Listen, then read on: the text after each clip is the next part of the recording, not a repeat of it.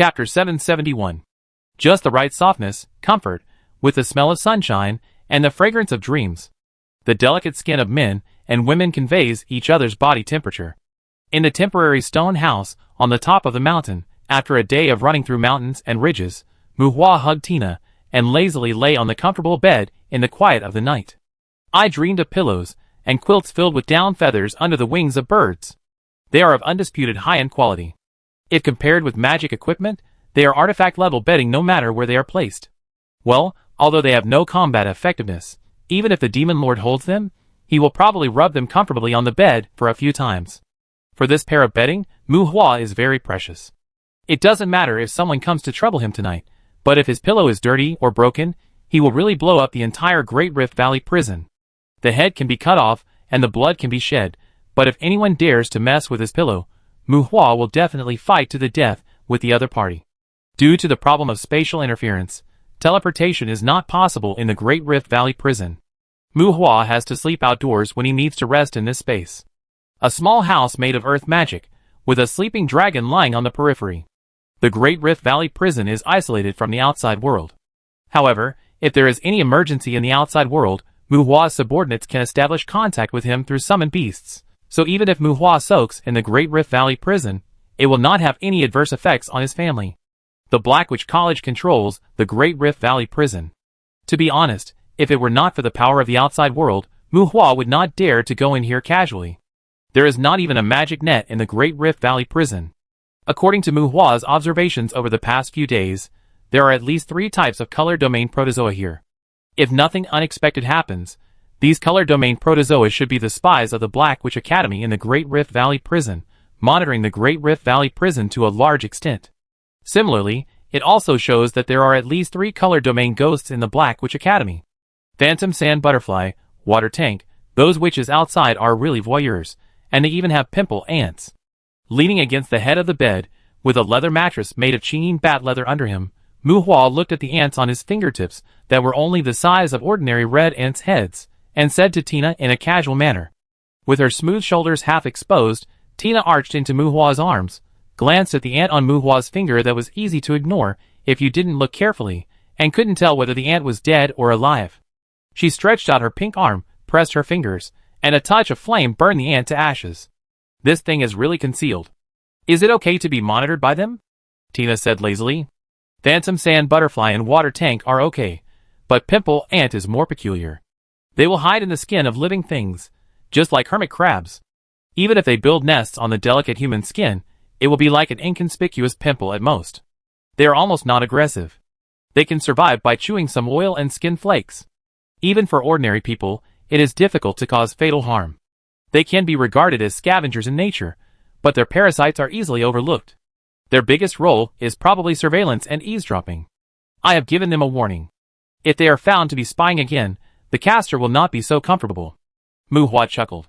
He pulled out his hand from Tina's smooth back, and while speaking, he took out a spherical crystal with a diameter of nearly 1 meter from the storage space. Dragon's Eye, the eyeball of the evil dragon, when it leaves the body of the evil dragon, it will quickly lose its flesh and blood characteristics and become a solid crystal like a gem. Taking out the huge dragon eye, without Muhua making any moves, a mysterious energy gradually emerged on the dragon eye, invisible and colorless, but it seemed to be guiding the dragon eye to undergo some changes. A green light appeared, and after a moment, the crystal dragon eye regained the texture of flesh and blood. In a blink of an eye, the flesh and blood seemed to wriggle at super speed regeneration. In a somewhat harsh scene, the crystal dragon eye gradually turned into a strange form. A squeak. Dark with the texture of skin. The volume of the dragon eye covered with flesh and skin did not increase but shrank. The spherical body of 30 or 40 centimeters, with the skin on the front opening and closing, looks like a big eyeball, without hands and feet, and the mouth and nose are missing. A pair of flesh wings are spread on both sides. The originally crystallized dragon eye has turned into a strange living thing in a blink of an eye. Demonic eye. It is not a demon eye. A more templated fantasy creature. Creation. The people in this world are not unfamiliar with the word creation. Magic life, skeleton spirits, elemental elves, and even tree shepherds, etc., all have their own creators to follow. However, as far as this world is concerned, these life forms are not classified as fantasy species. The so-called fantasy species, As the name suggests, are creatures born in fantasy with the help of faith. If their creators are willing to spend a lot of money and invest enough energy, they can even have the ability to reproduce. Although this kind of bloody situation is rare, in the endless years of hell that cannot be recorded, there are still some beings that are idle to give fantasy species the ability to reproduce. And those fantasy creatures with the ability to reproduce can survive, and even develop into groups, and they become the so-called templated fantasy species. The biggest difference between this template and ordinary fantasy creatures is that it is relatively energy-saving to create. Speaking of which, most fantasy species are actually created by gods. Those fantasy species are all kinds of strange, and some gods even create evil gods that destroy the world. However, those fantasy species are more afraid of demons.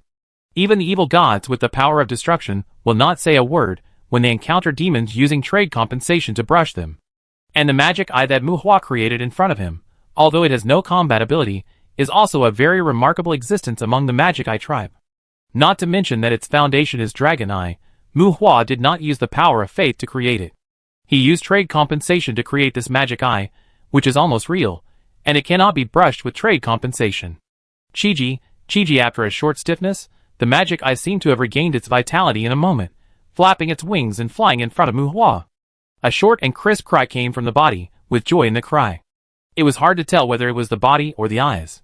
The wrinkles at the corners of the eyes actually made people feel that it showed a happy expression. The big snake eyes and two bat wings on the body, although expressing joy, the appearance of the magic eye is not cute or anything like that, but it is still a bit scary. Go, don't let anyone disturb me. Touch the head of the magic eye. When Muhua said this, the magic eye squeaked twice again, and a dragon's power spread from the magic eye. The strange eye flapped its wings and flew around the house for a few circles, then flew out of the house.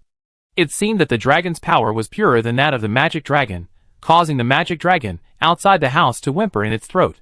The magic eye is a fantasy species that is not rare in hell. It lacks combat ability. In terms of reconnaissance, it is actually just that. However, the anti-reconnaissance ability of the magic eye is very strong, which is an anti-reconnaissance ability that overrides the rules. Within a certain range around the magic eye, any spying basically cannot escape their eyes.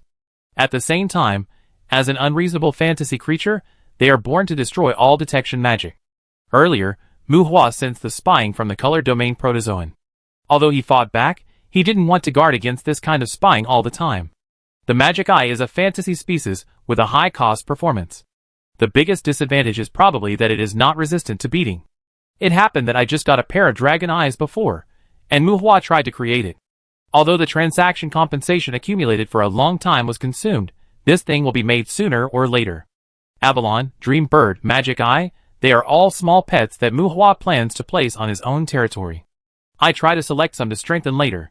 Muhua is willing to cultivate the magic eyes obtained by trading compensation. If it's the power of faith, forget it. No matter how you cultivate them, the demon merchant is too good to brush them. Quite satisfied with the magic eyes that can be so powerful right after birth, Muhua once again has a skill stone, the color domain protozoan. With a look of disdain, Muhua is somewhat disgusted with this skill stone. The Ahriman demon he had confronted earlier did not give him the universal skeleton. If he could be given a skill stone to create a ground thorn beetle, Muhua would be happy to accept it, but he never expected that he would actually melt a color domain protozoan. None of the friends at home are willing to touch the color domain, and everyone has already perfected the jealous bite. Without the original sin of the color domain, the strongest proliferation ability of the color domain protozoan was immediately cut. Compared with the color domain protozoan, Muhua really wants the kind of ground thorn beetle that can be created with magic power. Even though the ground thorn beetles do not have the ability to reproduce on their own, their individual combat power is not comparable to that of the color domain protozoa. Speaking of which, the beetles of Ahriman demon can restrain the spider demons that burrow underground in Bloody Hill to a certain extent. Or, get 2 more Ahriman demons to perfect their transformation, but if they do not have the ability to create ground thorn beetles after perfecting their transformation, it would be a bit of a loss and redundant. Chapter 772. Bang, bang, bang. Da-da-da. The sound of rapid gunfire echoed among the mountains. In a certain valley, Muhua seemed to have returned to his original nature. He and Tina held guns and shot at a group of goblins. Perhaps because of the special environment, in this valley, the little demons actually lived together with the goblins. It must be said that because they were all real bodies, there were really many demon eggs in the Great Rift Valley prison, and the little demons in the mountains were as common as the overflowing rabbits. And at this moment, Mu Hua was slacking off? Ran to the Great Rift Valley prison to waste time hunting rabbits? That was not the case. Even if he wanted to go there was no need to go there. Mu Hua's gentle way of hunting demons was mainly because he had some special needs for goblins. The battle was without suspense. The little demons, goblins, dwarf orcs, and a few ogres, the halfway point was covered with the corpses of low-end monsters, and the blood dyed the ground purple. While the summoned beasts released by Mu Hua were carrying and gathering the corpses of monsters, they would also take some indescribable body tissues from the goblins. Goblin essence. Well, after all, he was a person of status, and Mu Hua hadn't touched that kind of tricky stuff for many years. But when hunting demons in the western mountainous area of the Great Rift Valley prison, Mu Hua found that there were many caves of different sizes. There were many mountains and caves, and demons were hiding in the caves. It was hard to find and catch them. Those caves were deep and shallow, and it took an extremely long time to search them one by one. Then, Mu Hua began to think about the past. Puff, puff, the skeleton warrior raised his knife and fell. Although they were all skeleton warriors equipped with summoning skills, their bone knives could still cut the soft flesh and skin of goblins. Tina's eyelids twitched. Looking at the huge pile of indescribable things collected by the skeleton warriors, Tina's mouth twitched, her eyes twitched, and she moved away from Mu Hua a few steps without leaving a trace. The vegetation in the mountains is lush. Although some rare magical plants may be looted by the witches of the Black Witch Academy, there are still a lot of materials for making goblin essence. It is super convenient to make goblin essence with Wanji Chuangshen. With a pile of indescribable things, Mu Hua made a large batch of goblin essence in a blink of an eye. Swish! A shrill whistle. In Mu Hua's call, goblins, skeletons, little demons, leprous monkeys, and various humanoid summoned beasts came to Mu Hua and received goblin essence one by one, holding it in their hands, hanging it on their waists, and even holding it in their mouths, with containers tied with straw ropes. In silence, Tina moved away again. Fuck. She has a psychological shadow on those bottles of stuff, and she is physically uncomfortable. If the pile of goblin essence bumps into something, Tina is afraid that she can't wash it clean. Okay, get on the dragon and set off. After distributing the goblin essence to the summoned beasts, Mu Hua was full of enthusiasm. With a wave of his hand, everyone climbed onto the dragon. The dragons took off and found a large mountain nearby. The dragon landed, and the summoned beasts lay on the dragon's back and rushed in all directions. Master, the sky should be more suitable for observation. The summoned beasts dispersed, and the delicate Tina caused Mu Hua to roll his eyes. TSK, you have forgotten your roots. Usually you call boss, isn't it the goblin essence? Now you even call the master. Tina, who is usually more decent, is rarely coquettish, so Mu Hua will understand and call the dragon to take off. The dragon circled leisurely in the sky near the mountain, birds sang and trees rang, creating a peaceful atmosphere of nature. After a moment, chaos suddenly came. Roar! Ah! Damn bastard! Stop right there, you bastard! Tear it apart! Tear it apart! Boom! Boom! Magic exploded. Boom! Boom! Muffled sound inside the mountain. Boom! Boom! The mountain collapsed. It exploded, and the silence disappeared. Suddenly, the whole mountain exploded. Beasts roared, demons roared, and Mu Hua perceived that the summoned beasts that were released died one by one. Below the dragon, a lot of messy monsters suddenly emerged from the mountain. From the sky, all kinds of monsters were running all over the mountain, and the mountain looked like an ant nest soaked in urine. As the monsters emerged, a mist of color that was hard to describe floated out from the mountain peak. Facing this layer of mist, Mu Hua hesitated.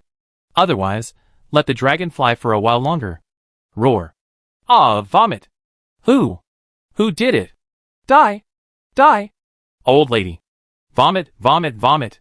The mist became thicker, and the chaos became heavier. On the mountain and below, some demons who cursed and swore even fought each other, fighting and vomiting at the same time. Blood was raging, and magic was flying.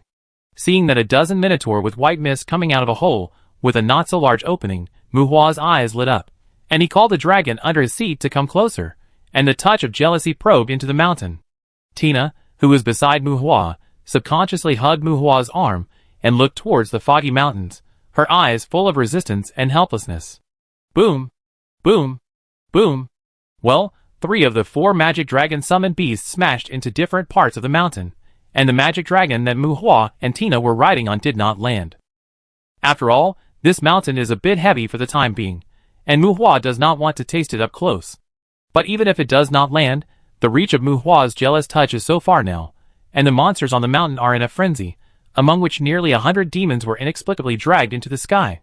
TSK, Mu Hua did not count, and he was not sure how many goblin essences were smashed in this mountain. And he caught some demons with good appearance, but these demons should be considered cautious. When they were dragged up to the sky, 1 or 2 of them were like crazy, cursing and complaining, and they did not understand the situation in front of them.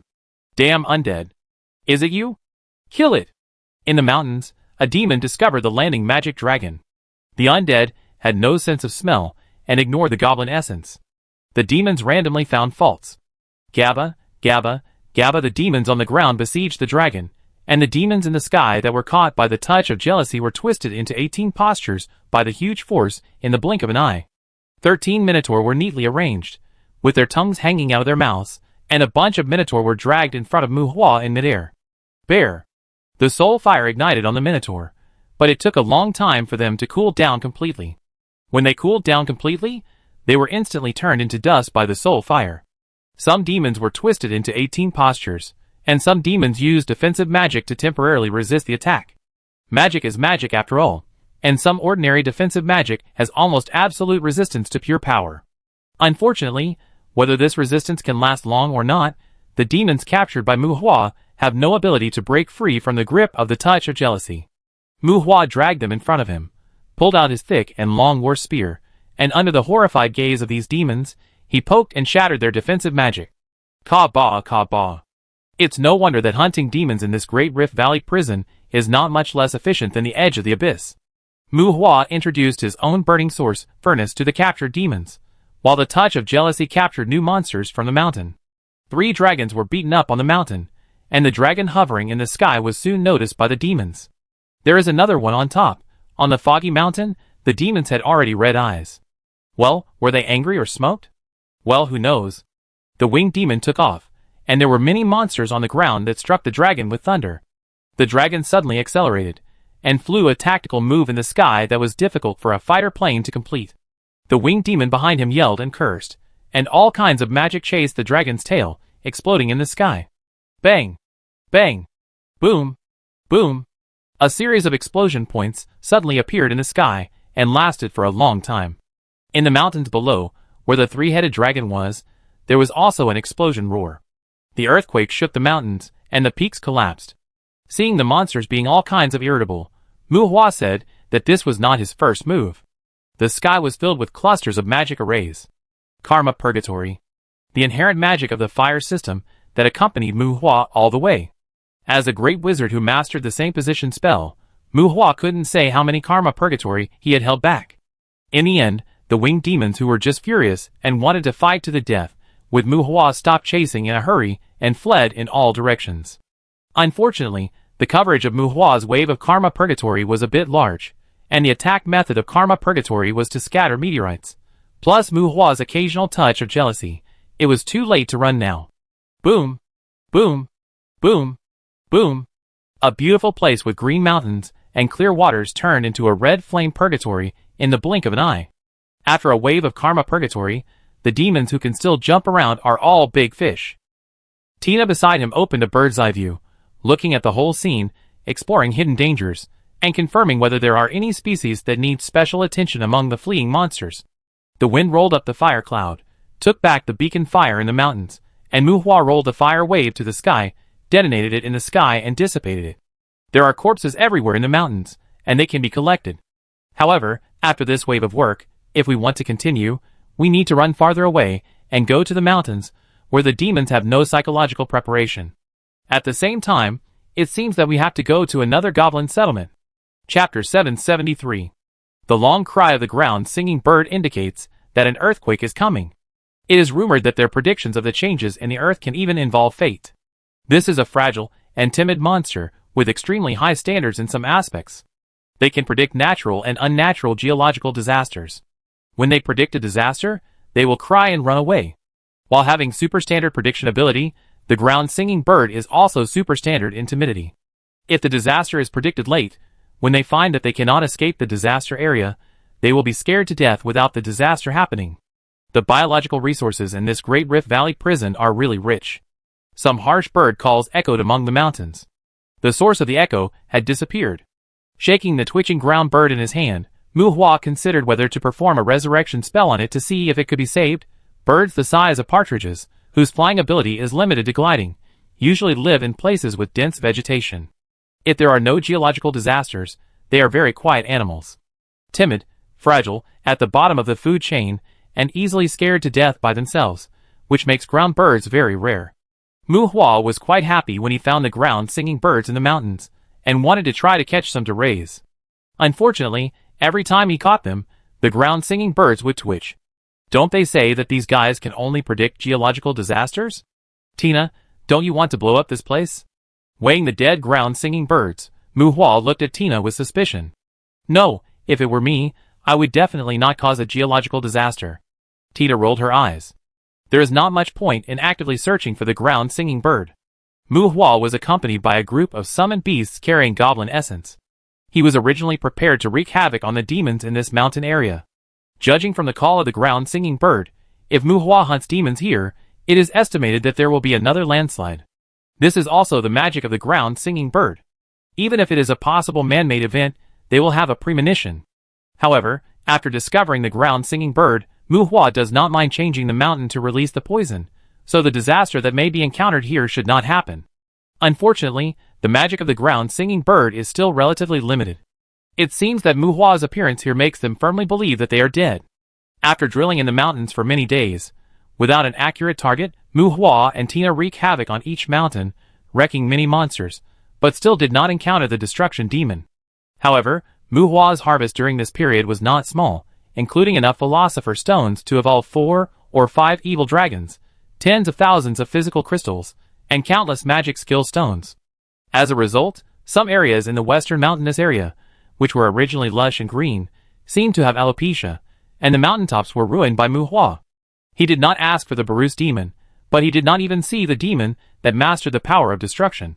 As the goblin nests were destroyed one by one, in order to ensure the effect of the goblin essence to anger the demons, Mu Hua and Tina fled all the way to the burial ground in the western mountainous area.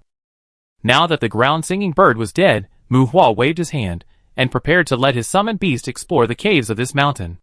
Ong! The dragon roared in the sky, and Mu Hua looked sideways. A dragon? Mu Hua looked at the flying dragon beast from afar with a surprised tone. Should it be a witch? This is the territory of the Black Witch Academy after all. You are throwing goblin essence everywhere. If it were me, I would have stopped and condemned you long ago, Tina said sarcastically on the side. She hated goblin essence to some extent. A dragon beast between a flying dragon and an evil dragon is not born naturally. It needs to be artificially cultivated before the flying dragon hatches. Mu Hua doesn't know how to cultivate it. It has the size of a flying dragon, but has the physical signs of an evil dragon. It is like a shrunken evil dragon. It has stronger flying ability than a flying dragon, and its dragon scales are more defensive. Its claws and fangs have the destructive power of the upper dragon clan. But after they die, all their claws, flesh, scales, and other body tissues will decay, and they also lose their ability to evolve, and can never become real evil dragons. It's like a transformed creature that has overdrawn its life potential. The flying dragon's reproductive capacity is much higher than that of the evil dragon, its food intake is lower, and it is easier to tame. This makes the Mount Dragon the first choice for forming a Dragon Rider Corps. As far as the Dragon Riders are concerned, the Mount Dragon is even more valuable than the Evil Dragon. After all, under most normal circumstances, the Evil Dragon is not easy to serve. In the Great Rift Valley prison, the winged demons rarely fly in the sky. This guy who appeared on Mount Dragon should not be a local in the Great Rift Valley prison. When the other party flew closer, it was indeed carrying a witch. Mu Hua had let the magic dragon land on the top of the mountain, and the Mount Dragon was slowly descending in the air, obviously coming for Mu Hua. Your Majesty, Abe Tracy, greetings to you. When the Mount Dragon landed, the witch jumped off the dragon saddle, leaning on a delicate staff that was slightly taller than her, and greeted Mu Hua. Well, what's up? Mu Hua nodded. The witch named Tracy was about 30 years old. She had a standard appearance and a great figure. Looking at the summoned beasts holding goblin essences around Muhua, Tracy had a strange expression on her face, and it seemed that she was not willing to get close to Muhua. Ahem, Your Majesty, the Academy is training dragons in the Great Rift Valley prison ahead, and demon hunting is generally prohibited nearby. Including the 4 sides of the Giant Skull Mountain Range, there are some demons protected by the Black Witch Academy, and there are 2 Hell Lords, who are bound by the Academy. The Academy specifically asked me to remind you that if it is not necessary, I hope you will not conflict with them. Tracy explained after stopping Muhua. The Giant Skull Mountain Range is the burial ground that Muhua is going to. Muhua knows that there are some settled demons on the outskirts of that area that will limit the expansion of the burial ground. But he didn't expect that there are 2 Hell Lords among them. The 2 Hell Lords were unlucky. Maybe they were the lords of the courtyard. They were supposed to go to their own courtyard, but ended up in the Great Rift Valley prison. Muhua couldn't think of a better way to describe it except being unlucky. Taming a dragon? Have you mastered the technology to catalyze a dragon? Muhua was not too surprised by the demons, who accepted the witch's restraint. They were trapped in a human prison, and couldn't go back to hell. It was understandable that they were a little timid. Muhua was more interested in Tracy's idea of taming a dragon. In hell, that was a technology that demons cherished. Muhua had never seen the detailed information of this technology. No, Your Majesty, unless the life essence of the evil dragon is extracted, the Academy cannot catalyze the dragon. Tracy shook her head.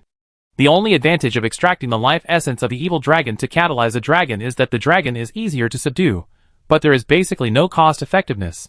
Especially for Muhua, it is even more meaningless. It should be considered luck. Over the years, several demons who can cultivate dragons have fallen into the Great Rift Valley prison, and the Academy has established a cooperative relationship with them. If you need to buy a dragon, we can arrange some quotas for you. Under Muhua's gaze, Tracy did not hide much and explained. How many? You are really lucky. As expected, you should use less teleportation. Muhua was a little envious. Ha, this prison thing, is this considered a labor reform? Although Muhua has not learned about the dragon market in detail, according to Tracy, the Black Witch Academy should also be considered a major producer of human dragons. Purchasing dragons is not very meaningful to Muhua. He is more interested in demons, who know how to cultivate dragons. However, there is no need to ask about this. I think the Black Witch Academy will not sell those demons. If the entire mountain range is frozen in the Giant Skull Mountain Range, will there be any problem? Muhua did not dwell too much on the issue of dragons. When Tracy was a little surprised, she heard Muhua ask, "Frozen? If it cannot spread beyond the scope of the burial ground." Tracy hesitated. "I heard that there is a wind of aging in the Giant Skull Mountain Range." Muhua asked again. "There is indeed a wind of aging, but, Your Majesty, there should be no metal dragons there. After all, the Giant Skull Mountain Range is peaceful all year round. If it is a metal dragon, it is impossible to be so peaceful," Tracy said. It is no secret that Muhua ran around the Great Rift Valley prison to find the Destruction Demon and the Metal Dragon. After a moment of communication, Tracy even helped Muhua mark several places where the Barus Demon might exist. However, the Barus Demons may not master the power of destruction. It is hard to say whether Tracy has concealed it. As for the power of destruction, the Black Witch Academy has not yet found any demons that have mastered the power of destruction in the Great Rift Valley prison. There were a few in the early years, but they were basically shot by the second person as soon as they were found, and it seems that only one inheritance crystal of the power of destruction was killed. That kind of existence is not just Muhua's pursuit. Seeing that the second person is also thinking about catching this destruction demon, Muhua has even begun to think about whether to try to raise some Barus demons himself. Chapter 774. For mountains eroded by death energy form the Giant Skull Mountain Range among the mountains. It is said that some magic dragons gathered here before, and at a certain time, the second one seemed to be in a bad mood and shot all the magic dragons. Now the big boss in the Giant Skull Mountain Range is a huge skeleton with a height of nearly 100 meters. That thing belongs to a kind of deformed skeleton undead. An unknown mutation occurred in the stage of skeleton warrior or skeleton guard, and lost the ability to evolve, but with growth, the body will become larger and larger. The strength is mainly reflected in the huge force and recovery. Among the high-level combat power, the combat ability is relatively average.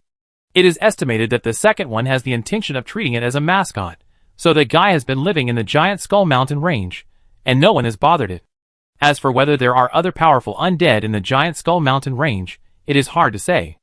The main reason is that these undead will not only hide in the mountains, but also fall into a long-term sleep, and it is more troublesome to search than to find demons. On the ground, all you can see is a dry color. Mu Hua and Tina came to this burial ground. Because of the mountain caves, the sleeping undead here are more difficult to wake up than the undead hiding shallowly underground. Goblin essence is useless to them. Many times, even if you beat gongs and drums all over the mountain, no one will pay attention to you. Mu Hua is not sure if there are metal dragons here, but because there are many skeletons of undead bred naturally here, it means that there must be the wind of aging here. Maybe it is a wind species, preferably a magic dragon that has mastered the wind of aging. If it is a metal dragon, Mu Hua is a little worried that he can't fight against that kind of existence. Coming to the middle of the giant skull mountains, Mu Hua held a staff in his hand, like a wandering traveler, and Tina followed him, holding the magic eye that she treated as a pet in her arms. Staff, the source of magic power in the land of elves. Mu Hua's choice of the main battle staff is quite alternative. It is basically a super energy module. Bang! The staff hit the ground, and Mu Hua rarely took out the posture of casting a spell. The curse of permafrost. When the cold air suddenly appeared, the ice fog spread, and the frozen permafrost spread. Mu Hua became the core of the ice domain. It was no longer a regular instant casting. The staff provided Mu Hua with a constant supply of magic power. During the continuous casting, the ice fog expanded until it swept across the entire giant skull mountains. Through the perception transmitted by the water element, the frost finally stopped spreading at the edge of the giant skull mountains, and the returning ice fog froze the earth, gradually forming the boundary of the ice domain again. The gray mountains gradually took on the color of ice crystals, and the trees and weeds that adapted to the dead air formed frost and hung icicles. The vegetation that still survived tenaciously in the burial ground suddenly welcomed the frozen soil, and the vitality of life slowly drained from them, and the giant skull mountain range was added with new elements of the dead realm. The investment of magic power has not stopped, and the casting has not ended. The reason why I asked Tracy earlier was mainly because Mu Hua really opened up this time. The frozen soil is not the end. With the interference of magic power, the water elements in the ice domain gradually formed an ice layer on the surface. The ice layer, visible to the naked eye, is constantly thickening, as if it has been inspired, and water elements outside the ice domain are also pouring into the ice domain. Split, proliferate, grow, and split again. The ice domain seems to have turned into a bacterial culture dish, and the water elements inside it are proliferating wildly. Low temperature, extreme low temperature, continue to act in the ice area under continuous casting. The absolute zero of water magic is just a description. It represents freezing everything, and Mu Hua did not mobilize the synchronization ability. In this wide area magic, activating the synchronization ability to assimilate the temperature of the body of a living being, especially when there are some beings with strong blood and magic power, consumes too much magic power, and Mu Hua can't bear it for the time being. But this low temperature that gradually penetrates into the stratum is enough to wake up all the skeletons in the giant skeleton mountains. The sleeping undead was awakened by the extremely cold magic. Skeleton warriors, skeleton guards, and even skeleton generals, the low-level skeletons who buried themselves in the surface of the underground, almost at the same time as they were awakened, they ushered in the eternal sleep of ice again. Death, accompanied by the extinction of the soul, they turned into nutrients for the burial ground. Perhaps under the nourishment of death, when the wind of aging blows, these nutrients will breed new undead. But at this moment, they can no longer find the initiator of this ice domain, and can no longer trouble Mu Hua. The magic eye in Tina's arms was made water element friendly by Mu Hua, so it will not be harmed by the ice domain environment. It also blocks the outside world from spying on Mu Hua's whereabouts. In the giant skeleton mountains, no undead knows how this ice domain was born, but they can sense the source of the change and find Mu Hua, who is making trouble through perception. The ice domain is restless, and the undead leave the nest. This damn ice domain is not only a disaster for low-level skeleton undead. Although this permafrost lacks the effect of instant death, its corrosiveness is howling. Just like humans can survive for a short time in extremely cold temperatures, the focus of this sentence is not on antifreeze, but on short time. This extremely cold water element can even corrode the dragon, and it will activate the regeneration ability of the creature when the creature seems to be intact. Its erosion of the flesh can even be regarded as permanent damage to a certain extent. And if the skeleton undead is broken, what is the point of living? Roar! Roar! In the world of ice crystals, the roar of the undead can be heard all over the mountains and plains. The same is still the middle and low-level skeleton undead. Even if they are not frozen underground, those skeleton undead who lack blood and energy run out of the cave in just a moment, and they can't run far. Most of them have broken leg bones and fall on the ice. Well, their bodies are broken, and with their low self-healing ability, they will still be cold in this permafrost in a short time. Black armored skeleton generals, death knights, headless knights, after a while, the middle and high-level skeletons of the peaks burst into blood, gathered together, and followed the traces of magic, rushing towards Muhua from all directions. A large group of undead, but to be honest, the number of high-level undead in this burial ground is really shabby. After all, it is not a decent place. Most of the high-level skeletons from the prison should have fallen in by bad luck. There may have been witches who harmed the undead here in the Four Mountains before. But no matter what, the number of headless knights who finally came to Muhua in the Four Mountains is estimated to be less than 1,000. The total number of skeletons rushing from all directions is only about 6 or 7,000. Compared with the demons in the Great Rift Valley prison, the undead can be considered a minority. Crack, crack, the undead rushed over. In front of Muhua, ice crystals gathered, and the towering ice element aggregate gradually took shape. Roar! The formed ice element aggregate roared with its arms spread. In the distance, a giant skeleton with the same height as the ice element aggregate was also rushing towards Muhua. Boom! Boom! Boom! The ice element aggregate took a big step, and Muhua ordered the ice element aggregate to intercept the titan skeleton. On the other side, the titan skeleton was 100 meters tall, and each step had a span of hundreds of meters. The titan skeleton's movements were not clumsy and looked very fierce. To be honest, the combat power of the ice element aggregate is quite limited. Muhua did not want it to knock down the titan skeleton. He just wanted the titan skeleton to smash the ice element aggregate. When the ice element aggregate is broken, the fragments will turn into smaller ice element aggregates, so as to entangle with the attacking skeletons. In the permafrost environment, Muhua's ice element aggregate can be regenerated almost infinitely, and it can play a good role in restraining even the headless knight whose strength far exceeds theirs. Crack, boom, boom. Muhua was stunned by the sudden change.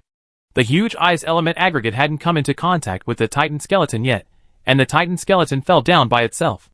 Well, Muhua had never seen a titan skeleton before, and he had overestimated it. This thing, in the range of permafrost, will suffer from osteoporosis very quickly. Not only was Muhua stunned, but the ice element aggregate was also stunned. The big guy on the opposite side fell down, so who will smash it now? If no one smashes it, how can it deal with the undead from all directions? Roar! Kong! Kong! Kong! Crash! Well, after a brief shock, the ice element aggregate was barely intelligent, but the ice element aggregate smashed itself to pieces in a knocking way. A burst of broken ice scattered, and countless ice element aggregates of all sizes stood up on the frozen ground. Undead and ice monsters fight.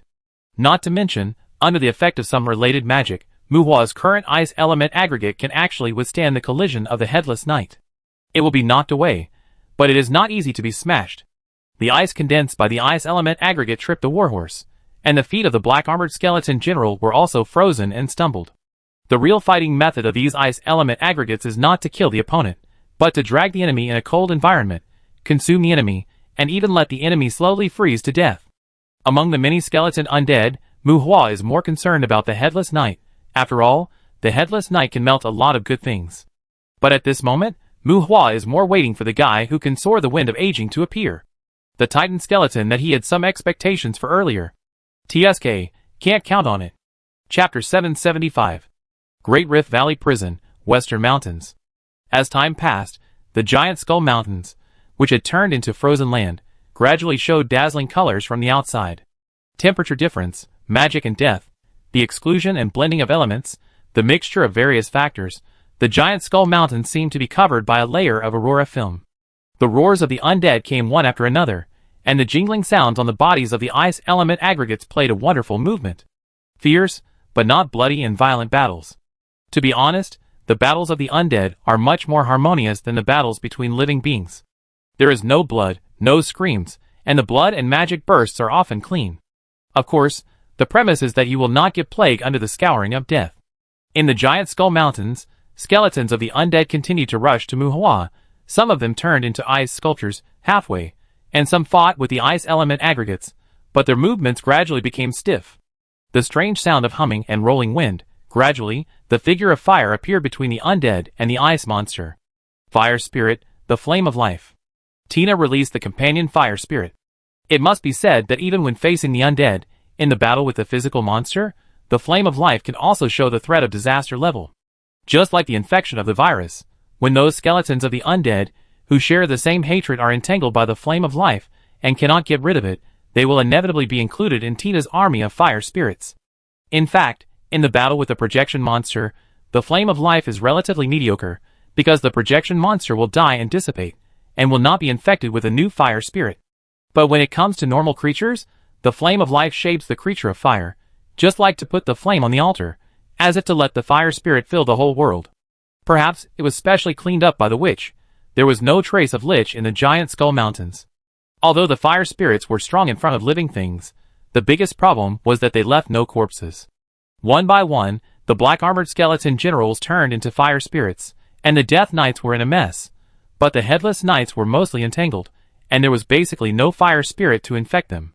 Hey, it's a beautiful magic, and that girl is also fierce enough. In the middle of the giant skull mountains, where Muhua was, there were new humans besides Muhua and Tina.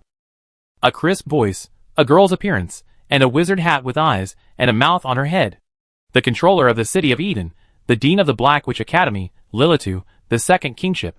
There was no majesty at all, and the sense of giving people was even a little jumpy. The girl sat on a huge skull floating in the air, watching the frozen battlefield, waving at Muhua, and said, "The skull was the head of the Titan skull earlier. It seems that Lilitu really cares for the Titan skeleton. Even though she took off the Titan skeleton's head, if she doesn't care, it will probably turn into ice debris on the frozen soil in a short time. At this moment, she has protected the Titan skeleton. When the cold air of the frozen soil dissipates, the skull head will regenerate the body, and it will soon return to its original state." Lilitu appeared in front of Muhua, as if she just wanted to save her mascot. However, Muhua frowned, but his eyes were fixed on several magic dragons that were blocked and restrained in the barrier by Lilitu. Magic dragons, 3 magic dragons provoked by the permafrost, one of which was not breathing death, but the wind of aging that made Muhua tremble. A dragon that can swallow and spit out the wind of aging made Muhua very excited. But when he was about to force the dragon against the wind of aging, Lilitu sealed it in the barrier first. It was like casting a defensive magic on himself, but in essence, the 3 dragons were imprisoned in a circular magic barrier. Neither the dragon breath nor the wind of aging could break the barrier seal. Sitting on the skull, with 3 dragons floating behind him, Lilitu smiled and looked up and down at Muhua as he approached. "I say, Lord Wang Quan, what do you mean by this?" Muhua stopped inputting magic power into the permafrost and handed the provoked skeleton undead to Tina. He pointed to the dragon that mastered the wind of aging and said to Lilitu, "Although this guy is well hidden, I did find it." Lilitu kicked his calves and said to Muhua, "You want to raise it?" Muhua frowned. The dragon was very violent in the barrier, and was obviously not under Lilitu's control. However, this was the prison space suppressed by the Black Witch Academy after all. It was not surprising that Lilitu had known that there was such a dragon. "I originally wanted to raise it. It is relatively honest. The wind of aging breathes the undead. The giant Skull Mountain range can also be used as a training ground for practicing undead magic. I originally wanted to wait for it to evolve into a metal dragon before killing it. After all, the value of recycled metal is extremely high, and the wind seed of the wind of aging is even lower than the probability of the appearance of the inheritance crystal. Who would have thought that you really stimulated it?" Lilitu said, as if explaining. Puff, puff, puff. As Lilitu spoke, she waved her palm, and the 2 seals wrapped around the dragon shattered. At the same time as the seal broke, jagged iron spikes suddenly emerged from the dragon's body, piercing into the dragon's body. After a brief roar, the 2 dragons lost their vitality. The iron spikes dissipated, and 2 dry and stiff dragons floated past Lilitu. The dragon's body floated towards Muhua, and Lilitu placed the dragon in front of Muhua. The dragon that mastered the wind of aging also calmed down at this moment, and stopped tossing and roaring. "Is this a reward, or is it to get rid of me?" Looking at the 2 dragon bodies thrown on the ground, Muhua frowned. If there is no special resource investment, although it is unknown how many years it will take to evolve, as long as the dragon that controls the wind of aging is alive, it will almost certainly become a metal dragon. Lilitu's idea of fattening up the dragon, and then killing it is reasonable. Moreover, The most important thing is that the young king in front of him is indeed someone that Mu Hua needs to reason with. Mu Hua is unhappy about this, but he is also somewhat helpless. Heh, I don't have the nerve to discuss rewards with you. I'm just helping you clean up. Hurry up and collect it, or you freeze again, Lilith said with an unexpectedly friendly smile. Hee, don't worry, I can give you this one if you want it. I've had enough of this Great Rift Valley prison a long time ago. I never steal other people's spoils here. Seeing that Mu Hua was unmoved, Lilith dragged the remaining dragon to her side. I just think it's a pity. If you're not in a hurry, let this dragon continue to be raised. When it becomes a metal dragon, give me some recycled metal, and the wind seed will also be yours, Lilith said, urging Mu Hua to quickly collect the 2 dead dragons. Although Lilith's intention was unclear, Mu Hua's expression gradually eased.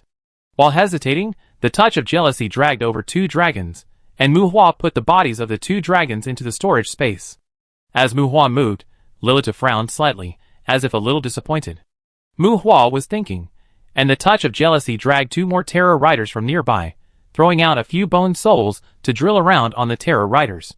In a blink of an eye, the terror riders died, and Mu Hua put them into the burning source furnace. You want to see this? The terror riders dissipated, and the soul fire raised dust.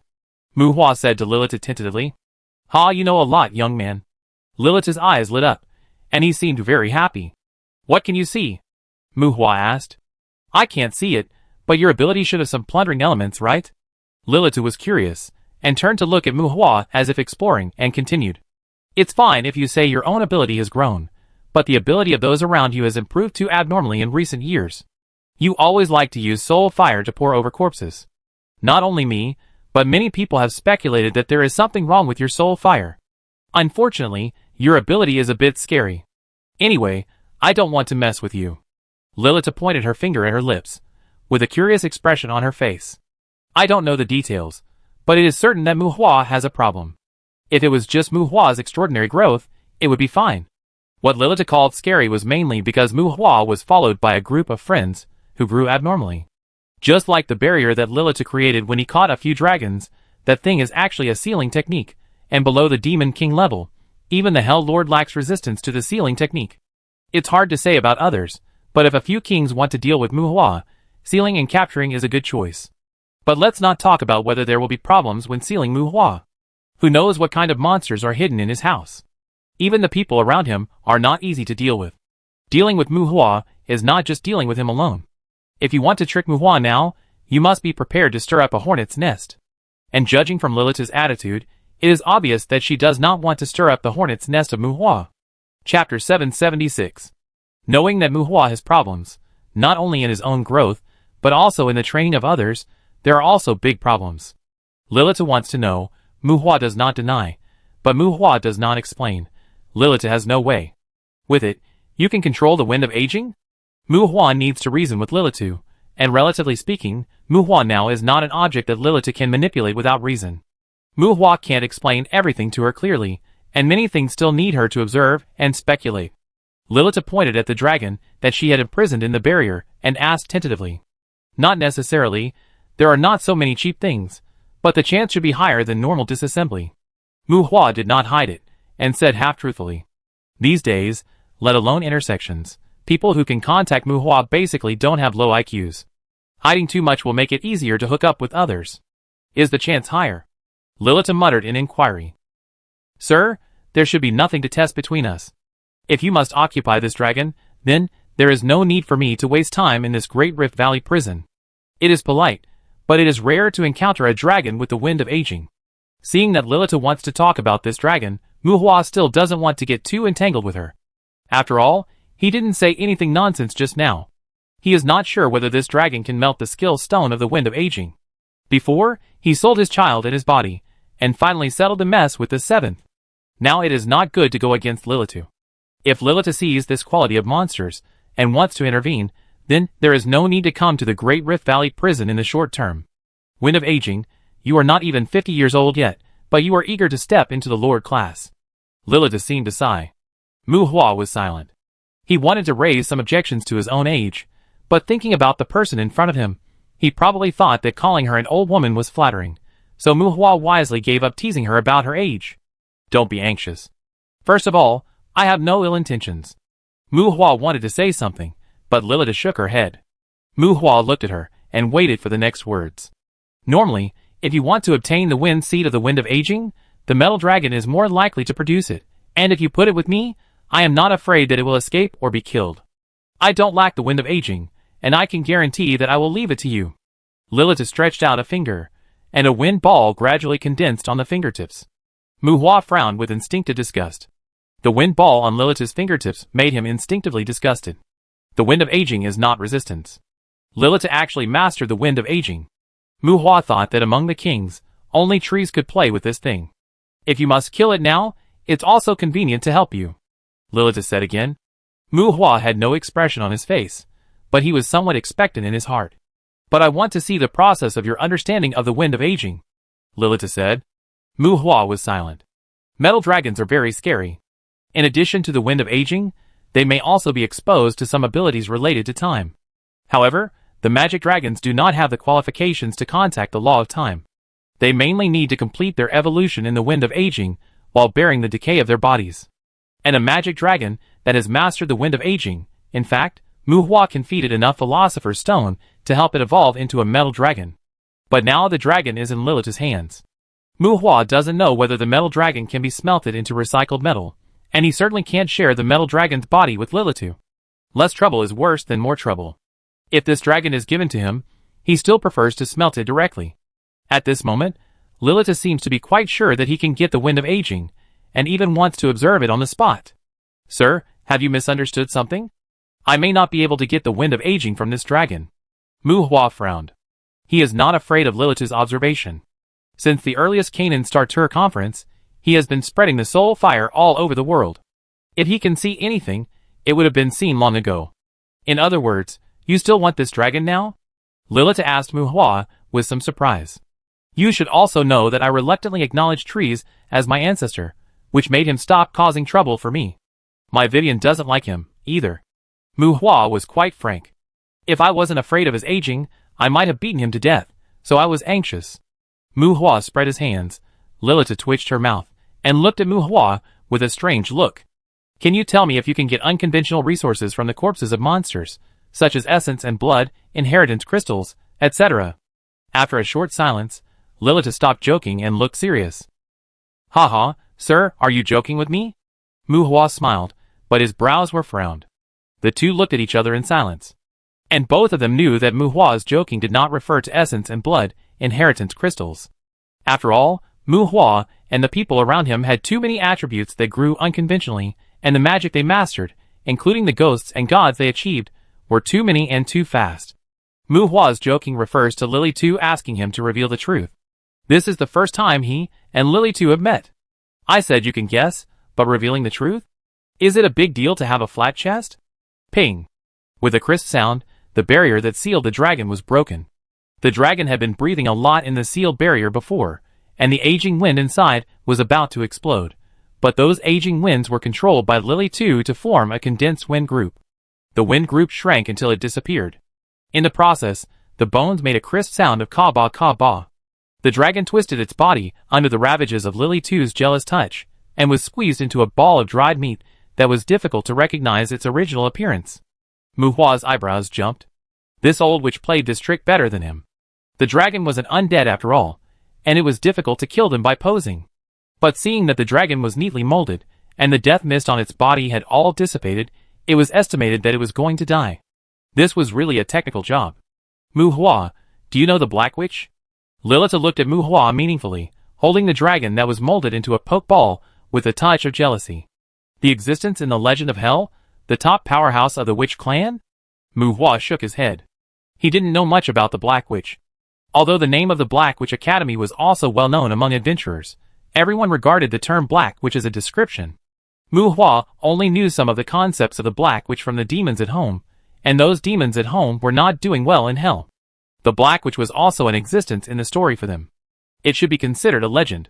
An apostle of Hell who steals the power of domination, breeds all races of Hell, and plunders original sins. That is an existence that demons both respect and fear. It is the highest pursuit of the witch clan, Lilith said with emotion. So awesome? Mu Hua had a weird expression. Is this a character setting? Isn't Lilith a little bit immature? Everyone is a little bit over the standard, and they need to spend some thought and effort. You said that blowing up a planet is a bit difficult, but causing biological extinction is not too difficult. Let's just talk about the devil. You just start with the master. You don't even give birth to demons, but directly give birth to all races. If you are so awesome, why are you still hiding in the world? Just give the first one a big slap, open up hell, and let him go. You can just go directly. It's not that Muhua doesn't believe that the Black Witch is awesome, but that thing seems to be a little far away from us, right? I didn't say I was the Black Witch.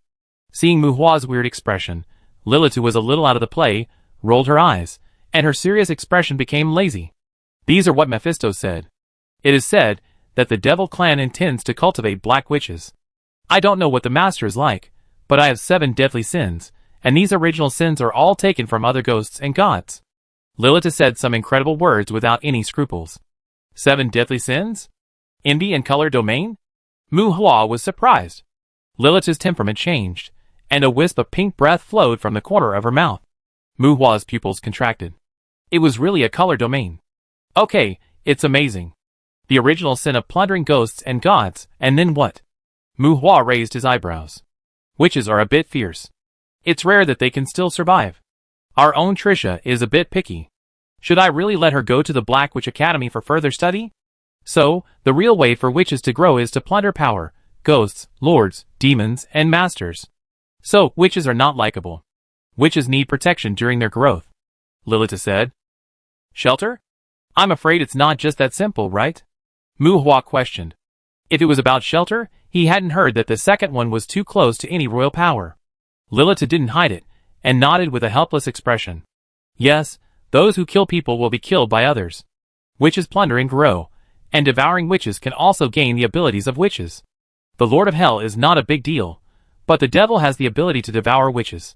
Witches can dominate the devil, and the devil can also get everything from witches by devouring witches, perfecting their own abilities, talents, magic, including magic resolution and experience in all aspects. So, witches need allies who will not treat us as supplements, and the growth of witches also needs some help and support. Lilith said to Muhua. Me? Muhua raised his eyebrows and pointed his finger at his nose. Well, I think you are good. Lilith nodded. Ha, you made this dragon look really funny. I'm still cooking soup at home. Let's stop here for today. Hey Tina, how many times have I told you not to play with fire? Stop it, and go home quickly. Muhua laughed strangely, and waved to Tina with an attitude of avoiding her as much as possible, and turned away. Allies? Allies are fine, but witches need help to grow. Well, you can think about it casually, and you will know that they must help them to harm the strong, ghosts, gods, lords, demons, and overlords. Witches below the Demon King level are not harmful to witches, and witches harm ghosts and gods, and lords are not complicated. But at the Demon King level, any rookie Demon King has at least 66 Hell Lords under his command. That girl is not a 1+1 problem. If they really fight, no one knows how many probabilities there are. Don't make a fuss. Girls who want to follow the path of black witches are not to be provoked. Traditional professions are fine, but don't mess around with hidden professions. Not only can you not provoke the black witch, you have to go home and warn your own witches. It's okay to be a mixed-up witch, but if anyone dares to try to imitate the black witch, I break his legs. Chapter 777.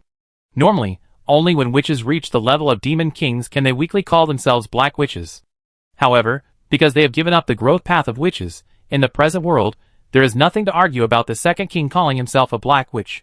The way witches plunder others to grow, and the benefits others get from devouring witches, are a bit like the attribute crystals, skill stones, and Balian secret stones made by Muhua. Generally speaking, it is basically equivalent to treating the other party as a big gift package for improvement. Take the strengths of the other party to make up for their own shortcomings. There is no need to say much about the magic obtained from the other party. When it comes to skill training, magic with a lower resolution than your own will be ignored. In terms of the improvement of skill training related aspects, including the plunder of personal attributes, black witches always have to harm those who are stronger than them in some aspects. Only then will the plunder make sense, and in this regard they are far inferior to the burning source furnace. However, let's not talk about the complexity and danger of witches plundering. While that kind of plundering is comprehensive and thorough, it also has a domineering nature that the products of the burning source furnace do not have. It is said that if a witch successfully seizes the power of the Demon King, the Hell Lords, who were originally under the Demon King, will also be under the command of the witch, and even the Demon King himself will become the carrier of the witch's rebirth. This is what is called the witch can dominate the Demon King. Top predators. The Black Witch is undoubtedly a top predator among all races. However, this top predator is a great tonic for their prey. It depends on the time and the situation, and also on personal strength. In short, the Black Witch is a very troublesome existence, and trust is the most difficult thing for them to obtain. Mu Hua didn't want to provoke Lily Tuesday. He didn't need to bite Lily Tuesday. What can't be burned in his own burning furnace? There's no need to do those troublesome and dangerous things. On the contrary, it seems easy to make enemies everywhere by getting together with Lily too, and the enemies are all high-end enemies. But perhaps it was because she felt the peculiarity of Mu Hua that Lily too wanted to have a good relationship with Mu Hua. The fusion of hell and the world is almost inevitable, sooner or later. As she said, it's hard for black witches to find friends who don't covet their bodies. Black witches are often stingy and selfish, mainly because they dare not train others casually. What if they train, and then under the temptation of power, others bite them again? Then there is really no place to complain. The Black Witch in hell is almost like a legend. It is estimated that this is a big reason. Fortunately, there is no Demon King in the world. Otherwise, Lilitu and even the witches in the world would not be able to live in peace. But Mu Hua is different. After years of observation, Lilitu feels that Mu Hua does not need to worry about her. This guy's growth rate is more exaggerated than the Black Witch, and Mu Hua has not done anything outrageous. The growth rate of those around him is also screaming. As a result, it is also a precaution. Lilitu does not mind giving Mu Hua some help, and observing him closely to avoid her becoming the target of public criticism when the Demon King era comes. The soul fire burned the corpse of the demon dragon. Normally, just like the Asmatai wind seed, when the demon dragon dies, the wind seed of the aging wind should emerge from its body. A dragon that has mastered the wind of aging, but no wind seed appears after being killed. Lilitu pestered Mu Hua, begging him to give him the dragon's body. And Mu Hua, well, he still couldn't resist the temptation of this dragon, and somewhat hypocritically put the dragon into the burning source furnace. After all, the Asmatai wind seed and Asmatai breath skill stones were two separate individuals. Time redundancy skill stone *1, earth element tear *1, physical crystal *23, spirit crystal *15, 100 refining secret stone *37, soul fragment *268, ashes *961, soul dust *877, philosopher's stone *108. Yes, time redundancy. Time redundancy is the wind of aging, the wind of aging skill stone, and the wind of aging skill stone, Mu Hua shouted in his heart. This thing is much more practical than wind seed, safe and convenient. There are still some risks in absorbing wind seed, but skill stones can be used directly. On the burial ice field, the battle in the distance is still going on. Seeing Mu Hua raising the dragon corpse with the soul fire, and Mu Hua's expression that can't be suppressed, makes his expression a little distorted and weird. Lilith's eyes flashed with a strange light, and when her eyes met Mu Hua's smile that wanted to be cool, but was really hard to suppress made Lilith roll her eyes. This should be a reward? It's good, there is a mansion, but the mansion is not good enough. Lilith was quite satisfied with Mu Hua's expression that wanted to pretend but couldn't pretend well. Lilith didn't say anything, but she rolled her eyes at him.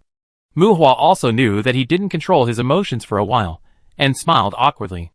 After looking at Lilith for a while, Mu Hua nodded secretly without feeling any malice from her.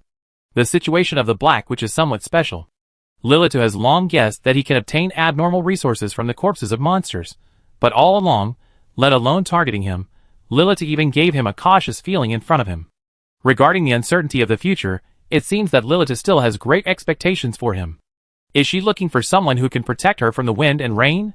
The only thing that Lilith fears Mu Hua is probably the Black Witch's plundering ability, but that ability is more complicated to use. A time-consuming ritual is indispensable. Although external forces can be used, comprehensive suppression of the opponent is also a prerequisite. The Black Witch does need to rely on the strong. If not, the Black Witch would not appear only in legends, and the Witch Clan would not have to do any witch route. A bunch of Black Witches would have been rampant in hell long ago. Putting aside naive speculation, Mu Hua did not think that Lilith had the strength to control him, so he gave her an ally worth looking forward to. Forget it, it's time to show my skills. Mu Hua thought to himself. Summoning Tina back to his side, and transforming into a disaster spirit fire demon, Lilita looked at Tina with a little more caution. The three of them were further out, and some fire spirits wandered away from the battlefield, while Mu Hua quietly used the skill stone of the aging wind. It was similar to the feeling when he obtained the hellfire and the flame of life, and the influence on the mind was even lower than that of ordinary magic skill stones, as if a new element had infiltrated the root of life. The mind moved, and from the outside, Mu Hua just squinted his eyes. In a few breaths, Mu Hua's mouth opened, and he no longer suppressed the smile on his face. Haha is not crazy. Although the aging wind is strong, this kind of growth now can only make Mu Hua happy. Along with Mu Hua's laughter, Lilita showed a little confusion on her face. What are you doing? Approaching Mu Hua, or rather, Mu Hua approaching Lilita. Because Mu Hua did not do anything special, Lilita looked at Mu Hua, who was walking towards her in confusion.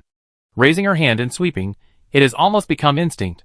The most basic engraving magic gathers wind power, which will make the aging wind that creatures instinctively hate blow away. The cold wind that should have been invisible and intangible blew, and wherever it passed, the strange energy seemed to be involuntarily absorbed by the creatures. The wind power dissipated, and the creatures decayed. The aging wind, in the crisp sound of ding-dong, the ice element aggregate shattered into ice crystals on the ground. In the strange sound of puffing, each fire spirit was like a flame in a vacuum, annihilating the ice field in a daze. Roar! The skeletons, the undeads blown by the wind of aging, roared excitedly as if they were on stimulants. Well, this was the first time that Mu Hua used the wind of aging, killing friendly forces and benefiting the enemy. Aging. Aging wind. Is this it? Lilita was stunned. Tina looked at Mu Hua silently. Family members knew their own business. She was not surprised that Mu Hua used the wind of aging, but you wasted so much time just to attack your own people? My fire spirit, my solidified companion fire spirit. Tina muttered. Ahem. Mu Hua was embarrassed. Well, the bodies of the skeletons will indeed decay in the wind of aging, but that requires them to stay in the wind of aging for a long time. And the breeze that Mu Hua swept by like a show-off was not only harmless to the undead, but it was more like giving them a frenzy benefit. Wherever the wind of aging passed, ice monsters and fire spirits died one after another, and the enemies were like chicken blood, howling and killing them. Lilita was palpitating, Tina was disgusted, and Mu Hua was embarrassed. Well, the emotions of the three probably had little to do with the skeletons and undead spirits that were killing them. Chapter 778. The wind of aging does not contain the law of time. It was not until he truly mastered the wind of aging that Mu Hua had a clearer understanding of it. Just like the name of the skill stone, a very general understanding, the wind of aging is more like a redundant thing of the law of time. If it is placed at the level of the law of time, it can barely be simply called garbage. Perhaps the wind of aging can make the controller perceive the existence of time more vividly, but in essence, the wind of aging is of no help in touching the law of time. Mu Hua was a little disappointed with the wind of aging, but Lilita was really shocked by Mu Hua this time. Mastering the wind of aging in the blink of an eye, even the black which is not like this. Lilita even suspected that Mu Hua had already mastered the wind of aging and deliberately caught a dragon to tease her. However, after Mu Hua killed the headless knights on the ice battlefield one by one and melted them one by one, Lilita still followed Mu Hua, with a bit of the posture of I'm following you. Lilita, you should know that I have been worried about you kings causing trouble for me all these years. To be honest, you are a giant to me, but now you say you want to be a damn consultant for me. Can we be simple? Just tell me what you want. The death knights and headless knights turned into dust one by one. Mu Hua didn't pay much attention to the battle in the giant skull mountains. The undead below the death knight level were basically turned into fire spirits by the flame of life. Tina let those fire spirits move freely in the giant skull mountains. Except for the solidified companion fire spirits, she also let those fire spirits fend for themselves. The giant skull mountains were frozen by Mu Hua. If there is no external intervention, this permafrost is not good. The fire spirits released by Tina can eliminate the situation where the water element dominates this area. Before those fire spirits dissipate, they can also break the permafrost environment to a certain extent. A large number of fire spirits spread aimlessly. Knowing that Mu Hua would not mess around, Lilita did not ask. Following Mu Hua, watching him catch one corpse after another and pour soul fire randomly, Lilita used her perception to the maximum extent, but still could not see anything. And she, such an old witch with the title of king, actually said that she wanted to follow Mu Hua and said that she was willing to help Muhua manage internal and external affairs, which made Muhua somewhat speechless. You said before that you wanted to beat trees to death. I dare not ask you for anything, Lilith said jokingly. The deliberate and delicate voice made Muhua's eyebrows jump again. I say, Lord Wang Quan, can we talk properly? Muhua straightened his face and looked at Lilith seriously. The skull that Lilith was sitting on was thrown far away by her. Without Muhua's magic supply, the permafrost was cold, but it also lost its aggressive erosion. The Titan skeleton was not frozen to death again. In the frozen soil in the distance, the moderate-sized ice element aggregates collected the corpses and did not stop the retreating undead. Okay, my idea is very simple. I will follow you in the future. Anyway, I don't have anything serious to do. It won't hurt your cultivation and growth to have me help you deal with some trivial matters, Lilith said casually. Want to follow me? A hair you pluck out is thicker than my thigh. I only have one courtyard, Canes, and I haven't conquered it yet. You're going to help me with trivial matters? You might as well just give me a courtyard. Don't worry, I'm easygoing. I don't want to struggle anymore, Muhua said sarcastically. TSK, young man, I don't mind supporting you, but it's a pity that you have so much potential. Although Lilith is cute, her personality is obviously not that cute. It can't be said that she dislikes it, and there is no malice. It doesn't seem to be charming. When communicating with Muhua normally, Lilith's tone is quite uncle-like. Fortunately, she is good-looking, otherwise it would be a complete collapse. I have great potential, shouldn't you invest more? Muhua questioned. You are the richest man in the world, but you insist on washing dishes for a small restaurant. Consultant? Are you here to help or to get in the way? You don't have to do anything, just throw a stack of money in our face. Good brother, loyalty, etc., you are here. Investment is investment, you have great potential, and you don't know what kind of monsters will be around you in the future. If I want to gain a foothold by your side, I must have my own capital. If you don't want to struggle, no one has asked you to struggle. It's okay to support you, but I am ready to fight with the monsters around you in the future. Lilith kicked a piece of broken ice away, and with a snap, smashed a hard-working ice element aggregate to pieces. Muhua was silent, the old witch seemed to have a good point. I also have some understanding of the forces you are developing. Private armed forces are fine, and the Royal Knights need to focus on them, but as for the national armed forces, we should also establish the concept. Seeing Muhua thinking, Lilith said, We. Muhua twitched his lips and muttered softly. He ignored the question raised by Lilith. This familiar look, no, it should be said that it was a look of self-degradation, put on a king, which made Muhua somewhat uncomfortable. Lilith glanced at Muhua and pretended not to hear. Well, I can provide you with 2,000 sets of Annihilator-level mecha armor every year. If you have a source of magic energy, you can also change it to Hunter level. 900 dragons per year. If necessary, I can also stop the external sales of dragons. The number of dragons can be increased to about 2,000 per year, but you also need to consider the issue of supplies. More is a burden. These can be distributed to the Black Crow Knights and the Dandelion Brigade, but, including their future expansion, you have to establish the nature of the battle group. After all, the human group needs a relatively fair social system, even if you are just pretending. Lilith said patiently. There is nothing much to say about Wangli and Guoli. Simply put, Wangli is a private armed force, while Guoli is open to the public, and both recruitment and functions are more transparent. Social stability is inseparable from fairness and transparency. Guoli's armed forces are armed groups that can give people a sense of security.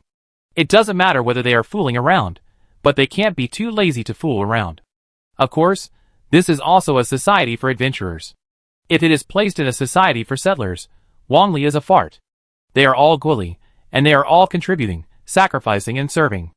Who dares to talk nonsense about whether they are fooling around or not? I will break my legs. Wait, I understand the nature of what you said, but mecha. Dragon? Every year? How do you say that you provide it? Free? Muhua confirmed in surprise. If Lilith gave him something at once, Muhua would not be too surprised, but what she said was that every year.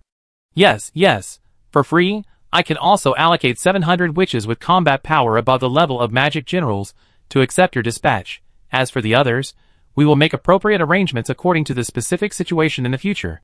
So I said, is there any problem with us? Lilith said with a smile. No problem. It's us. Who dares to say no to us, I will be angry with him. Muhua shook his head and replied jokingly. Just kidding, This is a beautiful girl who wants to try to put her wealth on us. The second royal power, the Empress, don't be to us. Will the Black Witch provoke a strong man in the future? Provoke it, and do it. With her, or without her, we will do it sooner or later. Mu Hua also came back to his senses at this time. Although it was a little unbelievable, Lilitu was afraid that she really wanted to surrender to him. And the reason why these things are so complicated is that Lilitu is not trying to guard against him, but to guard against his friends around him. To use a more ridiculous description, it's about competing for favor. I have a lot of capital in my hands, and making trouble?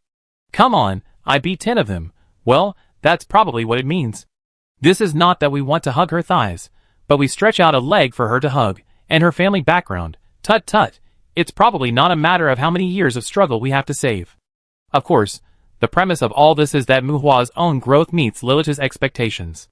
There is no doubt that if Lilitu feels that she has made a mistake one day, she will probably kick Mu Hua. Lilitu, the Black Witch, is not a cabbage. As for those who want to take all their family property out for others to control as soon as they say they want to surrender, have you eaten too much shit? Chapter 779. The Great Rift Valley Prison is guarded by the Black Witch Academy, but this place is not considered to be a place run by Lilitu.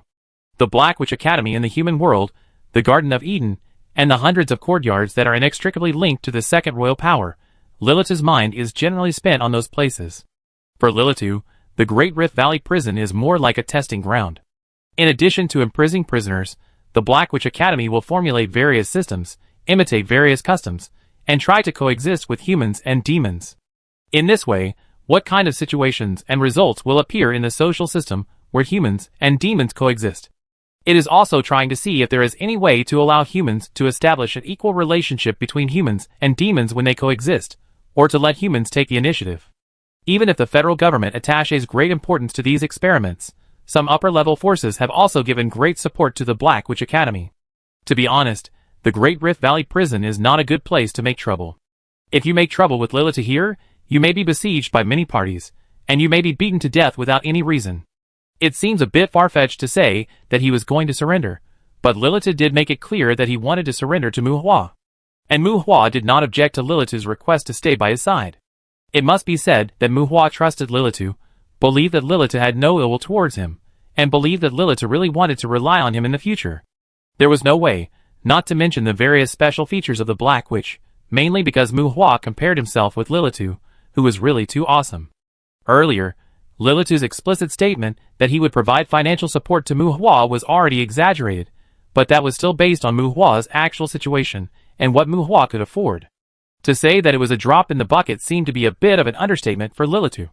To put it in the simplest way, if the consequences are ignored and the impact is not considered, the basic number of combatants that Lilitu can mobilize and control, and can be regarded as military standard is 500 million. Haha, ill intentions? Other plots? Don't make a fuss. Just based on a statement, there is no one more trustworthy than her. For a king who controls 500 million troops, it may be necessary to be more cautious when talking about alliances and cooperation, but if someone says he wants to join, then it seems a bit sick to doubt him. If Lilitu wants to join, then the Great Rift Valley Prison is also his own territory to some extent. Naturally, he should cherish his own territory more, and not mess around. The Great Rift Valley Prison can also be said to be a place for breeding demons. There may be demons with low-key hidden strength, but there is no news of destroying demons here for the time being. Starting with the Wind of Aging, Mu Hua does not intend to harvest here. In addition to natural reproduction and evolution, some unlucky monsters will fall into the Great Rift Valley Prison from time to time.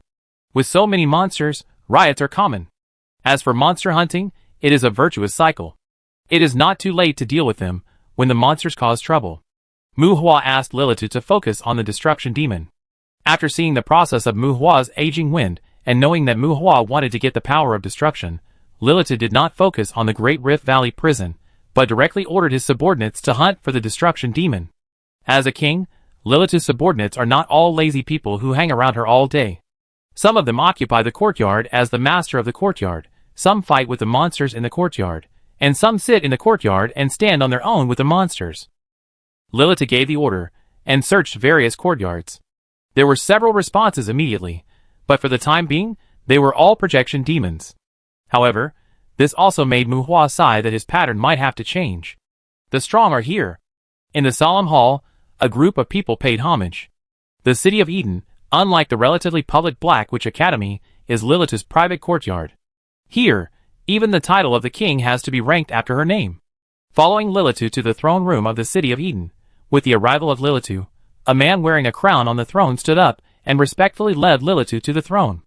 Adam, the emperor in charge of the city of Eden, although he has a legendary name, the Adam in front of him is a Terra. He helps Lilith to manage the Garden of Eden, and can also be regarded as Lilith's clone. The tall, sunny, and calm man, who was as imposing as a mountain, was not openly Lilith's partner. As for what happened in private, it should not be surprising.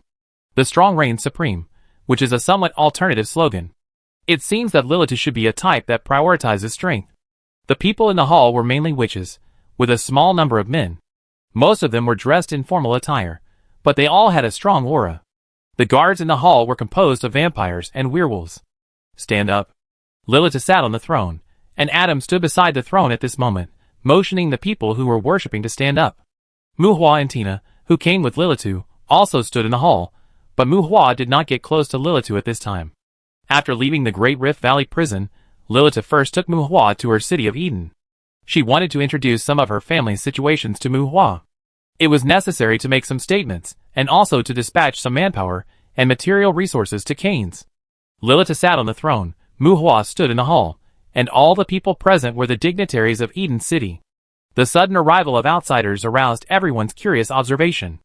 It's not quite true to say that they are confidants, because most of them are descendants of Lilith's confidants, and Lilith's attitude in front of them is also relatively cold.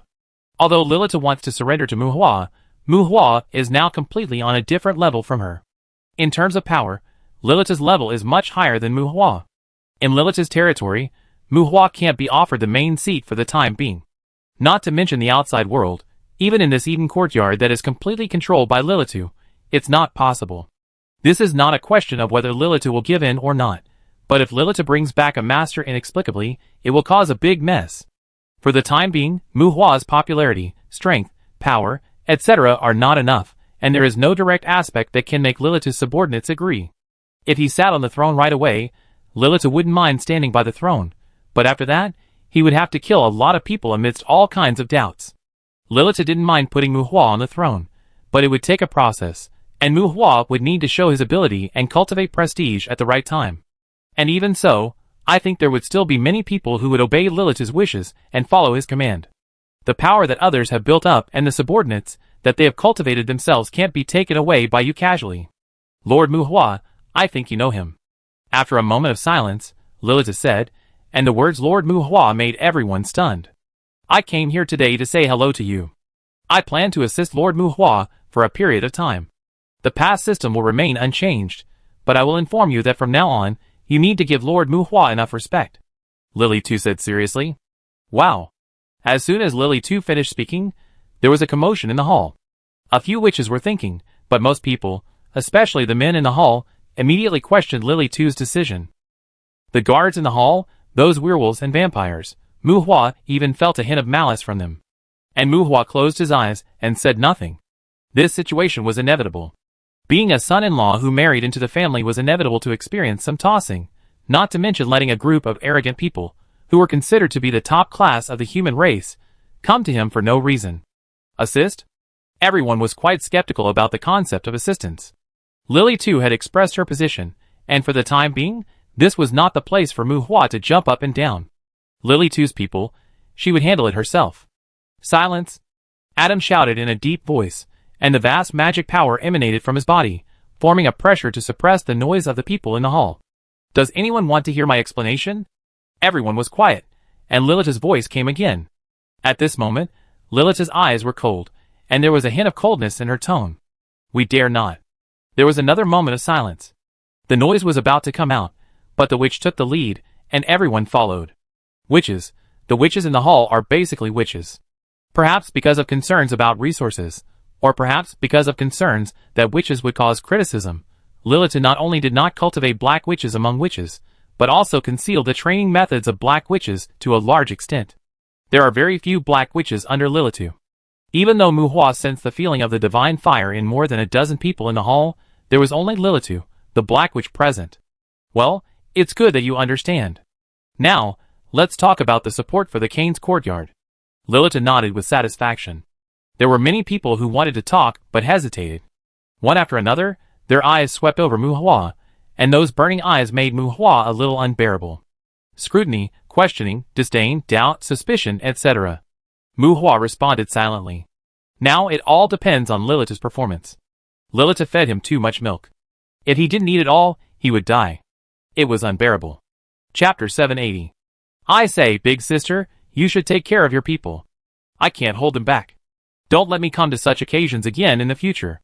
In the capital of Eden, outside the throne hall, Mu Hua climbed on the back of the dragon, who was being watched by everyone as a rare beast for a while, and complained to Lilitu. Syndagosa, a frost dragon with a seriously oversized body, probably had some elements of anger and demonstration. Mu Hua summoned his followers, and caused a commotion among the crowd who were seeing him and Lilitu off. It shouldn't be necessary in the short term. In addition to expressing their position to you, they also need to gradually spread the news, and give the outside world a process of acceptance. Now you feel choked by the word assistance, and maybe the word assistance will make you feel harsh in the future. Don't worry about other things. I am looking forward to your growth. Without the earlier coldness, Lilith smiled at Mu Hua. If it weren't for the use of force, it would be difficult for Mu Hua to take over Lily 2's power, either now or in the future. Lily 2 is very conscious. She will consciously recognize the status of a subordinate in front of Mu Hua, but this is a subordinate who is many times stronger than the boss. For the time being, the relationship between the two can be described as abnormal. If they want to get along with each other, Mu Hua not only needs to grow himself, but also needs to strengthen his own power, and strengthen the power that Lily 2's subordinates are afraid of. Otherwise, why would they recognize him as their uncle?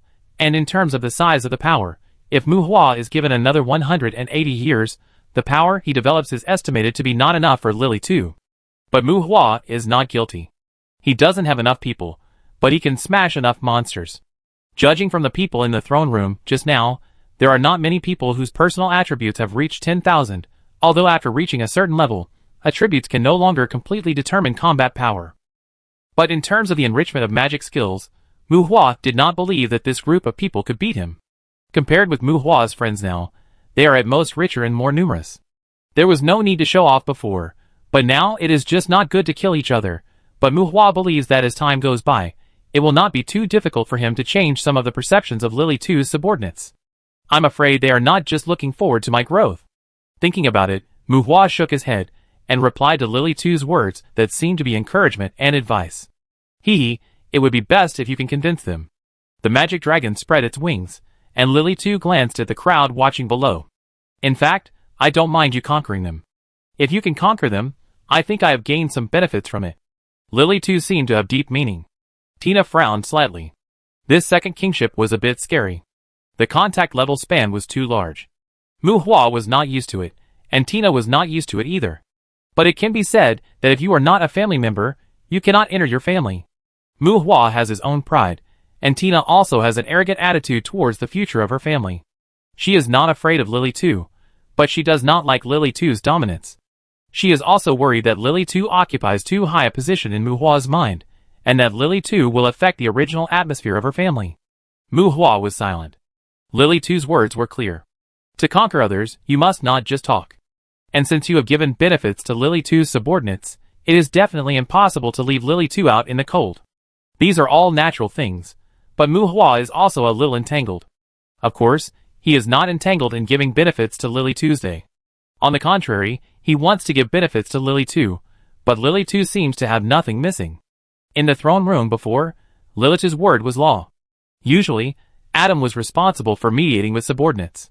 Whatever she said was final, and what she proposed was not subject to rebuttal. As for the support of the Kane's courtyard, Lilith directly transferred 700 witches. A magic armed force, with a staff of 20,000 people, was temporarily under the control of Lilith. As for the 7,000 sets of Taiyu armor, 5,000 violent flaming staffs, Tarkan shields, various ammunition and arrows, etc., not only were they at Mu Hua's disposal, but they were also only the first batch to be dispatched in the short term. As for external objects, Lilith wanted to take Mu Hua to see her orchard at this moment. This place is called the Garden of Eden. It is normal to plant a large number of golden apple trees here, right? The dragon spread its wings in the sky, And Mu Hua even saw the tree shepherds derived from the golden apple trees on the earth. As for external resources, Mu Hua could only ask Lilith for them.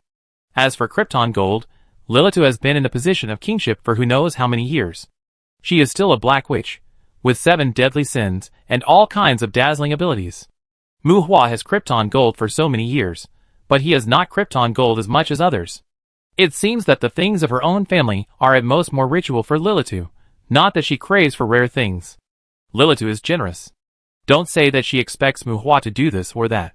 Mu Hua really wants to give her something that she looks forward to. After thinking about it, it seems that the Abyss Island and the 100 refining secret stone are more suitable for her. Lilith, I plan to train some black witches. After a moment of thinking, Mu Hua said to Lilith. Lilith frowned slightly. Those witches in your family? You should know that there is no predatory relationship between witches.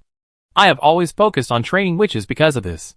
But for black witches, they will grow weak in the later stage and are easy to make enemies. I think you should know all this, right? Lilith looked at Mu Hua's expression and said to him. At least before the Demon King level, I don't need them to make enemies. Mu Hua said calmly, and Lilith's pupil shrank. Can you mass-produce ghosts and gods? The 7 deadly sins? Lilith questioned. Black witches are very domineering, but they are also very different. They can grow quickly by plundering others. But at the same time, at some stages, they must also plunder others to continue their identity as black witches. Lilith herself does not train other black witches, because the first step to becoming a black witch is to usurp the original sin and complete the 7 deadly sins. And most of the original sin monsters are projections. Where do so many ghosts and gods come from the outside world for witches to plunder? The Ghost and God Council does have them, but there are only so many of them, and they have to be put together in sets. Lilith dare not cause trouble. Well, it's not difficult for me to create ghosts and gods. As for the 7 deadly sins, arrogance is a bit troublesome and requires killing gods. Mu Hua shook his head. Gods are not a problem. In fact, there are many miscellaneous gods in the human race. I even raise one. No limit on strength? As long as there is divine fire? Lilith asked excitedly. Mu Hua was silent. Good guy, he had worked so hard to poke a god, and you can still raise one? You raise a god? I remember that Mephisto valued the corpse of the god very much back then? Mu Hua questioned.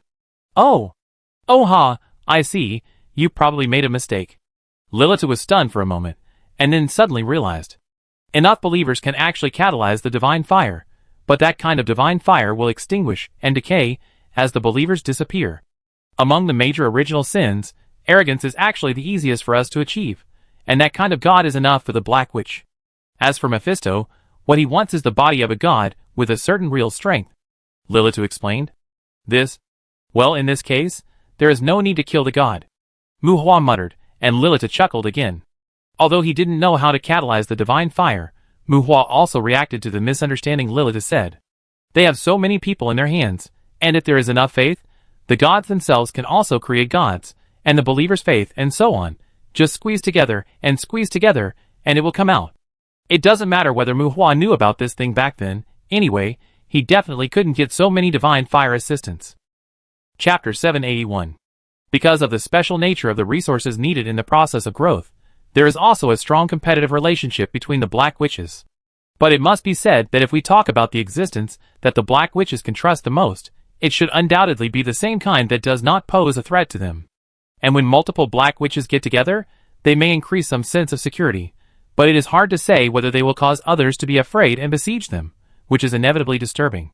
Whether it is for the future growth of his own witches or to win over Lilith, Mu Hua is somewhat unrestrained.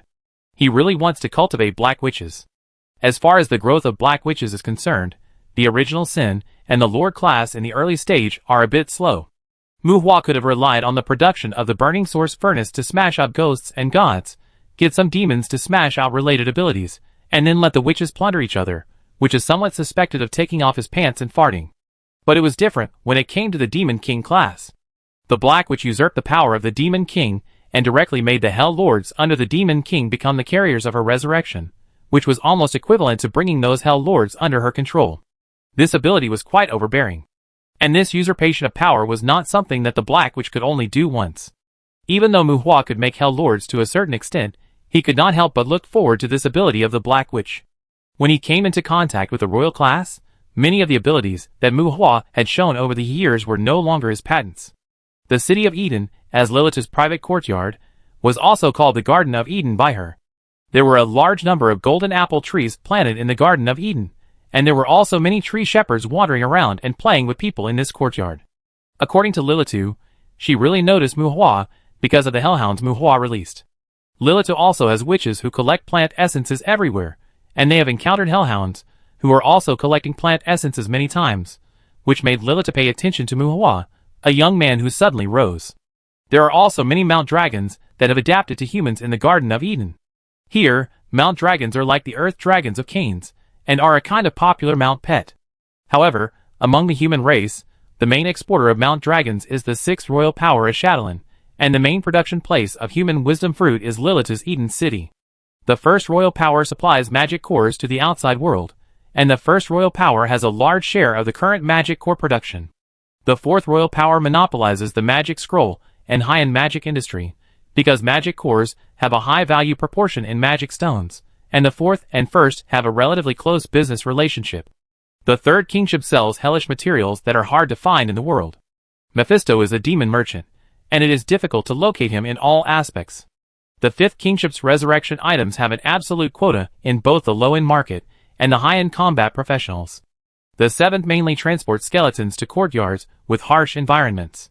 For example, swamps, air pressure differences, gravity differences, droughts, gale force winds, and even volcanic glaciers, etc., which are not suitable for long-term human survival, but can cultivate some special products. Because many courtyards have more or less such environments, people will buy some skeletons and put them in to avoid the monsters in those environments from flooding. The skeletons and undead exported by the 7th are often called perpetual guardians in those environments. At the same time, the 7th one also has a certain competitive relationship with Lilith, including the ghosts, who can help people temper their souls after training. Although witches are also experts in playing with souls, it must be said that the number of witches is still too small. In the undead-related industries, Lilith cannot beat trees. The 7 human royal powers, from strength to power, from politics to economy, none of them is fuel efficient. And not to mention the support, just in terms of the jobs provided by those industries, they also maintain the lives and reproduction of countless humans to a large extent. Learn more detailed information from Lilith. They are undoubtedly behemoths in front of Muhua. It's not just a matter of personal strength. Muhua is even a little fortunate that trees seems to be more face-saving. Fortunately, when he made trouble for trees, he didn't cause a big mess. Fuck. The War King, the 1st royal power, looked at the information submitted by the head of the intelligence agency, Eden, and Azazel lost his temper and swore. Lilith took Muhua to visit the Garden of Eden. The two were discussing the comparison between the natural growth of the golden apple tree and the evolution of the tree shepherd. The news that Lilith claimed to assist Muhua had been passed on to the outside world. My lord, I have confirmed the source of the news again and again. There should be no problem with this information. Facing Azazel's questioning eyes, Eden had an expression that said, I have already said it before, please continue. Assist? Lilith is going to join Muhua. Is that woman sick? What kind of charm is this? Azazel muttered suspiciously. There should be no one in this world who can charm the Black Witch, right? According to the news, Muhua went to the Great Rift Valley prison and seemed to be looking for the Metal Dragon and the Destruction Demon in the Great Rift Valley prison. Then the burial ground in the Great Rift Valley prison turned into an ice zone, and then that person seemed to have joined Muhua. Eden shook his head and said, So it seems that Muhua's ability is far stronger than imagined? Burial ground, the wind of aging? Logically speaking, even if Lilith has other intentions, she should not lower herself to this extent. That woman has a serious victim complex, which means that she thinks Muhua is qualified to be the one who controls the Black Witch. After calming down, Azazel frowned and muttered to himself, not paying much attention to Eden. According to our analysis, the possibility that that person has other intentions for Muhua is higher, right? After all, she is the Black Witch. Maybe we can use this to improve our plan to persuade Muhua? Unlike Azazel's suspicion, Eden was a little excited and made suggestions. Do you have other plans? Haha, Lilith has always been afraid of us, and we have actually been afraid of her too. Azazel frowned and shook his head. There is some information about the Black Witch that you don't know. The Black Witch is the embodiment of destruction, the executioner of hell. They use their power, but can never get involved in abilities other than fighting and slavery. Mu Hua's growth rate is extraordinary, but the combat power he has shown is traceable. His special features should not have a combat tendency. Lilith should not be able to take away Mu Hua's special abilities, and that kid dared to let the Black Witch stand by his side, so I think he also knew this. I originally thought that Mu Hua's ability was related to faith, but now it seems that it should not be an illusory pseudopower. Devil? That's not right. The solidified energy substances manifested by faith and transaction compensation reject the source itself. The devil should not have such a fast growth momentum. Does Lilith think highly of Mu Hua's potential? Can his growth ignore the temptation of the Black Witch? Azazel said nothing and turned to talking to himself again. Sir, what about the persuasion plan for Mu Hua? Eden interrupted Azazel's thoughts and asked. It seems that many royal powers have tacitly blackened the Black Witch. According to the information Eden and his friends know, the Black Witch's usurpation of power is unacceptable. And if the saying that the expertise was destroyed was not said by the big mouth of the family, even if the Black Witch jumped out to defend herself, it would probably be difficult to convince people. Persuade? What the hell, are you going to persuade Lilith to come as well? Stay away from them from now on, or they will take advantage of you. TSK, forget it, I go see the guy later. Whether it's Lilith or Mu Hua, we don't have any conflicts with them anyway. Heh, Mu Hua seems to have married the blood of trees? What's the name of that princess? TSK, a witch and a necromancer, ha! Azazel laughed strangely, not knowing what he was thinking. At the same time, different royal powers received news from the city of Eden. Huh? Mephisto. Damn it! Ashadrin. Fuck. What the hell? General Barr. I feel the growth of evil. Notify all cardinals to increase the protection of the magic empire. Mastema, the star of the Holy Court. Inform Carlyle and ask Vivian to go back to the city of the dead. The princess should have her own territory. Gabriel, go choose a suitable courtyard for the princess. Vinlet's eyelids twitched. Many royal powers.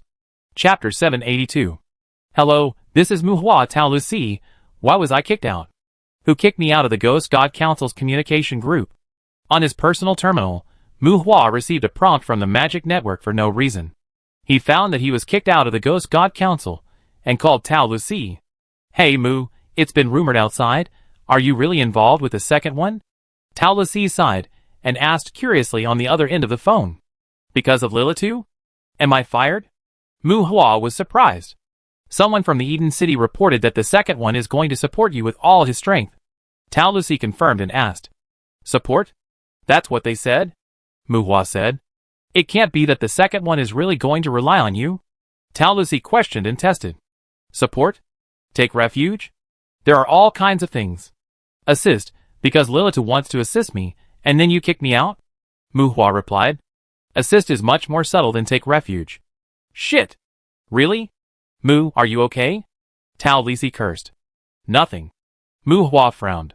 Hee, you're fine, but the council is in trouble. Don't blame everyone. You can provoke anyone else, but you have to get together with the second one. Tao Lucy chuckled. You also know that the positions of us ghosts and gods are generally neutral. Even if we join the crown sequence, it is equivalent to automatically leaving the ghost and god council, let alone you. Tao Lucy explained. We set up a council to avoid being. Cough, you understand. But you are good, let alone the crown, you directly accepted the king. Assimilated. It's okay for other kings, but you're still in contact with the second one. The second one, well, everyone actually respects the Black Witch, but it seems a bit inappropriate for you to stay in the council. Let me make it clear first, Abigail and I cast abstention votes, but you are really the one that everyone wants, Tao Lucy muttered to Mu Hua vaguely and unclearly.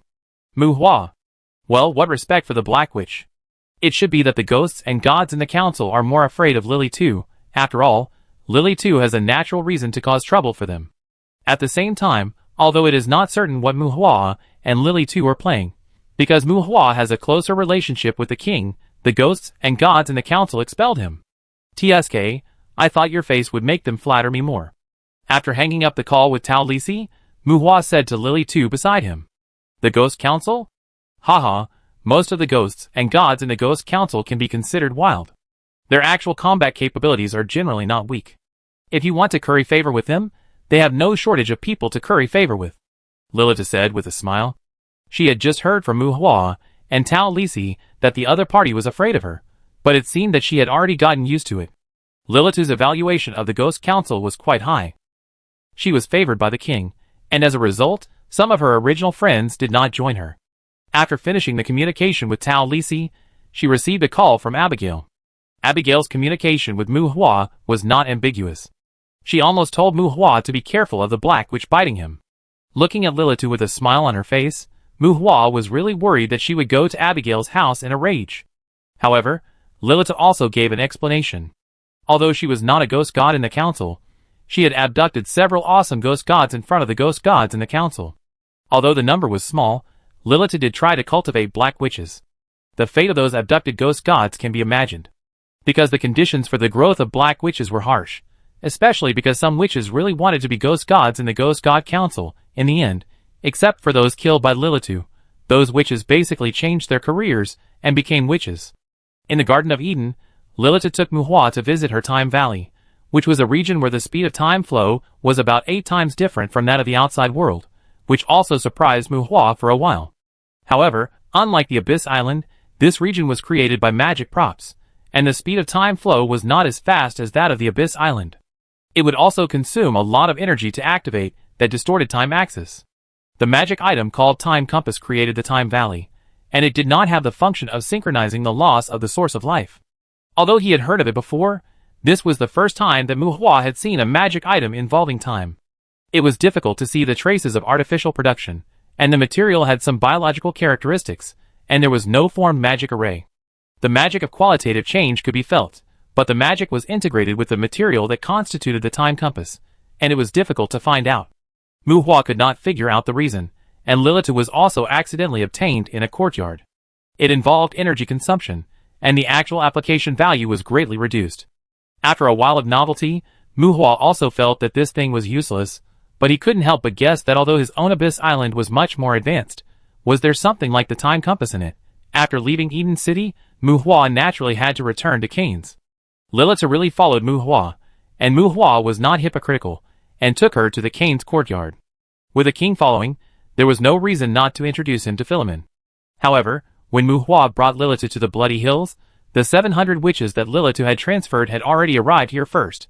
Solemn, no, it can even be said that they were wearing heavy black dresses, silk hats, and black veils covering their faces. A group of witches with veils covering their faces, and their true faces could not be seen. When they gathered together, in the quiet atmosphere that was almost like dead water, the overflowing sense of mystery rendered a creepy atmosphere that made people's hair stand on end. Your Majesty, 700 witch servants are summoned. In front of Lilitu, 700 witches knelt on one knee, their skirts outlined the lines, and they bowed their heads in front of Lilitu.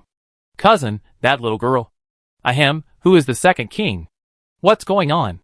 Ada's friends came to Mu Hua, and Tibesha asked Mu Hua. These witches came here a day ago, saying that they were sent by the king to wait here. They ignored everyone and didn't go to the resting place arranged for them. They just stayed there quietly. Moreover, they said there were 700 witches, but they were not 700 people. Adis and his friends couldn't tell whether these witches were witches, but each witch had at least 2 war ghosts following her. What is a war ghost? It is a corpse demon with a faceless body, a breath of life, and the ability to perform blood and chi fighting skills. These corpse demons have a physical defense far beyond their life, and even retain a certain growth potential. 700 witches, together with thousands of demon war ghosts standing in formation, stood silently in a group, and their creepiness can be imagined. Thanks to the fact that Mu Hua's friends were very familiar with the undead corpses and demons, they dared to let them stay in the base. But even so, as the ghost leader under Mu Hua, Selma dragged her daughter and all the members of the Black Crow Knights back to the base to rest. Facing these witches, Selma was still nervous. Mu Hua was also observing these witches at this time. They should be considered as Lilith's eunuchs. Judging from their attitude, these witches were obviously not prepared to obey the orders of people other than Lilitu.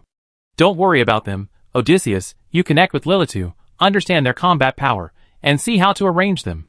Shaking his head, Mu Hua said to Odysseus. Lilitu. Your Majesty? Who should I connect with? Let them fight. Who will command? Odysseus's eyebrows jumped. Oh my god, this seems to be a king? The second one came. I'm going to meet her? What can I do? Odys muttered to himself. Your Majesty? We don't have any Your Majesty here. You go to meet them, you are in charge, and you can tell Lilith directly where to send them. Mu Hua said, as a matter of course. As Lilith's private armed forces, private soldiers and guards, there is nothing to say that these witches only recognize Lilith. But Mu Hua did not intend to let Lilith take over the show in front of his own little friend. Since you have joined the gang, you still have to abide by the rules, no matter whether it is subtle or Mu Hua deliberately warns you. Otis is the general leader of the battle in the Bloody Hills. If Lilith wants to participate in the battle here, she must also accept Otis's command. Otis was silent. At this moment, not only his eyelids were twitching, but also the corners of his mouth began to twitch. Boss, sir, master, no, I have to call you His Majesty. Although I want to show off since Tamara successfully evolved, this is not the way to show off. I want to command? You want me to command a king? How do I command? Can I kneel down? Odysseus' heartbeat is irregular. Chapter 783. In the Federation, the social culture of Loren Star is somewhat different from that of the other two planets. A simple description. One side is, you are a bad person only after you do certain things. The other side is, if you don't do certain things, you are a treason. For example, on the Holy Court Star, people emphasize piety, loyalty, and filial piety. If you can't do it, you are not a human being. Everyone can condemn and criticize you, and even raise the hammer of justice to you. On Loren's side, as long as you don't do illegal activities such as murder and arson, how you want to live is your own business. What kind of moral character, loyalty, and filial piety, if you have it, it's naturally good. If you don't have it, no one has the right to interfere. Therefore, on Loren's side, the law code is placed before everything. And those things about moral character and morality are also things that can be used to reduce the sentence to a large extent after you break the law. They are very practical and real, so people with a little social common sense will consciously embrace them. Well, let's just take it as a different path to the same end, although everyone is cultivating the shining points of human nature. But here on Loren Star, after all, it is not as good as the social atmosphere of no loyalty and filial piety. All bastards, all deserve to die. After all, that kind of atmosphere can make the rulers more comfortable. Perhaps it is because of this that the management and governance of the people in Loren, even in the courtyard, is relatively troublesome. And now Mu Hua has completely established his dominant position in the Canaan's courtyard. But if you want to regulate people's behavior in the Canaan's courtyard, other things are nonsense. Either continue to use the laws and customs of the Magic Empire, or, before management, compile a code of laws in black and white. The Fire Brigade has raised the Qin and Shao flags, the Disaster Annihilation has followed suit and raised the Han emblem, and even the Jade Song Court is planning to establish the Wei capital. They are really moving fast. The news from the Bloody Hills garrison, the front half of the courtyard, made Mu Hua secretly shake his head. The three brigades are all preparing to send troops to the Death Valley for garrison. They have previously sent a more formal application to the unfallen Qin capital, and are willing to obey the strategic dispatch of the Bloody Hills to a certain extent. Trisha, who came from the hot spring town, said to Mu Hua. Mu Hua went out for a walk and then brought back a king. As for standardizing the behavior standards of the people and legislating in the Canaan's courtyard, Mu Hua has never been in a hurry to handle these matters. After all, the forces in the front half of the courtyard are mixed, and the Bloody Hills are far from stable. Originally, Mu Hua intended to establish the 6 states of Qin banner in the first half of the courtyard, and then slowly, taking a certain amount of time, and using relatively gentle means to complete the political and economic unification of the other 6 states by Qin capital. Rita's son Ron led the Brotherhood of the Dragon to establish Chu. Taibesha led the Dandelion Brigade to establish Yin. Originally, the Necromancer Mutual Aid Association was to establish Qi, but the Necromancer Mutual Aid Association ran to join Dandelion and hang out with Taibesha. As for Qi, if Odysseus is not interested, then he will draw lots among his family members, and whoever draws the lot will take charge. Each country has its own position, and the fundamental purpose is to build a behavioral system belonging to the Canaan's courtyard, and all of the above are completely controlled by Mu Hua. But when it came to the 3 brigades of Fuhua, Disaster Annihilation, and Suiyut Santing, Mu Hua proposed a country name for them, but they kept playing dumb, and did not accept Mu Hua's hint. It is hard to say whether the 3 brigades still have the mentality to compete with Mu Hua while waiting and watching. But they did not establish a country according to their own will. In order to avoid unnecessary turmoil and population loss, the courtyard still uses the laws of the Magic Empire and the rules of the Adventurers Guild, and Mu Hua does not need to rush to legislate and establish customs. But as Mu Hua first got involved in an unclear relationship with trees, and then brought Lilitu into the courtyard. Well, the three major brigades, including the Suayut-Santing, which already has a foundation elsewhere, said nothing and knelt directly. There was no need for Mu Hua to negotiate again. The flag of the three countries that Mu Hua expected was directly hung up. With such a commotion, Mu Hua needs to legislate for Buluo Chindu first. After that, they will directly use the laws and regulations of Buluo Chindu in their respective territories, or make slight modifications, which can be regarded as reclarifying their attitude. Besha, does the Necromancer Mutual Aid Association intend to come back? Mu Hua asked Tai Besha. No, they plan to settle in the Undead Courtyard. Although the environment there is harsh, it is a good place for them. Didn't you also master the Wind of Aging? The Undead Courtyard will always need someone to manage it in the future. Tai Besha shook her head.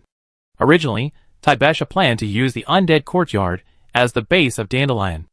Anyway, psychic physique is not a problem for all Dandelion members, not to mention that all of them are former members of the Mutual Aid Association of Necromancers. At the same time, Dandelion members will also obtain territories in the Undead Courtyard, and even logistics personnel can obtain corresponding private land.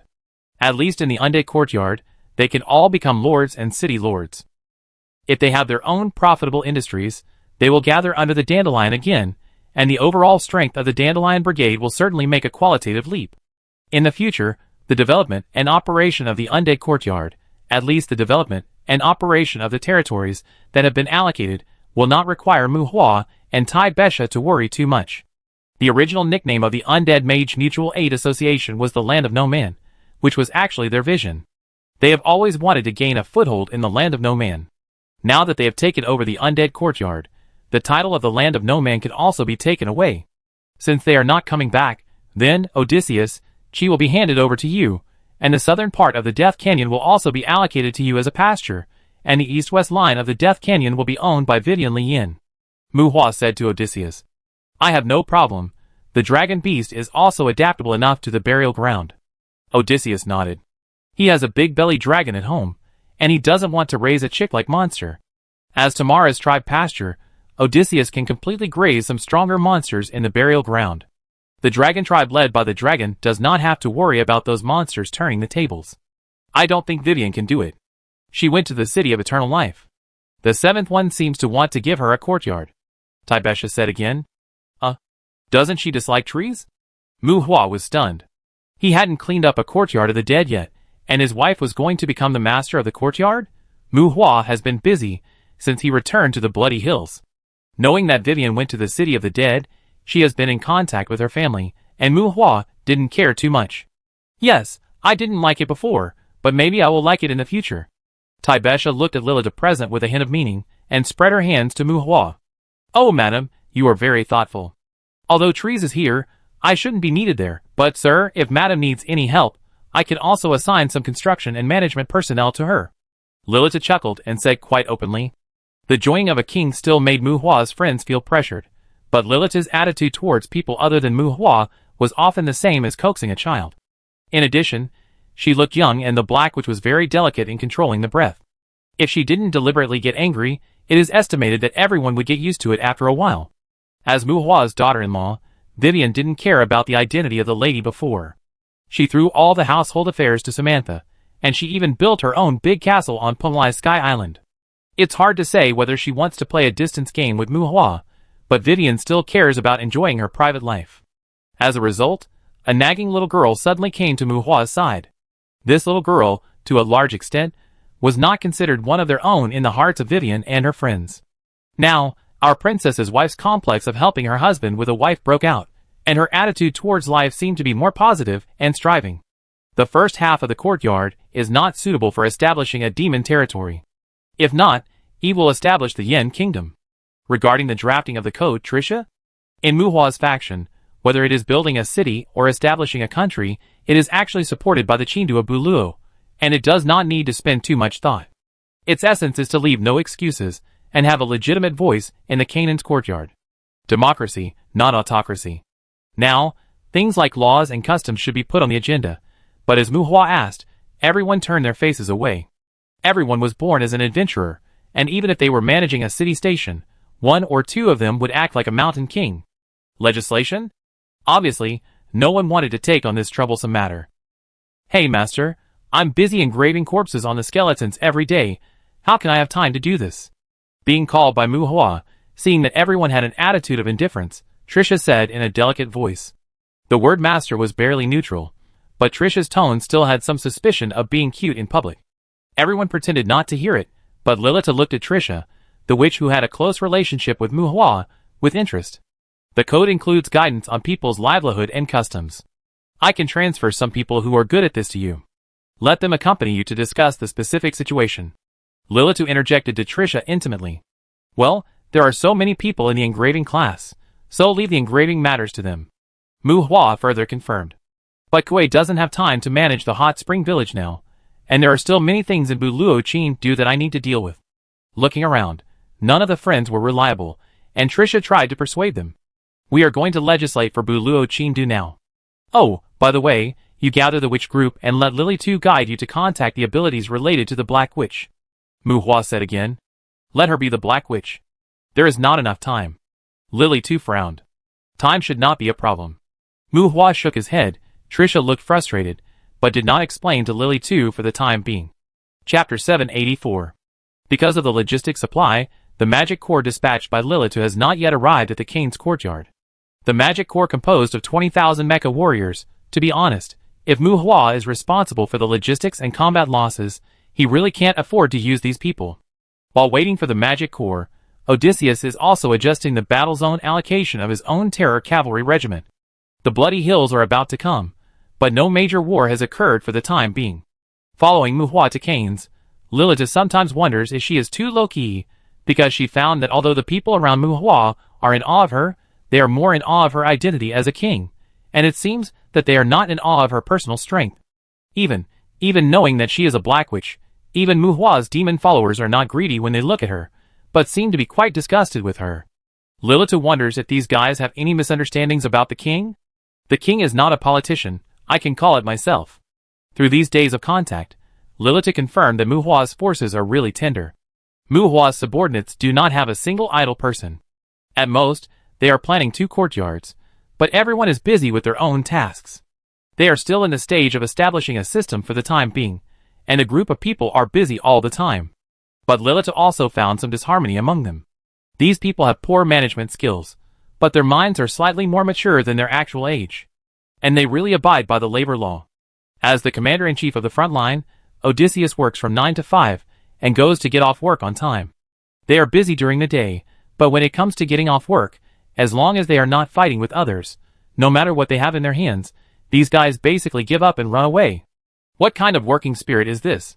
Today, Lilith finally knew what they did after get off work. Mu Hua asked her to throw away the things related to the Adventurers Guild, and she was led into the Abyss Island by Mu Hua. Private space, this thing is not rare, she even has a private courtyard, but a time axis with a distortion of 24 times, the flow speed of the origin of life in the synchronous source world, a magical environment rich enough to allow the world tree to grow naturally, a mysterious island in the abyss? Fuck, what the hell is all this? Are you saying that these people have S-level magic adaptability? Probably because it was the rush hour after get off work, people came and went in the empty square, and a towering world tree stood in the middle. Lilitu, who was brought into the Abyss Island by Mu Hua, asked in surprise. Abyss Island, Shuyanjian, World Tree Square, because everyone enters and exits the Abyss Island through the World Tree. When leaving the island, any location can be teleported. But if they want to come back, except for Mu Hua, everyone will be teleported to the vicinity of the World Tree. At this time, the space around the square fluctuates in a frightening disorder, and figures keep appearing. Among these people are Odysseus, Tibesha, and others whom Lilith knows, individuals with common numbers in Kane City, and Dandelion personnel stationed in the Undead Courtyard, etc. These people chat and laugh, and there are buses on the square that call for departure, and evil dragons and flying dragons lying down to welcome guests. The people who keep appearing in the square really look like they are going home after get off work. People who are familiar with each other say hello and then leave. Some walk, some take a ride, and some even feed flying dragons, and then climb on them and fly in all directions. In the bustle, there are really not a few people coming and going. Not everyone, only humans. Humans with less than S-level magic adaptability cannot survive here. Mu Hua explained, calling Lilith to touch the world tree so that he could grant Lilith teleportation authority. This This is not a small number of people. How did you find so many S-level people? Lilith muttered absent-mindedly. When did the human race become a high magic race? Come on, S-level magic adaptability, even if it is placed on a demon, can be proud of it, right? Magic adaptability. This thing doesn't seem to be very conspicuous here in Muhua, but normally speaking, magic adaptability occupies an absolute position in the talent positioning of humans. People with S-level magic adaptability, placed in any human force, can be said to be gifted, that is, the so-called genius. Even if they are idiots in casting spells, and weak in sports, they are highly respected for opening high-level magic scrolls. This kind of genius can indeed be created, but it requires rare resources to produce. Even if Lilith is asked to produce it, she will feel pain. Unless someone is particularly favored, otherwise, in the outside world, it is normal to find people with high magic adaptability to cultivate, rather than just catching some people and turning them into geniuses. But when it comes to Muhua, it seems a bit unreasonable. Not only the main battle group of Dandelion, but also the Black Crow Knights will come back in shifts, and from time to time, there are groups of headless knights emerging from the square. In the square, some black-armored skeleton generals, who look like urban management, shouted and scolded those terrifying knights, who summoned purgatory war horses in the square. Novel. Even Lilith felt that the scene in front of her was quite novel. Some people who seemed to have no fighting power were actually bargaining with the evil dragon. They seemed to have missed the bus, and were negotiating the fare with the evil dragon? Sure enough, these evil dragons are more valuable than flying dragons. They accept charter flights, but the flight fee is in demon coins. Lilith even saw another dragon in the sky above the square, Tamara, a dragon that signed a sharing contract with Odysseus, which means that there are more than 2 dragons in Muhua's forces. Tamara is temporarily staying in the Abyss Island. You know, I am a little worried about the Warcraft courtyard, right? I will go back to gather a few dragons for Friday to go back together. When Muhua explained, Lilith touched the thick trunk of the World Tree with his palm. At the same time, Muhua received the will of the World Tree and authorized Lilith to mobilize the power of the World Tree. Speaking of the Warcraft courtyard, it was originally intended to let Friday return home in glory, but after waiting for a while, Muhua was not satisfied with letting 1 or 2 dragons go to greet the Lord of the courtyard over there. I think when Friday returns to his hometown, he should be able to give Tarina's a little surprise. Well, maybe I should say hello to Hawkins in advance and let him stay away. After all, Huggins had brought disaster to Friday back then. Lilith had no time to think about the Warcraft courtyard. Looking up at the World Tree in front of her, Lilith's eyes lit up. You actually planted the World Tree to this extent. It has already grown 4 branches. It's the plant essence that's been brushed. This extent is already the limit. The amount of plant essence needed to catalyze its growth is too large, and the magic environment of the Abyss Island cannot support its needs when it enters the catalytic growth. If it's not done well, it will be fed to death. Muhua shook his head, quite regretful.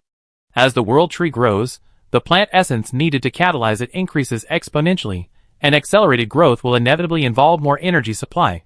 When the 4 branches are spread out, the World Tree can be left alone to grow naturally on the Abyss Island. But if you want to catalyze and accelerate it, you need to provide it with further external energy. For example, energy sources such as magic cores and magic stones. And the demand is also very exaggerated, so Muhua simply stopped caring about it. This is already very incredible. Is there any possibility of transforming into a tree shepherd? Lilith asked. No, the critical point is too low. This tree is no longer possible. Muhua shook his head. The branches of the World Tree have the defense capability of the World Barrier level, not to mention a complete World Tree. If it can become a tree shepherd, it is definitely an ancient war tree with extraordinary capabilities.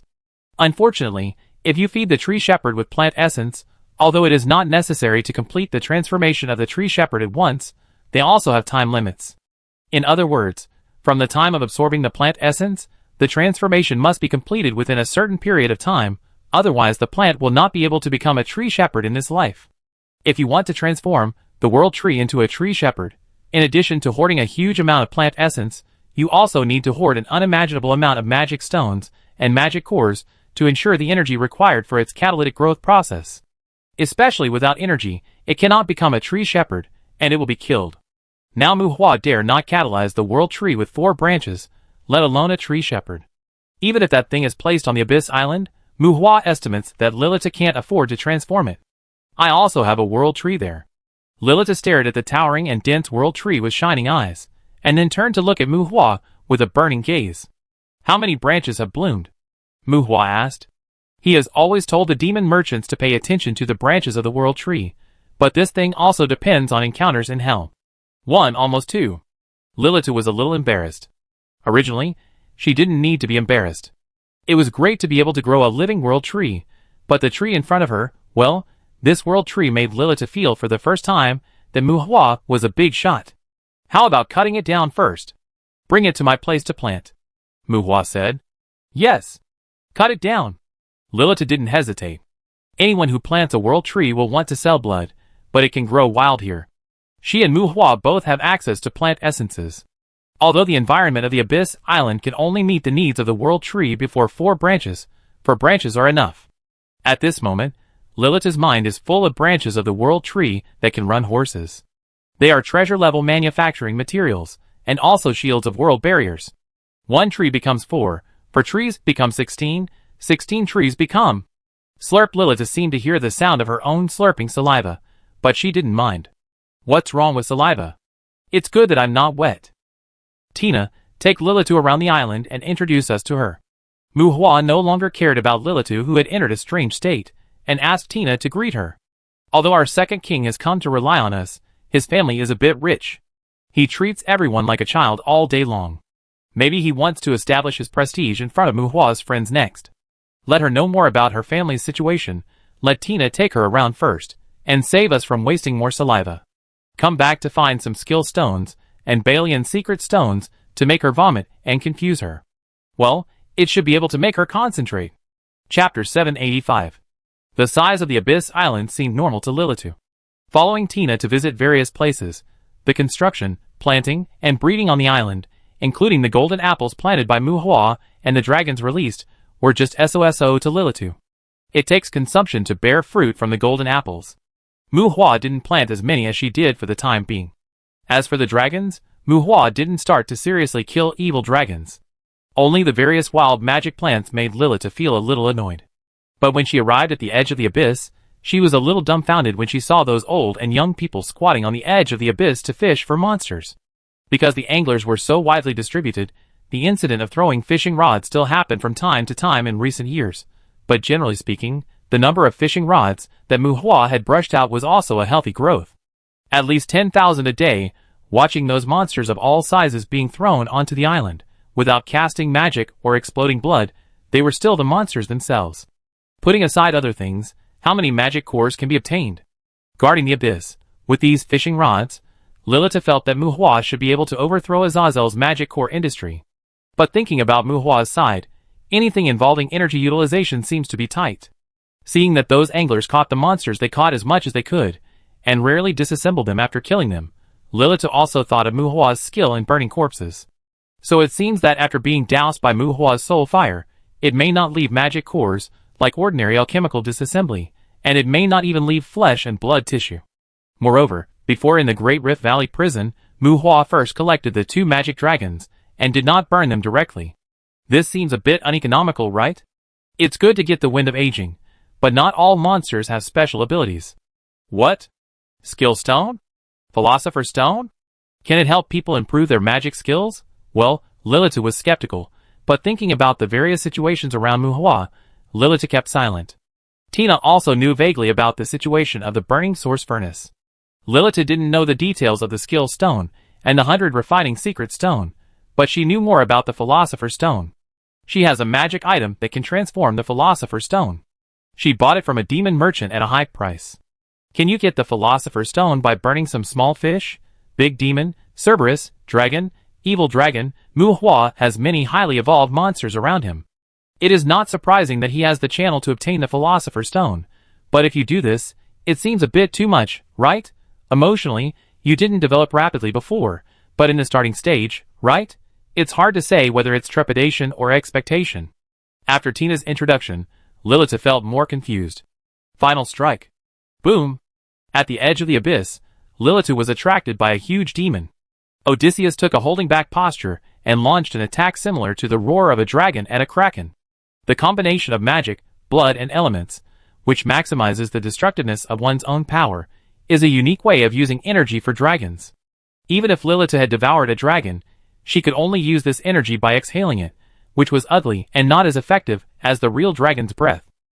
Odysseus's final strike should be considered a benefit of the shared contract, and it also made Lilith's eyes light up.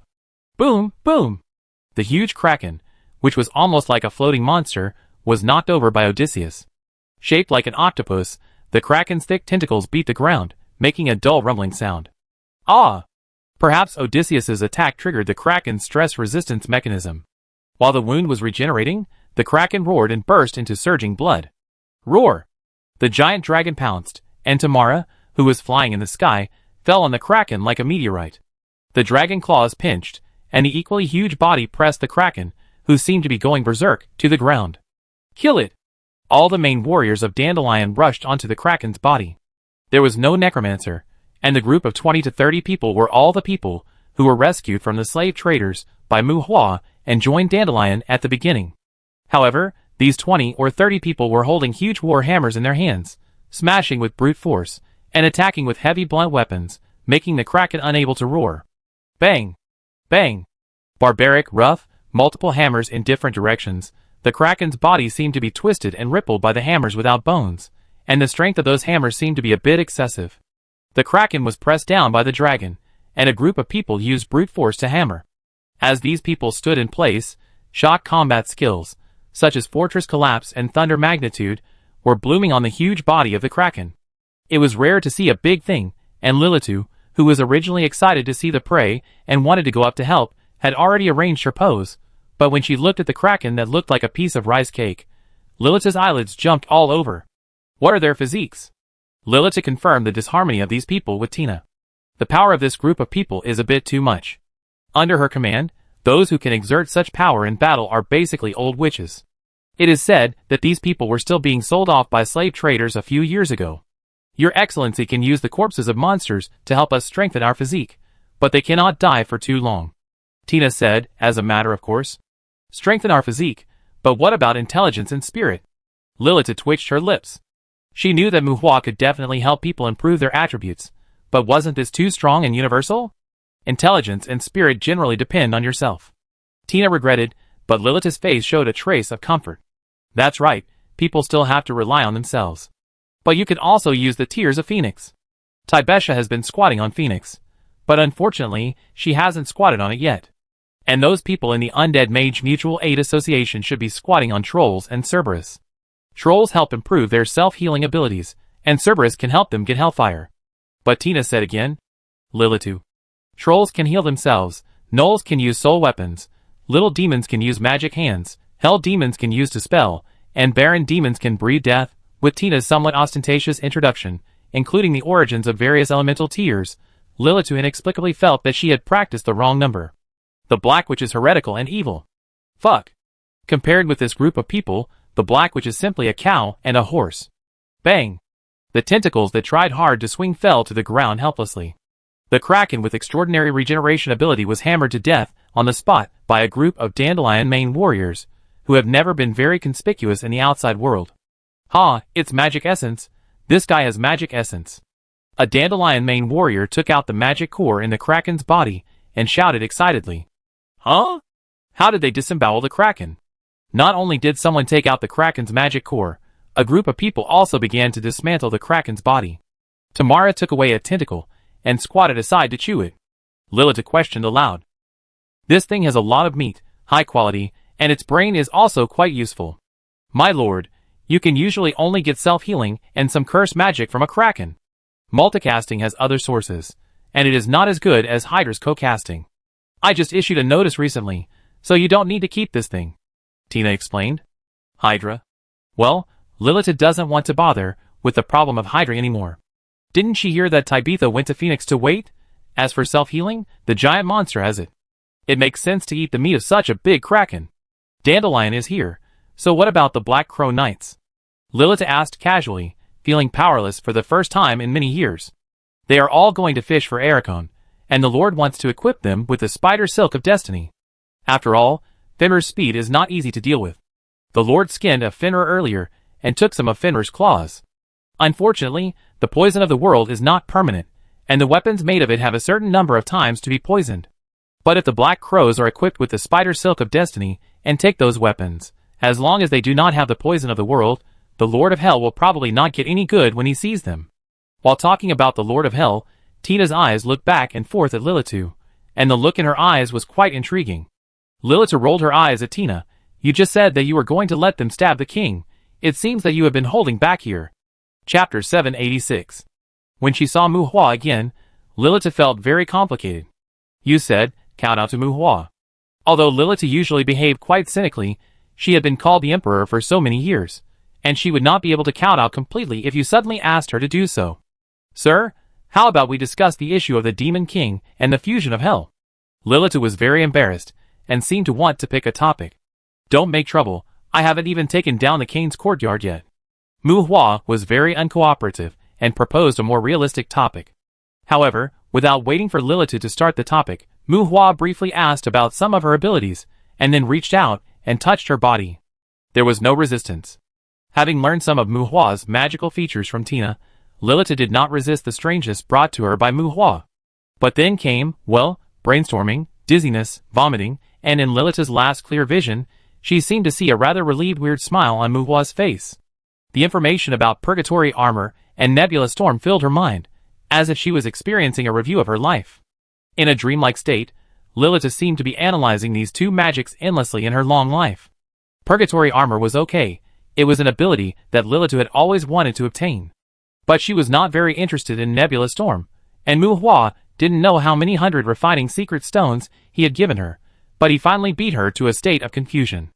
Mu Hua was satisfied, and Lilitu was forced to experience the wasted years in a coma, and she also had a deeper understanding of Mu Hua's ability. After an unknown amount of time, Lilitu looked pale, and her mind was online again. Ugh! He retched awkwardly. Damn, I can't think about it. That high-level forbidden spell has nothing to do with the body. It's pure magic. It's not the same thing to practice it in the mind, and to perform it in reality. If you don't practice it to adapt, the body will have a stress reaction. You can come gently. Lilitu muttered weakly when she saw Mu Hua as soon as she opened her eyes. Kneel down, Lilitu accepted her fate. This kid is a big boss. No, maybe he is a big boss breeder?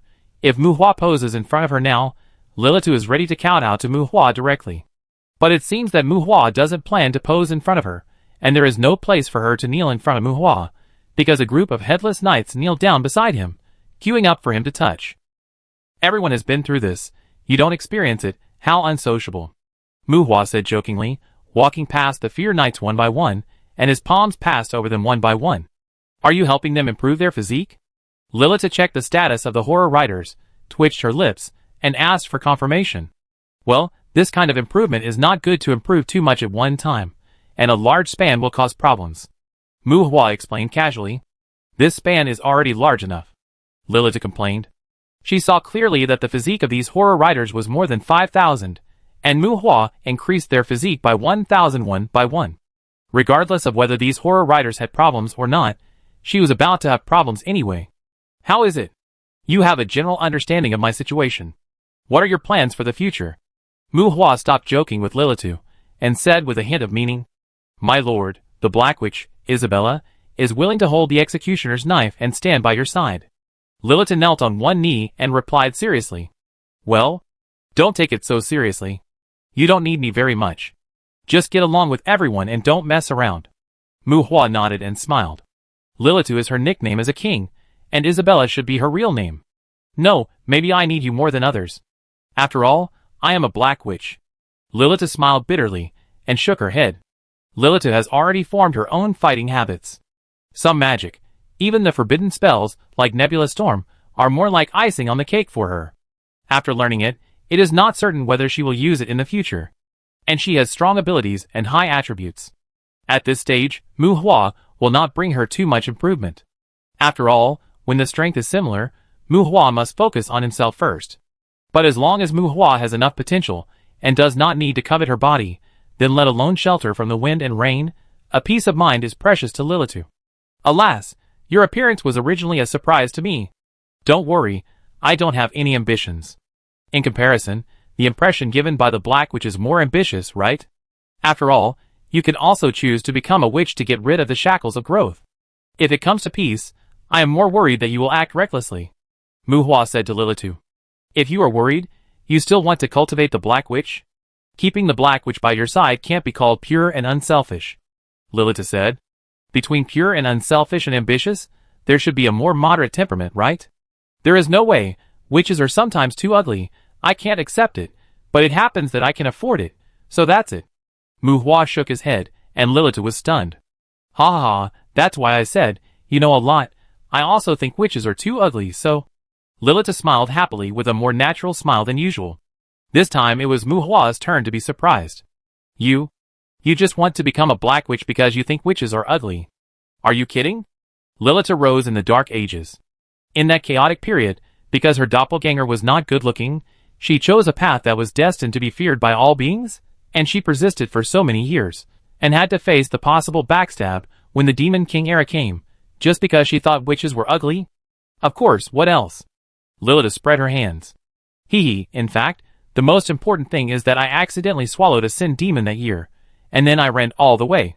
But, I have also made preparations for both situations. If I really reach the Demon King era and can't survive, I can barely accept the doppelganger. Anyway, it's not considered a formal employment if I haven't reached the Demon King level. Lilith laughed. To live? Yes, to live. How many years have you lived? Well, isn't it said that living too long will be boring? Why are you so persistent? Muhua was curious. Who told you that living too long will make you want to die?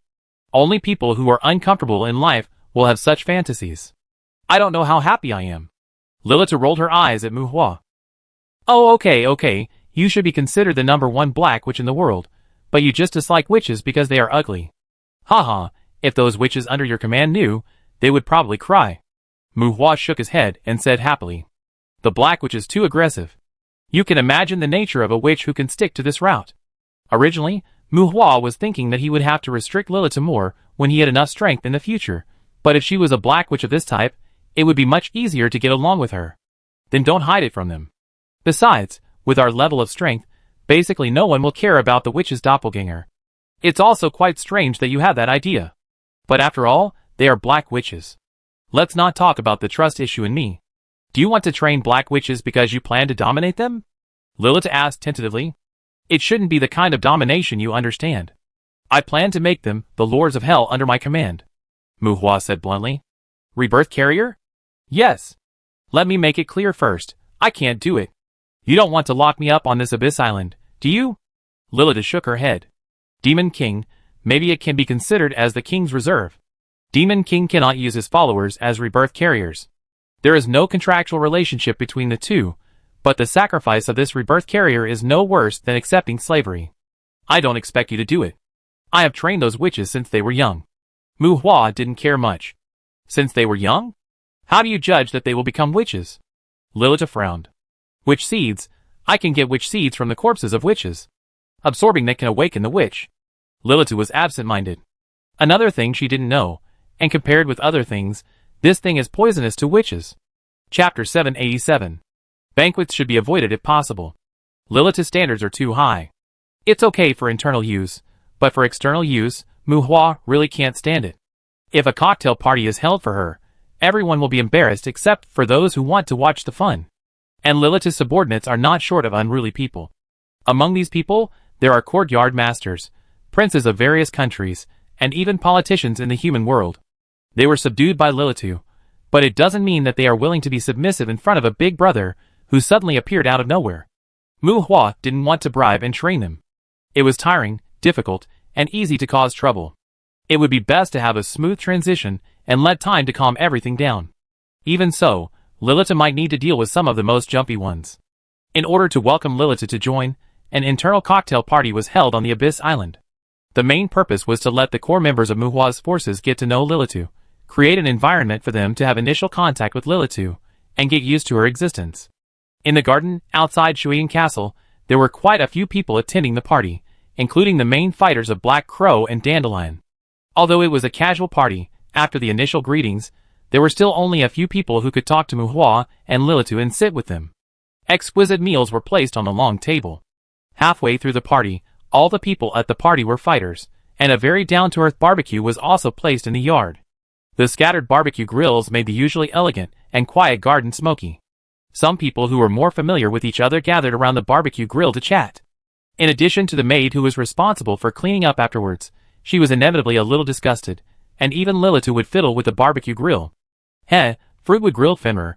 I've only eaten this a few times in my life, Lilith said to Muhua and others beside her, while flipping the grilled skewers with interest.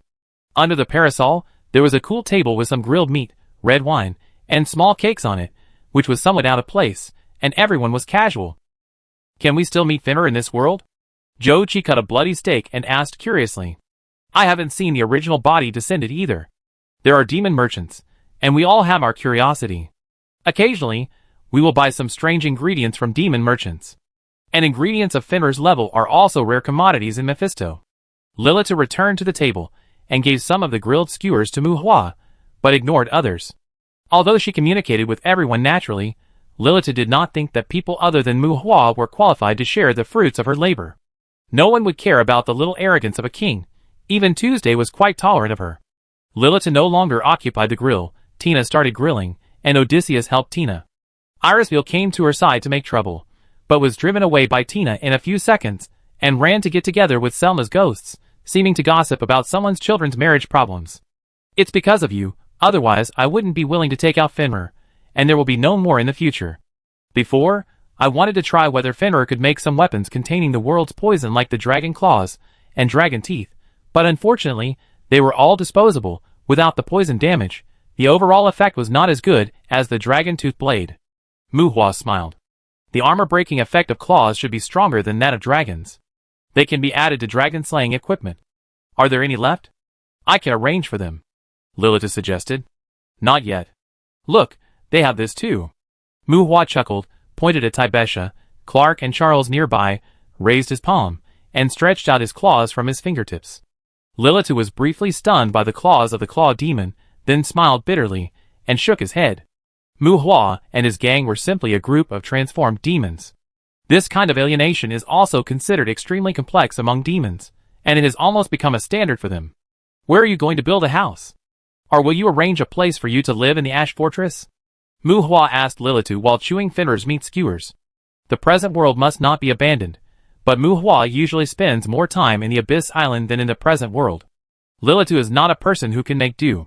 In addition to fighting and practicing, she has very high requirements for the quality of life. You can arrange some people to go to Pomlai, but for the Abyss Island, you need waiters and servants. For the time being, you can only choose people on the island. Muhua continued. Just find me a place to stay in the Sky City for the time being.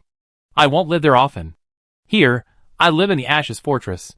The black witches you plan to train are all there, which is more convenient, Lilith said. Lilith is not alone. Many people in the royal power have tied their lives to her.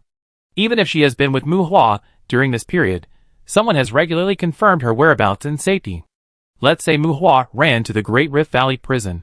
Lilith didn't dare to trap him casually, and now Muhua doesn't dare to trap Lilith in the Abyss Island. Such a big king, if you dare to let her disappear, the outside world will be blown up. For Lilith, space teleportation is very convenient. If it weren't for the special Abyss Island, she would just go back to her own territory when she really wanted to rest and relax. In fact, most of Muhua's friends are like this. In addition to the Abyss Island and Pomlai Sky Island, most of them have other places to live. Well, to put it simply, it's similar to those rich people who build villas all over the world. Wherever the environment is good, they feel comfortable and build a place to stay. Everyone is a high-end combat professional, and as their own power rises, fighting is fighting, killing and arson are killing. Don't treat them as a group of miserable old slaves. Okay, then you can choose a floor in the ash wall, and let Lin pick a group of waiters for you to make do with. As for the housekeeper, you can choose it yourself. Since it was to arrange a place for Lilith to live, Muhua directly allocated a relatively independent space for her. Muhua and Lilith were not the kind of people who worried about such trivial matters, so the rest of the matter was left to others to handle. You should need monster corpses, right? Do you want me to arrange for them to be collected? After confirming the place to live, Lilith led the topic to the main business. You arrange? A lot? Muhua confirmed. Well, you can consider building an airport in the north of Kane City, Lilith said. Then you need corpses that have died within 3 days. It's unnecessary to collect them longer. Muhua frowned. If Lilith is asked to collect corpses, the scope involved may be large, But if the death time is too long, the burning source furnace will only collect them as magic cores. It is better to collect magic cores directly. Is freezing not possible? No.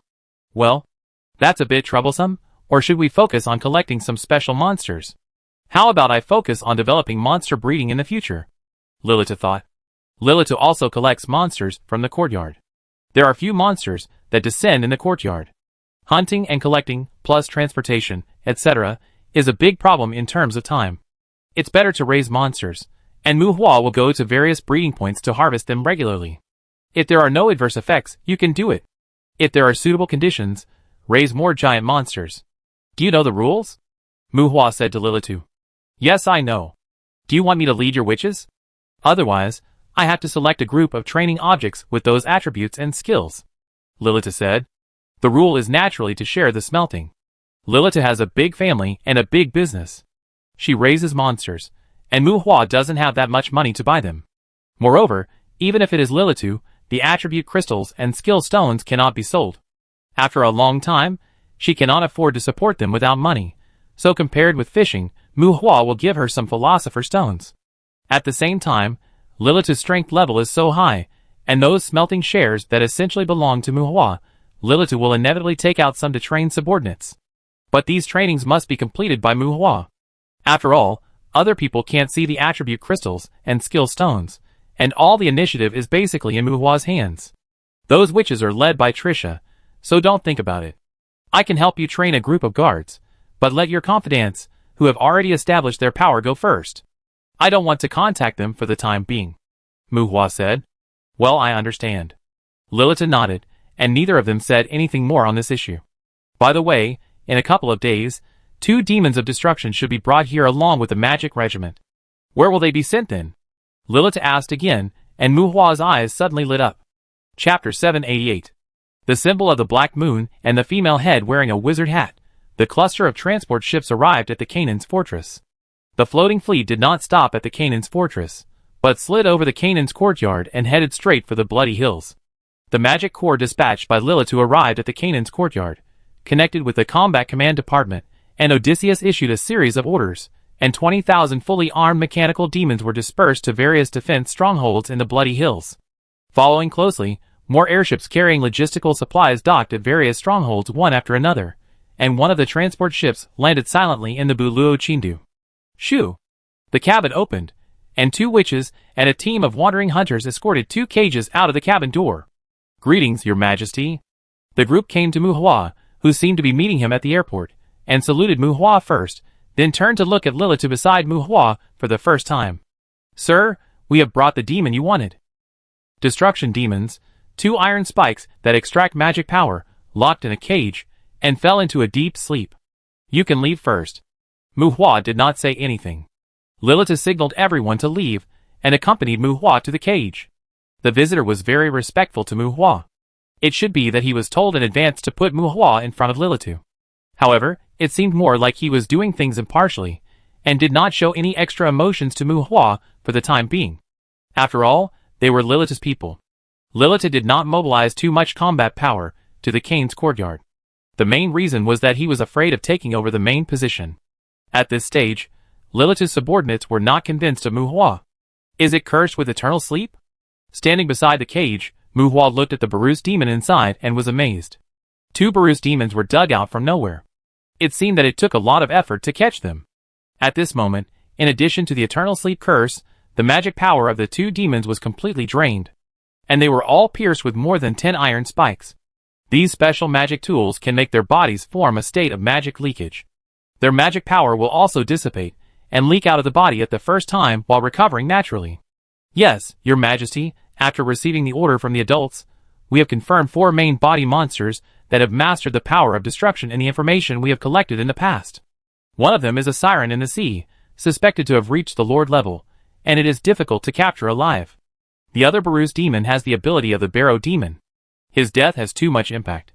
If it is not necessary, it is not recommended to conflict with it. 2 witches quietly guarded beside Lilitu, and one of them spoke. There is no need to say much about the sirens of the Lord class. The ability of the Barrow demon is to cause floods after death. Since it is the original body and humans did not play a desperate game with it, It is probably in a courtyard that humans do not want to give up, and it has reached a coexistence agreement with humans. The power of the king is different. The original body of the destruction demon found 4 of them. Since there was information in advance, and they were not provoked, it is inevitable that there will be damage if these 2 Baras are captured. To be honest, Mu Hua felt a little embarrassed. He looked at the 2 witches who wanted to draw a line with him intentionally or unintentionally. Well, they nodded and said thank you for your hard work. He only needed to connect with Lilitu, and Mu Hua felt a little more at ease. Your Majesty, do you need to lift the eternal sleep curse? The 2 witches were quite measured, respectful, but neither humble nor arrogant, and did not show any emotion of fighting for injustice for Lilitu. No, they are your attendants? Mu Hua waved his hand, and looked at the 2 witches carefully again, and asked Lilitu.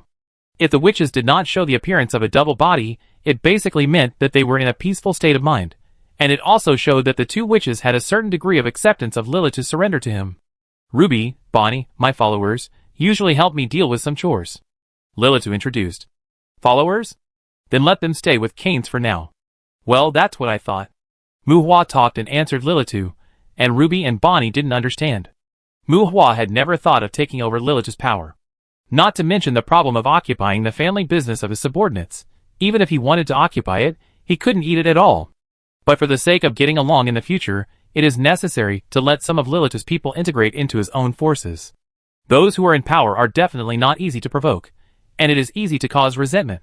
The rest are Lilitu's close attendants and the main force. Mu Hua's people have to adapt to Lilitu, and Lilitu's people have to gradually adapt to Mu Hua. It's impossible to ask Lilitu's people to do something in the future.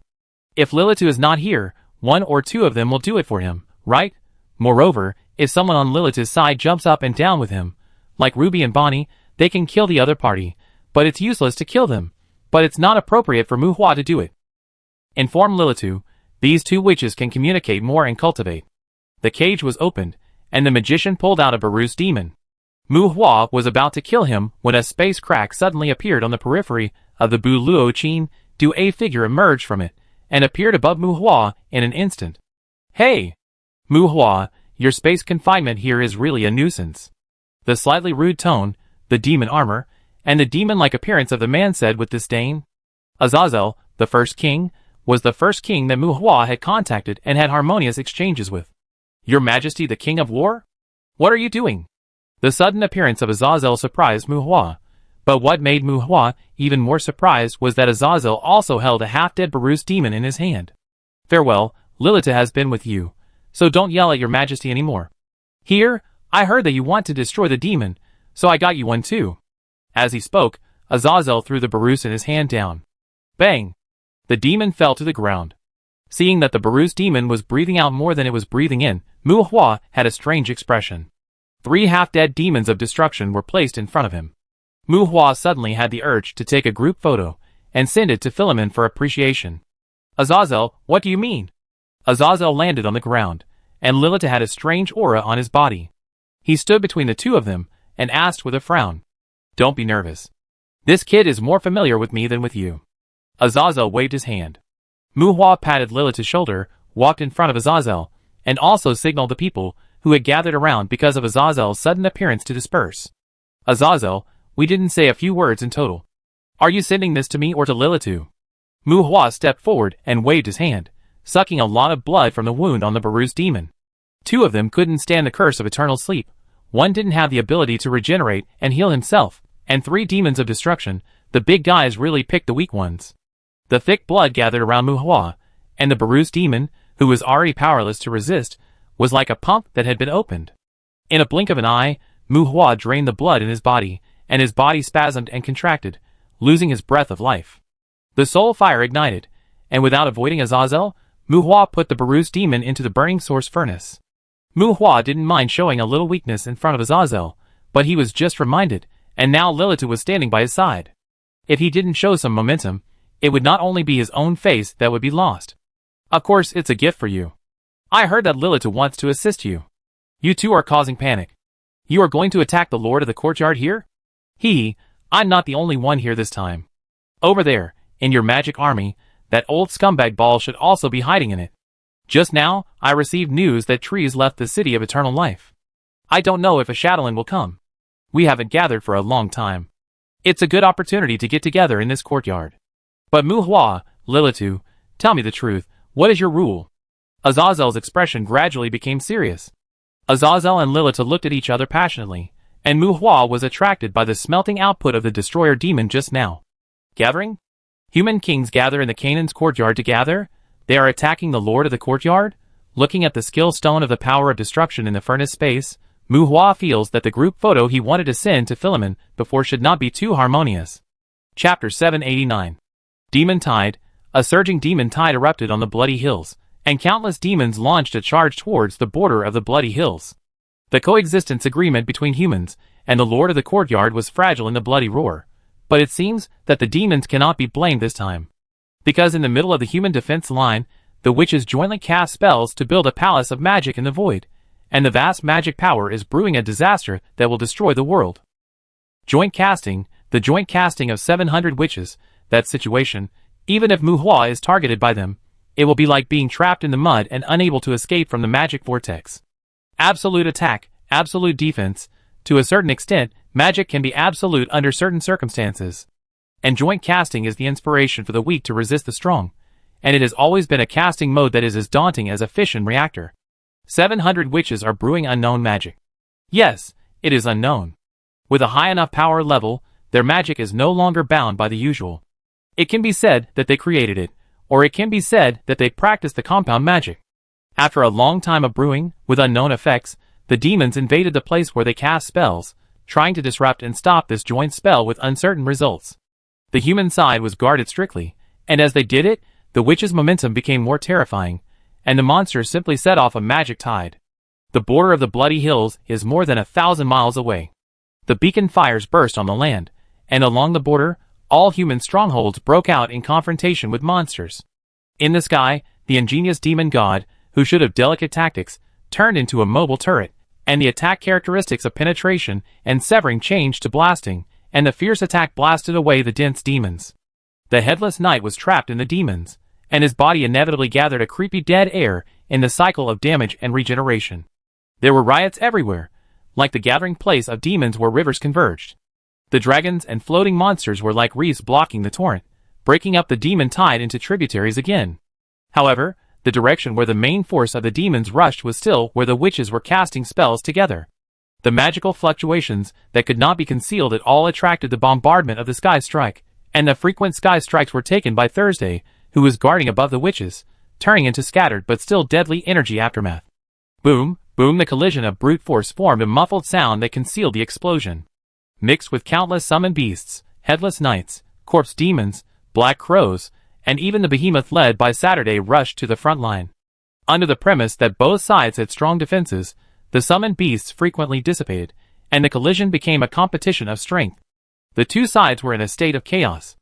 In the melee, the ice cones and acid rain covering the entire battlefield made no distinction between friend and foe. You threw ground spikes and wind attacks, and I threw fire rings and lightning nets. After all, it was a demon tide formed by demons, and the complexity of their fighting methods was far beyond the reach of Warcraft and orcs. You really brought out a group of monsters. Azazel observed the combat units on Muhua's side at the back of the battle, and couldn't help sighing. The strongmen, not to mention the behemoths and the corpses made from the corpses of the strength demons, the terror riders on Muhua's side who should show their fighting skills, and even those human black crows, can all be called strongmen in Azazel's eyes. But these are not the main reasons for Azazel's sigh. In such a high-intensity battle, even a knight wearing full armor will inevitably suffer crippling injuries. On Muhua's side, almost all of them were self-healing. The images of the Black Crow Knights showing super speed regeneration in human bodies could drive demons crazy and make Azazel's eyelids twitch. Poisonous plaster. This was Azazel's most intuitive feeling about the Black Crows and Terror Knights. With their strong physiques and super-standard self-healing abilities, these guys were not only difficult to deal with, but also deadly. Buzz. Boom, boom, boom. The demons gathered more and more, and the Leviathan hovering in the sky finally moved. Dozens of thick auroras swept into the demon group, drawing lines of annihilation on the ground. This was good. Not only Azazel, but even Lilith's eyelids began to twitch. Thursday launched Leviathan's rough and brutal attack, but because the enemy and us were anxious together, although he tried to avoid it, the aftermath of the attack would inevitably affect his side. Looking at the combat units that were blown away, and the groups of injured individuals that were wriggling and regenerating, both living and undead, it seems that they are even less human. That scene, it would be better if it was not too sour. Boom! Boom! After the Aurora, the Black Crow, and the Fear Rider burst out a wave of combat skills, and the vertical and horizontal aura cleared the empty field. And after the combat skills, ghosts emerged from some broken corpses on the battlefield.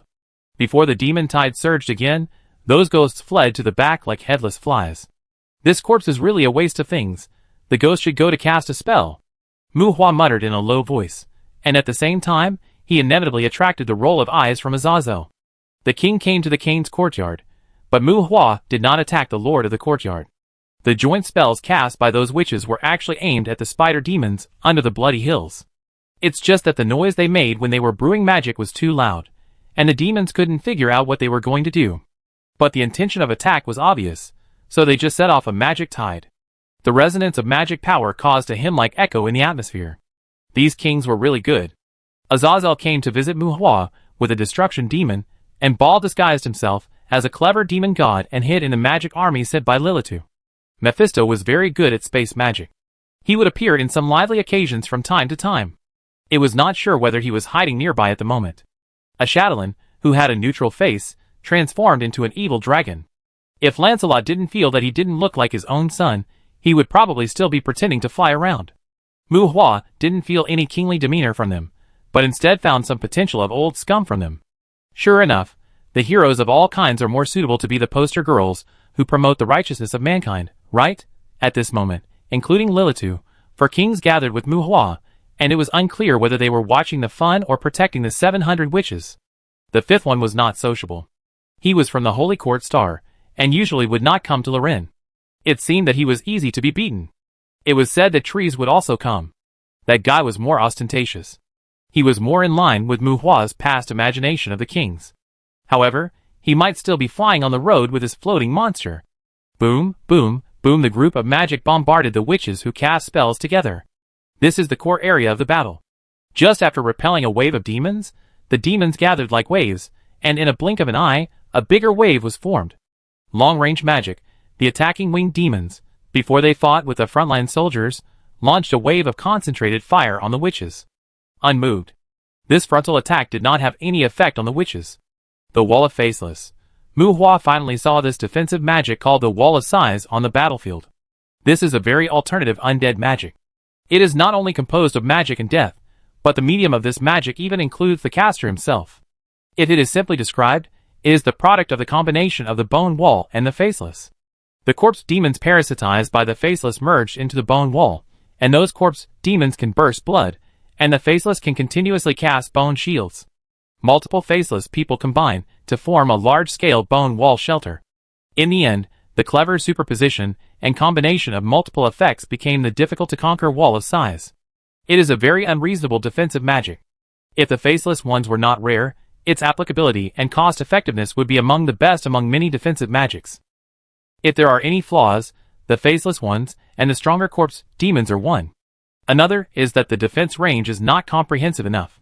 There are loopholes in the sky and underground. The Wall of Size is more for dealing with attacks from the front. Thousands of faceless ones form the Siege of Size, which contains a crystallized altar. The faceless ones follow 700 witches, who are Lilitu's close guards. With the coming of the magic tide again, the magic that has been brewing for a long time is finally completed. The panoramic view of the bloody hills flashed in the witch's spiritual perception. The pulse of the earth, in order to cooperate with the witch's spellcasting, around them, there are more than 20 to 30 earth elves exuding rich earth elements to the outside world. The glow rushed into the sky, and the ground membrane radiated in all directions. Kong! A huge earthquake. It was short and strong, as if the entire planet was compressed by an unknown force. The earth was obviously sunken and solidified, but the trees, vegetation, mountains, and rivers seemed to be unaffected. At this moment, the magic was officially launched. Joint spell. Reshape the earth, transform the planet. Chapter 790. The entire Bloody Hills, a large-scale magic that covers the entire Bloody Hills in the convergence of the witches. Under the guidance of the witch's consciousness, countless ground spikes drilled out of the earth in each battle zone of the human defense line and every corner of the Bloody Hills. Endless and vicious ground spikes tracked every enemy, who was hostile to them. Whether it was demons, orcs, or even demons, the kind earth showed its violent fangs at this moment. The earth became a dangerous area, and the entire bloody hills fell into a moment of silence. Almost at the same time, they fell to the ground, as if they were annihilated, which made the winged demon palpitate. However, all this was just the witch's handiwork. These ground spikes were not the main purpose of this magic at all. Geological changes, stratum transformation, soil transformation, without causing serious harm to nature, countless spider demons hidden underground were crushed into blood foam by the condensed earth. Either crystallized or as hard as steel, there are alienated layers in the underground strata, and the disordered alienated strata spread and generated underground in the bloody hills. And between these strata, there are sharp rock blades, cone spikes that explode like a machine, and countless sinister traps generated by the power of the earth. The world under the soil has become a dangerous Jedi. In the future, if the spider demons want to drill underground again, when they try their best to dig out an alienated rock layer, they may encounter a deadly trap from nature in the next moment. Well, Muhua spent so much effort, essentially to deal with the spider demons underground. The spider demons did not show their fangs before, but this does not mean that they do not have fangs. They are deadly demons. With those things hidden underground, humans can hardly move an inch on this bloody hill. The demon tide subsided, in a strange way. The winged demons in the sky were stunned, and on the ground, even the living demons were stiff. They didn't dare to move, and they didn't know when and where the deadly ground spikes would come out, and some clever little ghosts, who couldn't fly, even climbed up the trees. The demons who could withstand the attack of the ground spikes were basically very strong, and those demons with fierce faces and strong bodies, they squatted or climbed on some thin branches and short trees, which was also a strange scene. Damn it! Damn humans! The sharp and angry curses resounded through the sky. After a short silence, Arachne, formed by the condensation of the Gongchi, showed a huge figure in the sky. Jayamine dragged the bloody giant, and appeared in the sight of Muhua and others. The giant statue didn't seem to be casting the spell intentionally. It was probably angry. As Jayamine approached, the giant statue gradually shrank and finally dissipated. Walking in the air, I saw several arachnes following Jayamine. Jayamine's chest was heaving violently. Muhua even clearly saw her take a few deep breaths, and her ferocious expression was slightly calmed. Angry, Jayamine was really angry. Muhua's joint casting made a big noise. Jayamine really thought he was going to attack Philemon, but who would have thought that he would not bomb the demon city, but directly attack the stratum. A large number of her spider demons died, and the spider demons bred and cultivated in the courtyard were almost wiped out. This loss was heavy, and the death was too aggrieved. Muhua! Hello! The vicious tone clearly showed that Jayamine was not greeting Muhua. Woo! The long cry of the floating monster came from behind. Before Muhua could respond, there was another movement from behind. The Banshee's elegy. The Banshee's singing came from the sky, distant, not as ethereal as the siren, but equally fascinating. The Banshee's singing aroused the disputes in the world. Trezor, the seventh king, Trezor drove his floating monster to arrive. TSK, will you die if you don't pretend? Muhua was surprised by the complaints. Although Muhua subconsciously thought, so in his heart, it was not his fault that he complained. However, the sixth king, Ashadalin, looked at the sky in the south with disdain on his face. The impatient disdain on his face made Muhua suspect that he would roar at trees in the direction of the inn the next moment. Trees is really pretentious. The troll floated in the air, and the elegy led the way. High in the sky, it was hard to tell why. Near the bloody hills, the floating monsters changed their forms, and the lich in gorgeous robes showed up. A large number of dimensional voids appeared in the sky, with ghosts and bones inside. Ha, trees likes this kind of tune. Compared with Ashadalin's disdain, Azazel teased as if he didn't mind. It seems that he is really afraid of you. This guy didn't release the dragon. A wandering hunter who was gathered between several people looked at Muhua, and his voice was electronically accented. The fourth kingship, General Ball, it is not certain whether his real body is inside this wandering hunter. He is a little different from what Muhua imagined, lacking the heroic feeling. I don't know if it is a matter of personal preference, but his speaking speed and tone still show some innocence. Trees likes to show off his style, and he often starts with the army of the undead. He is not like Muhua, who would give the undead a corpse mark. If he releases a group of dragons, the pollution will be howling. Ahem, it's not a matter of fear, not at all. Muhua coughed dryly. These kings have unclear likes and dislikes, and together with them, Trees can barely be considered one of their own, so Muhua would not belittle trees in front of him. While the few people were talking, Tree's fleet had already arrived above the few people, floating and hovering like an aerial fortress. Thursday climbed to a higher altitude and floated above the fortress. Although the original intention should be to protect, Muhua clearly saw a gloating and mocking smile from the corner of a Shadowland's mouth. This guy is also good at making trouble, right? Looking at the sixth king who is doing Mohala and night hunters, Muhua muttered in his heart. You, the king of mankind. You shouldn't be here. Your persecution will surely bring more terrible disasters. It seems that Tree's pomp is not meaningless. At least after seeing him coming, Jaimin's anger has subsided a little.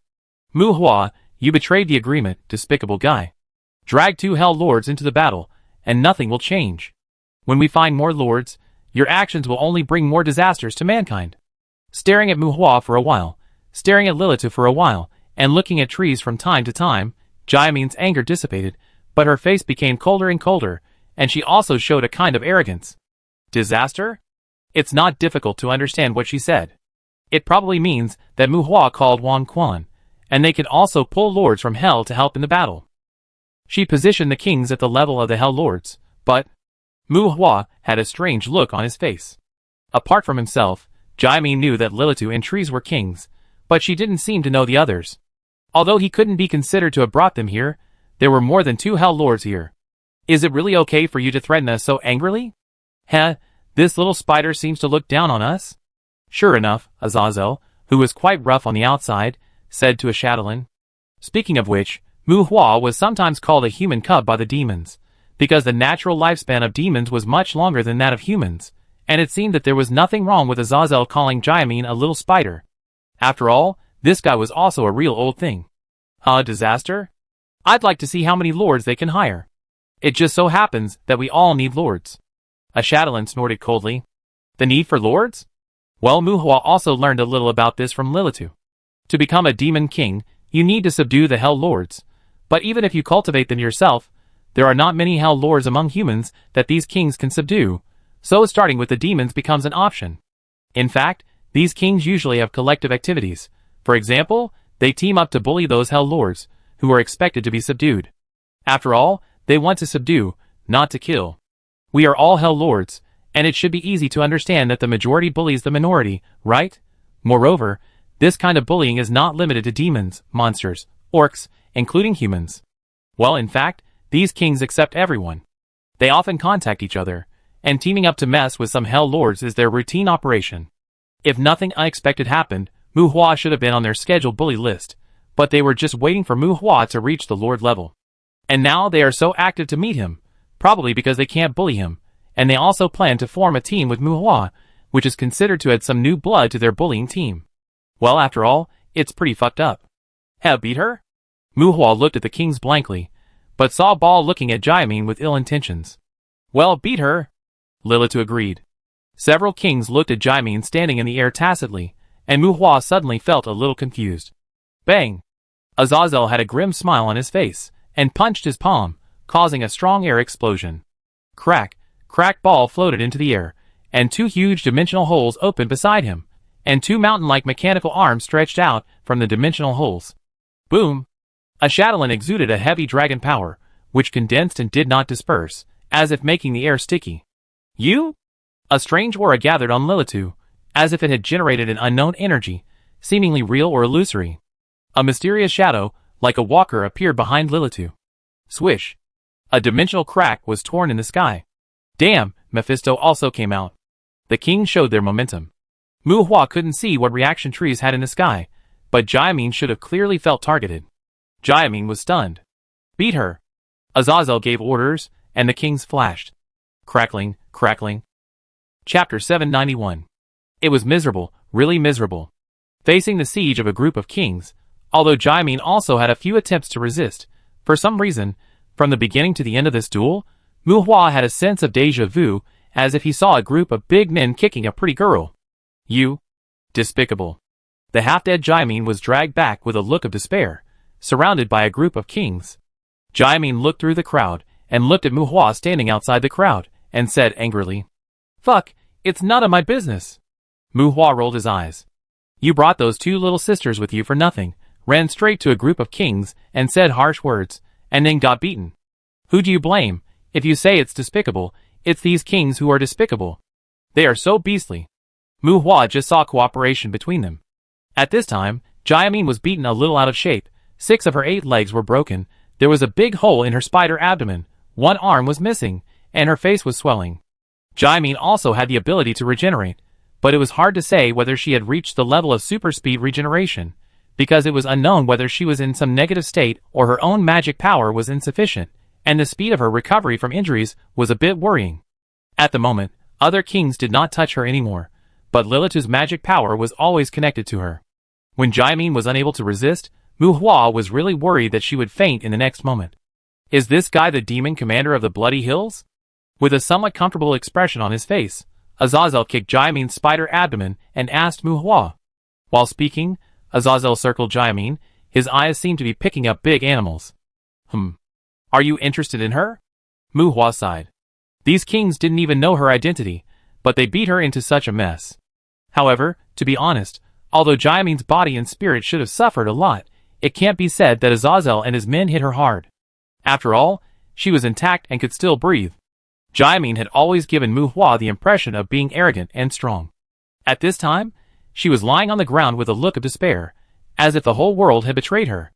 The style of the painting changed too quickly, and Mu Hua was a little uncomfortable. It's a pity. He has good abilities, but he is not a Hell Lord. It is difficult to contain demons. There are problems with the raising of Hell Lords. We usually don't work hard on this kind of projection demon. Ball walked in front of Jiamin.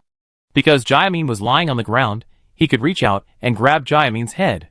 The wandering hunter pinched Jiamin's chin and moved Jiamin's head left and right, a little vulgar, as if checking Jiamin's appearance. Mu Hua raised his eyebrows. Jiamin turned her head and shook off Ball's hand. Ball didn't care about Jiamin's actions and didn't respond to Mu Hua's words. The wandering hunter's mask couldn't show his expression. Ball didn't respond, and Mu Hua frowned slightly. Lilita called you an adult, so don't be so hypocritical. He also gathered with a few people, and Trees spoke on the side. Lilita didn't refute, but just glanced at Trees lightly. As the carrier of the Devil's rebirth, those Hell Lords are also called Devil Apostles. We all need apostles. But let alone subjugating them, it is difficult to independently suppress the existence of the Hell Lord class without causing permanent trauma. So if we meet the right person, we will help each other. I think Lilita has told you all this. Ignoring Lilita's cold eyes, Trees continued to speak, but was interrupted by Lilita again. In addition to strength, demons pay more attention to life rank. Even humans, as long as they have perfected their life rank, can generally be treated equally by demons. In the past, we also tried to let those monsters that were about to reach the Lord level grow in the courtyard, but the effect was not good. Even if they agreed to surrender, once they reached the Lord level, they would basically regret it. Hey, your name is Jiamin, right? Do you want to stay in the world? Anyway, Hell and the human world will merge sooner or later. As long as you stay honestly, it's okay to let you stay in the courtyard. Lilita explained to Mu Hua, and then turned to Jiamin. Sure enough, these kingship bosses wanted to pull him into the bullying team. Mu Hua shook his head secretly. It is extremely difficult to recruit the Devil's Apostles, and it seems that there is also betrayal and regret involved. These kings have been tossing for so many years, and it seems that there is no end in sight. Mu Hua still prefers to raise the Hell Lord himself. However, to some extent, it can be regarded as helping each other with the kings. Everyone did not point out the words, and Mu Hua also tacitly agreed. What is the basic need to subdue and persuade surrender is to beat them first, and help fight, but there is no need to clear yourself so cleanly. You are so despicable. Several people communicated without any cover, and in the face of Lilita's questioning, Jiamin condemned with deep hatred. Philemon tolerated her to a great extent, and there was no lack of thoughts of recruiting her as an apostle. It would have been fine if she had just tried to mediate with Philemon, but who would have thought that when she came to the human world to stay in a courtyard, she would be blocked by 6 human kings. There are so many courtyards in this world. Why should they be arranged in such an orderly manner? Why did it happen to her? This Mu Hua is poisonous. Jiamin had a vague premonition that her group of demons would become the initiation ceremony organized by these human kings for Mu Hua, right? Alas, Jiamin, I still like your unruly look. Looking at Jiamin, Mu Hua chuckled and shook his head. Mu Hua had long known Jiamin's unruly nature. She was not even convinced by Philemon, so there was no need to waste time on her. However, Mu Hua was also concerned about her. For example, Mu Hua wanted to find out from her where the core of the courtyard was. For this reason, Mu Hua was really thinking about how to bribe her. Hey, it seems that a Hell Lord has come. It was rare that Jiamin was subdued. Mu Hua was considering talking to her, but Mephisto suddenly spoke. Mephisto was the most bizarre existence among the 7 kingships, and Lilitu was also very vague about his strength. If the other kingships were all targeting the devil, as a demon merchant, he was more like wanting to take advantage of the fusion of hell, and the world to take the lead in occupying the high-end consumer groups in this world. Following Mephisto's gaze, Mu Hua and the other kingships looked at the sky in the distance. Jiamin's eyes lit up, but she saw Philemon and Letitia flying towards this side quickly. A strange expression appeared on Mu Hua's face again. It seems that Philemon is quite confident. Although most of these kingships sneaked into this courtyard quietly, the arrival of Lilitu and Trees was still relatively transparent. Philemon is going to play solo again. Is he confident that he can fight 2 kings on his own? He's really a demon of destruction. Mu Hua, how about you try your hand? Seeing Philemon flying straight towards this side, just like Jiamin before, Mephisto said with a hint of meaning. All the kings, Lilitu frowned, but the others seemed to be oblivious and watched Mu Hua quietly. Is this to test his fighting power? Without paying much attention to the others, Mu Hua glanced at Mephisto. The other kings didn't say anything. Even before Mephisto spoke, Azazel was still a little eager to try Philemon. Mephisto's words of trying your hand need to be weighed. Speaking of which, I also have the identity of a foreign devil. You really are not afraid of me getting into trouble, Mu Hua said casually as if it was a joke. Mu Hua can be regarded as Mephisto's apostle, but this apostle has nothing to do with the devil's apostle. He became a foreign devil through the devil offspring of Mephisto. The transaction compensation obtained by Mu Hua will be taken by Mephisto. Of course, this kind of commission is mixed. While Mu Hua can bring benefits to Mephisto, there is also the possibility that he will not like the commission and stab him in the back. I don't know whether Mephisto wants Mu Hua to prove his strength in front of the kings, or feels threatened by Mu Hua and wants to do something. But since he has said it, Mu Hua is not too hypocritical. This is not the time to pretend to be timid. Purgatory weapons appear on his body, and Mu Hua slowly floats up. Let's try it. Although he has not absorbed the power of destruction, he has not had a fight with Philemon. The imagined battle did not happen. From a distance, Philemon seemed to see the situation on Mu Hua's side. His body suddenly stopped, and he turned back quickly in the direction he came from. While flying at high speed, he flashed and teleported, and disappeared in the blink of an eye. Mu Hua was stunned. That guy recognized the group of royal powers here? Jiamin was silent. She wondered whether she should curse this damn world. Letitia was a little cute. Letitia? Well, Philemon ran away, but Letitia didn't react. Our Ice Queen flew in front of Mu Hua, and then she saw Jiamin, a half-dead Jiamin, and she also saw a group of humans surrounding Jiamin. Chapter 792. Philemon ran away, but he didn't come here to fight Mu Hua. Because he had collected information from the demons, it was no secret that Lilitu appeared next to Mu Hua, and Trees appeared in the Canaan's courtyard with great fanfare. A Mu Hua who could fight him hard, plus 2 human kings, let alone fight. Philemon had no confidence that he would not be overturned by these 3 people.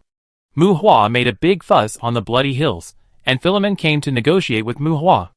Although he didn't have the confidence to fight Mu Hua hard, Philemon also had the capital to negotiate. For example, if he lowered his status and attacked and killed in the courtyard at will, Mu Hua would find it difficult to curb his actions. With the arrival of the kings, humans now have a clear advantage in the courtyard, and this advantage will inevitably make humans pay more attention to this courtyard than demons. Of the 2 kings, one seems to have surrendered to Mu Hua for some unknown reason. As for the other, it is said that he had a dirty relationship with Mu Hua. Although the hostile relationship has been resolved, it is impossible for him to stay in this courtyard permanently. As long as humans care about this courtyard, Philemon has the capital to negotiate with Mu Hua. The original plan was good, but when he ran to Mu Hua's side, he saw that the Hell Lords gathered together.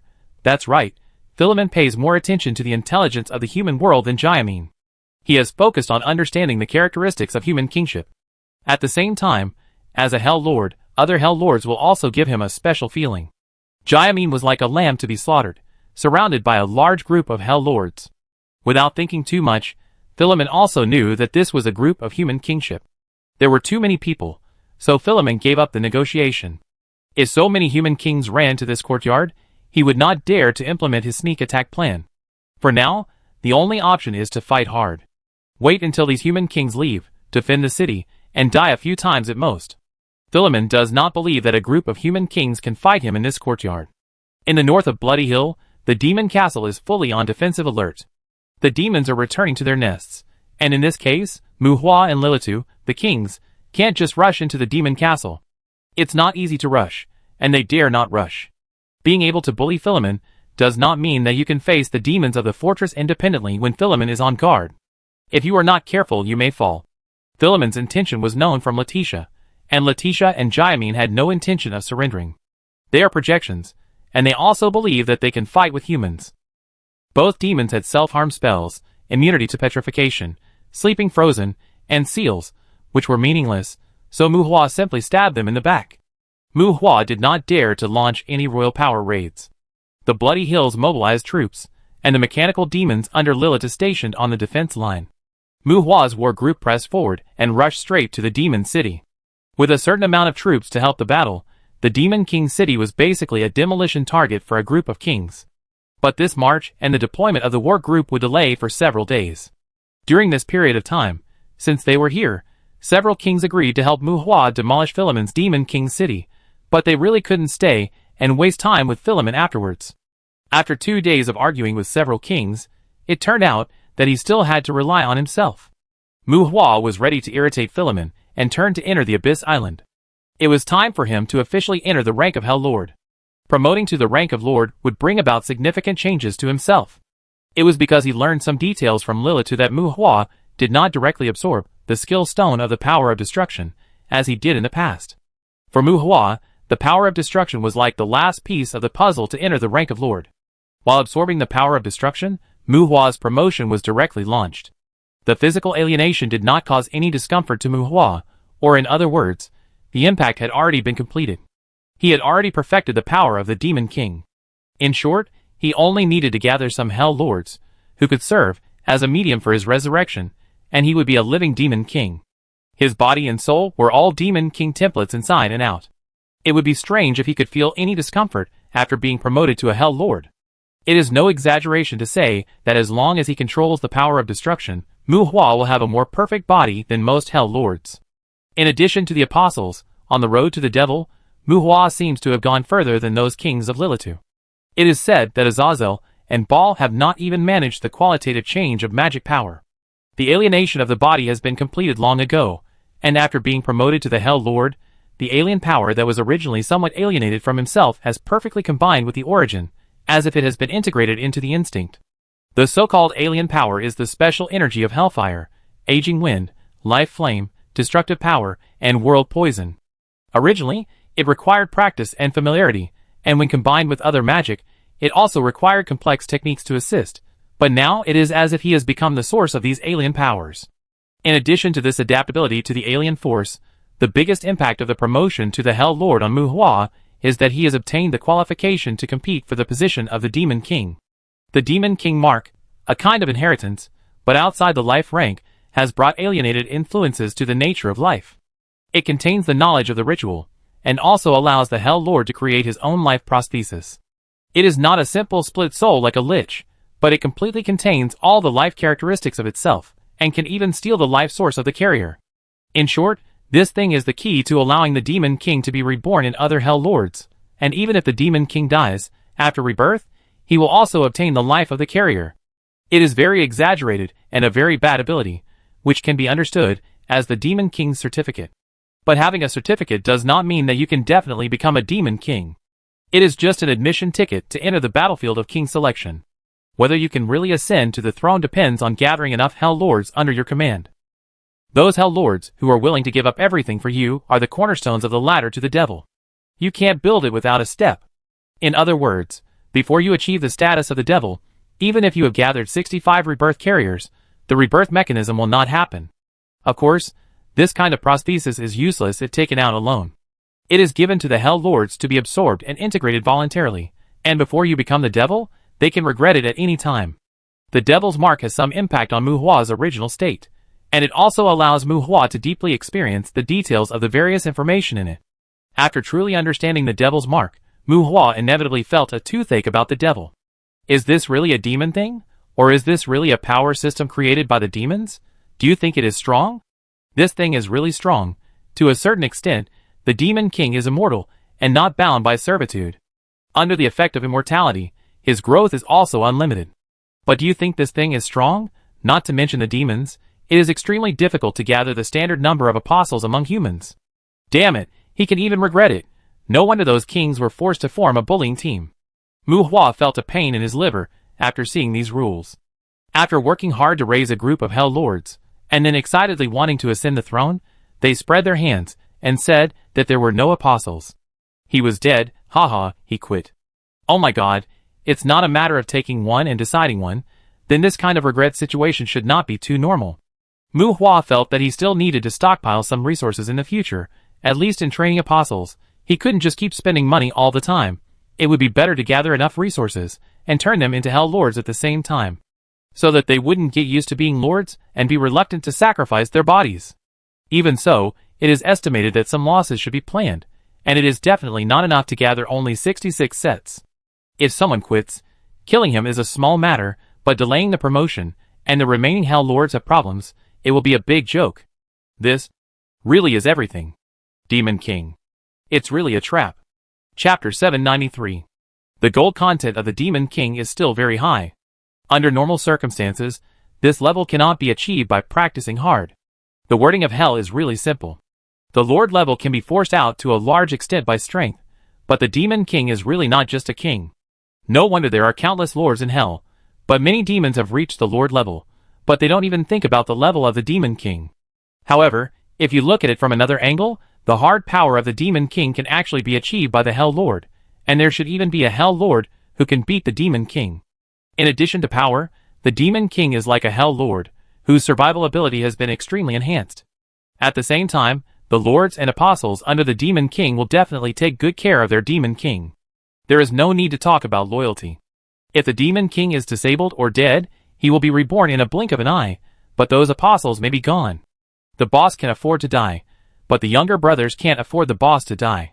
TSK, caring for life, caring for the Demon King, such a boss. If he catches a cold or has a fever, the younger brothers will probably get angry too. That is a terrifying existence.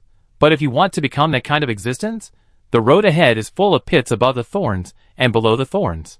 Kane's Courtyard, Expedition Camp. Fuck. At noon, Ashidran came out of the space crack and jumped up and exclaimed as soon as he saw Mu Hua. Hey! Mu Hua protested. Mu Hua was watching a holographic projection of a plane with Vivian. He rolled his eyes at Ashidran and protested, which was considered a greeting to him. Although these kings agreed to help Mu Hua fight against Philemon, they did not contribute their efforts, and did not show any tension when facing a courtyard master who only focused on defense. The army was marching, and the kings could not follow the army. They returned home early and said that they would be called when the war started. And people like a Shadowland, who could come to the logistics base in the middle of the day, were already active enough. Hey, what are you doing? You are a lord now? Compared with Mu Hua's indifference, a Shadowland lost his composure. Heh, I have been the Lord of Canes for a long time, and I was conferred by the Emperor of the Empire. Mu Hua teased. Bullshit, Lord Canes. How did you become the Lord of Hell? Because of the destruction demon given to you by Azazel? You are not right. Yesterday, Mu Hua did not have the aura of a lord, but in half a day, this kid quietly became the Lord of Hell. A Shadowland was surprised. But it was obvious that Mu Hua didn't want to elaborate. A Shadowland stared at Mu Hua for a few rounds. Seeing that he was talking nonsense with a smile, he didn't want to ask again and again. You, the Lord, came here too casually. However, Mu Hua, no matter what method you use, I have to remind you. A Shadowland glanced at Lily too, who was seriously fiddling with a model of an airship not far from Mu Hua, and twitched his mouth and looked at Mu Hua seriously. The model is just an ordinary model, a toy. At most it is a high degree of simulation and more delicate. Lily too is just killing time by assembling the model. There are too many unknowns in the fusion of hell and the world, and we are not ready. Don't be promoted to the devil casually. A Shadowland said seriously. Casually? Do you think too highly of me? Mu Hua looked away from the holographic projection and looked at a Shadowland speechlessly. It's not a question of whether I look up to you or not. How long has it taken you to become the Lord of Hell? I don't see any fake feeling in you. Who knows what you can do? Ashadalin shook his head. Ashadalin said seriously. Before Muhwa could speak, Azazel stepped into the house, with the space fluctuations nearby. Oh my god! Is he really the Lord? Well, there was another exclamation. Probably because of the problem of the Demon King's mark, Muhwa lacked some sense of reality about becoming the Lord of Hell. He spread his hands towards Azazel as a greeting. I can't do anything. What the hell is the Demon King? It's all a trap. Don't worry, the Demon King is quite far away from me. In terms of combat power, it doesn't seem to matter whether he becomes the Demon King or not, right? Muhwa said to Ashadalin. Pa! Lilith smashed the model in her hand to pieces, and looked at Azazel and Ashadalin angrily. Influenced by them, she installed the parts wrongly. After destroying the model, Lilith was a little irritable. Several people present wisely avoided her sight. Ashadalin and Azazel surrounded Muhwa for a while, and Lilith also came over. I don't know if it was an illusion, but when Muhwa was complaining about the devil, he seemed to see a brief disappointment from Ashadalin's expression. Why did he feel that his reminder was fake, and this guy seemed to be deceiving him? Haha, so I said that the devil is a group of paranoid patients, just take it slow. Azazel laughed and teased about the topic raised by Ashadalin. I heard that Azazel is one of the best in combat among the kings, but this guy hasn't even managed the qualitative change of magic power. He just fights with fists. He can really take it slow. But Muhwa, after entering the Lord class, he can safely cross the turbulent space and reach Hell. How about it? Do you want to go to Hell to see? Azazel encouraged Muhwa with great interest. You can't even find your own army, sir. Don't listen to this guy's nonsense. Without the guidance of the contractor, crossing Hell independently will be randomly teleported to any corner of Hell. Lilith interjected, and when she said to Muhwa, she looked at Azazel with disgust. Muhwa has a devil incarnation. Azazel retorted. The devil won't work either. The spatial coordinates in Hell are regional. It's okay to go to Hell, but Azazel, if you want him to join your expeditionary force, it depends on luck. Mephisto also came into the house. Stop. It's as if I want to go to Hell, you are almost the same. Why don't you talk about Philemon's problem first? Several people were arguing, and Muhwa waved his hand to interrupt.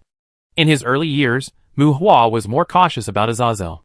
It's not that this king has a bad character, but this guy always tries to trick him into going to Hell. Not to mention that he was doing well, he finally managed to get by in the real world without anyone bothering him. If he wanted to catch monsters, he could go to the Abyss Island to fish. Why did he go to Hell for no reason? Hell is not an amusement park, it is a higher plane, and many of its laws are distorted from the perspective of the human cognition in the real world. What can we say about that demon of destruction? We have demolished his foundation, but unless we get the core of the courtyard, we will slowly consume him. Seeing that everyone was quite repulsive to his desire to enter Hell, Azazel was not interested and turned to look at the holographic projection made by Vivian. Huh? Fairy planes? Azazel said in a surprised tone. Is this the courtyard that Trees gave you? Isn't that guy petty? Azazel asked Vivian.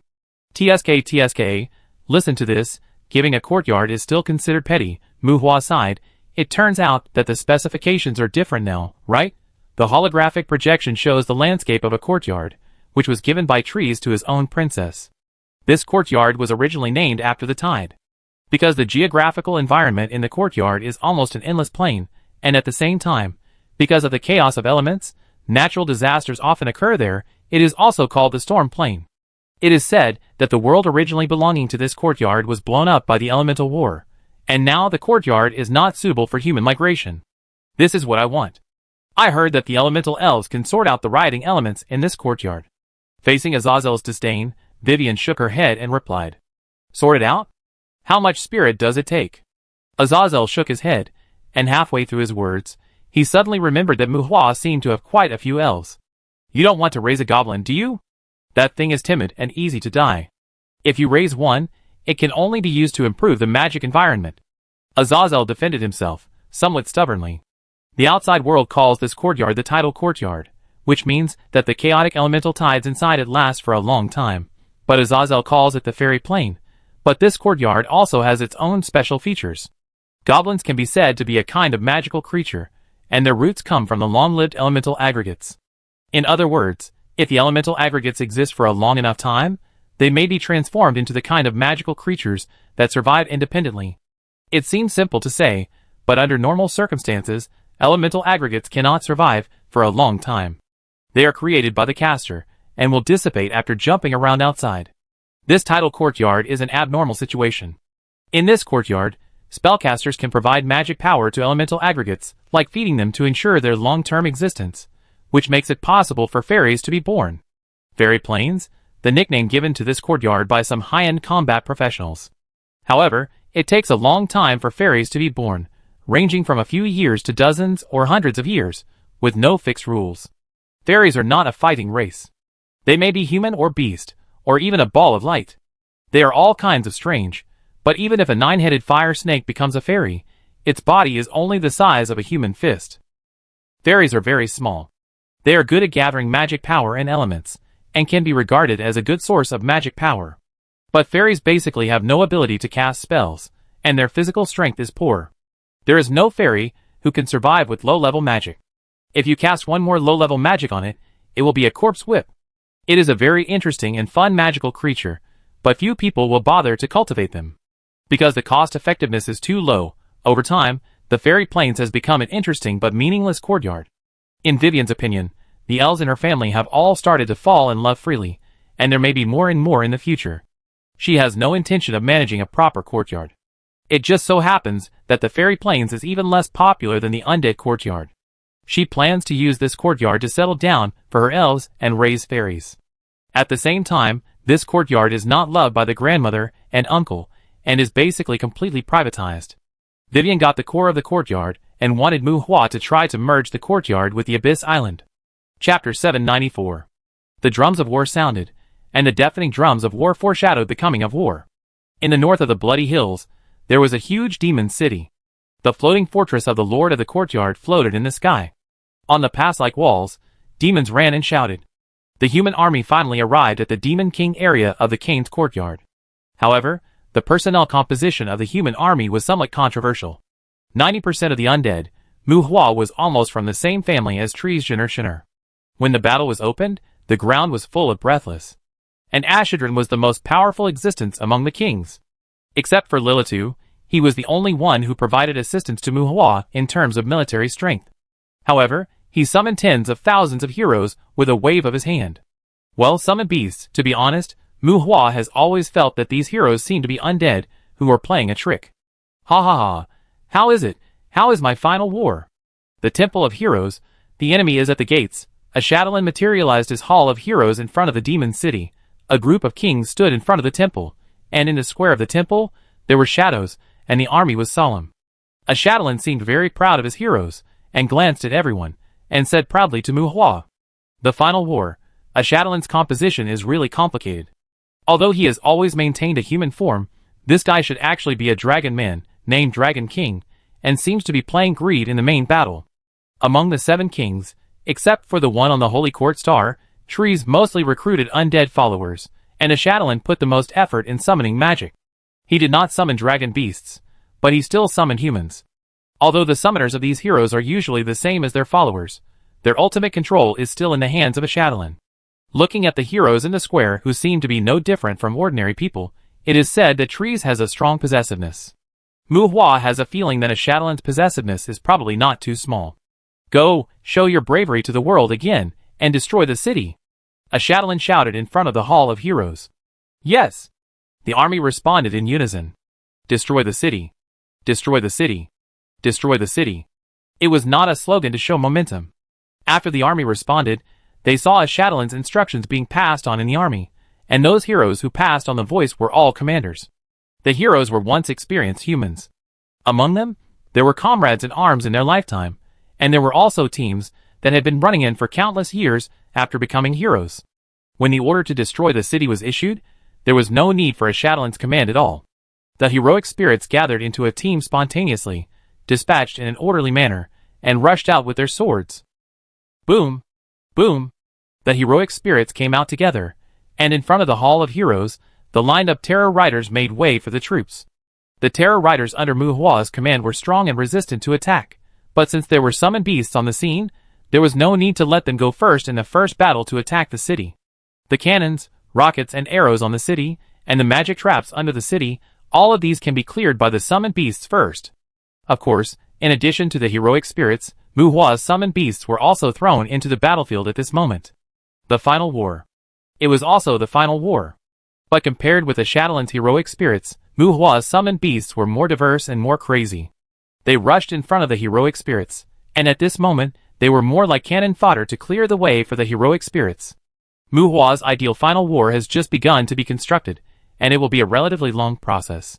However, to be honest, at this moment, letting Mu Hua's summoned beasts serve as cannon fodder for a Shadowlands' heroic spirits is not really an insult to those summoned beasts, because these heroic spirits were already powerful human warriors before they were transformed into summoned beasts.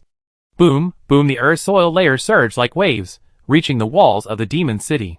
Boom, boom, boom. The exquisite spell, before the summoned beasts stepped on the magic trap, without affecting their advance, the heroic spirit's spell first activated the magic trap on the road ahead by surging the earth. Soul-breaking 1,000 gravel. Gravel, deadly gravel is like ammunition intensively fired from high altitude. After the earth flow, gravel swept towards the city like rain. The gravel, which is sharp enough but somewhat lacking in armor breaking, is not for attacking the city, but for activating the magic trap hidden in the air above the ground. Roars and thunder nets, broken teeth and curses, vines like pythons, residual souls self-destructed, a large amount of magic exploded outside the city, and the burning mixed with a noise like a forbidden spell. The trap was activated, but it was far from being eliminated. The trap magic has survived to this day, and it also has its own strengths. Magic traps are not so easy to eliminate. But after this, whether it is land battles or air strikes, Mu Hua's summoned beasts can try to avoid the fatal explosion of those magic traps. Beasts and heroes, right? At this moment, Mu Hua's summoned beasts and a Shadowlands' heroic spirits are like a herd of beasts and an elite battle group that has been running in for many years.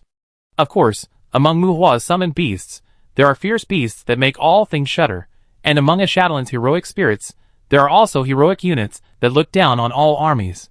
Silently and tacitly, some heroic spirits even climbed up the dragons and drove the wild beasts and fierce beasts. The blood and magic power burst out and turned into pioneers to open the way to the city. Follow me. Follow me. Cher son, it's time for you to become famous. Get out of the way and draw the holy sword. Alex. Damn it. Don't rush after me. Pay attention to the camera and protect yourself. I don't want to collect your insurance money. Damn it. Irene. Who told you to drink the dragon potion? You are also a veteran raider. Look at Susan and her position. Evan, remember to take good pictures of the Black Crows. They are the protagonists. Don't let me remind you again not to let the kings enter the picture. The initial battle was fierce, but on the battlefield with explosions everywhere, there were also some strange ones. The raiders group, ahem. Well, it is indeed the raiders group. This has been pushed to the doorstep of the Lord of the Courtyard. There is no reason for the heroes team not to show up. With the care of Odysseus and the concessions of Mu Hua, although the kings are somewhat disgusted, it seems that many heroes also have goodwill towards the raiders group. Agel took over Otis' job and led the strategy team to participate in this war. At this moment, among the group of strategy players, who rarely have the opportunity to talk to Mu Hua really knows many of them. They had more or less some intersections in the past. However, the strategy of the Canaan's courtyard has little practical value. There is no way. This courtyard has been tossed around by Mu Hua a bit beyond the norm, and now Agel can only try to highlight the artistry of the strategy video. The strategy group, the brave group, the handsome men and beautiful women stood in front of the array of terror riders in various concave shapes, the scene. The scene? Forget it, it's pretty good anyway. Otis, who doesn't need to participate in the war at the moment, is still pointing fingers near Agel. Mu Hua sometimes feels that Odysseus really has a big heart. Mu Hua also sent a dragon-summoned beast to cooperate with Alex to steal the show, and he also arranged the Abyss Demon to serve as a meat shield for the strategy team. I just don't know which one of Alex and Chelson is more like a hero after the post-production of this strategy video is completed. Looking at Alex in the Valkyrie armor, well, Mu Hua thought, I haven't talked nonsense with Demand for a long time, maybe I should stay at Demand Hotel for 2 days when I have time. Boom. Boom. Boom. Boom. The artillery fire finally came. Bombardment, fire curtain, falling meteorites, wind blades like nets, and thunder like hell formed a lethal area. As expected, it was the demon city, as the main portal of the courtyard. The intensity of attack and the complexity of magic here are far beyond the battles in other areas. Ah! Behind the dust curtain of the attack, the howl of the werewolf came from behind the ashes. Black demon tide, hell werewolves. Countless hell werewolves appeared outside the city. It seems that the devil does not want humans to rush into the city defense recklessly. It will take a while here, hurry up. Let's smash the Sky City first. In front of the Hall of Valor, Azazel pointed to the Sky City floating in the sky. Ashadalan's Hall of Valor is really not just a show. The heroes who died in the war will be automatically summoned again in the square in front of the Hall of Valor. This Hall of Valor is interesting. I don't know if Ashadalan will teach me. Muhua wants to learn this thing. Woo! The whale cry filled the sky, and the dragon group and Leviathan flew over the Hall of Valor. Tell Tibesha to bring Odysseus back to preside over the battle. With Azazel's shout, Muhua climbed on Thursday's back with a group of kings. The Sky City is the real fortress of Philemon. As a projection demon, even if Philemon is killed, he can repeatedly descend to the courtyard before obtaining the courtyard core. Because the area near the courtyard core cannot be covered by the ritual array, if you are rich enough, you can set up a ritual array in the entire courtyard, and according to the location of the monster's descent, it is also a way to search for the courtyard core. But this method is more theoretical, and it is difficult to accomplish in reality. After all, the courtyard core is not immovable. Since Philemon cannot be stabbed in one go, the only thing to do is to push down the demon city here first. At the same time, Muhua also wants to demolish the Sky City for him. Chapter 795. Although humans have many bad qualities, and it is not an exaggeration to say that they have all the 5 evils, they are still quite united, at least compared to demons. Of course, there should be some advantages. The Battle of Demon Castle began. The Leviathan Legion led by Thursday carried a group of kings to face the Sky City suspended in the sky. Compared with the magnificent Demon Castle on the ground, the relatively thin Sky City has a higher priority attack level for Muhua. After all, it is a mobile base. It is also a good thing that Muhua did not play a gradual war with Philemon, otherwise Philemon would have to drive his Sky City around when the war reached a certain level. At that time, encountering such a fortress base that cannot be smashed or broken, and screams when running, it is not as simple as a headache to deal with it. The scale is 2 times larger than Muhua's Penglai, and the defense level of Philemon's Sky City is estimated to be no worse than Penglai. As a mobile fortress, due to its good energy compatibility, the Sky City has an attack and defense system that far exceeds that of Starship-type magic fortresses. The Sky City must have its unique advantages to last in hell for a long time, but its strength is directly related to the intensity of transformation and the resources invested. As Leviathan approached, the Sky City took the lead in climbing the altitude, and both sides also rose from high altitude to the void. It can be said that the Sky City can completely join forces with the Demon City for defense, but Muhua's combat power level is a bit high. It is estimated that in order to disperse the pressure of the Demon City, the Sky City seems to want to drag the Leviathan Legion away from the ground battlefield. Is that a mutant golem? Is it trying to give a surprise? Haha, I stay and play with it. As the altitude increased, on Thursday's back, Ball noticed that a small hill in the Demon City seemed to be abnormal, and suddenly said, "A pile of stone mountains. If you don't look carefully, it looks like a low hill preserved in the outer city. If you feel it carefully, it is the huge giant golem under Philemon's command curled up and crouched there. Oh, another mobile fortress. This demon of destruction is really something. You go and take the evil dragon down. By the way, I feel a lot of wailing banshees in the Sky City." Ashadalan took over and looked at Muhua again as if to confirm. Wailing banshees, although they have not been able to show their strength here in Muhua, this kind of existence that can cause instant death is a very deadly monster. Without sufficient spiritual attributes, they can only rely on the bite of jealousy to exempt their banshee wailing, and the scream that kills when heard is enough to scare all things. Philemon raised wailing banshees in the Sky City, so their existence can almost be regarded as allowing the Sky City to avoid the enemy's conventional human wave tactics. Thursday and the floating monsters also carry a lot of skeletons and deformed monsters, and their spiritual attributes are not necessarily higher than the wailing banshees under Philemon.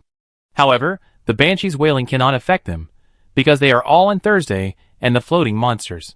Including the floating monsters brought by trees, as trolls that bully the undead, the floating monsters are immune to mental damage and can protect the creatures they carry.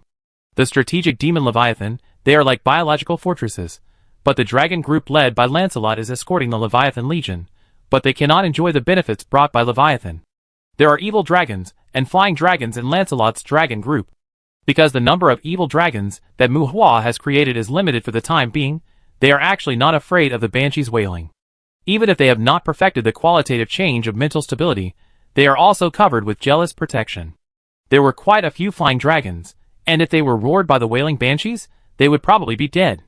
Without explaining the problem of the evil dragons, Muhua simply let the dragons return to the battlefield under the city of the Demon City, where the battle was widespread, and they could also lure and kill the wailing banshees, who would definitely be ambushed.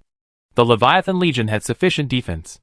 After all, Tree's floating monsters were in full force, and his liches could use cannons and snipers, and could also chop people with knives, so there was no need to let the dragons fly around here. Boom! The earth trembled, and Ball left the team. When he jumped down from the sky, he turned into a giant alloy in the blink of an eye. Mecha? Gundam? Transformers? Or a mechanical transformation? Although the structural proportions were close to humans, and the movements were smooth, the steel giant, with a height of 100 meters, could not be said to be a mechanical demon god. But Ball turned into a huge monster, and fell to the ground with a bang.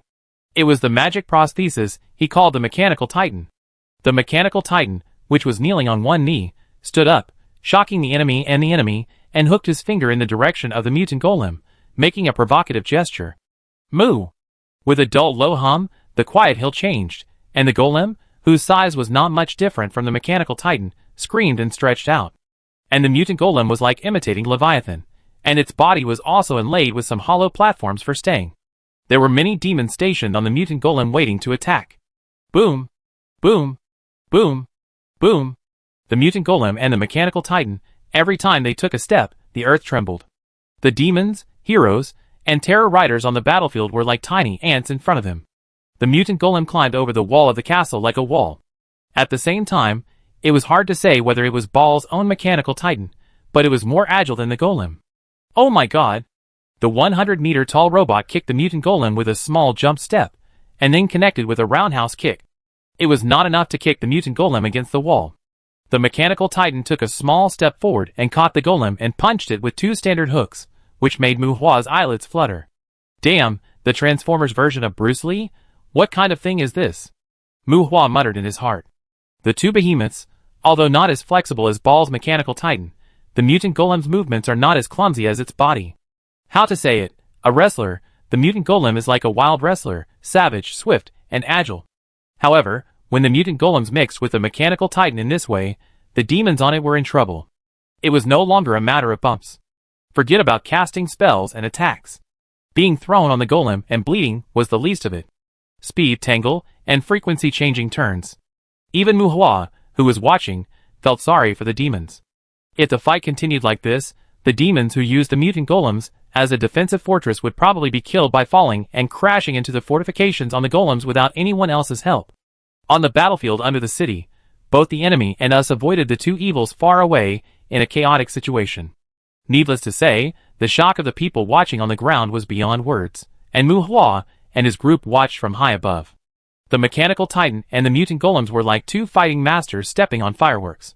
Fireworks? Well, these 2 monsters fight, but the magic and artillery fire on the battlefield will not subside because of them. A thick defensive magic circle appears on the golem, and the energy field on the Mechanical Titan explodes with bone-scratching impact from time to time.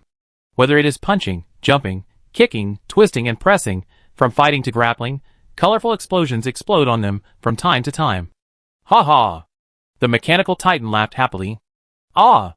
The roar of the mutant golem seemed to convey a trace of bravery and excitement.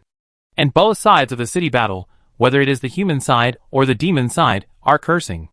Both sides of the enemy and us, while avoiding the mutant golem and the Mechanical Titan, are always worried that the 2 will suddenly jump over their heads. That's right, it's on the top of their heads. These 2 big guys can jump out hundreds or thousands of meters at any time as if it's playing. If they run near ordinary people, they will definitely be crushed by a mountain. Fuck. Get rid of these 2 things. Both the enemy and us were accusing each other of incompetence, and failing to get rid of their big guys, as soon as possible. Chapter 796. It was a fight between gods, but a thing that was not sure whether it was a transformer or a Gundam, and a mountain giant. When Muhua suddenly saw the scene, it was still somewhat unrealistic. This world has not been broken until now. I really don't know whose kid has accumulated so much virtue. Muhua might still want to study a Shadowland's Hall of Valor, but Muhua can't afford this mechanical titan a ball. When the mechanical titan gave up its agility advantage and threw its arms to play wrestling with the mutant golem, it was inevitable that the mechanical titan would be in contact with the mutant golem's body for a long time. And it seemed that the mechanical titan had corrosive toxins on its body. The place where the mechanical titan touched the golem's body, which should have been as solid as a rock, actually began to break and turn into sand, regenerating metal, and it was regenerated metal that did not eliminate the aging characteristics. This mechanical titan is extremely resistant to attack. It is like a mechanical creature with the ability to regenerate. As for its size, Muhua really doubts whether a metal dragon's body is big enough to create it. Not only is it resistant to attack, but the mechanical titan is also like a pathogen of the aging curse. Although it is not radioactive, all creatures it touches will face the invasion of rapid aging. Golem is not a carbon-based life, and its size is large enough. The power of the earth has given it an endless lifespan, and it has a very strong resistance to the effects of aging. But in the current situation, pieces of gravel and sand are constantly appearing on Golem's body, as if the mechanical titan has dug out pieces of meat from it. And those pits and holes may cause permanent damage that cannot be restored in the future. This is the horror of recycled metal, or the metal dragon. This physical substance, with aging effect, is more destructive than the aging wind. Don't worry about him, Ball likes big things. It's rare to meet a big guy, let him toss. We should also take action. Azazel suddenly spoke on Thursday's back. Leviathan is huge, but it is not as good as the Sky City, like a floating continent. Together with trees floating monsters, dozens of floating trolls swam around the Sky City, like a group of whales waiting for the opportunity to hunt. At the same time, countless winged monsters rushed towards Thursday like dark clouds. Thursday and a group of floating monsters have not changed their forms for the time being. If their changed state is called a fortress form, their mobility will be greatly reduced in that form. At present, the Sky City may be brewing unknown long-range attacks at any time. Keeping the normal form can also facilitate the floating monsters to evade some high-intensity attacks in time. And until the winged demons came out, the Leviathan Corps still did not release the combat units carried by them. In essence, Muhua was also waiting for an opportunity to move. Their combat goal was to destroy the Sky City, and to destroy the Sky City, they had to break through its defense system. The Leviathan Corps, including Muhua and a group of kings, were not prepared to spend more magic power on these winged demons. Their magic power was to be used against the Sky City. Just like Muhua went to great lengths to create a Sky City in the human world, that thing is not just for show. Facing the Sky City of Philemon, even if a group of kings are present, no one can be sure whether they can break through before taking action. Holding a battle axe, facing the attacking winged demons, Azazel clearly showed his intention to chop them with melee brute force. Everyone is saving their own energy, and other kings also have the intention to rush into the group of demons. The kings want to go out, and they seem to like this kind of gathering and fighting. Seeing that Azazel is about to order a charge again, Muhua raised his hand to stop him. Huh? Azazel questioned. The opponent is a demon lord from hell after all. Siege warfare and encounter warfare are not the same thing. It is rare that the winged demons on the opposite side leave the defense range of the Sky City. It is basically a routine operation to charge and kill. Don't worry, open a wave of petrified magic eyes first. Muhua said to several people. Petrification? With so many demons, it's better to cast a forbidden spell than to use the petrification magic eye. Azazel frowned, and the surrounding environment changed, and it was Trees on another floating monster who launched a war field. Trees was not unsociable, but while taking care of his own floating monster, he also liked to sit on his throne and pose. I didn't say I was the one to open the petrification, huh? Hurry up. Why do I feel that Trees wants to open it? Dimensions overlapped. Looking down from the sky, the world of yellow sand covered the present world, and Muhua walked to the edge of Thursday's body. Before the demons approached, magic attacked first. Countless attack magic bombarded the periphery of Thursday's body, and ripples were blasted on the defensive barrier outside Thursday. Although they are all classified as defensive magic, the defensive barrier is different from the defensive magic cast by an individual. The defensive barrier cannot be moved and needs a fixed carrier, while Leviathan itself can become the barrier carrier. Even if Leviathan itself lacks the ability to cast spells, others can set up barriers on them, which also makes Leviathan have a defensive ability far superior to other monsters. What's the big deal? Trees has raised a lot of enhanced bone souls. Releasing those bone souls does not consume his magic power, and you... Shit! Azazel frowned and explained to Muhua, but saw that a dozen Medusas suddenly appeared beside Muhua, and Azazel suddenly exclaimed, "Fuck! What the hell? Summon beasts? Wow! Where did you catch so many Medusas?" A group of Medusas were summoned by Muhua, and not only Azazel was shocked, but also other kings except Lilith were surprised. Medusa, although her normal height is about 5 meters, but with her snake tail, she is a big man of 20 to 30 meters. The upper body is sexy, but a dozen Medusas gathered together, all with snake hair and entangled snake tails, are scary at first glance. Like the wailing banshee, Medusa is also an unconventional demon. In addition to the unsophisticated petrified magic eyes, Medusa is famous for her good brain, arrogant temperament, cunning and suspicion. Ashidran can be regarded as the ancestor of the human race in the world who plays summon beasts, but when he saw more than 10 Medusa summon beasts, even he tended to have his eyes shining. My final war will not always be a ragtag army," Muhua said to Ashidran, and while laughing, he raised his hand and pointed at the group of demons. The Medusas who were asked by Muhua to close their eyes opened their snake pupils full of cold light. Silently, the madly attacking demons became quiet. Petrification spread, and the winged demons in the sky stiffened their bodies. Petrification spread among the demons. In a blink of an eye, countless petrified winged demons fell from the sky under the action of gravity, like falling objects from the sky. The falling rocks hit the ground like rain, and the magic power of the Medusa was greatly damaged. In the sky city in the distance, the roar of the devil had been heard. "Damn! Despicable human!" Philemon cursed. He thought that Muhua might use the petrification magic eye. He was ready for a war of attrition in this battle. 6 kings came to confront him, plus Muhua, who was suspected to have become the Lord of Hell. He could eliminate one combat power at a time. Philemon did not think that this group of winged demons could pose a real threat to Muhua. He was fighting for attrition and harassment. But who could have thought that Muhua actually brought out Medusa, and actually wiped out his first wave of attacks with a bunch of summoned beasts? The sky is clear now, so how can he play the chess next time? Look at the demon generals around him, who are ready to go, and then look at the sophisticated equipment they are equipped with. Assassination? Sneak attack? Fishing in troubled waters. Bullshit, Philemon is so tired. Humans are really not particular. That's right, not particular. The petrifying magic eye is also considered an unsophisticated ability in hell. Why are there so few Medusas in hell? Of course they were beaten to death, just because they are not particular. TSK, this is a good move. Mephisto, who was somewhat suspected of slacking off, was amazed. It is indeed a strange move, but it is too tricky. If we talk about the final war, your Medusas are too easy to be injured by mistake, and it is difficult to form an army. After observing the Medusa who closed her eyes again after a wave, Ashadalin retorted. He found that these Medusas should not even be able to control their petrified magic eyes, and he didn't seem to like Muhua's competition with him in summoning beasts. "Oh, accidental injury has always been a problem for me." Muhua chuckled and shook his head, and while speaking, he once again opened a huge summoning magic circle in the direction of the Sky City. Boom! Boom! On the ground, endless explosions exploded in the sky above the demon city.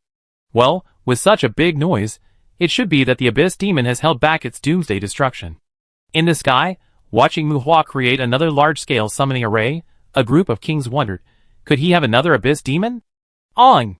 Hoarse, but with dragon power, the roar of a giant dragon. Along with a hoarse roar, a gray-silver dragon head reflecting metallic luster first poked out of the summoning array. This? Mephisto rubbed his eyes in surprise. What the hell? What's going on? Ashadalin blinked in confusion, as if he was questioning his vision. Are you kidding me? Azazel muttered in surprise. When they saw what Muhua had summoned, instead of exclaiming, the kings seemed to be puzzled, as if they were questioning their illusions. Ah! The roar came again, and the alien creature came into the world. Weird, the body structure of the dragon, the weird color, the smooth metal body without scales, the summoned creature of Muhua in front of him seemed to be filled with the evil of the world. It can't be said to be ugly, because this thing can't be evaluated as beautiful or ugly, it's creepy and uncomfortable, and the feeling it brings to people can only be described as evil in general. Fuck. Is this a joke? After a moment of hesitation, the king screamed and jumped. Metal dragon. F***K, what did I see? I saw a metal dragon that was used as a summoned beast. Oh, so I said, accidental injuries have always been a headache for me. Muhua chuckled, and at this moment, His face conveyed some meaning of a villain's success. That's right, a metal dragon. Mu Hua summoned a metal dragon, the ultimate product of undead summoning. When he obtained the Wind of Aging, Mu Hua directly kryptoned his LV-99 undead summoning to max. Metal dragon, this thing, whether it is a low-end adult is not important. Its existence itself represents disaster. Chapter 797. The metal dragon is a rare and mysterious creature. Even before Mu Hua became a ghost, he was not sure whether such a creature existed. Weirdness and evil are perfectly embodied in the metal dragon. This is a very buggy species. The metal dragon even denies the concept of absolute power to a large extent. It cannot be said to be immune to physical damage, but physical damage will definitely not kill the metal dragon. When Mu Hua summoned the metal dragon, Philemon, who had just announced the despicable human beings in the Sky City, was a little dumbfounded on the spot. Philemon knew about the metal dragon, but to be honest, many of his demons did not know this thing. This species can also be classified as a rare beast in hell. Dragon head, dragon wings, dragon claws, tail hammer, not counting the neck and tail, the body is 100 meters long, with a huge body like a dragon, but the body structure is closer to the physical characteristics of an evil dragon. It was neither beautiful nor ugly, nor majestic as a dragon should be. Its smooth body was like a skinned dragon. Its face was emotionless, but its mouth and eyes always gave people the impression of a sly smile. With two roars, its pupils without any emotion stared at the Sky City for a while. The dragon spread its wings, but the metal dragon made a slap sound, and it was like a fool hitting a wall, and it was directly stuck on the outer barrier of the Sky City. The metal dragon was huge, but compared to the Sky City with a diameter of more than 10 or 20 kilometers, lying on its sky barrier, the dragon's figure was at most a fat tiger. Its big claws slapped and scratched the barrier. Seeing that it could not tear the barrier, the metal dragon pushed its head and stretched its neck, and drilled against the barrier for a while. The expression on its face was squeezed and twisted, and it couldn't get in. The metal dragon simply lay on the barrier, and actually devoured the energy on the barrier in a way of biting. Bullets, arrows, high-intensity precision sniping, and dense crossbow rain all passed through the invisible barrier without hindrance. In the Sky City, countless long-range snipers hidden in the dark attacked the metal dragon. Unfortunately, as mentioned above, no matter whether you are an origin bullet or a dragon-hunting crossbow, physical attacks have no meaning to the metal dragon. Its body is originally made of metal, and your ammunition can be shot into its body, usually because the ammunition contains some special metals that the metal dragon wants to absorb. The dense ammunition covered the huge dragon, but this attack not only did not hurt the metal dragon, but even its body became slightly larger. That's right, the metal dragon can integrate special metals into itself like eating, but this integration is only temporary. Since it is eating, it naturally has to digest. The metal is like a delicious food for the metal dragon, and the enlarged body will return to its original state as the metal is digested. At the same time, it can also feed back. If it eats too much, it can also spit out the metal absorbed into the body in the form of an alloy. Mu Hua suspected that it might be the origin of the creation of all things, but because he had never seen a living metal dragon, and this summoned beast only regarded it as a physical instinct, so it was just a guess so far. Stop! Use magic. In the self-disciplined attack on the Sky City, the roaring demon's violent roar came. The metal dragon is a rare object, a precious beast. Not only did Mu Hua not know about it before, but many demons actually lacked knowledge of it. Philemon has indeed stored a lot of high-end ammunition in the Sky City, and this kind of long-range sniping that can make the Hell Lord's dart dodge with his head in his arms is a pure waste when it hits the metal dragon. With the order issued, the sniping stopped, and the strong attack magic mainly based on fire magic rushed out of the barrier, blowing the metal dragon, which was still lying on the barrier without dodging, into a ball of fire.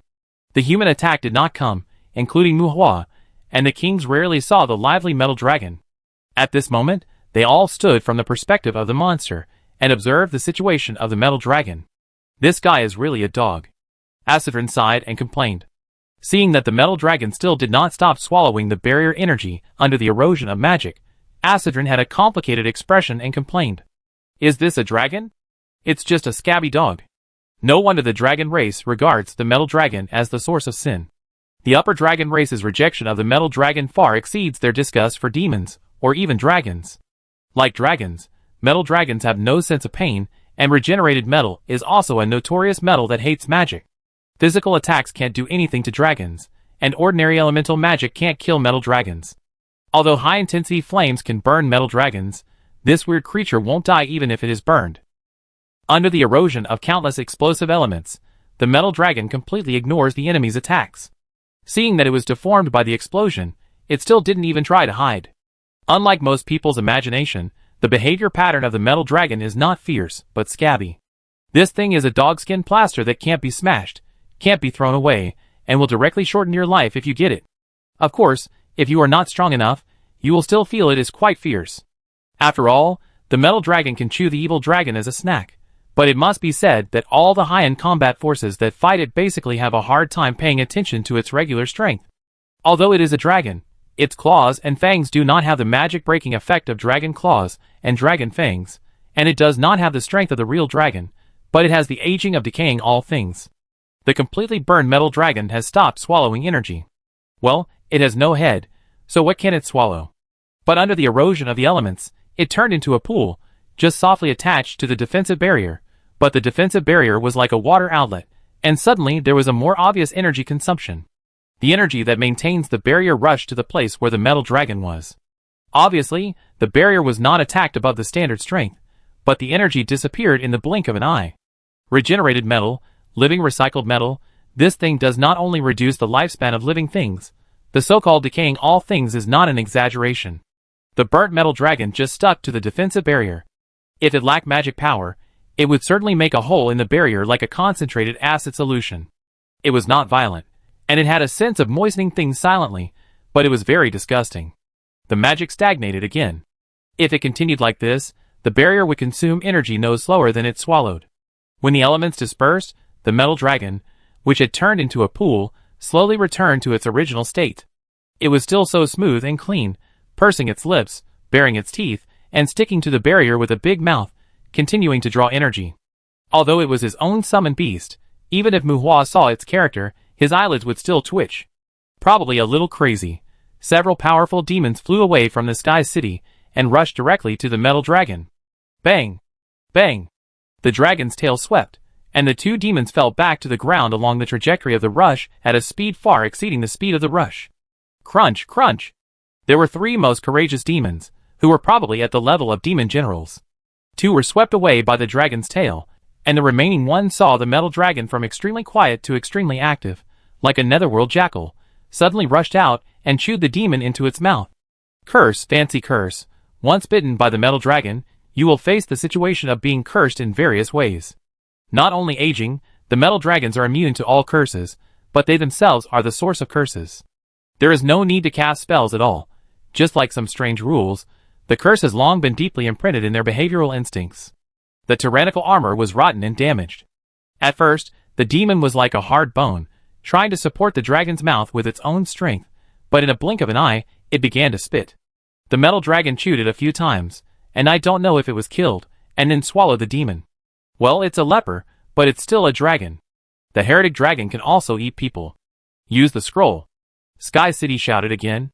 Thunder and lightning, this time it was a huge amount of thunder that covered the metal dragon. On! Roaring, the metal dragon finally roared to express pain. Destructive power. That was a thunder attack containing the power of destruction. Metal dragons are very strong, but they are not invincible after all. Soul attacks and some supernatural powers can kill them. Of course, you better not use the world poison to tickle it. Although it may be painful at the beginning, tickling it too much is basically equivalent to helping it adapt to the world poison. If we rank the races that hate metal dragons, Fenrir is definitely at the top. And the power of destruction is a kind of power that can kill metal dragons. In the entanglement of the lightning net, the metal dragon struggled to avoid it, and roared frequently. Unfortunately, it is estimated that Philemon has too many magic scrolls in reserve. Thunder magic is swift. In the overwhelming thunder domain, it is difficult to escape the death of the metal dragons alone. However, the next moment, a dog blood situation happened. Well, I haven't finished what I said just now. Soul attack and the power of destruction can indeed kill metal dragons. But metal dragons have a very dog blood survival ability, that is, there is no instant death judgment. In other words, its soul is integrated with the regenerated metal. Even if it is a soul attack that far exceeds its mental strength, it can only be killed by grinding. And the power of destruction, well, it can indeed blow it to death. But probably, maybe it may need to blow it for a while longer. Chapter 798. The metal dragon died, blown to death by the power of destruction. Mu Hua nodded in satisfaction, while Philemon cursed. Philemon was a powerful courtyard master. Even if the 6 kings came together, he dared to fight with humans. The reason was simple. Just like Mu Hua showed off his power with the petrified magic eye in his early years, Philemon also stored a large number of magic scrolls containing the power of destruction. The power of destruction is fatal.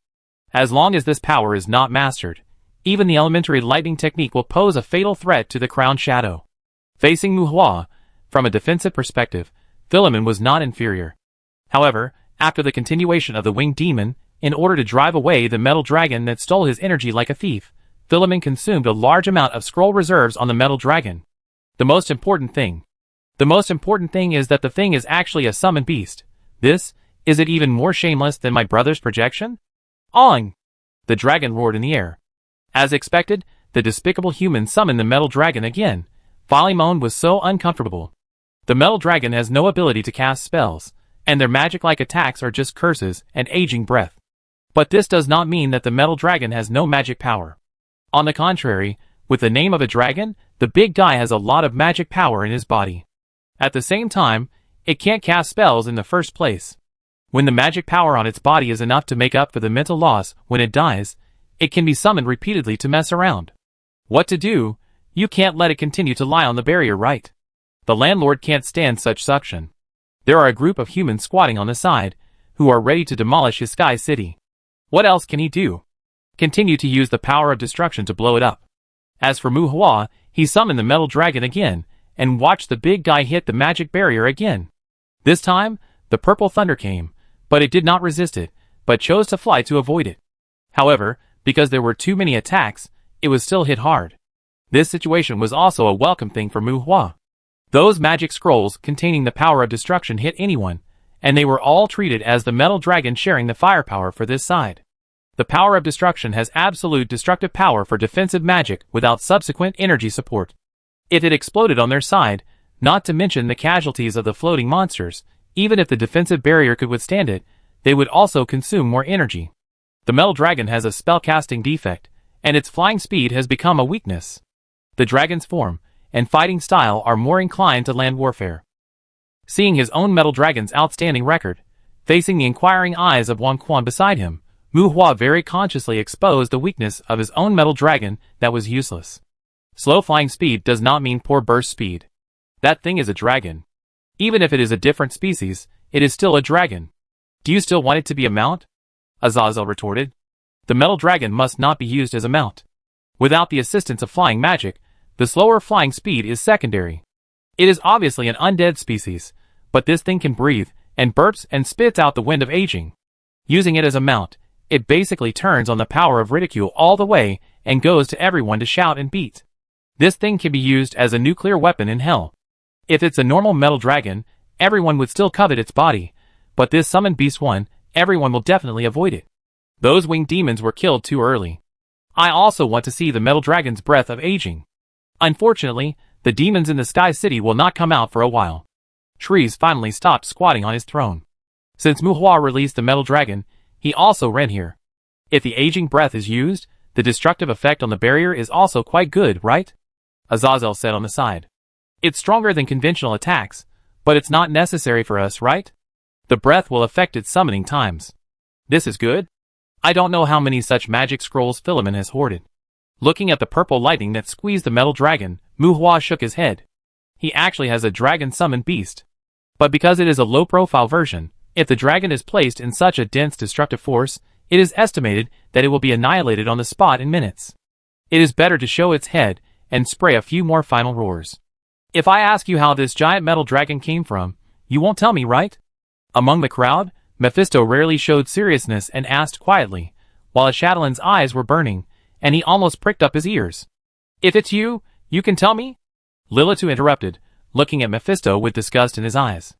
Mu Hua found that Mephisto really didn't treat himself as a human being. He said things he shouldn't say. Perhaps he felt provoked. Not only Mu Hua, but other kings would not respond to him recently. Well, Mephisto's questions were very accurate, and everyone was curious. Not to mention that people are shrewd, who among those who can get to the kingship doesn't understand the ways of the world, Although they may be more arrogant at ordinary times, that's because they haven't met people of equal status. Like Mu Hua, who has recruited Lilitu, they won't be like a fool to join Mephisto in making trouble. Oh, it's not impossible to say. Mu Hua looked at Mephisto, with a sneer on his face. Azazel raised his eyebrows. To save you from guessing, it should be similar to inherent magic. After I master the summoning magic, I will inexplicably obtain the corresponding summoned beasts. As the level of practice increases, the number will also increase. I think you have already seen the problem with my summoned beasts, right? Mu Hua smiled. His summoned beasts are all in sets, with a large number, fast acquisition, and various uniform specifications. People with a keen eye will inevitably find problems. Anyway, other people who use summoning skill stones don't have this situation. Now Mu Hua is not afraid to tell others, or in other words, this explanation has the least impact on him. TSK, inherent magic, humans are really special in this regard. Mephisto seemed to have expected it. The inheritance of demons is relatively orthodox, and the inherited abilities are what they are, while inherent magic is strange and varied, but it is the patent of humans. I said that the states of your summoned beasts are so balanced, but is this metal dragon also balanced? A Shadowland questioned. Metal dragon, who has nothing to do to study the summoning of metal dragons? A Shadowland has lived for thousands of years, and has never seen this summoning technique. After all, the prerequisite for making a summoned beast is to take the other party as a dependent first, that is, to sign a slavery contract. Without a dependent, what is the point of studying? It comes from the skeleton summoning. Mu Hua spread his hands. Skeleton summoning? A Shadowland thought, and then showed some sudden realization. A deep analysis of the skeleton summoning can deduce a series of undead summoning. This metal dragon should be the pinnacle of undead summoning. Mu Hua spoke frankly, saying words with a serious face that had no substantive meaning. Yeah. A Shadowland frowned and nodded. He knew something about this. But knowing is knowing. Unless someone like Mu Hua can get a summoned beast, who would study summoning magic when they have nothing to do and no followers? Back then, he was thinking about summoning heroic spirits because he felt it was valuable. Summoning a metal dragon, pure dragon-slaying magic. Your abyss demons and those Medusas too? A Shadowland was full of jealousy, which made Mu Hua feel very comfortable. There must be something wrong with Mu Hua's ability to analyze magic. There is no need to think about it. He has many conventional summoning techniques, but abyss demons and Medusas are more special. I also have a dragon-summoned beast. It comes from the summoning of Warcraft. The abyss demon is a demon summoning. But Medusa is not. She is a serious summoned beast. In the summoning of demons, the summoning object of Medusa's level should be a big demon. Mu Hua smiled. Your Medusas are really serious. Ashidran complained. He didn't want to say anything anymore. What to say? There's no point in saying anything. Dragons, evil demons, they are born with innate magic. What can you do? As for Mu Hua, after understanding the situation, the other kings were fine, including Mephisto, who was not very emotional. But Ashidran and Trees, the two of them, poured the original sin of jealousy on Mu Hua without any cost. Mu Hua looked at Trees, then looked at Ashidran, and the smile on his face became more and more kind, like an old father. TSK, look at the amount these two gave. It is estimated that for a long time, this jealous energy in them will be entangled with me. Chapter 799. Everything in the world is often relative. Just like if you develop a missile, someone will definitely develop a missile interception system. In a world where individual combat power has the ability to destroy the world, there must be a corresponding degree of defense. If every master can destroy the world, but the fortresses and cities are still as easy to break as ordinary things, it is hard to say whether the masters will come up with all kinds of tricks. The mainstream races themselves have lost their checks and balances. In that kind of world, there is no need for demons to cause trouble. Generally, it has been blown up by their own people. Cain's courtyard, bloody hills, battlefield under the city. The huge mechanical titan stood in the chaos, and under its feet, stepped on a giant golem that looked like it had lost weight and had pits all over its body. The fourth kingship, General Baal. When the kingship fights against a mutant golem under the command of a Hell Lord, it is almost inevitable that the golem will be overturned. After defeating the mutant golem, Baal stood at the back of the battlefield and was not in a hurry to help the siege. Facing the majestic and strict demon city, the city defense was not broken at this moment. If Baal drove the mechanical titan to attack the city, he would inevitably be counterattacked by the city. Although he should not die, Baal would inevitably be in a mess at that time.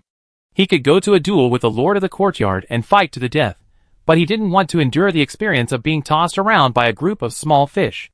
After defeating the mutant golem, Ball was in the back to hold the line, more prepared to deal with individual powerful enemies, while the siege battle of breaking the city was dominated by the Legion group. Ball had long been accustomed to sacrifices in war, and this kind of sacrifice was necessary. He didn't have a saint complex, at least for a superior like him, it was quite necessary. Watching the battlefield, as time went by, Ball felt that the Terror Knights that were put into the battlefield one after another were a bit incredible. The Headless Knights were good at fighting and all round. If they could survive, they were usually not too weak. And in Ball's eyes, the Headless Knights under Muhua were really not low level. Among the tens of thousands of Headless Knights, almost all of them had close combat capabilities that reached the level of blood mimicry. Originally, Ball thought that they had reached the level of the main battle of the brigade. But when they really went into battle, these Headless Knights did not materialize sharp blades, but all of them were blunt weapons, and no monsters flew around wherever they passed. But anyone who was swept by their weapons, even when facing a strong power demon, would be covered in blood mist and splattered with broken flesh. The Headless Knights were similar in size to humans, but there were many groups of demons whose size was far beyond that of humans. At the same time, as the elite under the command of the Lord of Hell, they were also equipped with heavy armor. If you use sharp blades to deal with those demons, the length of the weapon and the armor penetration are both problems. If you want to kill the enemy quickly, you must invest more blood and energy to make those short sharp blades have a larger killing range.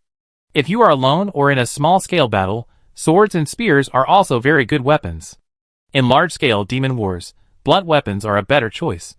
Of course, the premise of this argument also requires that you have enough strength to exert the killing effect of blunt weapons, otherwise it is somewhat taken for granted. Exaggerated strength. Ball discovered that the Terror Cavalry under Muhua all have exaggerated strength. They are proficient in melee martial arts. In terms of melee alone, I am afraid that any of these Terror Cavalry can fight with the demon generals well, right?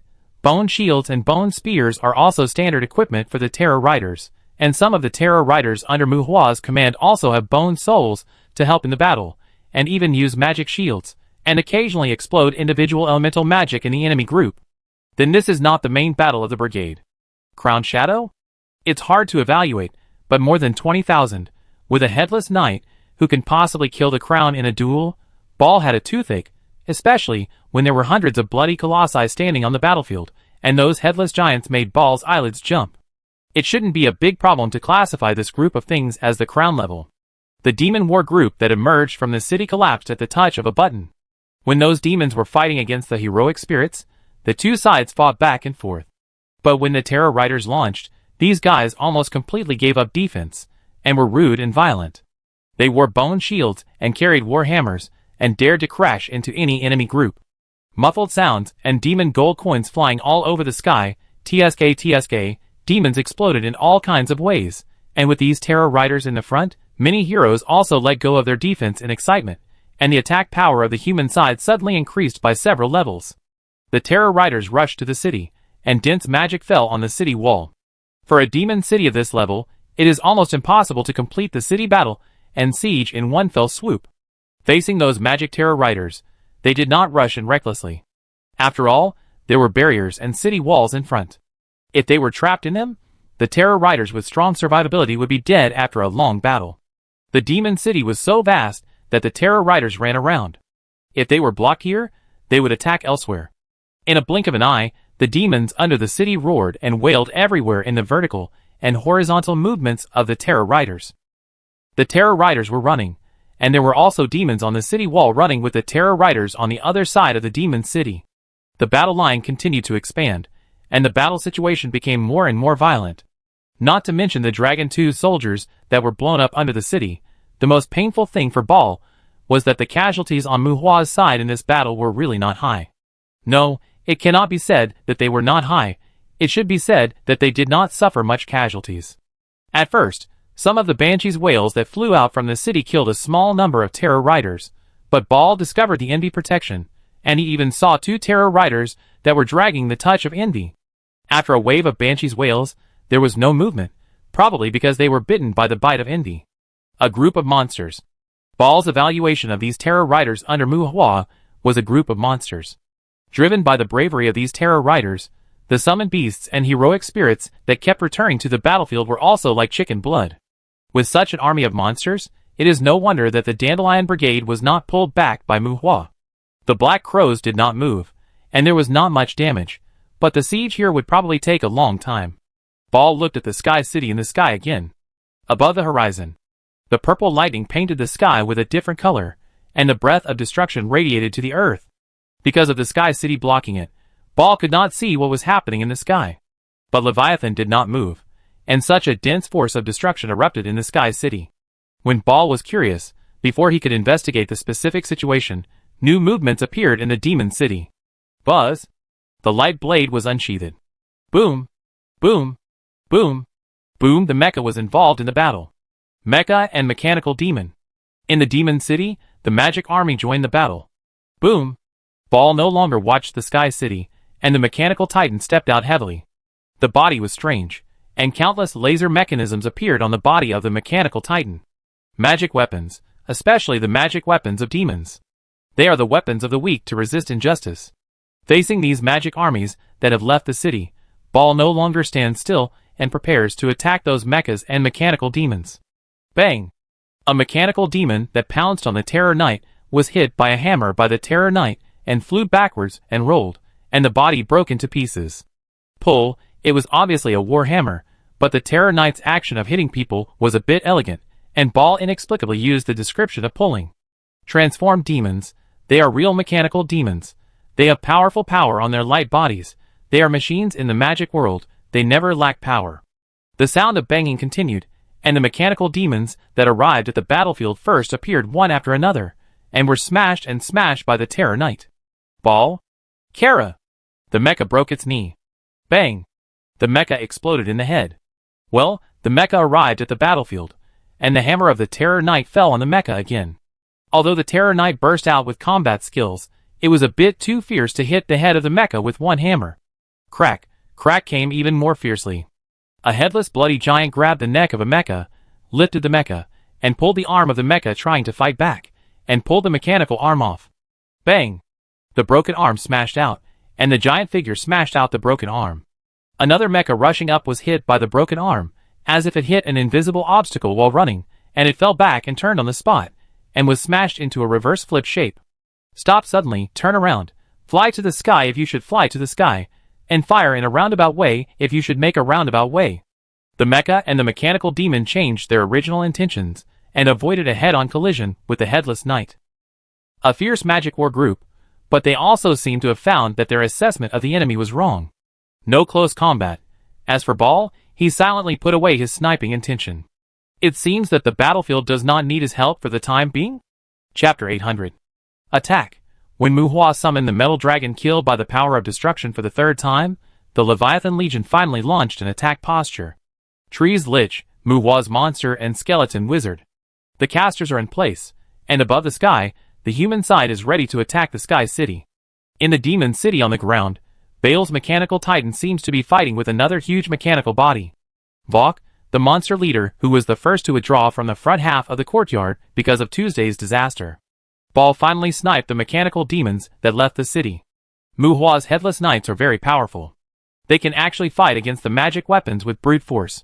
However, let alone mechas, the mechanical demons are quite good at flying, and most of Mu Hua's Headless Knights have not yet mastered flying magic, and are relatively pure land combat units. When the mechanical demons took off, they were ready to use highly maneuverable air strikes to deal with the terror riders under the city, and the number of evil dragons on Mu Hua's side was somewhat insufficient. As a result, Ball launched a wave of extremely strong long-range sniping, and the extremely lethal energy beams almost instantly penetrated the core components of all the mechanical demons. At the same time, it seemed to have angered Vok, who was also squatting on the city defense. The two giant mechas once again disrupted the battlefield. Vok's modified body was more aggressive than the giant golem. The data of all aspects of the magic weapons were very comprehensive. In fact, the magic weapons have never been weak. Their biggest problem is not the lack of power, but the energy consumption. When Vok jumped out of the city, Ball took the lead again, and as a result, the Terror Riders and the heroic spirits even stopped the siege for a while.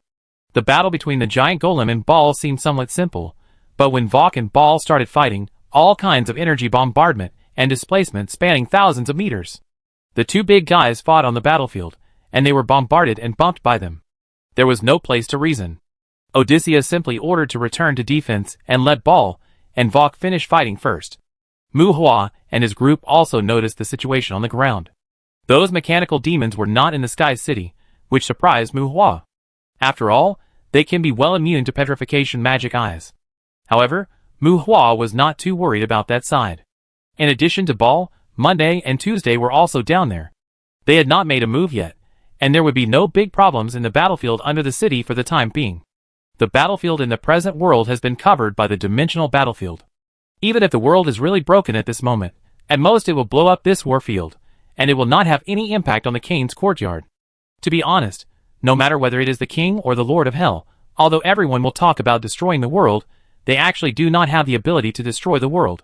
Usually, when people talk about flipping the table, at most the planet is destroyed, the courtyard is blown up, and everyone goes their separate ways, but it is still far from destroying the world. The ground battlefield is unimpeded, and in the sky, Mu Hua's attack on Philemon also begins. The aurora of Leviathan and the floating monsters rang together, and the monsters, liches, and skeleton wizards poured out countless magic. For a time, such a large sky city was baptized by offensive magic and enveloped by violent energy. It is not surprising that Tree's Lich Army and Lilitu's Witch Team both have strong spellcasting abilities. But Mu Hua started with high-level magic monsters and skeleton wizards, which once again surprised the kings. It was stronger than when it clashed with trees in the undead courtyard, but it also improved too quickly. If the undead can use magic like this, let alone humans, how can demons survive? But this is not the time to be suspicious. The Sky City seemed to be blasted into a scorched earth center by magic, but it still fought hard. At the same time, probably to slow down energy consumption, the Sky City also began to move, avoiding those areas that were dyed into desperate situations by magic again and again. The flying speed of the Sky City is not slow, 100 or 200 kilometers per hour. Ahem, seriously speaking, for such a floating continent that can withstand a beating, a speed of 100 or 200 kilometers per hour is really not slow. It is definitely impossible to run away. Even if Leviathan unfolds the fortress form, its movement speed is faster than the Sky City, but it is still no problem to avoid the maximum output of some positioning magic. Moreover, it was pulled into the dimensional battlefield with endless yellow sand. Even if it ran to the horizon, the aftermath of the attack would not affect the Kane's courtyard. This dimensional battlefield is really a good thing. Mu Hua envied it very much, but unfortunately, he could only envy it for the time being. It essentially transformed the courtyard into an alternative summoned beast. It sounds simple. If you really want to do it, it is not difficult to find a courtyard that no one cares about, but the resources required for this transformation are also astronomical for Mu Hua. The Leviathan Legion chased the Sky City and sprayed it in various ways. On Mu Hua's side, all the kings simply began to hold back the forbidden spell. It was a very bullying way of playing. To be honest, Philemon didn't actually plan to be beaten passively like this. Unfortunately, the winged demon he sent out to share the firepower was petrified by the Medusa summoned by Mu Hua. A giant metal dragon was lying on the barrier, trying desperately to get in. The barrier was shaken by the attacks from the outside, and Philemon's effective attacks had to focus on the giant metal dragon. Even though it was just a giant metal dragon, Philemon really didn't dare to let it get into his Sky City. Not to mention getting in whole, even if it stuck its head in and sprayed the breath of aging, I'm afraid it wouldn't be able to stay in this Sky City. All things returned to the Ring of Truth. Chanting heavily, except for Mephisto, Mu Hua and the four kings took the lead in not using strong attack magic, but first applying buffs to themselves. Well, the Ring of Truth of all things, the Ring of Destiny and Reason, the Ring of Arcane, very standard turrets ready. Plank Spear is black. Thunder Dragon is purple. The Wind of Aging is rolling up in the sandstorm. Several gluttonous mouths smacked their lips around Leviathan, as if expecting food from the other side. In the Sky City, Philemon was frightened by Mu Hua's momentum. Boom! Boom! Ong! Flame attacks erupted, thunder dragons roamed, and the wind and sandstorm surrounded the Sky City for a long time. On Philemon's side, several demons flew high into the sky and desperately absorbed the hellfire that exploded on the barrier. Damn, is this the human world? It's too much, even hell doesn't have this. The Sky City stubbornly resisted the strange power and ran around. Philemon gnashed his teeth and looked ferocious, and the demons around him complained in their hearts. They are not afraid of death, and they won't really die anyway. But their complaints are really emotional. Why did they come to the courtyard? It's because the human world is more peaceful and comfortable. But here a bunch of Hell Lords surrounded them and fought. They had never enjoyed such treatment in Hell. Stop! Flemin shouted angrily. Under the emotional gaze of his subordinates, he really fought hard. He gritted his teeth and stomped his feet. He actually flew away from the Sky City, got out of the barrier, and shouted in the air. There was no way. His own barrier was really about to collapse. Death in battle was a small matter, but if he didn't do something, he wouldn't be able to lead the team in the future. Boom! Another plank spear mixed with hellfire brushed past Philemon and hit the defensive barrier. Not to mention, although Philemon's face was very ugly, his shout was really effective. Muhua really stopped the attack. What do you want? Philemon asked angrily after taking a few deep breaths. They didn't attack Philemon. This was not because Muhua and the others followed the rules. It was mainly because killing him once or twice was meaningless. Hand over the core of the courtyard. Muhua raised his voice. Impossible. Philemon refused. Then hand over this Sky City. Muhua said again. You? Don't go too far. Philemon said angrily. Then continue, after all, I can't leave you a city. Muhua waved his hand arrogantly. Muhua was not surprised at Philemon's refusal. The projection demons were not so easy to talk to. Although they didn't mind negotiating with humans as long as your strength was sufficient, the concessions they would make were often limited. Don't think I won't destroy this courtyard. Muhua was arrogant, but Philemon also threatened strongly. Hee, you can try. Why do you think Mephisto can become the human king? Muhua sneered. Yes, Mephisto, the devil style, seems to have been the third king who has been playing soy sauce. Today, Muhua finally understood the true meaning of the existence of this king. Chapter 801. Regarding Mephisto, Muhua originally thought that he could be accepted by the human race because he could bring materials from hell to the present world. However, thinking carefully, this idea seems to have some problems. No matter in any world or any era, there may be no prostitute killers, but if there is the least lack of practitioners, apart from politicians and bureaucrats, it must be businessmen. This world is not short of demon merchants, and through Muhua's understanding of Becerro, demon merchants have strong purchasing power. Perhaps because of some rules in hell, as long as there is enough money, the goods that demon merchants can find are not greatly affected by their own strength. In other words, what Mephisto can get, Becerro can also get, and what Becerro can't get, Mephisto also has a hard time getting. What's more, Becerro was still a little devil a few years ago, and there must be many demon merchants in the present world who are stronger than Becerro. If it is said that Mephisto became a king because of his identity as a demon merchant, it is somewhat far-fetched. After accepting Lilitu, it involves occupying the courtyard. As the saying goes, feng shui changes. Muhua, who always talks about turning the table, began to worry that Philemon would turn the table. At this time, Muhua also learned from Lilitu the fundamental reason why the third kingship exists in the world. Mephisto, the third kingship, a pure devil species, this guy is an insurance link to prevent the Lord of Hell from destroying the courtyard when he is weak. Ha ha ha, Philemon, I advise you to be kind. You should pity me, an old devil, and don't waste my insignificant transaction compensation. Philemon threatened Muhua with the destruction of the courtyard.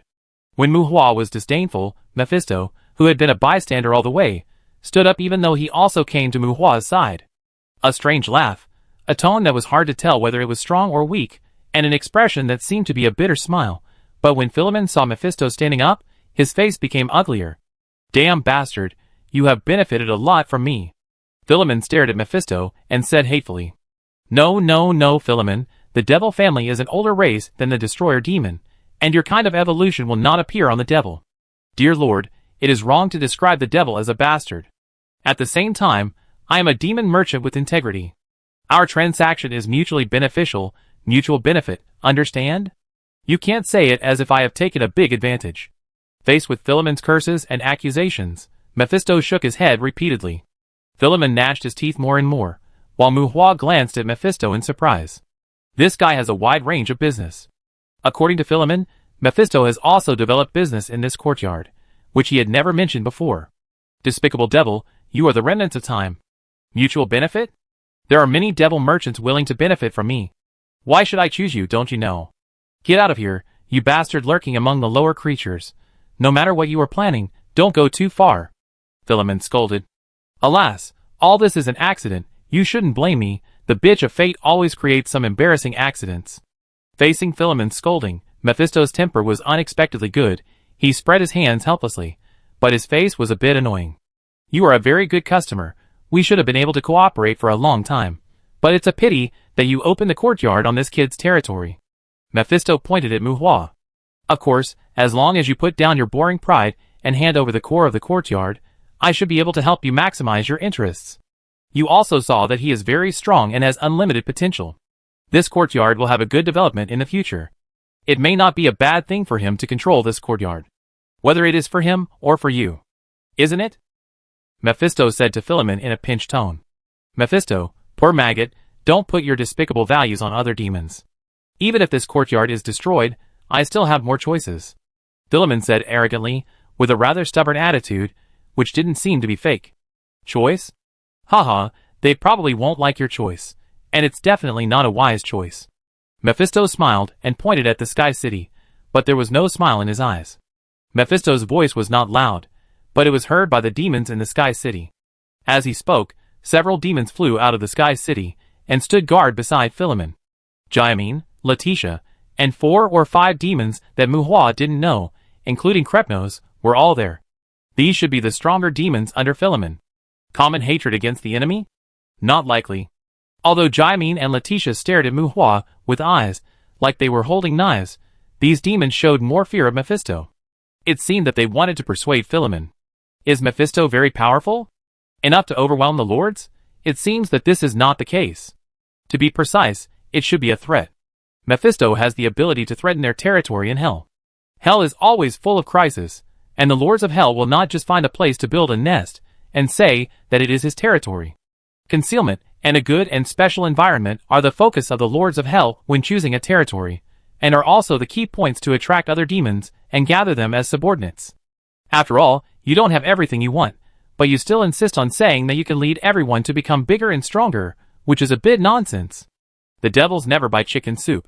It can be simply understood as a region similar to a paradise. In fact, Muhua's Abyss Island is quite in line with the concept of hell's territory. Mephisto is a demon merchant. He can travel through hell, but hell is vast and complex, and even has multidimensional areas.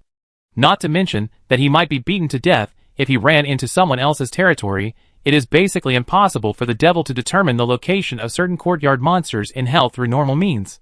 Mephisto cannot find Philemon's territory in hell in a normal way, and at the same time, he may not be able to cause trouble for others in the territory of the Lord of Hell.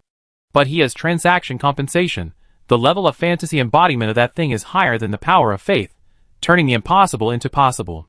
As long as he pays enough transaction compensation, Mephisto can reach Philemon's territory. Of course, even if you can go to Philemon's territory, it's useless if you can't defeat him. Philemon's forces in his own territory must be stronger than those in the courtyard, and Muhua and the other kings will not be willing to go to the Lord's territory in hell. This level is not enough to scare the courtyard lords, who come to the world to open courtyards. At this time, we have to talk about the brokerage function of the demon merchants. Yes, Mephisto may not be able to confront Philemon, but there must be hell lords who are willing to rob his territory and occupy his family business.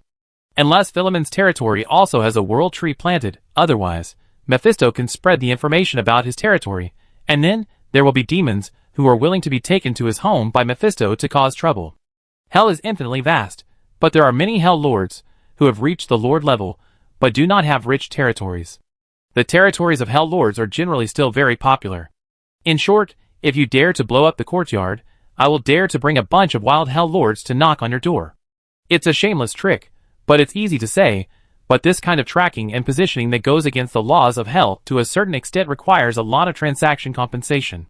Transaction compensation is related to the growth of the devil. Normally, almost no devil is willing to do this, and it is often thankless. And Mephisto is willing to spend the transaction compensation on this, and he has also won the recognition of the high-level human race in the world. The third kingship, Mephisto, to a large extent coerces the courtyard masters in the world not to destroy the courtyard. However, because the consumption is too great, the threat is a threat, and he will try not to do it unless it is absolutely necessary. Now, Muhua wants to occupy this courtyard, and he also brings 6 human kings to help him. You say, if Philemon really blows up this courtyard, will Mephisto find a group of hell lords who want to grab the territory and visit Philemon's house, and the so-called territory has never been the business of the Hell Lord alone.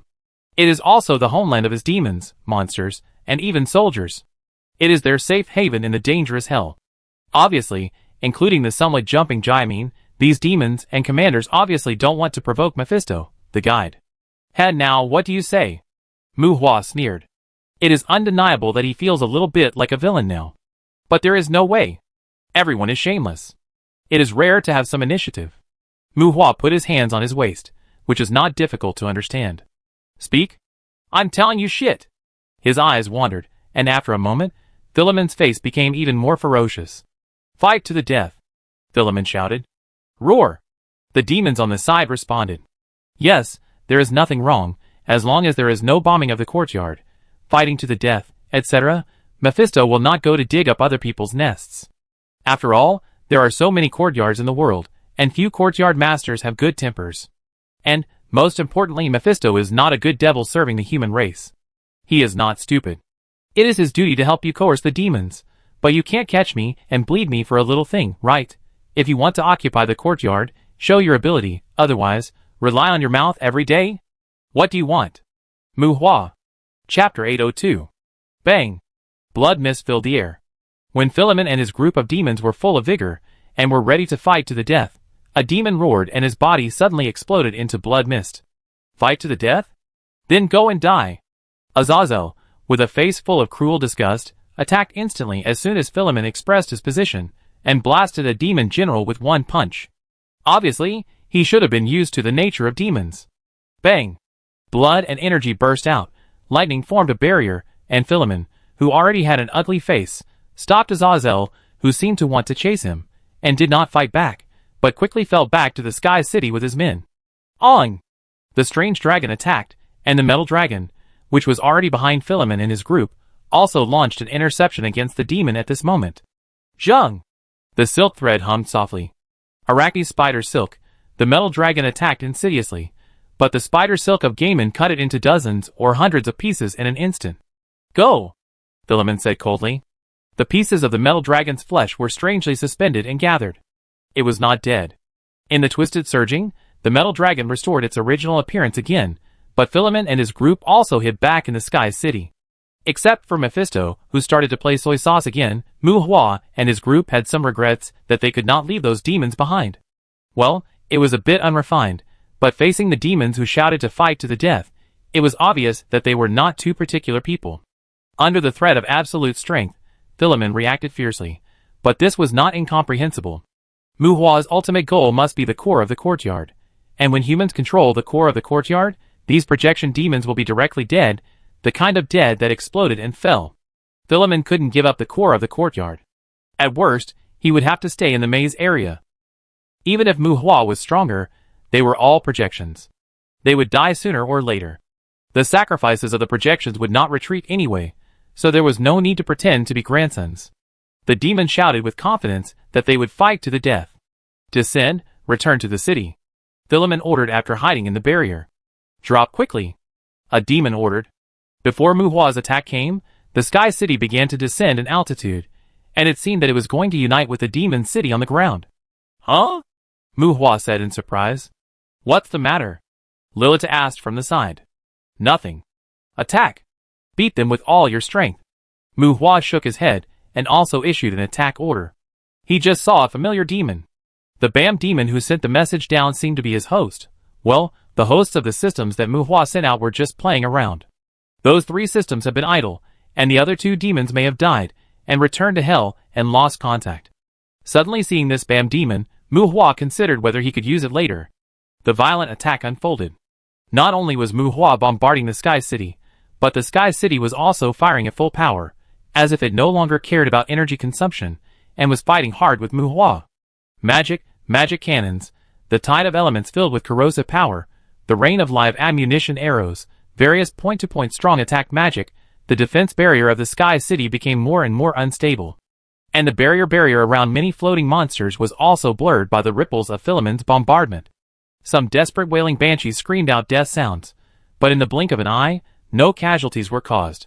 The jealous tentacles ignored the barrier, drilled out from the sides of the banshees, and stabbed into their bodies fiercely. The demons were going crazy. I don't know what kind of chicken blood Philemon had given them. They dared to launch such a random attack. Although the command was rapidly falling, the descent speed of the Sky City was not too fast, and just now, in order to avoid Mu Hua's attack, the Sky City was far away from the Demon City. The Sky City was approaching the Demon City, and there were also unusual movements in the Demon City. The demons outside the city retreated, and the demons on the city wall began to move to the inner city in large numbers. Are they going to give up the defense line? However, the Demon City has more than one defense line. The previous war under the city has been attacking the outer city wall, and there are still 2 complete defense lines in the Demon City. Wave. It looks like the Demon City has given up its defense. Mu Hua has not yet blasted open the barrier of the Sky City, but the outer city barrier of the Demon City has dissipated. On the battlefield below the city, some of the Dragon Fang soldiers, who were trying their best to break through the barrier, were even briefly stunned, and then came Odysseus' order to prohibit the advance. The regular troops were on standby to defend on the spot, while the ghosts temporarily detained in the battlefield explored the way, and the summoned beasts and heroic spirits took the lead in climbing over the city wall and rushing into the outer city area. Behind the city wall, there were inevitably traps in the outer city. Even if there was a dimensional battlefield, in order to cover all the demons in the city into the dimensional battlefield, the Demon City, and those traps were also retained. Another wave of explorations to die, and at the same time, they had to guard against possible ambushes in the outer city area, but even if the heroic spirits and summoned beasts died, it would not be considered a battle loss. On the battlefield below the city, Odysseus did not dare to lead his troops to move rashly, and only waited for the summoned beasts and heroic spirits to clear an area that could be used as a battlefield. Meanwhile, Bar, who was also here, was dragging a large number of mechanical parts into his storage space. Vok, who was fighting with Bar, seemed to have also run away, and Bar intercepted his external structure. Looking at Bar's nature of dragging those mechanical parts, it's true that he is probably a very calculating person. Roar! Breath of aging. Although the barrier of the Sky City has not been blasted away, the metal dragon has finally put its head into the barrier. Regardless of the target, the metal dragon's breath gushed out.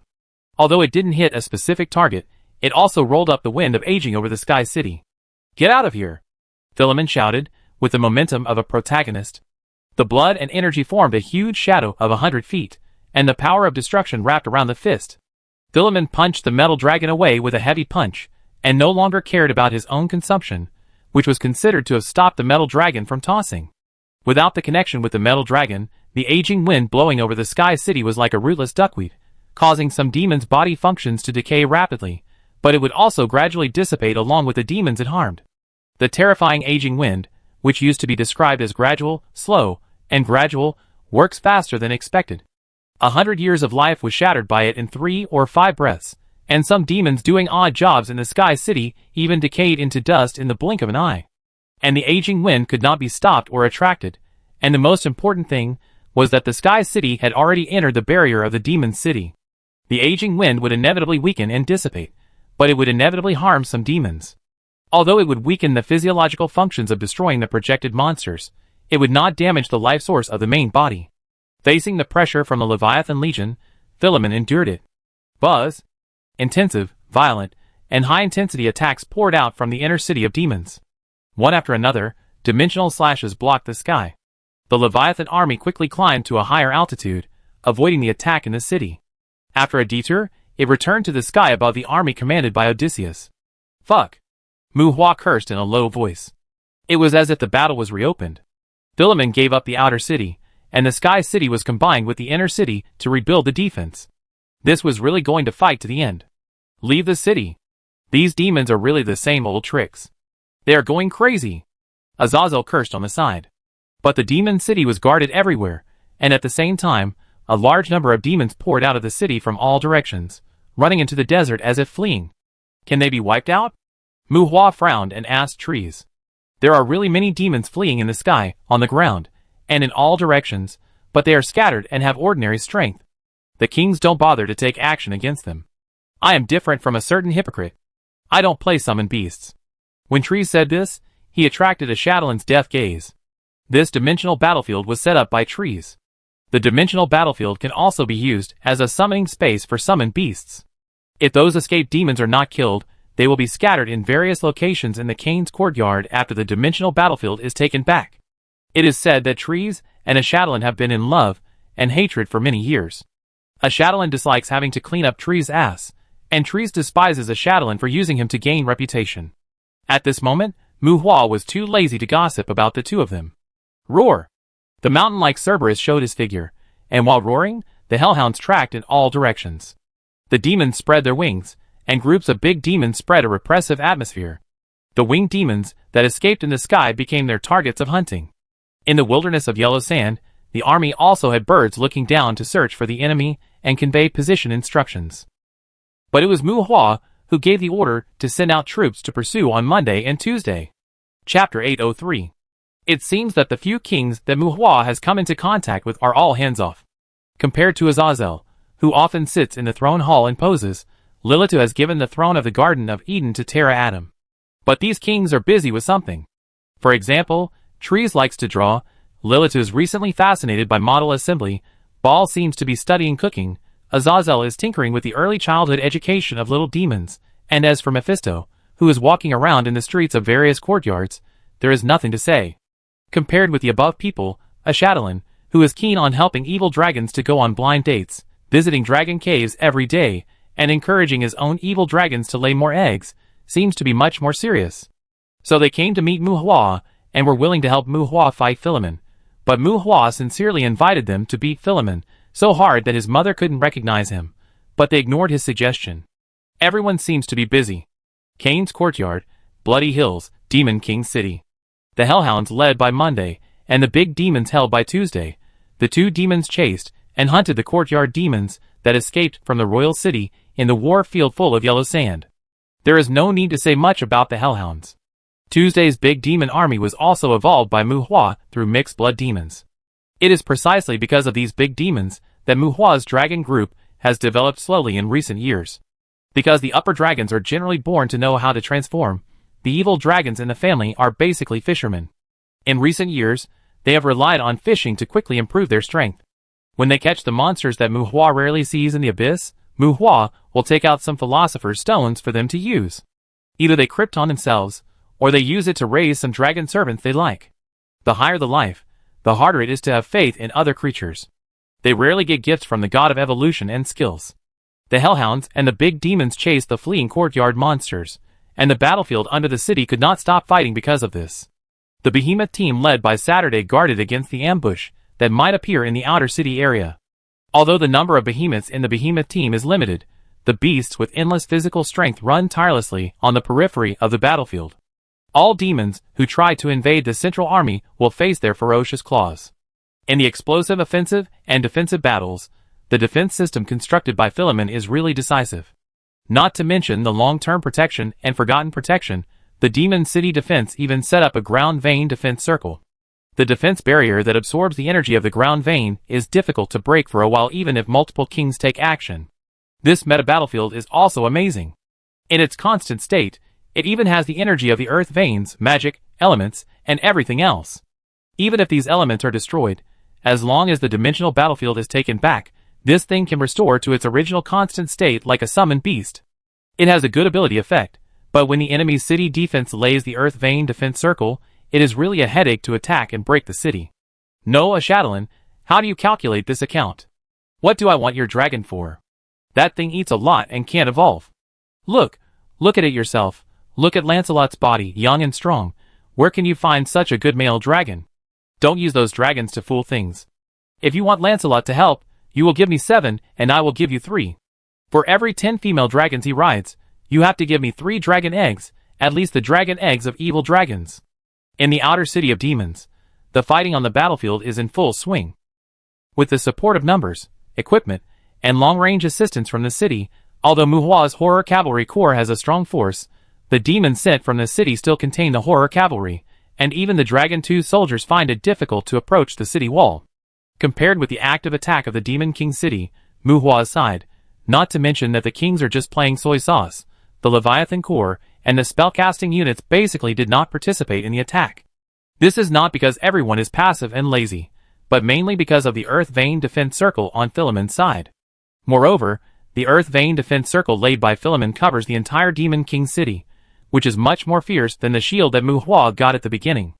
Mu Hua is sending people to arrange the absolute isolation and killing array that is enough to cover the Demon King city. If the absolute isolation is not arranged, the Earth Vein defense circle will absorb the Earth Vein energy without regard for the consequences after being attacked. Until the Earth Veins of hundreds or thousands of kilometers are exhausted, or even cause disasters to the Earth. Before that, it is difficult to break it. The absolute isolation and killing array is an offensive barrier that tends to be detained and isolated. If the Earth Vein defense circle is isolated in it, its absorption of Earth Vein power will be cut off by the killing array. Only then can Mu Hua let go and attack the city.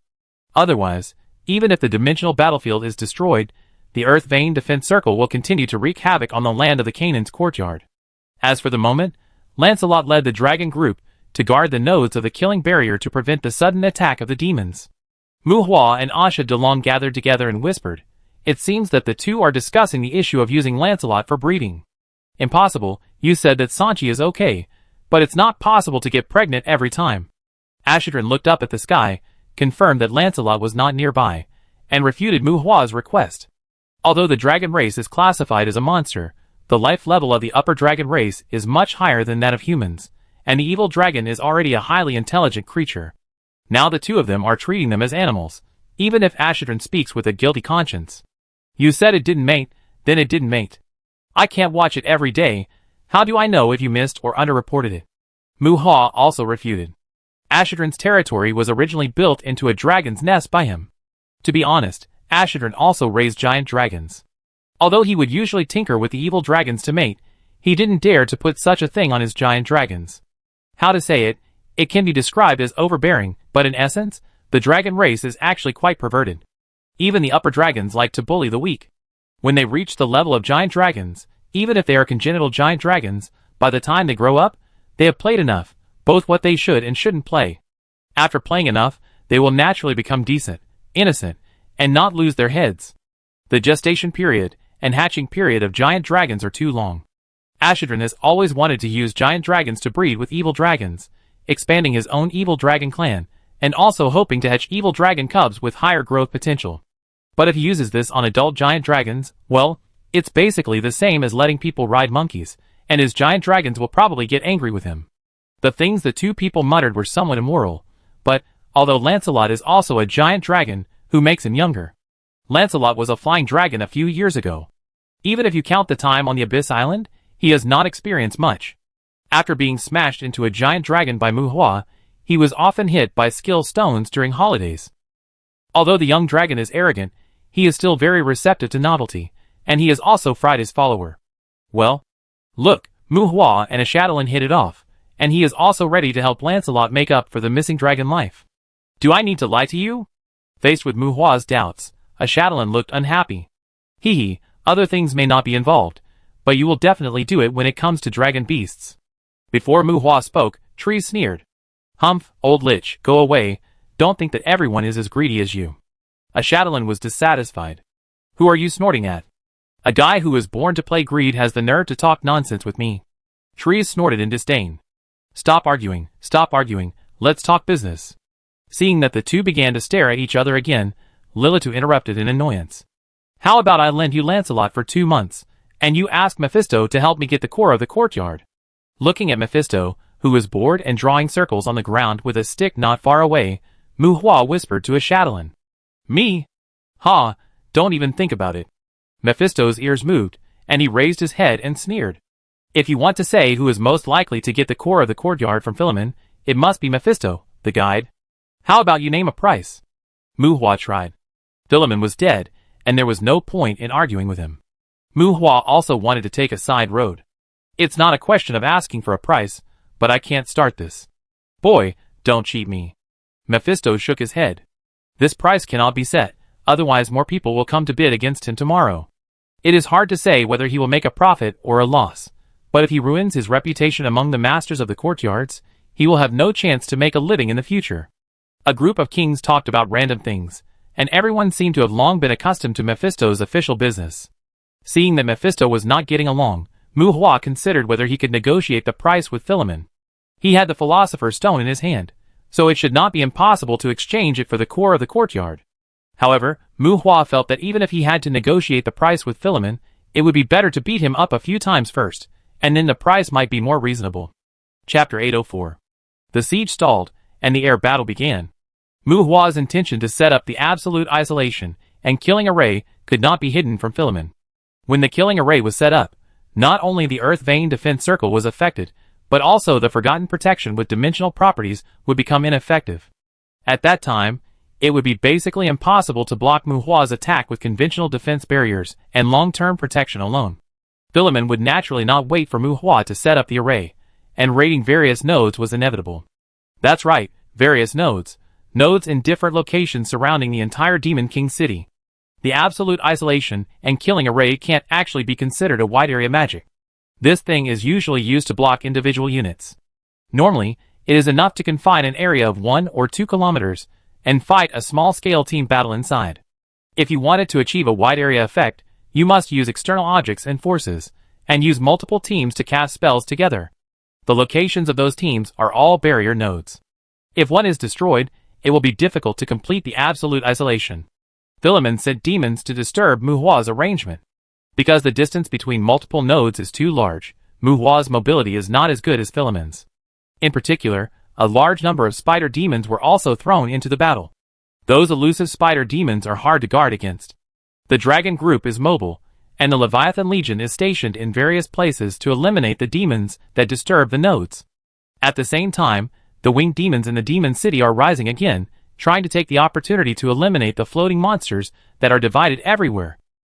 Military strength, in such a large-scale war, military strength is indeed a very fatal problem.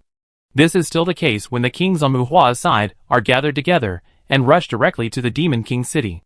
If it is a normal war, there are satellite cities, mountain basins, and various terrains where monsters live and multiply around the Demon King city. If you want to reach the Demon King city and make strategic layouts, you don't know how many wars you will have to go through. Fortunately, Mu Hua also has enough high-end combat power. The dragon group attacks the air, and the Leviathan Legion cooperates with Tibesha, Vivian, Clark, Tina, and others to guard each node. Odysseus is in the middle of the dispatch. Even if they encounter a demon general of the level of Jaimin, Mu Hua's friends can hold on until the strong reinforcements come to rescue. Facing those demon elites, who have been killed for a long time, it is difficult to describe how powerful they are, but Mu Hua's friends have one thing in common. That is, they can take a beating. Jaimin may have a chance to overturn them, but it is really not easy to kill them quickly. These old members of Mu Hua do not have super-fast regeneration. When they are immune to elements, 1 or 2 of them have high blood and high defense, and they all have soul tides. Why is Odysseus commanding the war? Not because he is naturally talented, but mainly because he is not as tough as Tibessa for the time being. Fire meteors from the sky, evil springs from the ground. The war here is no longer something that regular armies can get involved in. There is no need to target soldiers at the level of the Imperial Garrison Regiment. Even the aftermath of the battle is a fatal threat to them. This is a real elite killing field. Demons can fill in cannon fodder, but humans can't.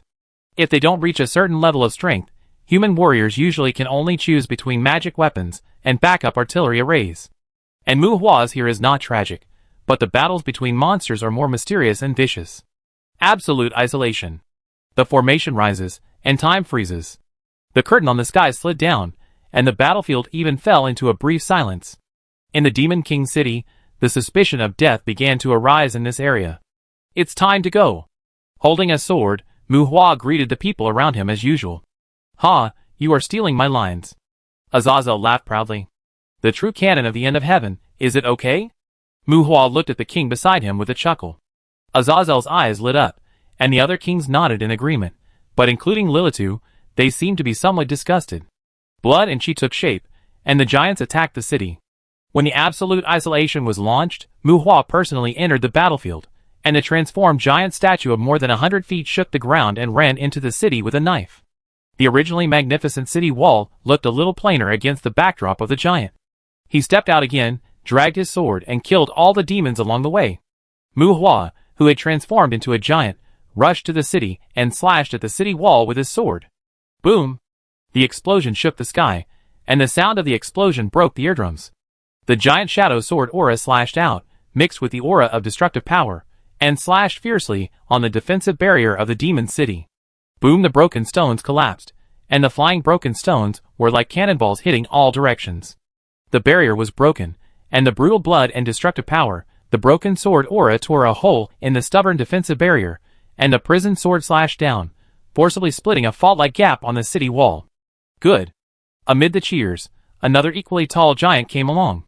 But Azazel punched out with a heavy punch, and the punch that created a sonic boom slammed into the barrier, and the gap that Mu Hua had originally cut in the barrier suddenly stopped filling and recovering.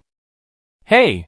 The main body reflected the transformed giant, and saw the giant Mu Hua grinning at Azazel, revealing a mouthful of cold white teeth. With the same keratinized skin and the same demonic figure, Mu Hua and Azazel stretched out their claws, and the two grabbed the edge of the gap in the barrier, as if they wanted to tear it open wider. Boom, boom, boom! Countless explosions hit the two giants, and the counterattack in the city came. At the same time, several demon giants also rose in the city. Azazel pulled the barrier with one hand, and held up a giant shield with the other hand, while a bone wall rose on the side of Mu Hua, and various defensive magic shone colorfully on Mu Hua. The true code of the end of the sky. Resisting the attack in the city, after the explosion, countless live ammunition snipers swept the defensive magic on Mu Hua's body into dust. Without rushing into the city, Mu Hua was the first to throw a more controversial magic into the city. Bang! Bang! Bang! Bang! The explosion sounded like a jar bursting, and explosions one after another rang out in the city. This time it was not an attack, but a magic cannon that had exploded, and after the spell was cast, it spontaneously combusted and exploded. Countless winged demons fell from the sky, and fell to the ground in a mess like dumplings. The end of the Heaven True Code prohibits magic, prohibits flying, prohibits magic output, prohibits magic props, and prohibits equipment magic effects. It does not affect natural magic power or natural elements, but if you dare to cast a spell within its coverage, it can make your magic explode in various ways. This is a very unfriendly magic to humans, because the body structure of demons is naturally more aggressive than that of humans, and the physique of demons is naturally stronger than that of humans. Although demons are generally better at casting spells, humans use magic to fight demons, and can also use magic to fight back against demons. But once the Heaven's True Code is released, humans often have to face the embarrassment of fighting demons in close combat. Well, this is a high-end magic even among demons, and most people may not be able to enjoy this embarrassment. However, at this time, this embarrassment will not happen to Mu Hua. The terror riders fell off their horses, the dragon teeth became soldiers, the corpse demons were fearless, and the Black Crow Knights led the army. When Mu Hua and Azazel were obstructing the closure of the barrier, the fierce warriors under Mu Hua's command successively entered the barrier and rushed into the city. Urge the city. Heroic spirits, the hero spirits under a Shadowland. There are many human hero spirits who are good at close combat. The hero spirits shouted the purpose of the battle and broke into the gate of the demon city. Boom, boom, boom, a series of transformed giants rose in the city.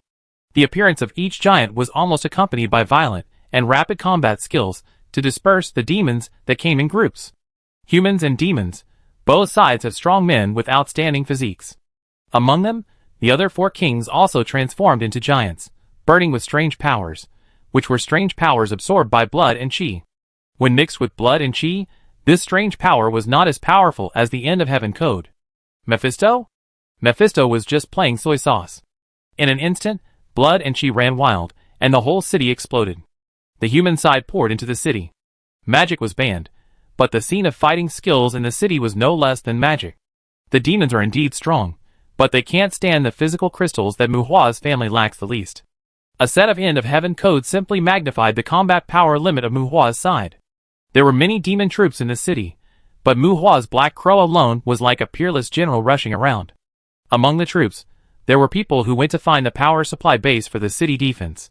Although it is a city, it is vast, chaos spreads, and shouting and killing are disorderly. As the strong army entered the city, Mu Hua and Azazel also entered the barrier. The two did not slash and rush randomly. Evil spirits rose, black armor and devil faces. The two looked at each other, and at the same time looked at the sky city that fell into the city. Let's go, stab it! Azazel grinned, and Mu Hua followed with a knife. In the battle of the giant city, the demon king city seemed to have become a battlefield of giants at this moment, and the two most sturdy giants among them ran towards the sky city with evil intentions. The End of the Heaven's True Code was thrown away, and you, the sky city, are still holding up the barrier. Chapter 805. Although it is within the range of the End of Heaven code, the defensive barrier that the Sky City had previously deployed is still preserved. The End of Heaven code interferes with the energy cycle, and the absolute isolation isolates the world. Under the dual effects of the two, it is obvious that the barrier on the Sky City is difficult to maintain the previous defensive effect. At this moment, within the range of the Demon King City, the magic guide has become a simple machine. If it is related to magic power, it can only use some abilities that do not require magic power circulation. At the same time, it can only call on its own energy. Spellcasters already hate absolute isolation, and with the addition of the End of Heaven code, even those kings will dislike it. Among the kings, Azazel's fighting style is the simplest and crudest. He attacks like a beast, with fists and claws, and he doesn't even use weapons. The enemies he encounters are either torn into pieces by him, or beaten into a bloody mist by him. Amid all the restrictions, Azazel is like a fish in water, rampant and raging. As for Lilitu, Baal, Ashadalin and Trees, the fighting style of these four people should be more focused on skills and spellcasting, which is somewhat similar to Muhua in the past. At this moment, due to their absolute strength, although no demons can get close to them, their fighting seems not so smooth and natural. Ashadalin transformed into a colossus, and his fighting skills burst out frequently. It feels that his blood is more vigorous than Azazel, but his release of blood is much rougher than Azazel. Lilith's actions are the most bizarre. Many demons who approach her will explode inexplicably. She absorbs blood from the outside world, and countless blood blades gather around her. I don't know if she is too lazy to fight or what, but she uses the blood of the vampires to control. Baal was still wearing the same mecha he wore earlier. At this moment, the magic power of this wandering hunter was completely extinguished, and it completely turned into a set of iron armor. This big guy actually held a spray gun, and he looked like an old father in Texas, spraying the demons with bangs. Until this moment, Muhua still hadn't seen his true body, and didn't know what he looked like. It was a very simple spray gun, which needed to be loaded manually. Many demons couldn't be killed with 2 or 3 shots. As more and more demons surrounded him, he saw a fire suddenly burning behind him, the flame of life, and a piece of life flame was involved in the demon group. In a blink of an eye, the ghosts around Baal gathered, and the demons turned into fire spirits and roared miserably. Bang, bang, bang. Well, Baal and Muhua seemed to have some common hobbies in some aspects. He started to spray with the spray gun again. Normally, the fire spirit cannot be released within the range of the End of the Heaven True Code. Therefore, Baal did not release the companion fire spirit that he had solidified. After completing the qualitative change of magic power and perfecting the power of the Demon King, the engraving magic had become instinctive, and the simple elemental manifestation could still be released. Baal simply threw out a piece of life flame, and the fire spirit that was burned by the life flame was tacitly regarded as a kind of life by the final Heaven True Code. Earlier, Muhua heard that Baal had not achieved the qualitative change of magic power. Now it seems that the information collected by the outside world about these kings is inevitably inaccurate from time to time. Shua, the blazing light is dazzling. The temperature outside seems to have not changed, but in the direction of the Sky City, a large number of demons guarding the Sky City disappeared instantly. No trace, not even dust was left, and the disappeared demons did not seem to explode anything, and the few remaining gold liquids at the scene seemed to prove that this place had experienced the extreme flame. The fire spirit created by Baal made Muhua look sideways, and the extremely extinguished flame on Muhua's side also attracted Baal's attention. Such a poisonous flame. Magic enhancement is the prerequisite for many abilities, and several kings have almost cultivated magic enhancement to the extreme. However, their efforts in practicing elemental magic are not great. Although elemental magic is domineering, in terms of energy level, the impact of white magic on one's own growth is higher than that of elemental magic. And the flame that Muhua just created is directly affected by high temperature. High temperature is more complicated to practice, and if you want to practice, you need to use external objects to assist. Even if Lilith needs blazing flames, it is just to learn a forbidden spell like Plank's Spear. Several kings will basically not compete with high temperature. After the blazing light, although countless demons were wiped out by the blazing light, there are also some demons that have nothing to do and are not affected at all. Fire element affinity. This is also the reason why everyone is reluctant to spend too much time and energy on high temperature. Although this thing is fierce, it is not bad when it comes to fire element affinity. No matter how high your temperature is, the other party will be fine. Most demons have some fire resistance. Among the high-end combat forces, there are many demons who can perfect the spirit of fire element. The tears of water and fire elements are relatively easy for humans to obtain. Under various factors, the position of high temperature is more awkward. Of course, the embarrassment is more due to the cost-effectiveness problem, but if someone can perfect high temperature, no one will say it is useless. Mu Hua preached the disaster and easily cleared the demons blocking him and the Sky City. Several other kings also moved closer to him and Azazel. The giants powered toward the outer barrier of the Sky City again, leaving a smaller gap than the Castle of Demons. But as soon as the barrier loophole appeared, explosions occurred in many places on the Sky City. The effect of the End of Heaven code covered the Sky City. Several kings rushed to the Sky City, and trees turned into a tentacle monster, strangling the demons along the way, but looked at Mu Hua's Dragon 2 soldiers with envy. Those skinny Dragon 2 soldiers ravaged the demon city, and Tree's jealous touch entangled a Dragon 2 soldier. He felt that the strength of the Dragon 2 soldier's struggle was still a little bit difficult for him to hold, and Tree's eyes flashed with greed. Bow! The bone-colored light flowed, and another Dragon 2 soldier rushed out from the side, but the Dragon 2 soldier swung his knife to cut off the jealous tentacles, and save the companion caught by Trees. Caw-caw, caw-caw, the jaw opened and closed, and the Dragon 2 soldiers could not make a sound, but the two Dragon 2 soldiers seemed to express a very dirty connotation to Trees. Trees chuckled and shook his head, not caring about the two Dragon 2 soldiers who protested against him. The touch of jealousy swung the sharp blade, and Trees leapt on his own. Our seventh kingship seems to have a high tolerance for powerful undead. These two Dragon 2 soldiers should be Mu Hua's followers, and they can't be snatched away even if they want to. In a blink of an eye, Trees climbed up the Sky City, and came near Mu Hua. The Colossus disappeared, because the demons on the Sky City were relatively scattered and did not transform into a Colossus, so Mu Hua and Azazel also dispersed the bloody Colossus. Dozens of short spears stabbed in the void, stirring up broken limbs and arms. Trees came to Mu Hua's side, and the two tentacle monsters gathered, and the surrounding weapons shuttled, creating a scene of 10,000 swords returning to their roots. Well, the mouth of gluttony and the fang of Leviathan cannot be released for the time being. This is not because of the End of the Heaven true code, but the impact of the absolute boundary isolation killing formation. Including the counterattack of the Devourer of Jealousy against the Soul Invasion, the absolute isolation can be regarded as a means to prevent the Devourer of Jealousy. However, if there is no special calculation, it should be regarded as a means to prevent the enemy from self-damage. Mu Hua, do you want to sell those Dragon T soldiers? I can exchange them with you. When he came to Mu Hua, Trees asked Mu Hua.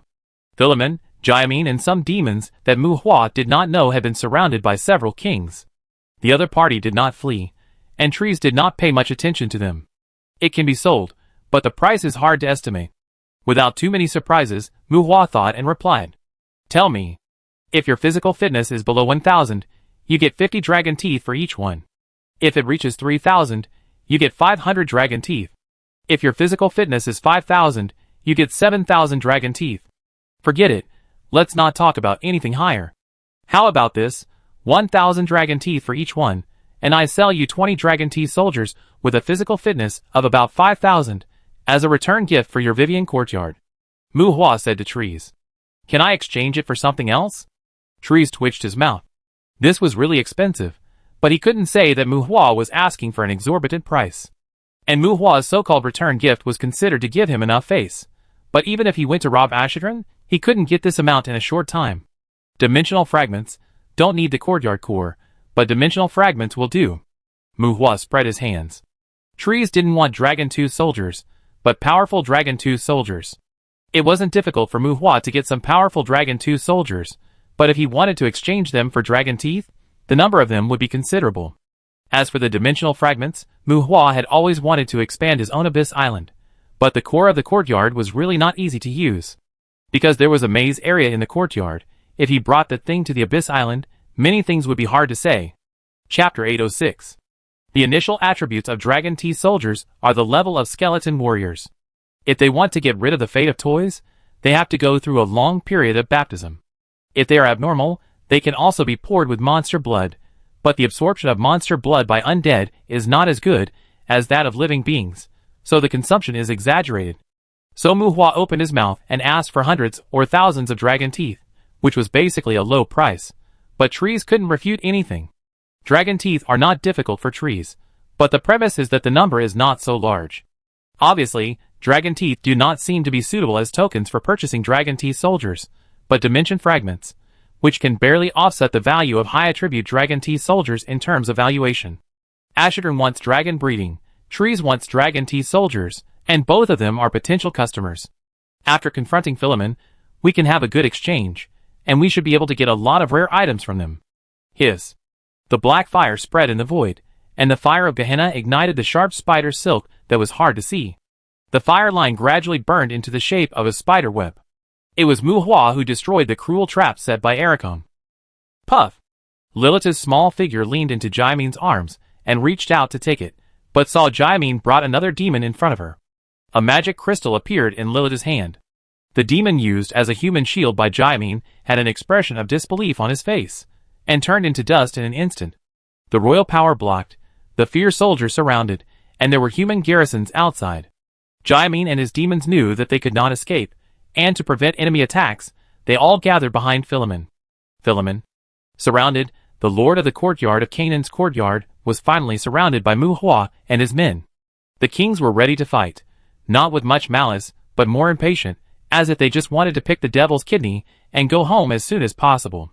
Human, I can give you the bloody hills, with the Silver Lake as the boundary, and the devil will no longer actively invade the area south of the Silver Lake in the Shanghai. How about it? There were wars everywhere in the city, and fighting everywhere. In the Sky City, Mu Hua faced Philemon directly, and did not rush to attack, but saw Philemon's eyes gloomy, as if he was suppressing his anger, and said to Mu Hua in a deep voice, "You can't beat them, you can't run away, fight to the death, you can die at any time, and you can fight at any time." Philemon still wanted to fight for some rights and interests from Mu Hua, and at this time, he was more sincere than before. "Philemon, you have to understand that I took down the bloody hills by myself." Mu Hua threatened to refute. Philemon wanted to talk, and Mu Hua actively cooperated. After all, he was a projection, and it felt like you can do whatever you want if you have money. In this regard, humans are bullied. But they won't help you all the time, at least they won't stay in this courtyard all the time. Philemon said in a deep voice, his dark eyes sweeping across the kings. "Lilith is my person, she will stay here all the time, at least, I don't need you to give up the bloody hills, and the spider demon is useless."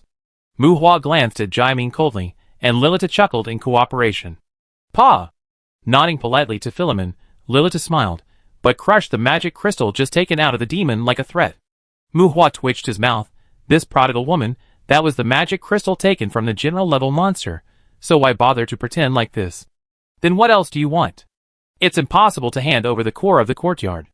Living together is not a bad thing for you and me. The existence of demons can make humans maintain a sense of crisis, and make humans in the courtyard emit more emotional energy, and you also need emotional energy. I can also transport demons from hell to here, input the main body, magic beasts, orcs, and even demons. You also have this need, right? We can form a closer cooperation. I can consolidate your rule, and help you deal with rebellion. You should know that in many courtyards, demons maintain this kind of relationship with humans in power. Ignoring Lilith's little action, Philemon advised Mu Hua.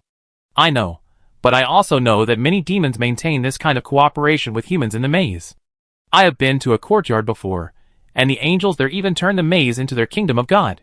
They are the gods worshipped by humans, and accept human offerings. Don't you think that kind of relationship is more stable and longer lasting?" Mu Hua looked sincere, as if he was thinking about Philemon. "Offerings? Treacherous humans. How could there be any offerings? Human greed is despised by demons. There is no need to prove it. When we are trapped in the maze, we will definitely be exploited by you. This is human." A demon beside Philemon angrily interrupted. "Mu Hua. TSK, it seems that since the Dark Ages, the ancestors of the human race have probably done a lot of immoral things. It is hard to say whether the lower level is heroic, but the upper level, look at what impression they left on the demons. This demon's evaluation of humans is quite negative, at least it is more negative from the moral level of humans." But Mu Hua really has nothing to refute. After all, even in the Akura courtyard, the Ulenga pantheon has indeed paid tribute to the upper level of humans.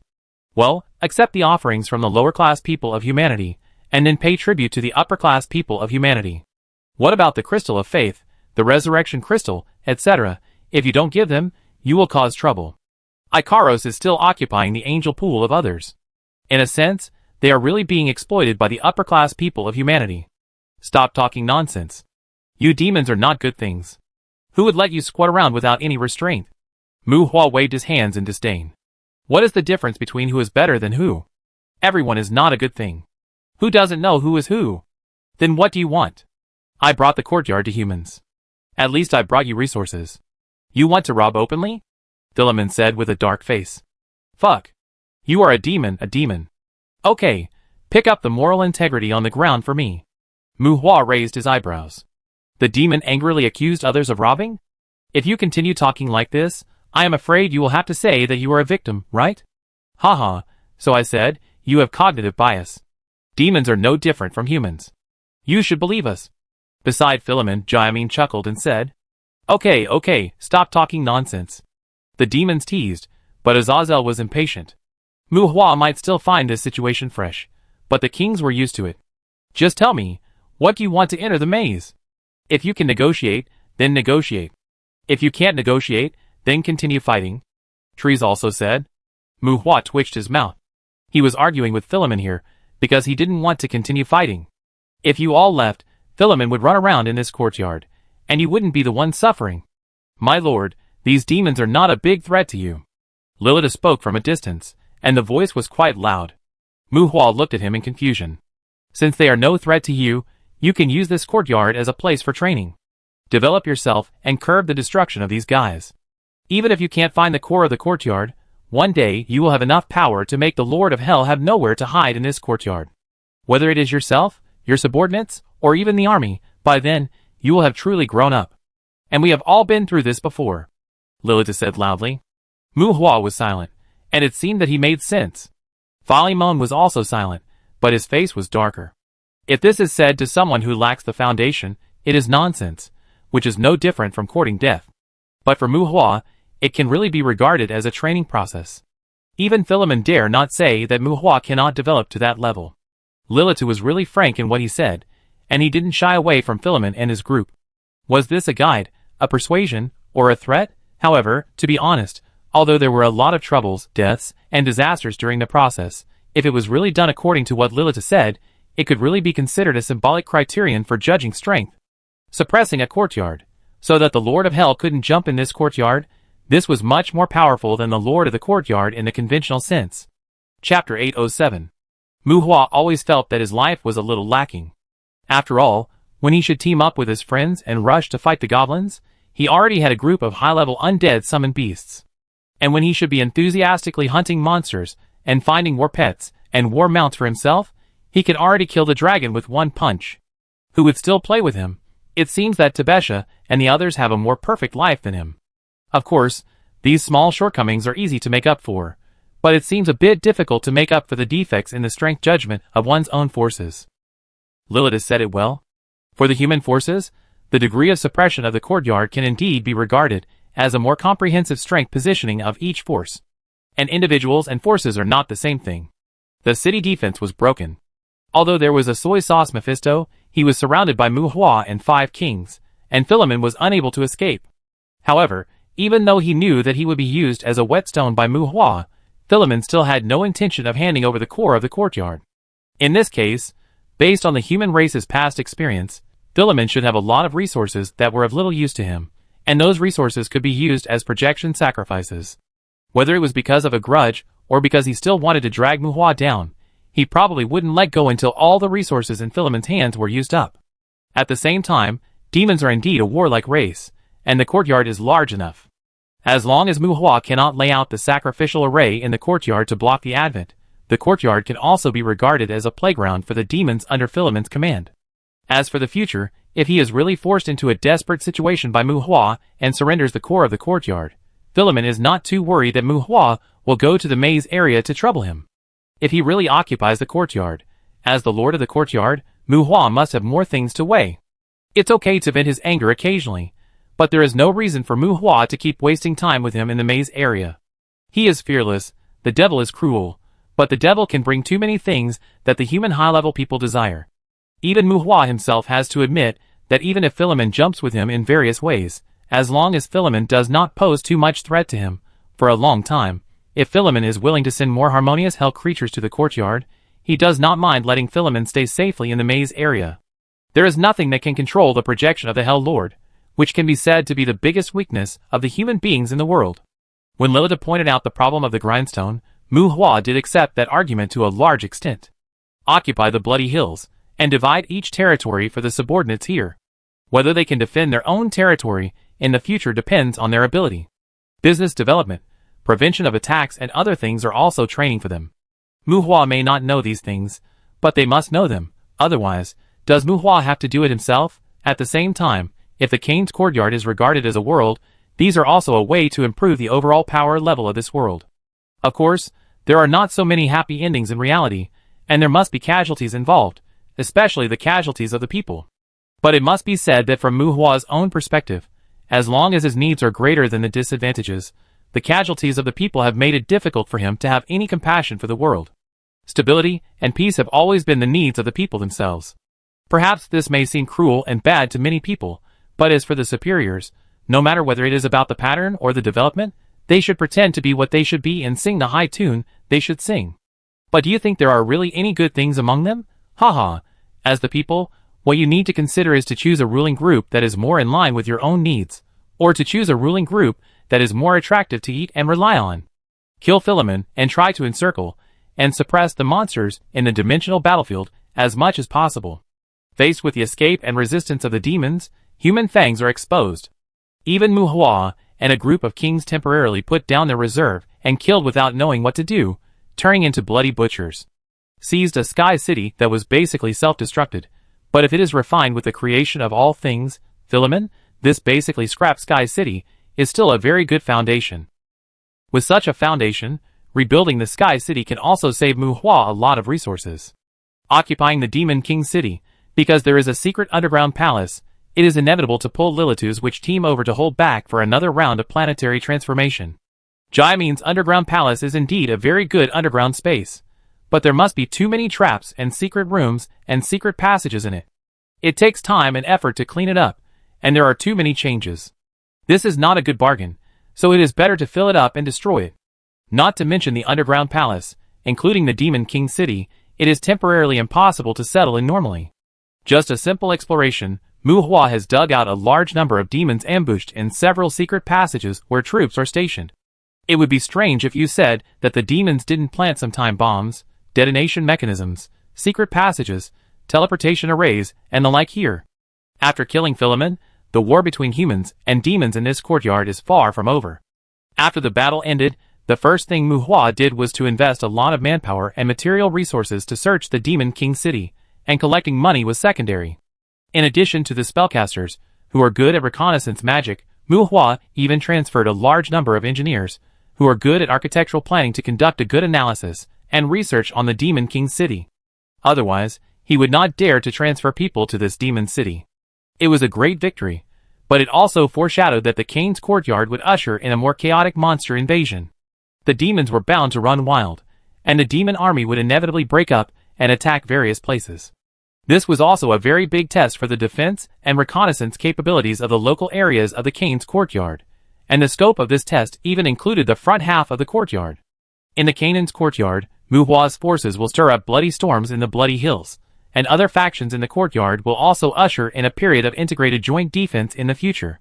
Bloody Hills is divided into prefectures and cities, and Mu Hua's regions are under the command of humans and demons. At the same time, in order to introduce future populations, the major prefectures and cities in the Bloody Hills must also begin to select and train local brave teams. Well, it's the brave again, no way, not to mention whether the people like this tune or not, but the sense of participation, compared to the top combat power that wants to destroy the world at every turn, the brave is closer to the people. They are also the best choice to create folk customs, shape public morality, and promote morality. The brave are born from the people, just and loyal, struggle hard, love the people and protect the country, full of positive energy, all kinds of high-end. Mu Hua would always pick out the nice things to flatter them whenever he saw them. Alas, this is another major shortcoming in life. Back then, he had also imagined himself becoming a hero. But now, after getting mixed up, it seems that he is more like the mastermind behind the scenes. North of the Demon King city, there are still large mountains and ridges. The environment there is more primitive, and the terrain is more complicated. It can be said that it is the final nest of the courtyard demons and the last front line. Forcing Philemon there, Mu Hua occupies the Demon King city and has the ability to overturn Philemon head-on. He has a combat individual that needs to be feared by the Lord of the Courtyard. The Kane's Courtyard can basically be regarded as completing the process of humans dominating the courtyard. Although there are disasters, the Kane's Courtyard has opened up a new situation. In the future, Mu Hua can send troops across the Shanghai Sea to clear the northern mountainous areas. The demons will sneak across the Silver Lake from time to time, hide everywhere, and harass the southern human race. These are probably the daily routines that will accompany the development of the Kane's Courtyard for a long time in the future. After the battle, the kingship withdrew, and several kingship officials also established communication with Mu Hua, and then everyone went back to their own homes. Trezor took over the dimensional battlefield, and the Demon King city was not the only monster stronghold on the Bloody Hill. Mu Hua's subordinates were assigned to their own territories, and they all called their friends to conduct a high-intensity sweep of the monsters in their respective territories. Mu Hua did not feel much relieved because of stabbing Philemon once, and even became busier. Fishing in the abyss, searching for bones in the dead land, raising dragons and soldiers, and cultivating precious fruits. All affairs are becoming more and more compact. It is not appropriate to borrow Lilitu's manpower at will now, but Lilitu has taken over the problem of introducing population to the Canaan's courtyard, which can be said to provide absolute help to Mu Hua. Mu Hua did not fight for the kingship, but he became the real lord of hell. On the bank of the Silver Lake in the Coral Sea, time flows away in the battle between humans and demons. Chapter 808. Far from the capital of Qin, through the northwest of Bloody Hills, there is a deep demon forest surrounded by steep mountains.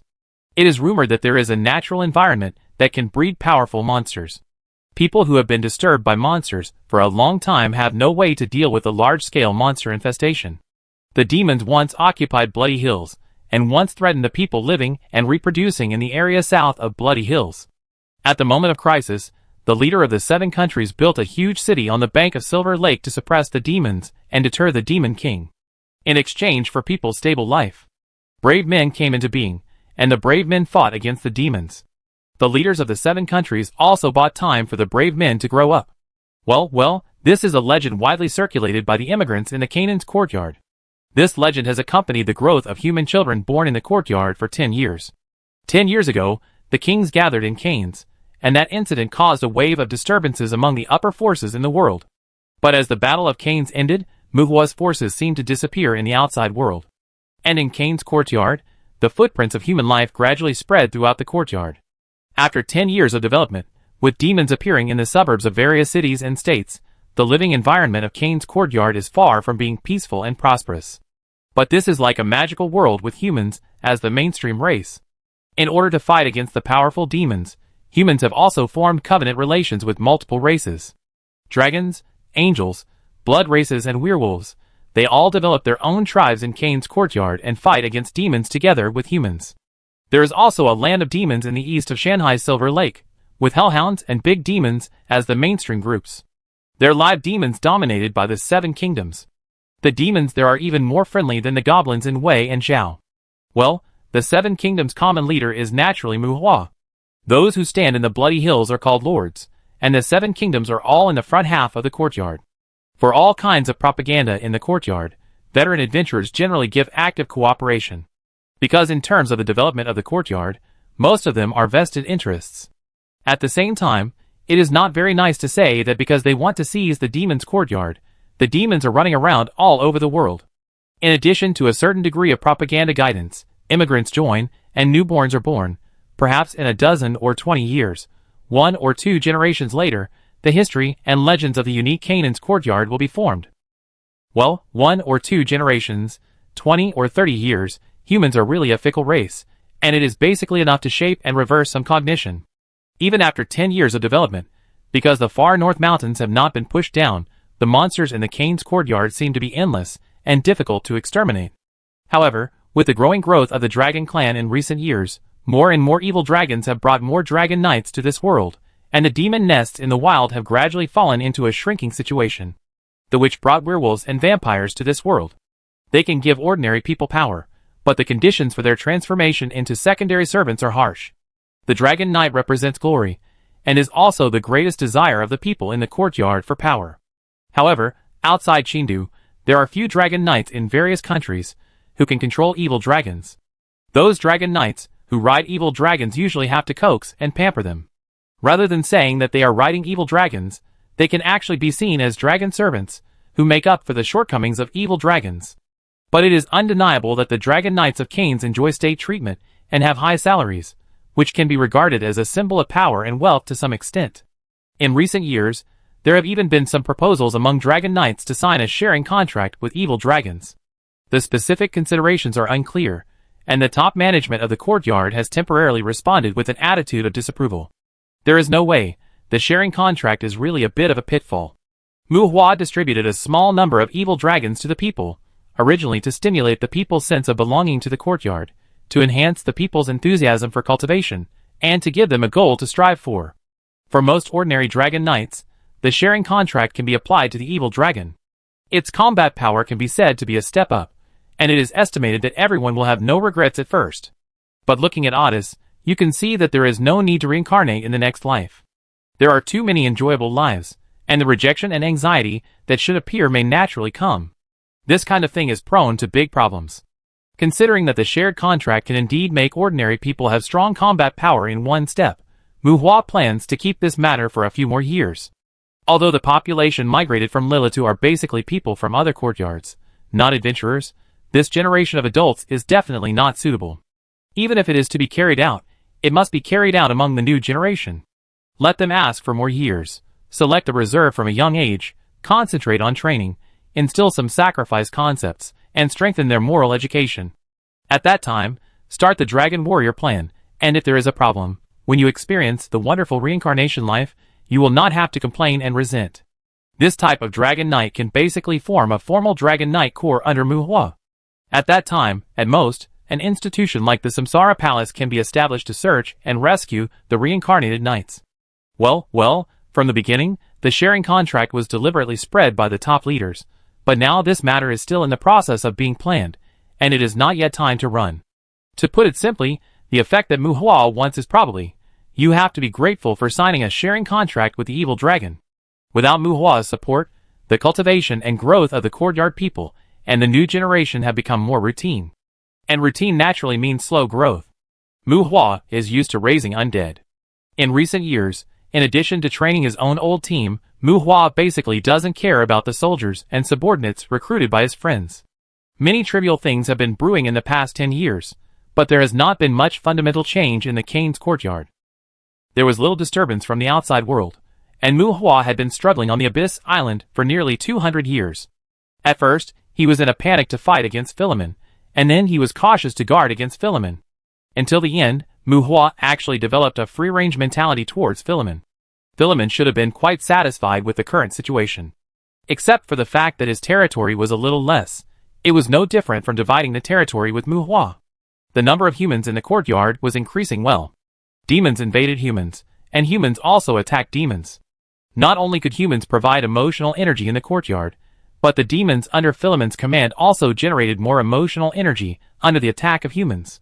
Originally, this was all good, but as time went on, the secondary emotional energy was still okay, but Philemon found that the original sin energy he intercepted was getting less and less. Damn, even if we are hiding in the deep demon forest, we still have the title of Demon King in this courtyard, right? Putting aside the issue of directionality, even if emotional energy has a target, it will still overflow.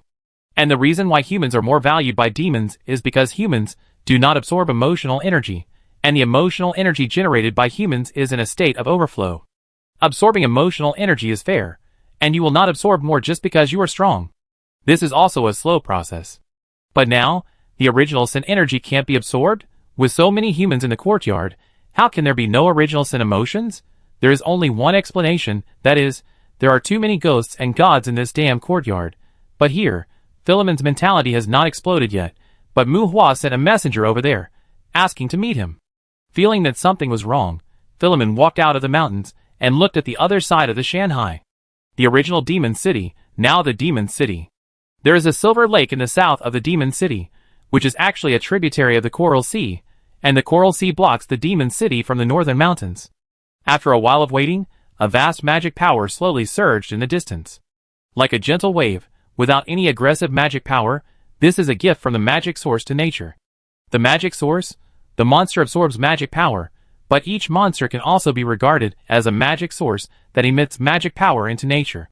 The stronger the attribute of the monster, the more vigorous the magic source. Such a clear sense of the change in the magic environment indicates that many powerful monsters are approaching here.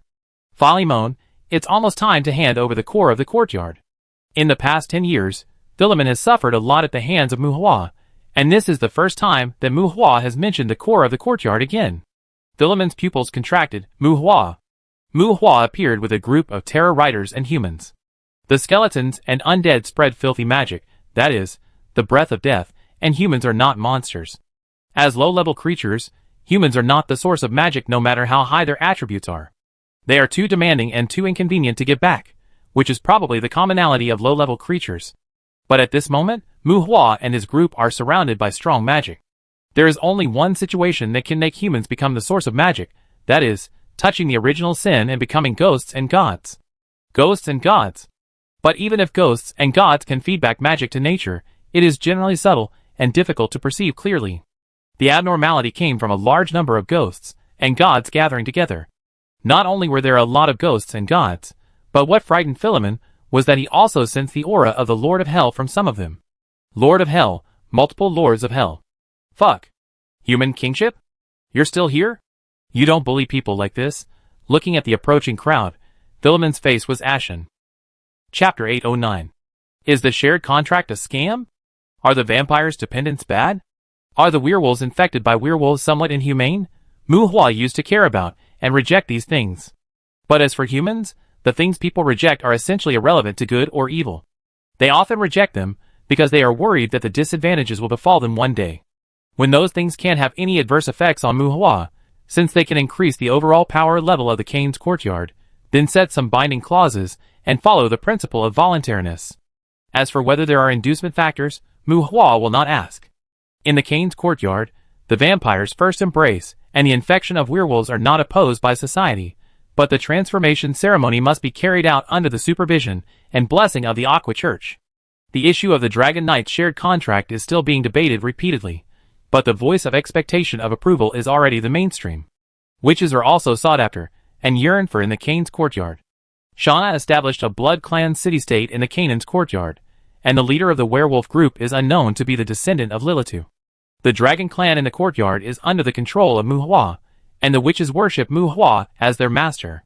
Buluo Chindu has set up a special department responsible for helping witches awaken for free. Nowadays, the combat job categories in the Canaan's courtyard are more complicated, and these are basically promoted secretly by Muhua. Because most of the early team members came from Canaan City, whether they became ghosts themselves or their families became ghosts, from the top to the middle and lower levels, these people who have more or less power, their moral integrity is just that. They have a strong acceptance of abnormalities, and oppose discrimination against different types. The diversified social atmosphere is also a major feature of the Canaan's courtyard. After 10 years of development, although he is still at the level of the Lord of Hell, Muhua's own combat power has been qualitatively improved by accident. Muhua's friends have been managing their own territories, and have been preventing and suppressing demons for 10 years. Everyone has been consumed in their own territories. Over time, after the friends have cultivated some subordinates, such as managers and agents, they are somewhat impatient with eating, drinking, defecating, and fighting fires around the territory all day long. Monsters are endless to kill, demons seduce humans, and the rebellions, cults, and attacks instigated by demons are all big problems. The guys have seen all kinds of human beings in these years, but they are still impatient with those endless trivialities. 10 years of hard work, when will it end? What should I do if I want to quit? Well, let's go and stab Philemon. If we push him into the maze, we basically don't have to worry about the turmoil in the territory all day long, and we can go out and have fun. Now, after so many years of being quiet, everyone hit it off and stabbed Philemon. Damn him. The solemn worship broke through the waves, and a few friends, who wanted to make trouble, dragged Muhua and prepared to have a good fight with Philemon. Standing at the bow, wearing a cloak made of blue-silver fur, Philemon felt that both the warship and Muhua were showy. That's right, they can fly, run, and teleport, and Leviathan is floating above their heads. These guys actually drive a boat, the kind of boat that drives in the water. Wanlong Shanhai was originally used by Philemon to throw devil eggs, and it was considered the area where Philemon cultivated little devils. The tributaries of the Coral Sea will carry the devil eggs to various parts of the courtyard. And in the Coral Sea where lakes and rivers converge, there are also some siren-like water-loving demons. This Coral Sea was not suitable for sailing before, as it would be attacked by sirens. However, many years ago, Muhua squatted on the Coral Sea and opened the eternal frozen soil randomly, and stayed on the Coral Sea for more than 2 months intermittently. The result was a mass extinction of creatures in the Coral Sea, and the sirens were also moved away by Philemon because they didn't want to play in the mud in the mountains. After the sirens died, they squatted in hell and were unwilling to come. Now Muhua has thrown a lot of fish fry into the Coral Sea Silver Lake in the courtyard. As long as the devil eggs thrown into the water don't drift to the tributaries of the Silver Lake, Muhua won't care much, but he really treats the courtyard waters as a fish pond. This time, he was actually rowing in the water. Looking at Muhua and his group posing on the bow, Philemon was very unhappy. Tut, landing on the shallows, Muhua and his party walked towards Philemon with a cold face. Philemon was accompanied by several monster leaders. Muhua had met him several times in the past 2 years, but did not take action. This time when meeting Muhua, Philemon did not hold too intense emotions, but sensing the unconcealed aura of Muhua and his party, Philemon was secretly shocked. Tabesha, Vivian, Odysseus, Clark, including 2 terrorists, and a team of witches, not counting the accompanying terror riders, these people Philemon had little contact with, and it was difficult to speculate. But Philemon clearly felt the aura of 3 lords among these people, not the human kingship. Even Lilith was not there. It was not the kingship he imagined. Maybe the power of the human beings in the world is stronger than the intelligence shows? And Muhua gave him a feeling that was not right. Crystal of power? Although the blood was not exploded, the magic power that was emanating seemed to be slightly aggressive. This feeling should not appear on the Lord of Hell. Philemon questioned. Compared with the feeling when they fought in the early years, this human seemed to be more abnormal. Muhua, what do you mean? I think we should have reached a tacit understanding over the years. At least I didn't cause a large-scale disaster. On Philemon's face without facial features, the dark pupils glowed with a metallic luster. This reaction was similar to the frown of a demon of destruction. If he was caught by Muhua, Philemon would not be able to fight Muhua now. But this did not mean that Philemon had no ability to cause disasters. For example, insect plagues, wind disasters, sky fires, earthquakes and floods, Philemon could still create large-scale disasters. Perhaps Muhua could deal with it, but the natural environment in this courtyard would be severely damaged, and the people would inevitably be killed and injured. This is under the premise that his whereabouts are exposed. If he hides in a corner and causes a large-scale natural disaster, it will definitely make the people of this courtyard miserable. After the battle of the Demon King City, Philemon and Muhua also had several unscrupulous battles. After confirming that he could not do anything to Muhua even without the siege of the royal power, Philemon also thought it over, restrained his offensive, but indulged his subordinates. He believed that he and Muhua had formed some tacit understanding. Disaster? Don't talk about it as if you have made great sacrifices. The prosperity of mankind has no harm to you. When mankind prospers to a certain extent, I don't think you will mind reaping a wave. Muhua sneered, turned to look directly at Philemon, and spoke seriously again. It's been 10 years. You should be able to feel that the development of this courtyard will get better and better. Let's go to the maze. Then, we may really form a closer cooperation. Bullshit. We can't absorb much original sin now. No matter how prosperous the human race is, it has nothing to do with us. Behind Philemon, there are demons who don't know how to live or die and are angry. This is what makes them most frustrated. You have a lot of secondary emotional energy. Muhua shook his head. No matter how alienated the human race is, it can't absorb secondary emotions. Because of taking the youth potion, Muhua's appearance has not changed much in these years. His face has become more square. Now facing the long-lived demons like Philemon, he has an expression of coaxing a child. Do you think that's the same thing? Besides, you raise demons and dragons yourself. Damn, you even raise goblins. Will we have to compete with them for secondary emotional energy one day? Humph. Since you can let them go, why can't we get along? You should show a tolerance that matches your strength, which will not harm you. Behind Philemon, Letitia said in a bad tone, but her words were quite weak. Who said we can't get along? I just asked you to go to the maze. Maybe the maze area of this courtyard will be more vast than your deep demon forest. Muhua was disgusted. Raising demons? Raising goblins? Letting them go is because Muhua can control them. It is definitely not the same as Philemon's group of projection demons. However, There is no need to argue with Philemon about these things. It will only cause more entanglements. What if I don't go? Philemon said coldly.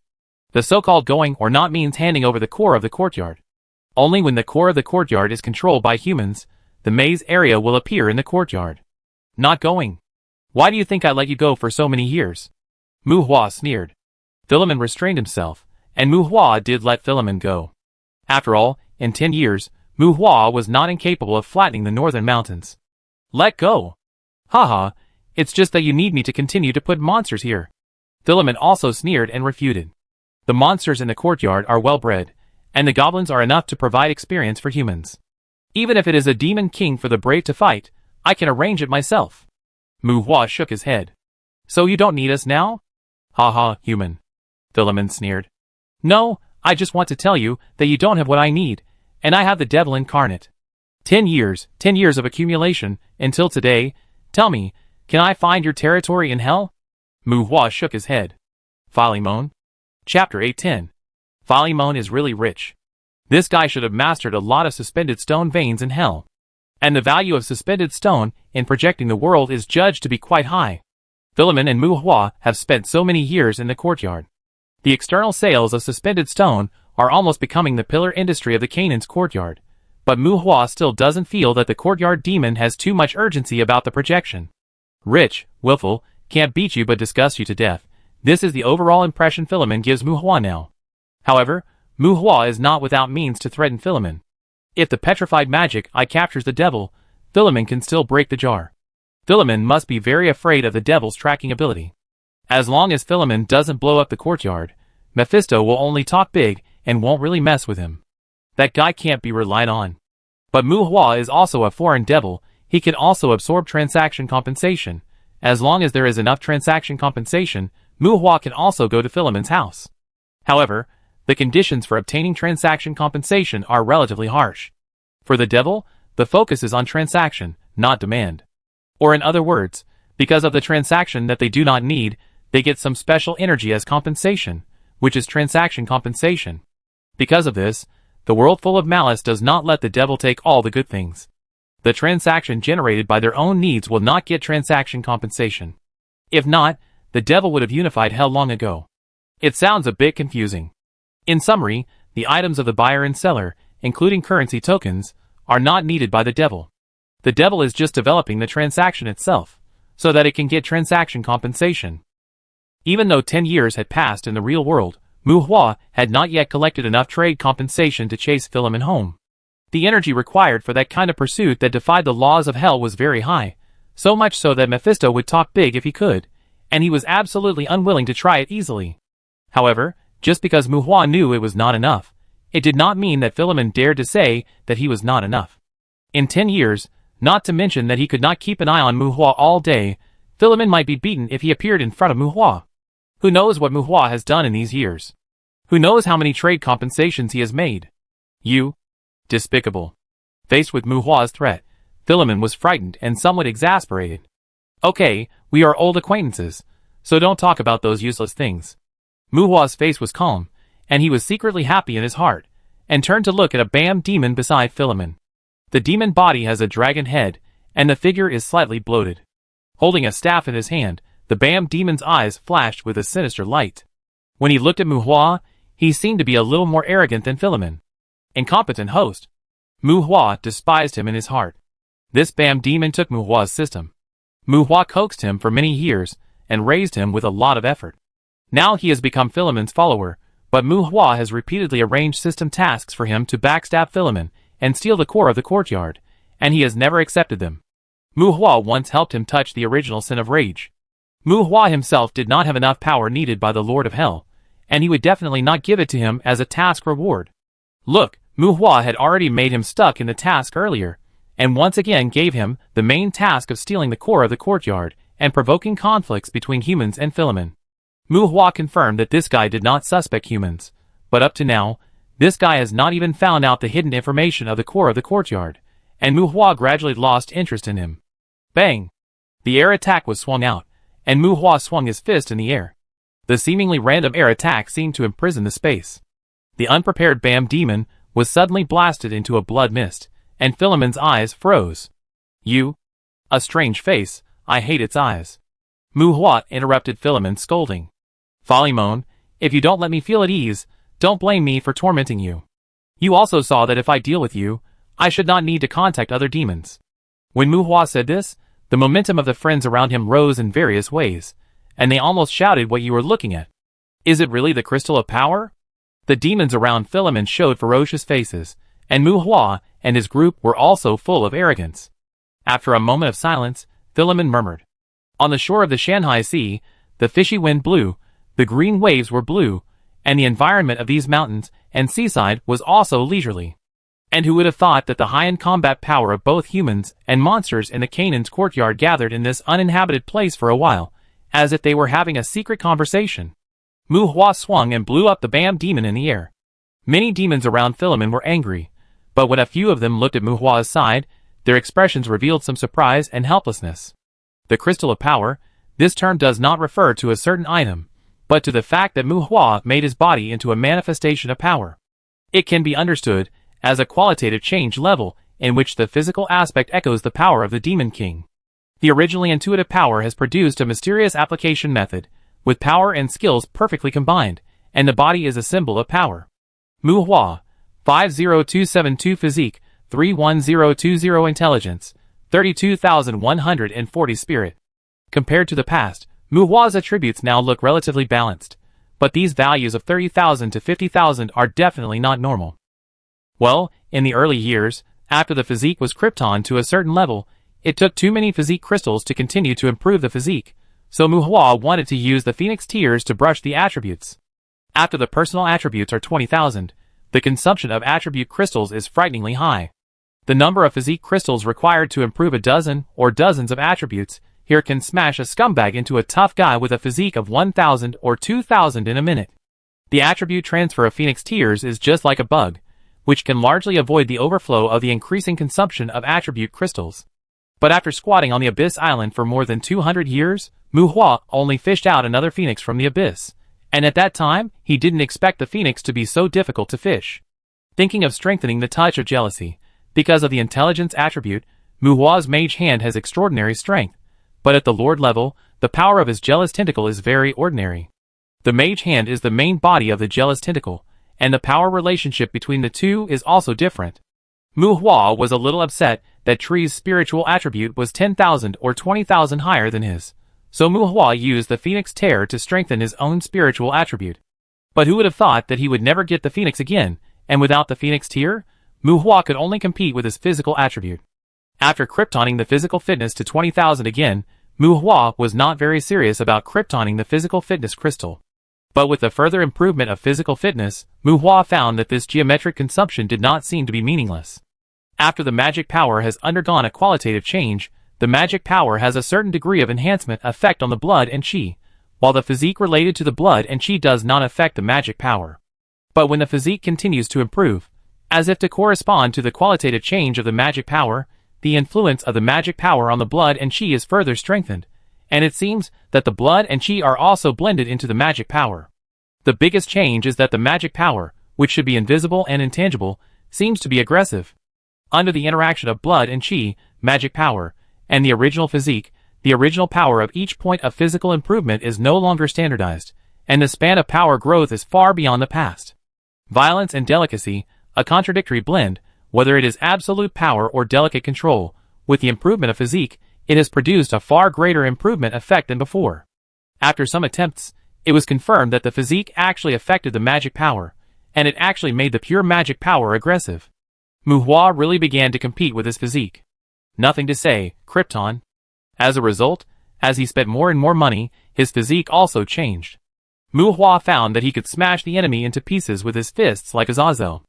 Originally, when he saw Azazel smashing the enemy into blood mist, Muhua thought it was some kind of combat skill or a special application of blood. Ask Azazel. Yes, it is really a qualitative change, corresponding to the power of the devil. The crystallization of power. As for Muhua now, although his physique still has a rigid numerical display, the power and physical destructive power he can exert are no longer constant. As the embodiment of power, it is basically the same as playing to blast a demon with a physique of less than 10,000. With the combination of offensive magic and power, If blood and other powers are added, Mu Hua has entered a realm where he can damage the planet's crust with brute force. Is there a forbidden spell with a fist? It can be regarded as a certain threshold. The energy of multiple different systems is connected and mixed, forming a kind of fusion reaction. With the overall attributes of Mu Hua now, can he really blow up a star with one punch? Well, he still has a chance to try for the time being. But if you don't cross this threshold, without the help of other energy systems, relying solely on the power converted from your physique, with a physique of 30,000 or 50,000, you can punch a mountain. The mountain will probably not break, but you will definitely hold your fist and groan for a long time. Power crystals are not a must for demon kings, but the Hell Lords with this physique may really be able to beat up the demon king. Chapter 811. The soul desires stability, and the body and magic power are both changeable, so the body and magic power have alienated growth, while the growth direction of the soul is always long-lasting and stable. If you have to find a level in the soul that corresponds to the power of the devil and the crystal of power, it is probably the devil mark of recruiting rebirth carriers, right? In fact, the most obvious benefit of entering the Hell Lord class is probably the devil mark, which can barely be regarded as a key to open the door to the eternal existence of the soul. Mu Hua's growth is quite special. Neither the power of the devil nor the crystal of power is the threshold of the Hell Lord, and at the same time, it is not something that can be piled up by attributes. This qualitative change in the source of power is more like mutation than evolution. In addition to talent and tempering, luck also accounts for a large part in order to touch this alienation. Mu Hua touched the alienation of magic and power by increasing attribute points, as if following a routine.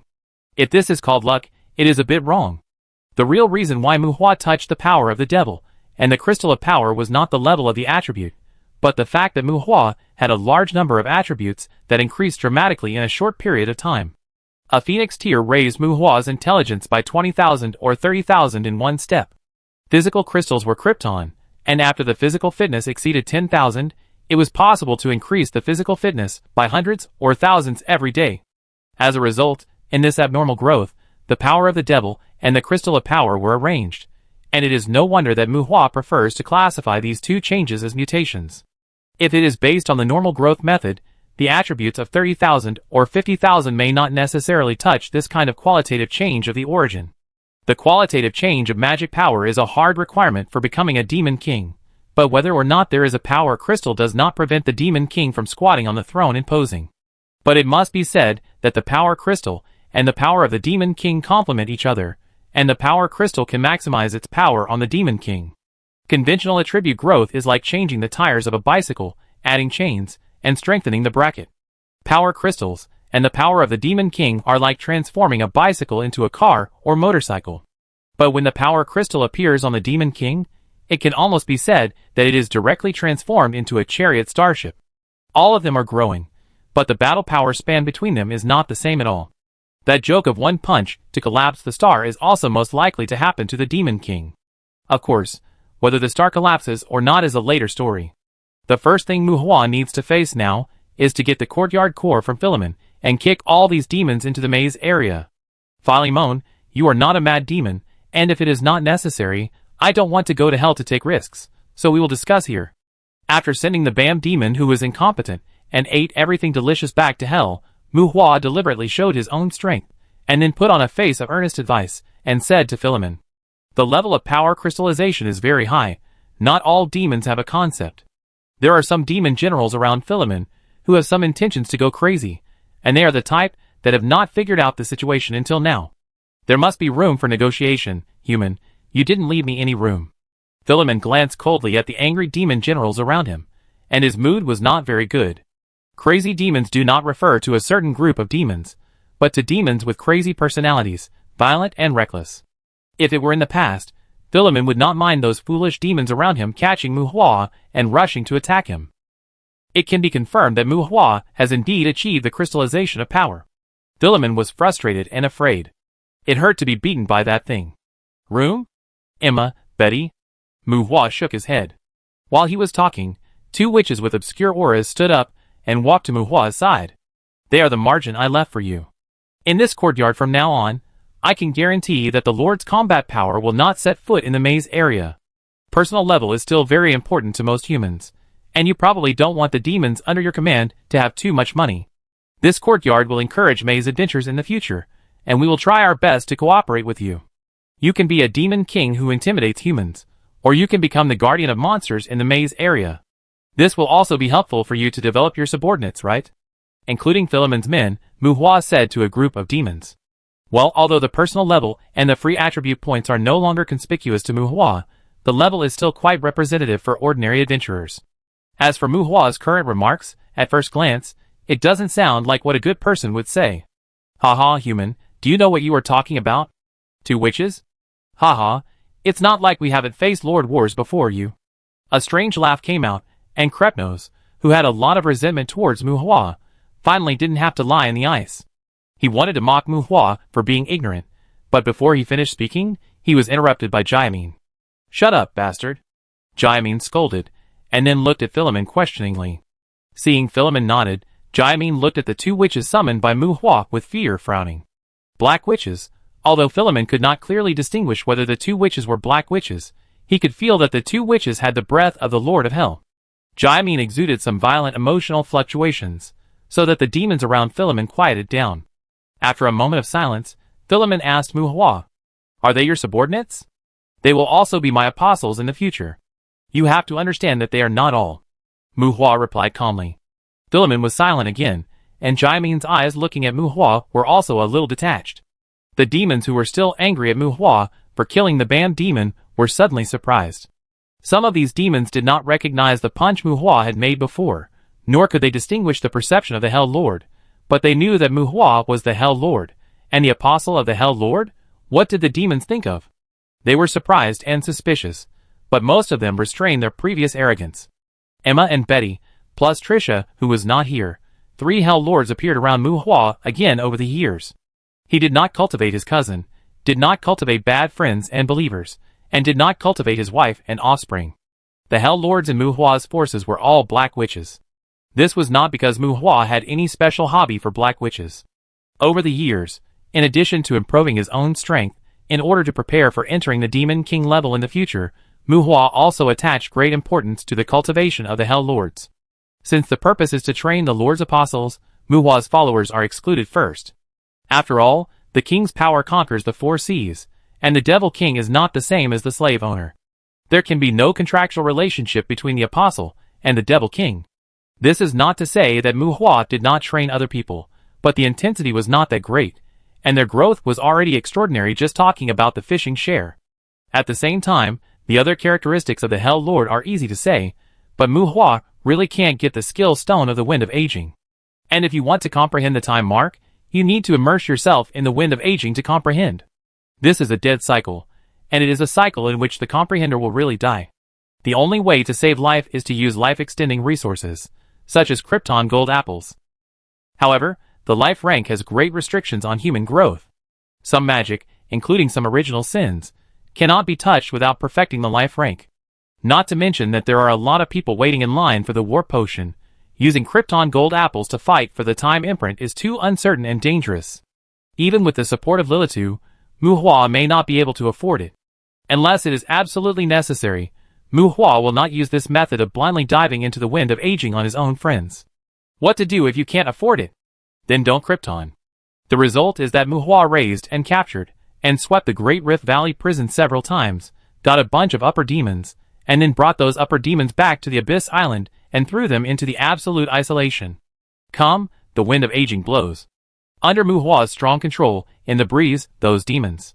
Cough, batches of Alzheimer's disease. However, Muhua also invested a lot of money, and also provided a small amount of golden apples to some talented demons. These upper demons lived up to expectations, and some of them really realized the time mark. Then, they were eaten by the Black Witch. Ahem, well that's it. Only the Black Witch can play this way. Even if they transform, the time mark cannot be inherited. This also led to the fact that the Hell Lords raised by Muhua were all of the Black Witch style, not a special fetish. Emma and Betty were trained as Muhua's personal maids since childhood. They were not only loyal, but also had some pleasing personalities. Under deliberate training, they basically regarded Muhua as their life sustenance. When they were young, they were soft and cute, with a bit of ram and rim. However, as they grew older, the 2 European girls began to develop towards the sexy route, and their short hair was changed to big waves. Now, Two tall and delicate blonde girls stood beside Mu Hua. Even if they were wearing loose robes, it was difficult to hide their proud figures. Chapter 812. Although it consumes considerable resources, Mu Hua is indeed capable of training the Lord of Hell. The attributes do not need to be too high, and the original sin does not even need to be touched. The necessary abilities are matched with the power. If it is just the status, it is not complicated to train. Mu Hua's own strength is getting stronger day by day. The power of destruction that he lacks can be found by searching the world. Only the wind of aging is an absolute limitation. Regarding the wind of aging, in fact, compared to letting the devil feel the mark of time, there is a more suitable existence. That is the dragon. The tolerance of the dragon to the wind of aging is far greater than that of other creatures, and they may even directly obtain the wind of aging and transform into the source of wind. If you want the dragon, you must first get the corpse of the dragon. Kill your own dragon?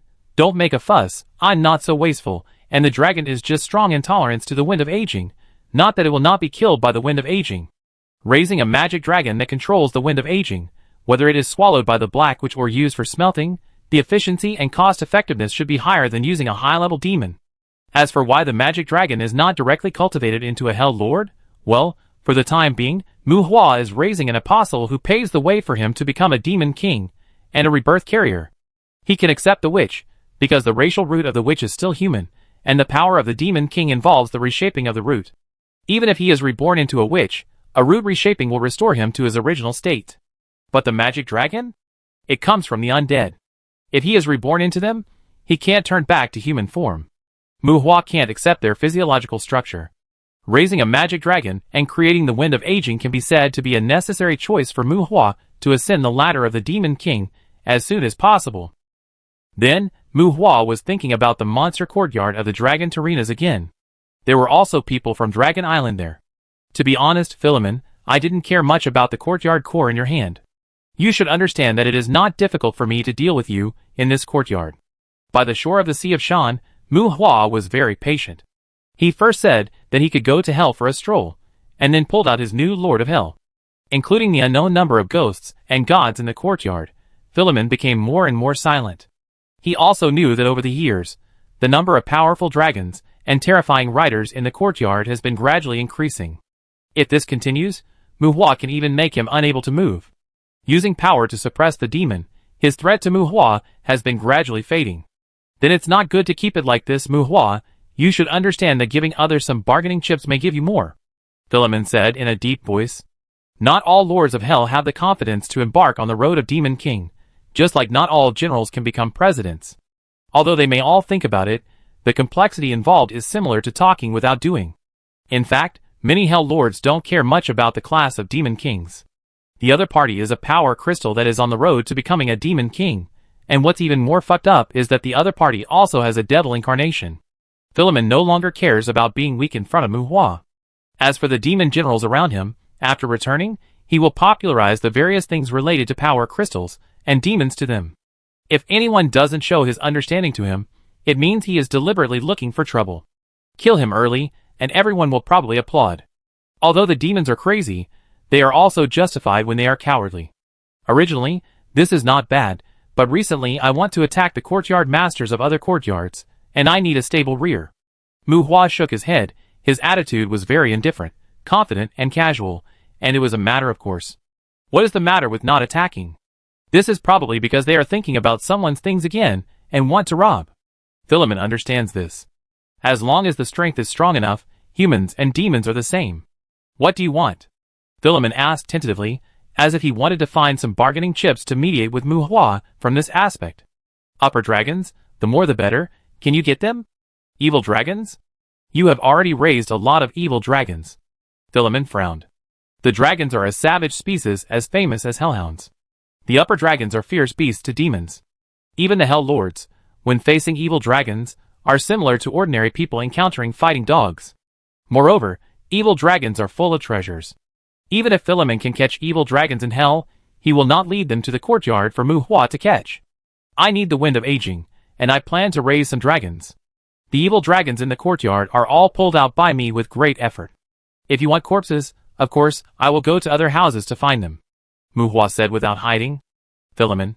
Spendthrift, but it is not the first time Philemon has heard of this way of spending money. Metal dragons are evil and rare. There are indeed demons in hell who try to obtain the wind seeds of the wind of aging by raising dragons.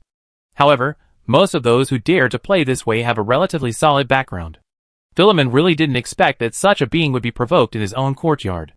So, you must make me hand over the core of the courtyard. Philemon's face darkened again. There must be a limit to mediation. He couldn't get evil dragons for Muhua, and Muhua obviously didn't want just one or two. This is an ultimatum. If you don't let me go to other courtyard masters with peace of mind, then we can only meet in hell. After saying the good words, Muhua stared at Philemon sinisterly and said threateningly, "Hell is not as simple as you think." Philemon warned and refuted. "You made everything more complicated." Muhua looked directly at Philemon, then turned his eyes to the demons around Philemon. "By the way, I forgot to tell you that they are black witches, but not all black witches under my command." Muhua waved his hand to introduce Emma and Betty to Philemon and his group. A group of demons. The Black Witch? God damn it. The demons looked at Emma and Betty, and then at the other witches in Muhua's team who were wearing the same clothes, including Philemon. The demons' eyes were obviously more uneasy. It must be said that the Black Witch's reputation in hell is not very good. It's probably like the ghost stories of humans. Many viviparous demons were frightened by their parents with the Black Witch when they were young. Muhua was able to launch the final war. He has many followers under his command, not only tens of thousands of skeletons with excessive attributes, but also Cerberus and the big demon with petrified eyes. Including the damn Leviathan, these are all followers that Philemon knows and Muhua has put on the table. Because they are followers, even in hell, Muhua can summon these followers to his side. If Muhua visits his territory, it will not be a single-handed meeting. Not only that, what did this human say just now? He actually dared to raise a Black Witch. Then no one can guarantee whether he has taken in a few more Black Witches as his followers. Black Witches will eat demons. The kind of eating that plunders everything from the opponent is more frightening and uncomfortable for demons than death. Philemon suddenly realized how Muhua created the Lord of Hell. Black Witch. This human is using other monsters to adapt to the wind of aging, and then let the Black Witch eat those monsters. Hiss, thinking of this, even Philemon took a breath. How dare he? This is simply playing with fire, and the Black Witch is synonymous with betrayal and plunder. But look at the witches around Muhua. Well, this is the human world, and these witches are obviously very young and immature. Well, don't worry about whether Muhua is playing with fire. Philemon is really a little bit confused. If Muhua brought a bunch of Black Witches to knock on his door, it was hard to say what he would do. Looking at the demon generals around him, and their expressions, it was not difficult to see that these guys would definitely run away in advance. Chapter 8:13. Waking up in the morning, holding Wanyu in his arms, he lazily glanced at the woman in his arms. Well, it was another strange woman. "Morning, sir." The action of getting up woke up the lightly sleeping woman. After a brief daze, the woman came back to her senses and looked at Muhua with clear eyes. Naturally, gently, and with a kind of charm that would make Muhua feel comfortable, the woman greeted Muhua. "Well, morning." Muhua responded casually, got up and got out of bed. In the softly lit bedroom, shadows swam on the walls and ceiling. The monsters lurking in those shadows were guarding Muhua. Because they would be exposed to Muhua's more private life, the Hellhound was excluded from the shadow guards. The hundreds of shadow guards around Muhua were all composed of skeleton mages, who evolved into headless knights. They had the melee ability of headless knights, and were also more accustomed to casting spells. The growth of mental attributes is worse than that of regular horror knights, but even if they have not used the Crystal of Intelligence, years of meditation without fear of spiritual injury have also given them extraordinary intellectual attributes. As for physical fitness, the physical fitness of the headless knight evolved by the skeleton mage is also relatively poor, even worse than the mental fitness. However, this is basically a problem that Muhua does not need to consider. Almost at the same time when Muhua got out of bed, Emma, who was wearing a butler's uniform, knocked on the door and entered the bedroom. The butler's uniform, which was different from the maid's uniform, showed Emma's specialness. For the time being, among the witch attendants around Muhua, only she and Betty were dressed like this. After confirming that Muhua had no special arrangements, Emma said hello and left. Including Emma and Betty, these Black Witches are generally only responsible for taking care of Muhua's internal affairs. They spend more time on the Abyss Island. If there is no special situation, when Muhua goes out, Tina and Charles are usually with him. Emma didn't pay much attention to the woman on the bed. She looked at Muhua's back as he entered the bathroom. The woman on the bed looked a little unwilling, but also seemed to be somewhat relieved. Contradiction. There was a strange contradiction in the girl's heart. She was unwilling to be cold to Muhua, but at the same time, she was a little relieved that Muhua was not interested in her. Now in the castle of Pumlai's Sky Island, there is a group of women with some special identities. They also work as maids, but these young, beautiful, and outstanding maids have similar identities to princesses. Either from the courtyard countries or from the human world countries, they all come from the families of some upper-class power holders. And Alice Phil regularly selects people from them to sleep with Muhua. For this kind of activity, Muhua now treats it like a task. If they are pregnant with Muhua's child, and have no normal intersection with Muhua, they usually resign and leave. It's similar to the Princess Ingrid back then. They all came from Muhua's bloodline genes. It's just that Muhua's strength and status are higher now than in the early years, so these girls are more humble. And this kind of thing is handled by Alice Phil in Myling. Muhua only pays for the regular grain delivery, and apart from cooperation, there is basically no relationship between the two sides. While deepening the relationship with various forces, Alice Phil, who can drag Muhua out as Dumas and manage Muhua's industry, will certainly gain benefits that are beneficial to the development of her own forces from the forces behind these girls. Muhua is too lazy to ask about the specific situation, and if these girls leave with children, neither they nor their children will take the initiative to appear in front of Muhua in the future. It can be regarded as a part of optimizing human bloodline, right? Anyway, some kings still seem to have this kind of business. Muhua is more familiar with Tree's situation. For example, his style, which has not won the bid for many years, now seems to have a harem of 3,000 that is updated from time to time. After doing this kind of thing many times, Muhua can completely understand why those big guys are not interested in the so-called bloodline descendants. Of course, there is no mandatory link here. Everything depends on Muhua's interest. If Muhua is not interested, they will continue to be their maids, and the forces behind them can be regarded as maintaining a connection with Muhua's forces. If Muhua has no resistance, he will usually come once a week or two, and the several legitimate wives in Muhua's family will also have opinions. After all, Muhua is not a demon. There is a difference in life level, and it is difficult to conceive. When these girls reach a certain age, regardless of whether they have in-depth exchanges with Muhua, they may be picked up by Alice Phil and work in some related industries of Muhua's power. If they really don't have the ability that Alice values, they will go home to get married when they reach the age, and at most they will be replaced by a sister or niece. Well, okay, that's it. A simple wash is to relax the body and mind. Leaving the bedroom, in the restaurant of the castle, Charles reported to Muhua about the application for the Canes Floating City project submitted by Nick. The project initiated by the imperial government and established by Nick is the Cane City Air Territory Construction Plan. Under Muhua's repeated threats, Philemon finally handed over the courtyard core of the Cane's courtyard to Muhua. Philemon seemed to have anticipated that the extreme northern ridges he had built for many years would be transformed into a maze area. As the core of the courtyard fell into Muhua's hands, the courtyard ushered in a large-scale destruction of monsters. The projection monsters almost all died in an instant, and at the same time, the Cane's courtyard became a treasure trove of treasures everywhere. The courtyard was boiling everywhere, and people happily went to those known monster-gathering places to pick up and rob the fallen, and even caused a lot of conflicts. Although the projections were dead, there were still real monsters in the courtyard, and those restless and anxious real monsters also caused some casualties among treasure hunters, which barely cooled down the boiling people. The first time Muhua took control of the courtyard, he brought chaos to the courtyard. Fortunately, the courtyard countries have been established, and the bloody hills are naturally suppressed by Muhua's various departments. The 7 countries each maintain order in their own areas, and there is not much trouble. While the courtyard is lively, the city of Canes outside the courtyard also welcomes a crowd of people.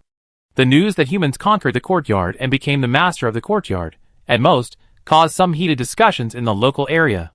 But this courtyard, where you can pick up a bag of demon gold coins by strolling in the wild, has attracted a large number of middle and low-level adventurers to the Canes courtyard worldwide. During this period, the city of Canes was crowded with people, and a large number of adventurers came to Canes City. At the same time, a large number of people took the initiative to join the Canes courtyard.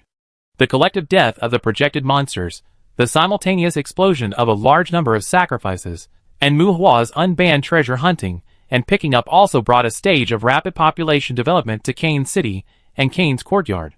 When humans controlled the courtyard, at the same time, outside the maze area stood the demon-suppressing fortress that had blocked the demons for many years. Stability, a stable and safe courtyard, its value is no longer the same as before. The Cain's courtyard is rich in suspended stones. When the stability of the courtyard was confirmed, the Magic Empire, which had no ability to restrain Muhua, simply began to support Muhua in developing the Sky City in Cain City. Muhua had no objection to this. Municipal projects, imperial investment, and human resources construction were mobilized by the Empire with Nick, and the required material resources could also make Muhua a lot of money. Including development and construction, later impacts, etc., these do not need Muhua to worry about. He only needs to nod and agree. Nick, Alice, Myling, including Ivan, Old Maury, Rita, Dorn, Selma, and others from the original Bear Pig Town will participate in it, and Muhua does not even need to worry about the coexistence of humans and ghosts. Samantha, let me tell you, yesterday I saw Mu-Ying confessing to teacher Jefferson. Jefferson was scared to her and resigned. Beat her. You should let her understand the reserve of women and beat her. Listen to Charles in the restaurant. In addition to the Sky New City plan in Cairns, Charles mainly reported to Muhua about the functional positioning of the Adventurers Guild in the courtyard. When breakfast time, Muhua's children will also come to the restaurant to have a meal. Before the people have seen him, there are no sounds of children outside the restaurant. Charles smiled and Muhua browsed. Mu-Ying? Didn't that girl enter the Abyss Island? She is only in her teenage years? Precocious? Or is the rebellious period coming? Chapter 814. Mr. Muhua, let's put aside the question of the pros and cons of early love. Yesterday, a child with a fatal vision enrolled in school. Do you need to explain it? In the castle restaurant, a family of all sizes sat at a long table. A little girl, who looked about 12 or 13 years old, facing Muhua's glare, slowly fiddled with the fried eggs in front of her and asked Muhua. Mu-Ying, the eldest daughter of Muhua's family. At this time, Samantha, Helen, Tina, and Athena were all sitting at the table to eat. Including Vivian and Trisha, who were not here, they all had a more formal intimate relationship with Muhua, which can be simply understood as Muhua's partners. In the eyes of the outside world, they were all Muhua's wives. Well, except Samantha. At the same time, there were 4 naughty children present: Mu-Ying, Mu-Chun, Trisha's son Moody, and Athena's daughter Mu-Shirui. These are all Muhua's more formal children. Well, formally, although it sounds a bit strange, Muhua should have an informal child. It depends on the mother of the child. Unless she is a regular partner recognized by Muhua, some girls will even hide their relationship with Muhua even if they give birth to Muhua's child. Those children will not be called children in Muhua's eyes. For example, the child with lethal vision mentioned by Mu-Ying should be the son of Bellic, the chief of the Cain's police department. It is estimated that he is Muhua's child. Don't change the subject. We are not talking about premature love now. Jefferson is more than 40 years older than you. If you want him to die, just say it. Who told you to drive him away in this way? Muhua scolded seriously. Well, although the children have always been taken care of by Samantha, it is still inevitable that Muhua felt a little heartache when he heard that his 12 or 13-year-old daughter confessed to a 50-year-old uncle early in the morning. The little girl is not really obsessed with uncles. She is very cunning. Instead, because she doesn't like the teacher named Jefferson, she simply caught the teacher with a shy face and made an innocent confession. As a result, the teacher Jefferson, whose heartache was not enough to describe the situation at that time, went to Caroline to resign on the spot. At the same time, he only made a very simple request. I don't want to die. Elementary Education Department of the Psychic Academy. It is roughly equivalent to an 8-year private elementary school that includes the kindergarten stage. It doesn't matter what you learn. The main function is to collect children. Because most of the children who go to school there have a little bit of specialness, it is also affectionately called by the outside world Abnormal Children's Education Center. Well, yes, it is this damn nickname. Parents who throw their children there call it that. Because of the speed of time flow on the Abyss Island, Muhua did not let his children enter the Abyss Island too early. They have always been raised in the human world. So Muhua has been hiding on the Abyss Island for hundreds of years, and Mu-Di and Mu-Shirui are still little kids who can wet the bed with a clear conscience. Well, as Muhua's good son, Mu-Chun actually wets the bed, but he is more particular. As long as he wets the bed, his room will catch fire. In addition to Muhua, Muhua's friends also don't want their children to be able to do crafts as soon as they open their eyes and close their eyes. So most of the new generation in Muhua's power are placed in the human world to grow and develop normally. Not to mention the little ones in Muhua's family, there are also many people in Dandelion and Black Crow who who are qualified to live in the Abyss Island.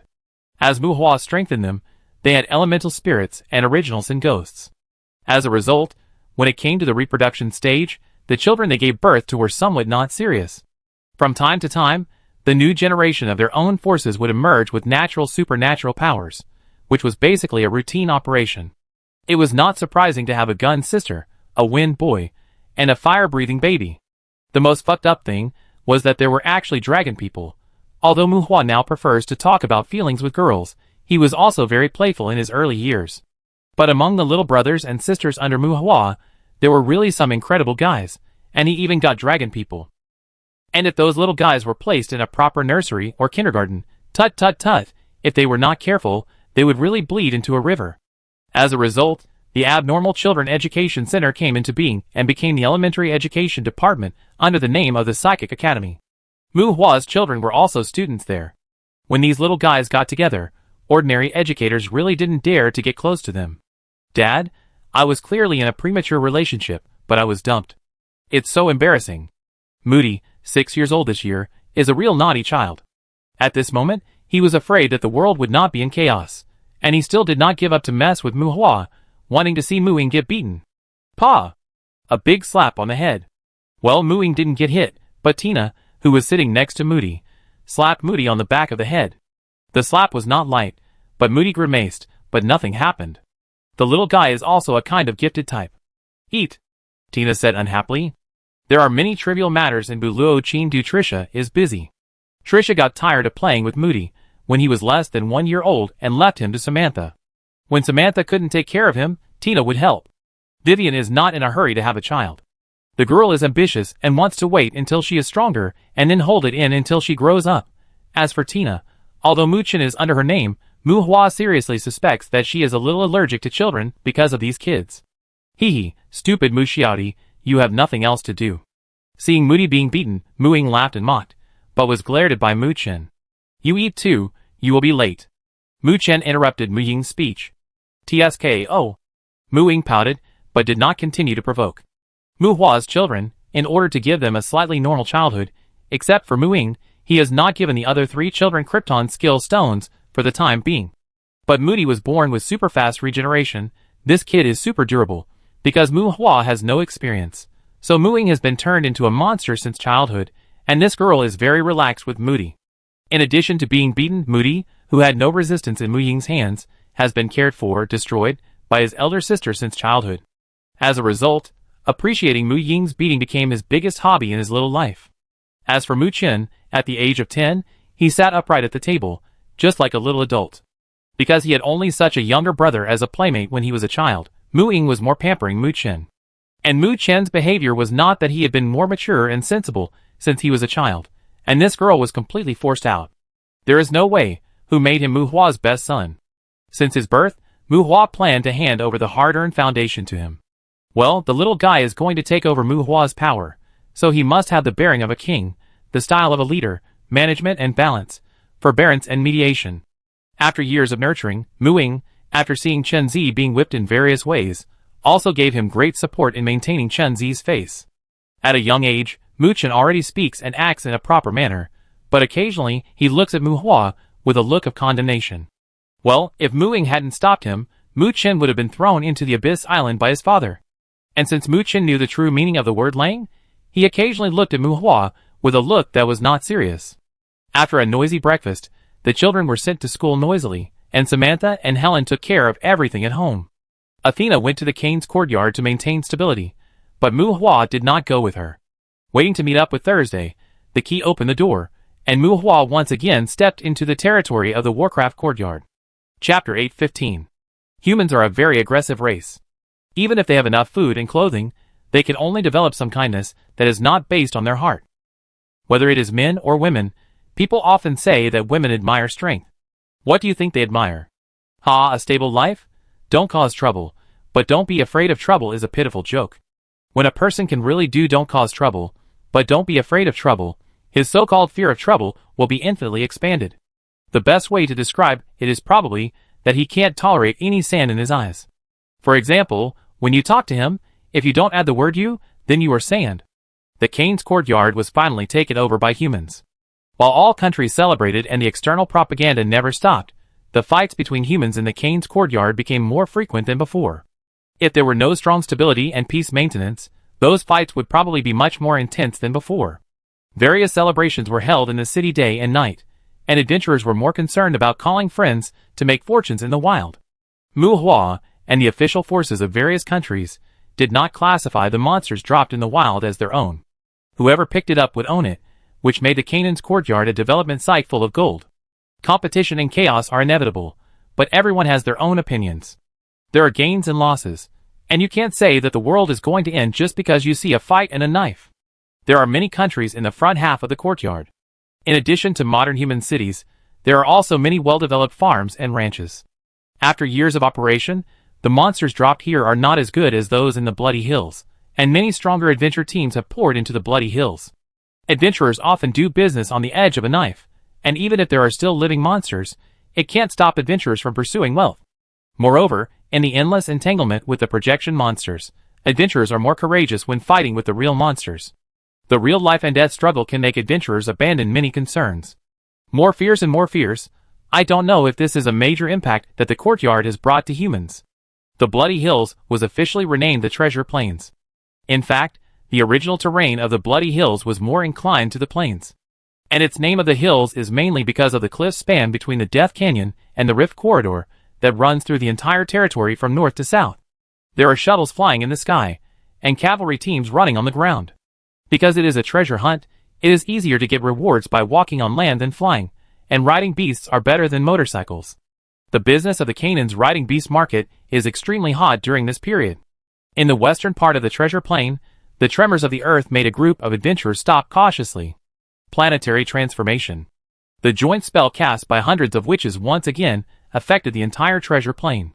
However, contrary to the effect last time, the underground was full of hard rocks and gravels and natural traps, which greatly affected the soil quality and had a negative impact on both plant growth and construction. This planetary transformation was to trace back to the source, in order to erase the impact and changes caused by the last planetary transformation on the Earth. At the same time, countless spider demons had died and injured under the surface of this place. The treasure plain was truly worthy of its name, and it could be regarded as leaving some small surprises for those who would develop and build here in the future. Wow, this is really a big deal. Feeling the pulsating earth shaking, a woman in this team of adventurers sighed with envy. 4 or 5 main combatants led a logistics team of about 20 people, including combatants, mages, priests and scouts, a very standard adventure team. Although Muhua is also full of tricks, there are not many main combat adventurers who will settle down in such a courtyard. They are free and indulgent, and they have trained their skills not to find a stable environment to lie down. However, adventure cannot be separated from logistics. 3 or 5 people have their own responsibilities. Playing wilderness survival with arms thrown up is a show, not to mention hunting demons. Muhua created this scene similar to the Gold Rush and attracted a large number of treasure hunting adventure teams to Cain's. At the same time, whether these adventure teams are led by themselves or temporarily recruited in Cain's, they have attracted a large number of logistics personnel to Cain's.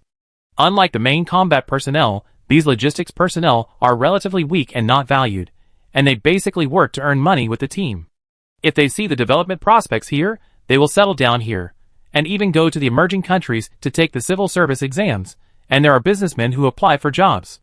For the current stage of the Canaan's courtyard, what is needed here is population, not talents, and it is Muhua's main purpose to hook those logistics personnel to stay. In the reality of the world, many things are linked together. Of course, because of the deep taboos about Uncle Black, Muhua is more resistant to this skin color refugee. The logistics personnel of the adventure team are much better. After all, if you follow the combat professional to fish, you will be beaten to death. For the normal planetary transformation, the magic library suggests that 70,000 high-level wizards should be gathered together to cast spells. I heard that it is the second-ranked witch guard. I think the development prospects of this courtyard are quite good. In response to his companion Sai, a thin middle-aged man in a robe in the adventurer team added. The Adventurers Guild in the courtyard had already issued a notice. The adventurers were surprised but not panicked about this large-scale spellcasting. As for Lilitu's witch guards, it was just gossip. These adventurers now look at Muhua in the same way as Muhua fantasized about the kingship back then. Many things that are not covered up are not accessible to them at this level. There is definitely a prospect, but what does it have to do with us? The warrior who seemed to be the leader, wearing light armor and heavy sword, shook his head. There are many adventurous forces in this courtyard. Now the pioneer certificate has been hiked up to a sky-high price, and we can't get it. But there are so many terror riders here. I don't think those terror riders are crazy. We can try to sharpen our spirits here. The leader looked at everyone and said thoughtfully, "Well, I heard earlier that there are dual knights on duty in the demon suppression fortress in the far north labyrinth. It's better to go there. Those guys are too disturbing in the wild." The young female scout wearing leather armor said, "It's not complicated to use the terror riders to strengthen your spirit. You just need to stay with them and embrace the fear. But in the wild, you may have a stress reaction." Demon Suppression City? Isn't there one in Buluo Chindu? Now the housing prices and land prices in Demon Suppression City have been driven up to the sky, and it's hard to find a room in a hotel. The shield-carrying sturdy man, who was taller and stronger than the leader, complained. "That's right. I heard that Mu Hua forced the owner of the courtyard to the far north mountains. After the courtyard was recovered, the maze over there was full of treasures.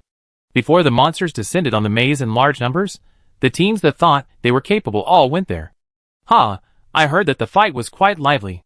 A male priest with gray hair and a meditation earring on his ear said jokingly. The priest had a cynical expression on his face. It seemed that he had not been to the Holy Court Star for further study. A team of people, including the logistics staff, rode horned horses because they had to climb mountains and drill caves from time to time, and the treasure plain lacked a well-built road. They were traveling light, including the logistics staff. The tremors of the earth gradually subsided, and everyone comforted their mounts. Someone in the logistics team released the hunting dogs again, and they set off again in the direction of a low hill.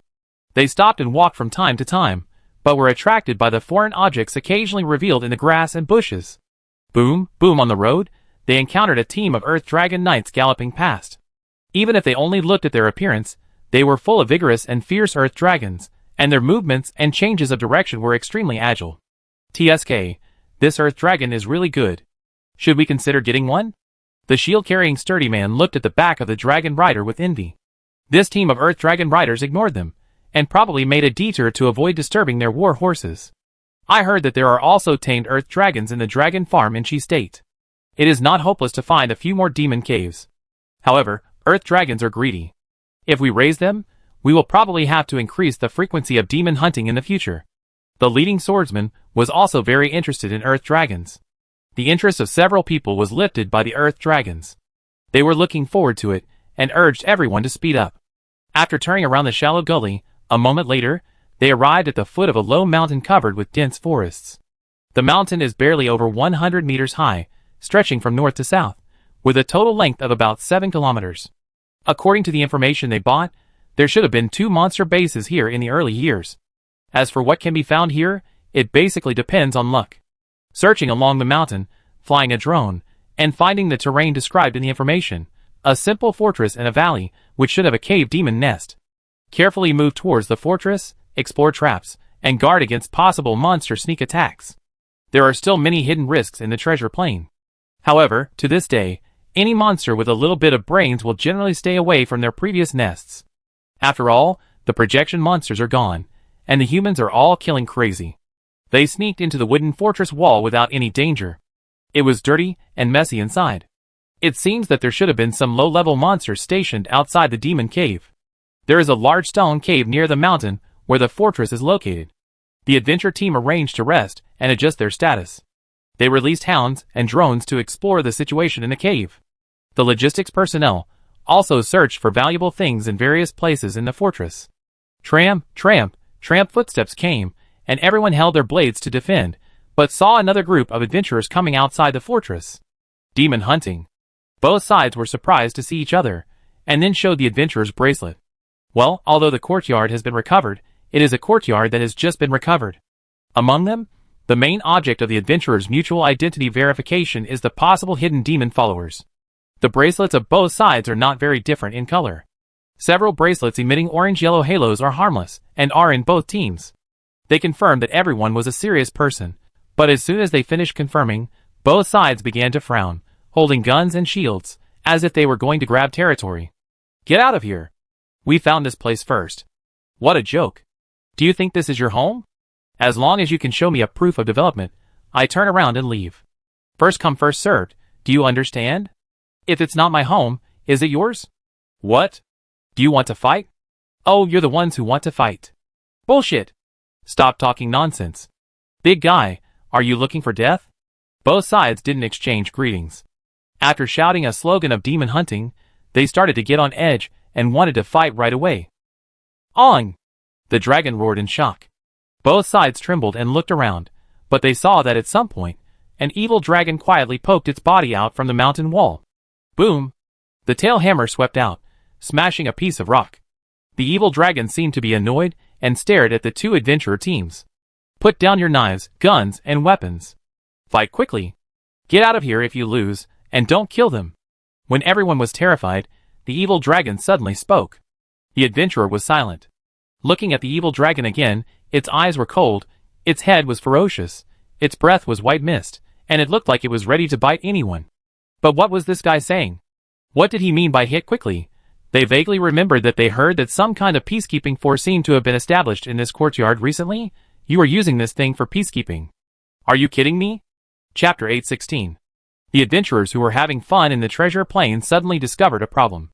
Why do dragons seem to be everywhere here? Peacekeeping force? Yes, it seems that the official courtyard has organized a peacekeeping force with dragons in the treasure plains. There are dragons squatting near most monster strongholds. Either evil dragons or flying dragons. These dragons are like a group of treasure guards. You don't have to kill dragons to get the treasures they guard. But if different teams meet in the same area they want to explore and cannot reach a consensus on cooperation, they have to take off their equipment and go shirtless. They are not allowed to shoot, cast spells, or even carry sticks or bricks. Then, everyone will have a fist-to-flesh fight. The dragons will squat on the side and watch. As long as you don't carry weapons, although they keep saying that they don't allow killing, they don't care whether you fight to death or get pregnant. There are people selling information and intelligence in the outside world. Some of the former monster strongholds are not just one or two waves of people, and they are not all coming together by appointment. As a result, it is very likely that the two adventure groups have just finished fighting, and the winner has not had time to put his hands on his waist and laugh twice. But when he looks up, he sees another group of adventurers coming to grab the territory. What are you looking at? The person asked. The winner of the melee. Put down your weapons, and take off your clothes. The evil dragon squatting on the side stared at the newcomers, speaking out for justice, and speaking for the defending team. I'm a bitch. I'm just looking for treasure. You, don't come here again. In short, it's a mess. Since the peacekeeping force has appeared, the treasure plain has become more and more chaotic. Many adventurers have been injured. Although many adventurers want to curse, especially those who have won consecutive battles, but failed to complete the 7 ins and outs, and ended up dying in the middle of the road. However, in the midst of people's protests, these dragons were open to people's opinions, and quickly passed the motion of a halftime break. They were waiting for you to take the treasure, and their starting point was indeed to reduce casualties, so everyone just accepted the peacekeeping force with a pinch of their nose. But outside some demon nests, after everyone fought to the death, the final result was often that they really couldn't fight anymore, so everyone decided to cooperate and get rich together, and whoever found the things would own them. Alas! People are in trouble, so don't break up.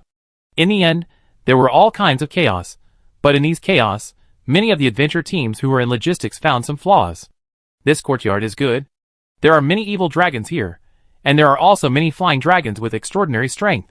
These dragons were raised by Muhua, the lord of the courtyard. If you raise so many dragons, you can't not ride them, right? If it were other big guys, it would be fine. After all, they have many subordinates.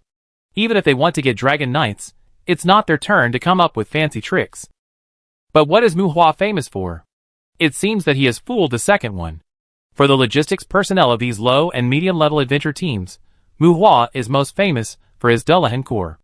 The mainstream combat groups under Muhua are either Leviathans who can't ride dragons, or skeletons who have their own mounts.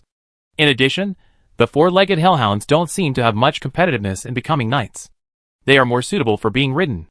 Dragon knights, including the issue of shared contracts, have long been spread all over the streets and alleys of Kane's courtyard.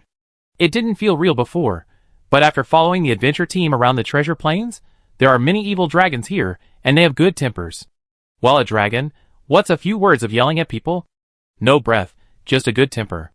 It seems that the Qin capital has been selecting and training candidates who can join the Dragon Knight Corps, and the countries seem to have obtained the quota of Dragon Knights. This is a Dragon Knight, and it is very likely to be a dragon type. Even if we have no hope in this life, what about our sons and grandsons? Once a Dragon Knight, the family will prosper, and the blessing will be passed on for generations. Isn't it possible to cross the class? Well, I have to say that it's probably what you want when you lack it. The lower the level, the more you like to add burdens to your descendants, and the more you like to talk about family and honor and disgrace. But the result is not to be said. A group of dragon clans came out to maintain peace, including some team main combat personnel, which really made many adventurers think about settling in the Kane's courtyard. Robin, I don't recommend you to join the Dandelion Brigade. You should know that there are many necromancers there. The Necromancer Mutual Aid Association is a group. Lord Muhua promised them a courtyard of the dead. They are devoted to Dandelion. If Lord Muhua really needs people, they will never let you steal the limelight. Besides, I am not belittling your roar of the dead. In the current Dandelion Brigade, if you are not a jealous ghost, you are embarrassed to say that you are the main battle of the dead. If it is not suitable for you, you should join the academy and take root in the Demon Suppression Fortress first. I will help you arrange everything. In the sky of the Kane's courtyard, the evil dragon spread its wings. On the dragon's back, Caroline said to her friend. Robin, the leader of the Roar of the Dead Demon Hunter group, once had contact with Mu Hua in the courtyard of the dead. At that time, Mu Hua was still relatively green, and his ideal was to build the Roar of the Dead into a brigade. Many years later, Mu Hua occupied both the Undead courtyard and the Kane's courtyard. Reuben's dream had not yet been realized. Caroline, an old friend who had become a wailing banshee, suggested that he hug Mu Hua as a thigh. Demon City, I heard there are many witches there, right? Controlling the evil dragon, his old friend's face is really different, Reuben sighed. He did not reject joining Mu Hua, but heard that the Demon City was the territory of the witches. Although his main job was a warrior, he was a deadly person after all. The main combat members of the Undead Roar were almost all necromancers. He always felt that he would be bullied if he took his own team to settle in the witches' territory. It's not the number of witches. The manager of the Demon City is Lord Lilitu, Caroline explained. Reuben was silent. He wanted to go home a little. After taking over the Kane's courtyard, Mu Hua was not the only one who was recruiting people for the Kane's courtyard. Mu Hua's subordinates were all calling their friends, wishing to bring all their relatives and friends to the courtyard with their families. As the dean of the Psychic Academy, Caroline naturally had to hook up with her early friends. Sisters are rich, come quickly. Reuben has been leading a team for many years, mainly responsible for combat logistics, family members and relatives, and so on. It's a big group of people. Now that the Kane's courtyard is vast and sparsely populated, Reuben is also optimistic about Mu Hua's development. After some discussion in his own team, he accepted Caroline's invitation. Shang. The huge shadow covered the evil dragon. Higher in the sky, a demon dragon that was more than 10 times larger than the evil dragon under Reuben's feet let out a low roar. The turbid dragon eyes lowered their heads and glanced at the evil dragon, as if confirming Caroline's identity. The dragon, which was seriously oversized, tilted its body sideways and glided into the distance. It's okay. This is the dragon raised by Lord Mu Hua, so I said, don't use the roar of the undead as a bargaining chip here. Don't worry about Lord Lilith's words. Lord Mu Hua was born a necromancer, and the witches who were brought to Kane's by Lord Lilitu are not very opposed to necromancers. Seeing the dragon-like body of Sindragosa up close, Reuben's eyes flashed with horror. Caroline comforted Reuben, but she knew that the two dragons around Mu Hua were not just big in size. Mu Hua had been controlling the intensity of the aging wind to blow them for 200 years on the Abyss Island. They have mastered the aging wind and have the potential to evolve into metal dragons. However, there is no need to tell Rubindo about these things for the time being. If you can feel a sense of belonging to Kane's, you will naturally know many things over time. To this day, the members of Mu Hua's old team are racking their brains to attract people to the Kane's courtyard, especially those who have been divided into territories. It's okay to have such a large area in your hands. After all, everyone has a weak foundation. But if it is still a deserted place after a few decades, I guess I can only roll up my sleeves and become a full-time thug next to Mu Hua, which would be embarrassing. Chapter 817. The entrance to the courtyard is located in the Warcraft courtyard of the Principality of Omir. It has a long history.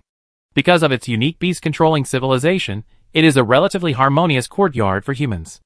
In the Warcraft courtyard, people usually fight by commanding their war pets to fight. Unless there is a deep hatred, conflicts between middle and low-level humans rarely cause the death of beast masters. Well, the middle and low classes, if the level is too high, the war beasts they use are usually more ruthless. When the two sides fight, the beast masters affected may be GG.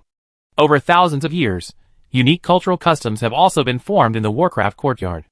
The beast masters here regard the outside warriors as barbarians. From the perspective of the outside warriors, the beast masters here are also relatively fragile. Even if they have a lot of strength, they are not good at fighting. The Warcraft courtyard is not isolated from the world, but there is a social atmosphere that despises the practice of one's own combat power. It is difficult to understand, and not very reasonable. It is probably a culture that makes it easier for the ruling class to manage the people. After many years, Muhua sneaked into the Warcraft courtyard again. This courtyard has a long history, and is well known in the human world. Moreover, the human countries here have some connections with many external forces. As the overlord of the courtyard, the Dragon Clan has always maintained a relatively good relationship with humans. Although the master of the courtyard is a giant dragon, it is not possible to cause trouble to others casually. Of course, Muhua did not come here to cause trouble to Tyreenus. At least, he would not cause trouble to Tyreenus personally. But when Dragon Island expelled Friday, she was used as fertilizer by Huggins for many years, and she almost gave her life to the golden apple tree. Sending some evil dragons that have made mistakes to humans for hunting can almost be regarded as an unspoken rule of Dragon Island. And similar to human society, when you lack support, sometimes the definition of mistakes can be very broad. Although Tyreenus may not remember Friday, Friday is now seeking revenge on Tyreenus, which is also the internal affairs of the Dragon Clan. And Muhua is standing by Friday, at most to prevent some humans from having too much sense of justice and interfering in the internal affairs of the Dragon Clan. The Warcraft courtyard is rich in products, and there are thousands of varieties of Warcraft in it. Although there are many countries here, the so-called Central Dragon Island is not a small island. Its area almost covers the entire southern hemisphere. 1/3 of the outer layer is the paradise of Asian dragons. It is full of wildness and the law of the jungle. At the same time, citizens of various countries can enter and exit freely, allowing humans to capture and even hunt dragon beasts here. Muhua had never been here in the early years. Even when Tibesha brought people to this courtyard to catch Warcraft, they could only be in the area outside Dragon Island. If you enter this courtyard properly, the countries in the courtyard treat people related to Muhua like thieves, and it is unknown whether Tyreenus has instructed them. Muhua has been dissatisfied with this for many years. This time Friday has returned home in glory. If anyone dares to interfere with her closeness with Tyreenus, Muhua will dare to cast a forbidden spell on his border. Friday and Tina accompanied them. Muhua and the other two arrived at the coast of the Xiaowazi Sea quietly. On the other side of the ocean is the outskirts of Dragon Island. There is a continental plate connected to the Dragon Island area in the west, but it contains the borders of many countries. Muhua does not want to entangle with the countries for the time being, so he chose to go to Dragon Island from this direction. The Warcraft courtyard is naturally rich and vast, but in fact, the land for human settlement only accounts for about 1/5 of the courtyard.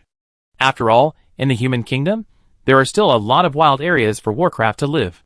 Friday, who has transformed into a human, looks like a little night king. Altria, whether in the past or now, will satisfy Muhua's little dirty thoughts from time to time. Watching the sea view, Friday has been cold-faced since entering the Warcraft courtyard. At this moment, his pupils are erected, and his face is full of impatient resentment. Some people say that snakes love to remember grudges. It is estimated that dragons remember them longer than snakes. Coming to trouble Tyreenus is not simply Muhua's instruction. For Tyreenus, even including all the upper dragons on Dragon Island, Friday's violence is far more and heavier than Muhua. Dragons are inherently rude and impulsive, and have been forbearing for many years. If Muhua hadn't stopped her, she would have wanted to come to Dragon Island to hunt evil dragons when Friday just evolved into a giant dragon. My lord, do you need to put some fire spirits here? The Moss Kingdom is rather flattering to the dragons, and this country doesn't have a good reputation among the nations. Creating a few fires here is a warning to the nations not to meddle. Among the three, Tina asked Muhua. Flattering? Will they send troops for Tyreenus? Muhua frowned. The three were now in the territory of the Moss Kingdom, far away from the remote seaside of the port city. The humans in this courtyard were originally engaged in dragon worship, and Muhua was really curious about the extent of the flattery that could annoy the nations. It shouldn't be. The Moss Kingdom has the largest number of sub-dragon knights among the nations, but the number of true dragon knights is the least among the nations. This country often spares no effort to supply materials to Dragon Island, but because of this, they also need to maintain a sufficient number of troops to deter their own citizens. Tina explained. Few serious dragon knights? That means there are not many evil dragons who can piss them. It is obvious that Dragon Island does not like them very much. Well, then ignore him. If they make a fuss, let Ingrid take Mu Chen to contact them. Haha, it will just be a good opportunity for Mu Chen to broaden his horizons. Mu Hua shook his head, thinking of his eldest son, and a smile appeared on the corner of his mouth. This should be a kingdom that will threaten the enemy with the lives of its own people, and this kind of stuff generally likes to make a fuss, but no matter how much they quarrel, they need stability more than any other kingdom. This should be the country that Mu Hua least wants to provoke. It is very annoying. As long as you are stronger and argue with them, you can always get benefits, but there will be all kinds of meaningless troubles. Sir, let's get started. Seeing that Mu Hua had no special arrangements, Friday retracted his gaze and seemed to be reminiscing. He spoke to Mu Hua in a tone that was almost like a statement. Well, go ahead, do it. Remember, you were born here anyway. Let Tarinas give you half of Dragon Island. Mu Hua nodded, and Friday responded, floating up slowly. It is almost impossible to occupy this courtyard, but the dragon clan is splitting up, so the human race should get out of here. The petite figure flew high into the sky and turned back into its original form in an instant. The huge dragon spread its wings that covered the sky. On! The roar of the dragon startled the humans to watch. Even in the faraway city, people could vaguely see the figure of the dragon when they looked up. Evil dragon? People in the distance can't tell the details. Giant dragon? People closer don't know the details. Although this is a courtyard where humans and dragons coexist, in fact, most people in this courtyard may never see a giant dragon in their lifetime. The dragon roared in the sky, and people were still surprised, but they saw a large number of magic arrays for summoning followers appearing around the giant dragon. Dragon group. Dozens or hundreds of upper dragons spread their wings in the sky, and the dragons gathered and appeared beside Friday. Evil dragon. But the evil dragon is not the key. The key is that with the contrast of the evil dragon, the hugeness of two figures is also highlighted. Friday and Lancelot, two giant dragons in the dragon group. Because a large number of philosopher's stones were consumed on the devil, Mu Hua has evolved many evil dragons over the years, but still has not done much about giant dragons. Friday summoned her followers, but the matter was not over. These summoned evil dragons unfolded more magic arrays for summoning followers. Flying dragons. There are even some evil dragons among the hundreds and thousands of flying dragons. These are the flying dragons enslaved by Friday's followers. Although Mu Hua raises dragons, the follower contract is the ticket to enter the Abyss Island. It is much easier for the upper evil dragon to enslave flying dragons than to train them. First, collect the flying dragons, and then Mu Hua will raise them. And those who can enter the Abyss Island, even if they are still flying dragons for the time being, their specifications are obviously not the same as normal flying dragons. On! The roar of the dragons shook the sky. Friday flew to Dragon Island, with a huge dragon covered with ferocious horny skin on its body, like an alien of the dragon clan. In comparison, Lancelot, who led the dragons, looked much kinder. Spreading dragon power and spreading hostility, the dragon roars were filled with resentment and brutality. The humans who noticed this scene were inexplicably horrified. The remnant dragons returned, and Dragon Island might be in chaos. Chapter 818. Huggins was very depressed. Two giant dragons came to the Warcraft courtyard, and these dragons also brought hundreds of evil dragons. It is hard to say how many evil dragons there are in the Warcraft courtyard, but it seems that the only known giant dragon is Tarinas. When the dragon group appeared, the countries in the courtyard received the news immediately. The top leaders of the countries were not idle either, and they almost immediately locked their eyes on Mu Hua. Lancelot. Friday has not appeared in the outside world for many years, but Lancelot has been wandering in the Kane's courtyard for so many years, so it is still easy to recognize.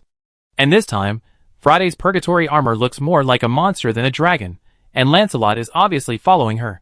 Friday! The evil dragon that Mu Hua took away from the Warcraft courtyard. She is back, with a monstrous anger. The countries directly contacted Harkins, who had some flirtations with Mu Hua, and asked Harkins what was going on. Harkins. Don't you know that Mu Hua took that monster away from me? Harkins said that Lord Ashidron had something to do with him, and he was not in the Warcraft courtyard recently. Compared to Harkins, who didn't know whether he was hiding in the orchard or really hiding away, there were people who were more depressed than him. For example, the the evil dragon Lionel. The dragons invaded Dragon Island, and quickly flew over the area where the outer layer of sub-dragons lived. After the outer layer, the middle ring of Dragon Island was the habitat of flying dragons. When the giant dragons passed through, the flying dragons wanted to drill into the caves one by one, and they dared not stop this group of big guys. But along the way, they met flying dragons that were about to pee in the air, as if declaring war, and all those flying dragons were torn into pieces in the air. The giant dragon did not do anything, nor did the evil dragon. It was also done by the flying dragon. However, when the flying dragon in the courtyard encountered the flying dragon brought by Friday, it was just like a chick encountering a great eagle. It could not even resist in its dying state, and was torn to pieces in the blink of an eye. The flying dragon's habitat probably occupies 1/3 of Dragon Island. Unlike the previous sub-dragon area, under normal circumstances, humans need to obtain official approval from various countries to enter this area. This is already a real dragon territory. Friday led the dragon group here with great fanfare, and was intercepted by the evil dragon halfway through the flight. Lionel, as a young evil dragon, patrolling Dragon Island is his job. This job is quite easy. The so-called patrol is more to show the majesty of the upper dragon clan, so that humans will not forget to be in awe, and also to prevent some crazy evil dragons from running out to kill flying dragons for fun. Blue sky, white clouds, Lionel leisurely soaring in the sky. This world is big and small. Lionel was born in this world. He knew that this was actually a dead world, which is what humans call a courtyard. What is the difference between a courtyard and the real world? Haha, as a fragment of the world, the courtyard is too fragile. Even if it is a complete planet, destroying it means destroying the world. There is no place to run. This place can also be regarded as a cage for strong life forms. Although His Majesty the Dragon King said that they stayed here for their safe growth, as a dragon with knowledge inheritance, many things cannot be concealed. Safe? Why don't you come in your original form? Lionel's inheritance contains the concept of hell. He often wants to go to hell to take a look, but in this courtyard, except for His Majesty the Dragon King, the other monsters are basically all in their original form. His Majesty the Dragon King is a lord of hell. He wants to become a demon king. In the final analysis, this is actually a testing ground for him to train his apostles. Everyone is kept in this cage. It seems to be majestic and enjoyable, but they cannot escape from this courtyard and their lives are threatened at any time. Therefore, becoming an apostle of His Majesty the Dragon King has become a more ideal way out in a sense. Work hard to grow into a lord of hell, practice on your own, evolve on your own, and then happily serve as an apostle for others, and become a stepping stone for others to ascend to the throne of the Demon King? Oh, it's no wonder that a few perverts who take flying dragons to vent their anger will pop up in the tribe from time to time. To say that the Demon King and the Apostle are also a close relationship, but Lionel feels that if His Majesty the Dragon King does this, it is probably difficult to realize his wish. But Lionel doesn't care much about this aspect. After all, he is still a young evil dragon, and he can't even touch the edge of original sin. Without the hope of becoming a Lord of Hell, the Dragon King will not look at me straight. Maybe it would be nice to find a human contractor. If you make a contract with a human, you can learn transfiguration and have a chance to leave this courtyard. Well, transfiguration, shape-shifting, and space magic are all forbidden to be learned in Dragon Island. After all, the dragon is so big that it can't get out of the courtyard entrance normally. So Lord Dragon King has some little tricks. Lionel sneered in his heart. When he was daydreaming, he seemed to hear the scream of the flying dragon. Huh? Lionel showed a disgusted expression on his face during the aimless gliding. Who is this crazy guy? In fact, flying dragons don't taste as good as earth dragons. Lionel prefers to eat earth dragons, and the scream came from the sky, so it shouldn't be predation. Guessing in his heart, Lionel turned sideways, and flew in the direction where the sound came from. Persuade? Scold? Or see who it is, and go back to tell on him. What the specific rules are depends mainly on the strength of the other party. As for the evil dragons, everyone knows each other's character. When they can be unreasonable, no one likes to reason. Flying in the direction of the scream, Lionel even hoped not to meet the other party. It's better to have less trouble than more. Anyway. Fuck. He flapped his dragon wings from time to time, but in a blink of an eye, Lionel saw 2 dragon kings and a group of evil dragons flying straight towards him. His Majesty the Dragon King? Pooh, not His Majesty the Dragon King, but 2 dragons. When will His Majesty the Dragon King accommodate other dragons? Lionel was still confused, and a horny and ferocious dragon had already flown in front of him. Dragon power, breath, yes, This thing should be a giant dragon, a sexy and strong giant dragon sister. That adult? The other party came quickly, and Lionel was just in front of her. He didn't know what to say for a moment. Lionel's dragon scales wanted to stand up, and he subconsciously greeted. Get lost. The male dragon slightly behind shouted. Hey! Lionel responded happily, and got out of here. Huh? The strong wind swept over, and Lionel was scraped off a dragon scale by the wingtip of the giant dragon, but he held his breath and dared not make a sound. The giant dragon was so fierce, and the evil dragons beside the giant dragon were also so fierce. The flying dragons passed by him, and Lionel was actually a little helpless for a while. What's the situation? What is the situation? I'm just a little evil dragon who came to patrol the island. Do I need to report this matter to my superiors? Ouch! The dragon roared. After the evil dragon, there was a large group of flying dragons. But damn, this is outrageous. The dragon dares to roar at us. Anger flashed in Lionel's eyes. Damn, today the little grandpa is going to be crazy. Bang! The flying dragons collided, and a flying dragon hit Lionel straight on his body, and Lionel flew backwards. What's going on? It hurt so much. Lionel saw flying scales in his dragon eyes, the scales of the evil dragon, big and beautiful. The flying dragon in his sights seemed to accelerate suddenly, and in a daze, Lionel was trapped in the group of flying dragons. Bang, bang, bang, bang, there were flying dragons everywhere. These bastards, who were not even half his size, one dragon and one claw, scratching Lionel so that he was shaking in the air. It hurts, it really hurts, aren't these flying dragons?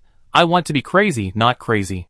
Lionel was careless for a moment, and was almost beaten to the point of being unable to take care of himself. At least he thought that this result was due to his carelessness. In a trance, the flying dragon went away, and the body seemed to be held by a gentle big hand. Don't run if you dare!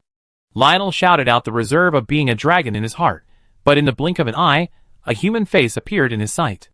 Lionel was at a loss, to be honest, he is still quite at a loss. The next moment, severe pain came, and in Lionel's last consciousness, he saw the man's face showing a smile like an old father. Crack, crack. Chapter 819. Alas, after this battle, we can go home and have a baby. Floating in the sky, looking at the scene of dragons fighting, Muhua joked. My lord, don't raise flags randomly on the battlefield. Tina replied with a roll of her eyes.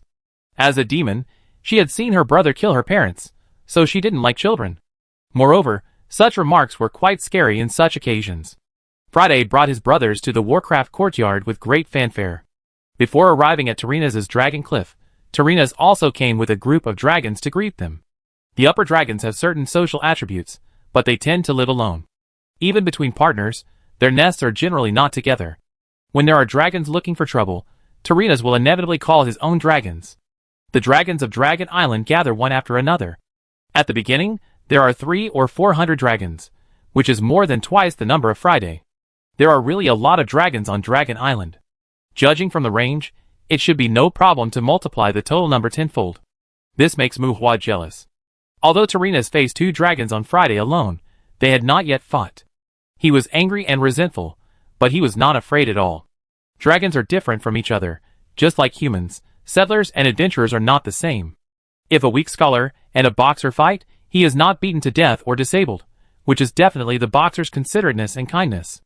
The Garden of Monsters can develop so many dragons. If Tarina's is willing, he should definitely be able to cultivate dragons. However, according to what Muhua learned from a Shadowlan, Tarina's is indeed willing, but unfortunately his intentions are not right. Let alone training giant dragons, on the contrary, a large number of humans and monsters have coexisted in the courtyard for more than 1,000 years. During this period, even if there are evil dragons that have the hope of evolving by their own abilities, they will be killed by Tarina's. Tarina's can't be said to want to prosper the tribe. He essentially wants to train apostles for himself. Muhua has also learned over the years that many courtyard masters actually have this intention. Facing humans in the courtyard is much safer than in hell. If it is a projection, it will be even better. You can work hard to train some subordinates. Let's not talk about whether they can become apostles. Don't let them be killed by others in the blink of an eye. Just like Muhua training the Lord of Hell, as long as you cross those thresholds, the upper and lower limits of the Lord of Hell are very different, and there is no absolute requirement for strength. Evil dragons can also become Lords of Hell, and giant dragons are obviously more difficult to control and more unstable than evil dragons. So far, there is only one giant dragon in the Garden of Monsters, Tarina's. In the sky, 3 giant dragons looked at each other from a distance. Their huge bodies occasionally flapped their wings as if they were used to the action, but they were still floating steadily in the air. The 3 giant dragons were very respectful and sat to watch the dragons fighting in the sky, but as they watched, Tarina's, who should have been more calm, could not bear it any longer. Almost all dragons were born firepower supremacists. Their strong bodies contained huge magic power, and their breath was like strong attack magic. There were far more evil dragons on Tarina's side than on Friday's side, but on Friday's side, the flying dragons that should have urinated in the air when they saw the evil dragons were extremely ferocious and dared to entangle and fight with the evil dragons. You know, the breath of evil dragons naturally has a strong blood suppression on flying dragons. Even if flying dragons see evil dragon cubs, they will generally shrink back and sneak attack like jackals, and rarely dare to expose their ferocity. Mental stability. That is a permanent magic with a very wide range of influence. These flying dragons have a deep mental stability. Flying dragons do not belong to the upper dragon clan. They are more beastly and basically cannot actively learn magic. Occasionally, there are a few talented ones, usually in a very extreme environment, and they may be able to comprehend mental stability through the rare dragon bloodline. At the same time, wild beasts seek good fortune and avoid danger, and tempering after comprehending is also a problem. Low-level mental stability is placed on the level of upper dragon clans. There is no difference between having it or not. These flying dragons have a deep mental stability. Although Muhua has not wasted too much of the Balian secret stone on them for the time being, the mental stability skill stone in his hand is quite common. As long as they go to the Abyss Island, even if they are flying dragons, Muhua will give them a mental stability skill stone. After that, no matter whether it is voluntary or forced, the Headless Knight will hang around them all day long.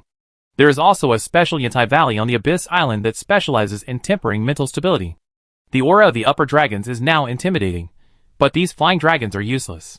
Even if the giant dragons burst out their dragon power, they will probably just shrink their heads at most, and maybe turn their faces and show their teeth to the giant dragons. The dragons are very ferocious, and for this reason, if there is no contract, Muhua would not deliberately cultivate the dragons. Tarina's has long discovered the abnormality of these flying dragons. Flying dragons have no dragon power in front of evil dragons. If it is said that some flying dragons are cultivated as dead servants, Tarina's can understand it, or even look down on them. But the ferocity of these flying dragons is not just mental stability. However, 2 or 3 flying dragons dare to squeeze their own evil dragons to entangle and bite. The slender and deformed claws in front of the evil dragons can scratch the dragon scales of the evil dragons. The thin teeth and thin beak that should have posed little threat to the dragon could tear off its skin and flesh. The dragon swept its tail club on their heads, but it was unable to kill them with one blow. They staggered and fell, and came to their senses in midair. These bastards actually have the ability to heal themselves? No, not self-healing, damn it. They should have reached the level of regeneration, right? The contempt in Tarina's eyes gradually faded, and he looked at Friday with more caution. His own dragon was simply beaten unilaterally in front of the other dragon. Even if he bit the other's neck, the other would break away with brute force, and the wounds that tore off flesh and blood or even bones would heal and regenerate. The claws of the upper dragons were extremely fierce, and the absolute lethality to a large extent made the dragons as tyrannical as Cerberus. The physical talents of the dragons were very strong. If they spent more time and effort, it would not be a fantasy to comprehend the ability of self-healing. But Tarina's wondered, where did these dragons come from? Regeneration seems to be a standard feature? Evil dragons are fine, but those flying dragons are strong, and their claws and biting abilities have obviously been specially strengthened. Okay, biting, claws strengthening, although Muhua has rarely mentioned these 2 abilities, but this kind of ability can greatly strengthen melee combat, especially for Warcraft. Muhua has always attached great importance to the cultivation of giant monsters, and for this reason, he even let Dataral become the Goblin King. There are still goblin territories in the front half of the Kane's courtyard. Those goblins are very suitable for fighting with low-end adventurers, and can also stimulate the cultivation atmosphere in the courtyard to a great extent. As the Goblin King, Muhua is also more permissive to Dataral, and Muhua's only requirement for it is to breed giant monsters. The giant monster is a hybrid of the Goblin King and the Ogre. Now Dataral has 3,000 concubines, but he sleeps with the ogres for 6 days a week. In each courtyard, the giant monster is not a rare monster. Muhua's family has no shortage of healing skill stones. He is even planning to get another Goblin King on the Abyss Island. As for the bite that the Black Hound can melt, and the claw enhancement given by the Claw Demon, these can be regarded as the earliest abilities that Mu Hua has acquired. Now, in Mu Hua's hands, it can be said to be everywhere, just like these flying dragons. To strengthen and upgrade them, there is no need to use the 100 Refinements Secret Stone, just use the Skill Stone to push it directly. Maybe it doesn't have other abilities that are majestic and handsome, but it is no exaggeration to say that it doesn't need to consume attribute crystals. As long as he has the leisure time, the Black Hound Mu Hua can cultivate a fragile beast. Thankfully, the dragon race is full of treasures, otherwise, maybe Mu Hua would not have taken a fancy to such a troublesome creature. Chapter 820. The dragons are physically strong and have high resistance to magic. When the dragons fight, they will not spit if they can bite, and will not cast magic if they can spit. They are savage and violent, biting at the mouth and blood gushing from the claws. They fight with strength, speed, vitality of flesh and blood, and strong blood.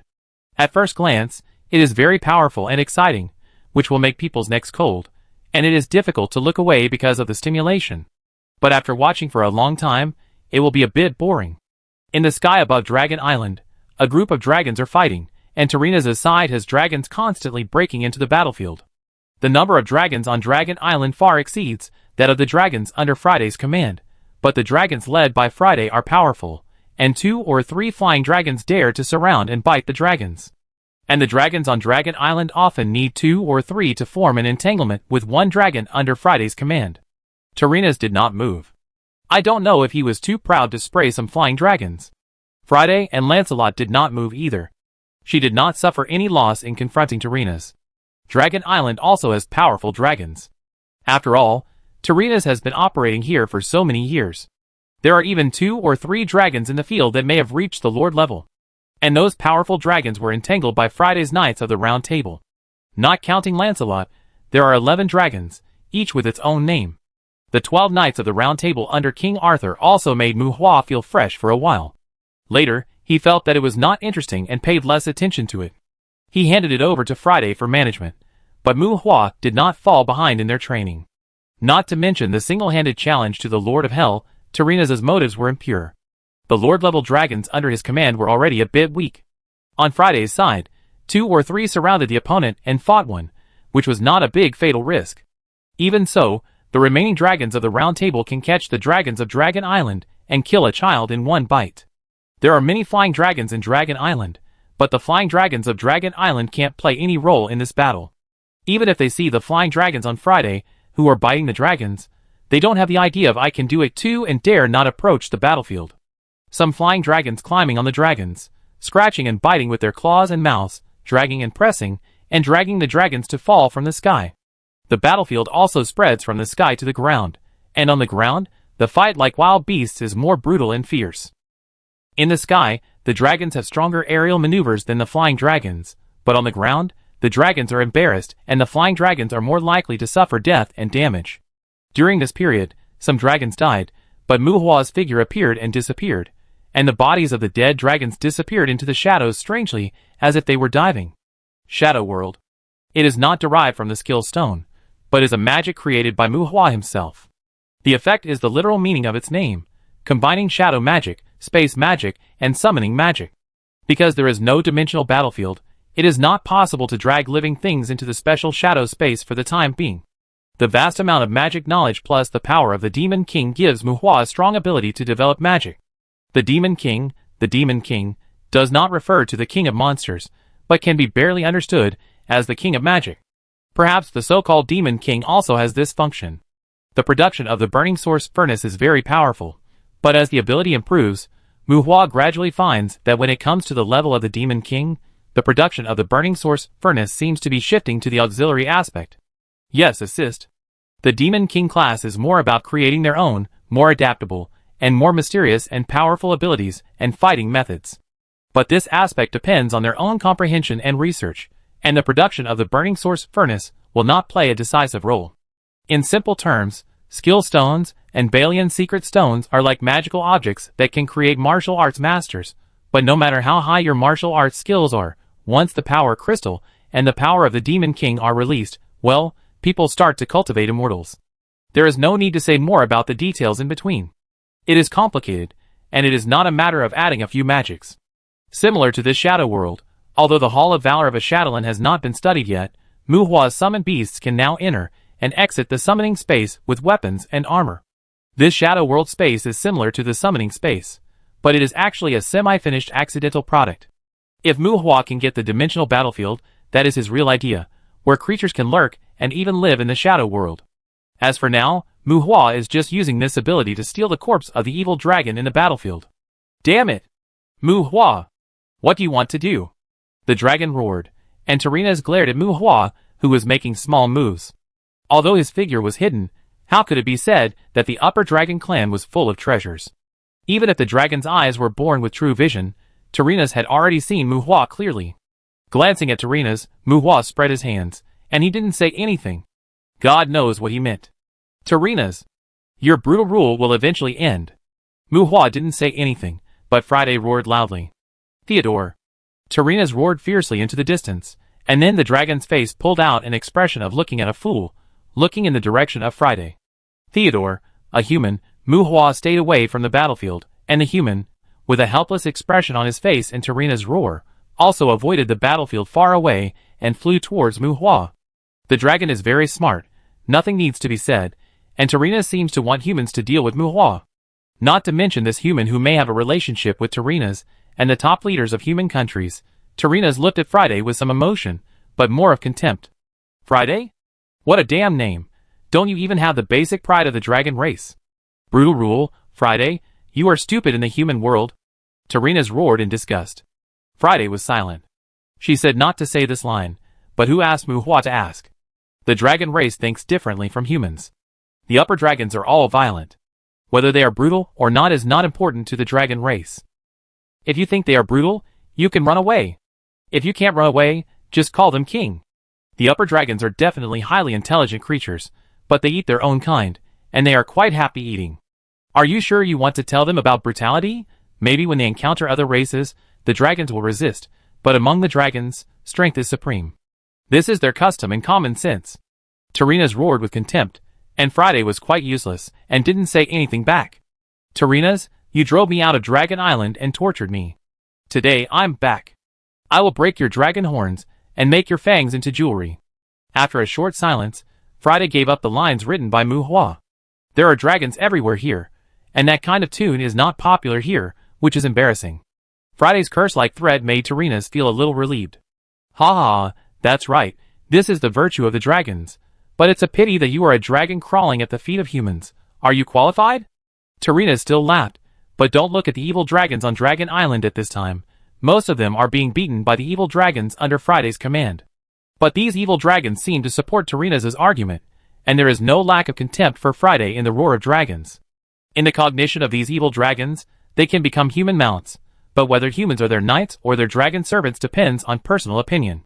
And if they become dragons, they will never let low-level creatures like humans drive them. Well, although Muhua is no longer a low-level creature, the human race is still a low-level race, and now the two sides are fighting, so he should take advantage of the verbal advantage, and maybe he can even instigate these big animals who beat him. Tarina's humble projector, since you want to talk about the dragon race, then use your strength to speak. Maybe I can't collect your dragon horns, but since you only dare to project the present world, don't talk about any qualifications. Facing Tarina's provocation, Friday's tone was also full of deep contempt. Not to mention, this set is also quite effective. At least the evil dragons on Dragon Island are not in a good mood immediately. The evil dragons of Dragon Island have always been very concerned about this issue, but no dragon dared to say it before. Ah! Tarina's was angry, but Friday roared first. And with Friday's roar, some flying dragons in the chaos gave up their opponents, suddenly broke away from the battle, and climbed to a higher altitude again. The dragons fought each other, and the dragon of Dragon Island thought that the other side would temporarily stop fighting, but the next moment. Crack. Crack. Crack. Strange noises and movements. Some dragons in the sky suddenly stiffened their bodies. Their eyes showed horror, and stone debris spread all over their bodies. Fuck. Tarina's was furious. Petrifying eye, damn it. This mother dragon actually opened the petrifying eye. Chapter 821. Giant dragons are born very close to the original sin of gluttony, while evil dragons are generally born with a certain elemental affinity. Except for black dragons, The elemental affinity they are born with determines whether an evil dragon is a fire dragon, a wind dragon, or something else. This is also the reason why black dragons are more rejected by the dragon clan. They are quite different. If we must talk about the strengths of black dragons, it is probably that black dragons are more likely to touch power crystals. However, a high physique does not necessarily mean that you can touch power crystals, but an insufficient physique will definitely not be able to touch them. Because they need to have a sufficient physique as a foundation, they are rejected by the clan, and their nature is even worse, which also leads to the fact that most black dragons basically cannot survive to the stage where they can touch power crystals. Over the years, Friday has not been a soy sauce when he stayed on the Abyss Island. When the petrification magic eye opened, the few evil dragons that survived petrification were basically earth dragons, and at this moment, they were confused. Didn't we agree to take a break? How come in the blink of an eye, all the friends in the sky fell down like dumplings in the air? How dare you? You? Tarina's eyes were red with anger. Dragons are still a race close to elements, but Friday swept away half of the dragons present with one glance, which still made Tarina's mentality explode. The dragons are strong individually, but the consumption of the petrified magic eye has nothing to do with the individual strength. People only count the number of heads. They knocked down so many dragons at once, but Friday didn't have any consumption at all. More importantly, Mu Hua, that damn human has done something again. The petrified dragons that fell did not fall to pieces. When they fell, they cast shadows on the ground, and those shadows looked like pools of shadows. The dragon statues fell into the shadows one by one, just like jumping into a deep well, without breaking or cracking, and sank into the shadows with a plop. Tarina's glared at Mu Hua, but Mu Hua did not look at him. The action of turning his face away was as deliberate as possible, at least in Tarina's eyes. It was deliberate. Why should I not dare? Tarina's was angry, but Friday roared back. Since they met, neither Tarina's nor Friday wanted to argue with each other. The dragons are more rude than demons. Even the malicious intent they speculated is enough to make them put everything behind the fight to the death. They have many different ways of thinking from humans. The violent roar was still echoing in the sky, but Friday had already revealed a huge body of hundreds of feet. As if following instinct, the dragon's mouth was brewing and breathing, and Friday fiercely rushed towards Tarina's 1,000-foot-long body. The hugeness of the dragon was fully displayed at this moment. However, this was not Friday's body. Blood and chi transformed into form. There were many huge creatures among the tribes in hell, but generally speaking, their size was limited. The shadow of the chi transformed into blood, and chi was not an illusory shadow, but a real body. Under the effect of this ability, the process of gigantism seemed to have no limit. This gigantism was not based on the proportion of the body, but on the amount of physique and blood and chi. Because the blood and chi were attached to the body and the giant was hiding, it also had a good protective effect on the body. This was a force that the petite races in hell confronted with the giant beast races. At the same time, for the giant beasts, this force also made the so-called ants bite elephants to death a joke. Ah! With a low curse of death, Tarina's also transformed into a huge body. But facing Friday, who was not much smaller than him, Tarina's was secretly shocked. How many good things did she eat in the human world to have her physique pushed to this level? The Colossus was transformed by blood and chi. Blood and chi depend on physique. In addition to years of training, blood can also catalyze the growth of physique. But catalysis is catalysis. After the physique reaches a certain level, only the blood of creatures with stronger physique can play a catalytic role. The life and death fights between many strong men in hell seem to be meaningless, but it is very likely that both sides are greedy for the other's blood and bones. This is one of the sources of chaos in hell, which is gluttony. Bang! The collision of brute force. Feeling the force, Tarina's no longer had the contempt for Friday as before. Sure enough, the power is very strong. In more than 10 years, it has transformed from an evil dragon into a giant dragon that is no weaker than him. This is not just a matter of blood essence. Time magic Lilitu? Or does Mu Hua himself have magic props that involve distorting the time axis? Tarina's heart tightened. Although distorting the time axis can gain more time for cultivation, it is generally equivalent to Kryptonian life. Such a big effort, such a large amount of resources invested, the female dragon in front of him is obviously not playing tricks on him. Even if Mu Hua is left aside, this female dragon is afraid that it will be difficult for him to get along. On! Another dragon roar. Lancelot also turned into a colossus, swallowing the sky with his big mouth and biting Tarina's. Tarina's avoided it in anger. The exaggerated displacement of the distance between the dragons also made the span of the battlefield suddenly expand. Lancelot's Colossus is much smaller than Friday's. If it weren't for the hidden strength, Tyrrhenus could have roughly analyzed Lancelot's strength through the Colossus. But even if he is not as powerful as him, this guy is still a dragon after all. If he is bitten by him, Tyrrhenus will inevitably be torn apart. This is a dragon, so Tyrrhenus has never thought about training a dragon apostle. Compared with the extravagant hope that the dragon can become an apostle, enslaving them has become a more feasible behavior. In the blink of an eye, 3 dragons fought in the air, breathing thousands of miles.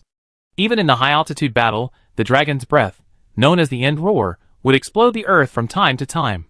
Dragons are monsters in themselves. The excited mood led to the outbreak of dragon power. The flying dragons of Dragon Island were about to burst, and the sub-dragon beasts seemed to sense the doomsday disaster. The beasts hid in fear, and it was common for them to faint and die of shock. The most terrifying thing about wild beasts is their explosive power. It is hard to find a pattern for their crazy explosion, but they are also primitive and tyrannical. The dragons fought each other, and the evil dragons and flying dragons under the command of both sides climbed up in tacit agreement to avoid being affected by the displacement of thousands of miles in an instant. The so-called involvement in the battlefield, the battle between dragons, the battlefield is too large. Fortunately, it seems that both dragons also know their influence, and both sides control the battle space below a certain height. Friday is not afraid of the power of destruction. Although he is not sure whether Tyrrhenus has mastered the wind of aging, this is his territory, and he should not be able to dig out that kind of disaster ability. Mu Hua is not worried about Friday's accident.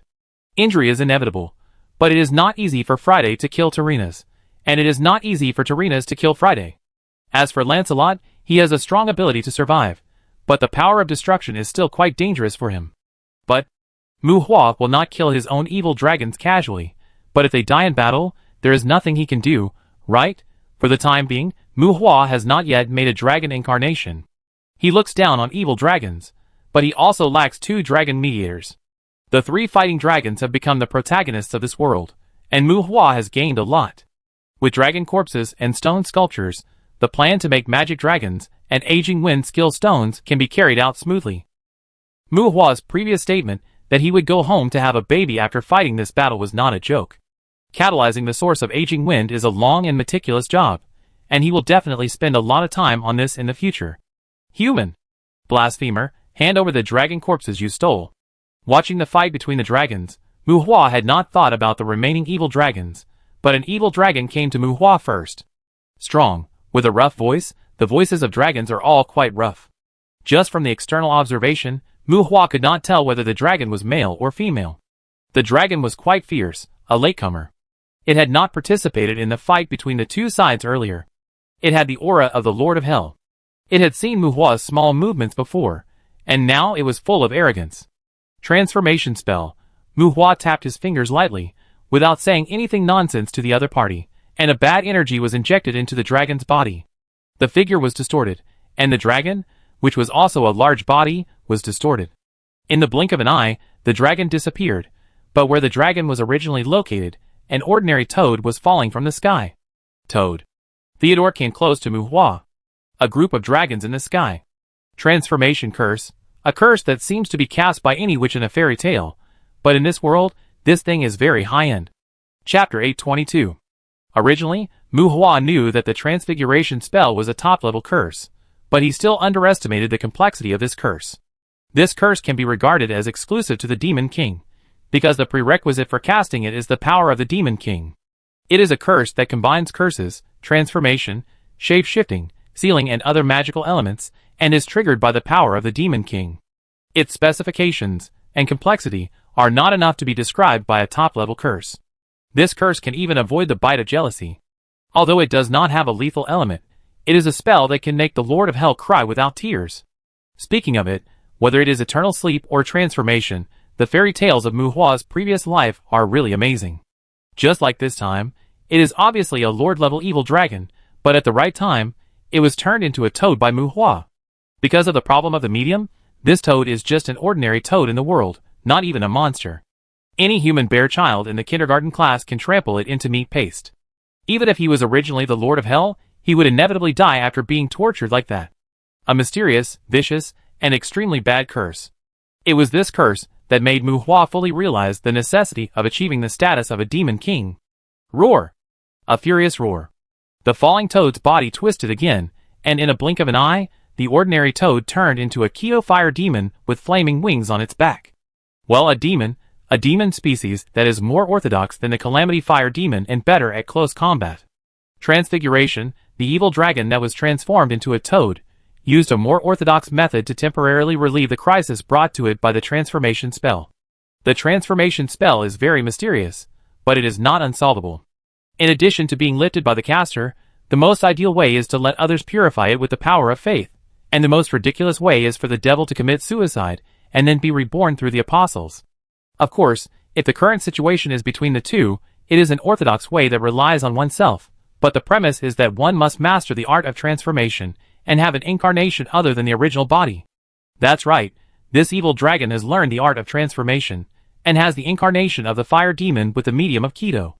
Mu Hua turned him into a toad, and he could only scratch and scream when he spoke. Without his original body, he could hardly cast spells. Only the art of transformation could change his body shape. As long as he turned into a fire demon, as long as he killed Mu Hua and lost the source of the curse, the spell could be lifted. This is how to deal with a transformation spell by yourself.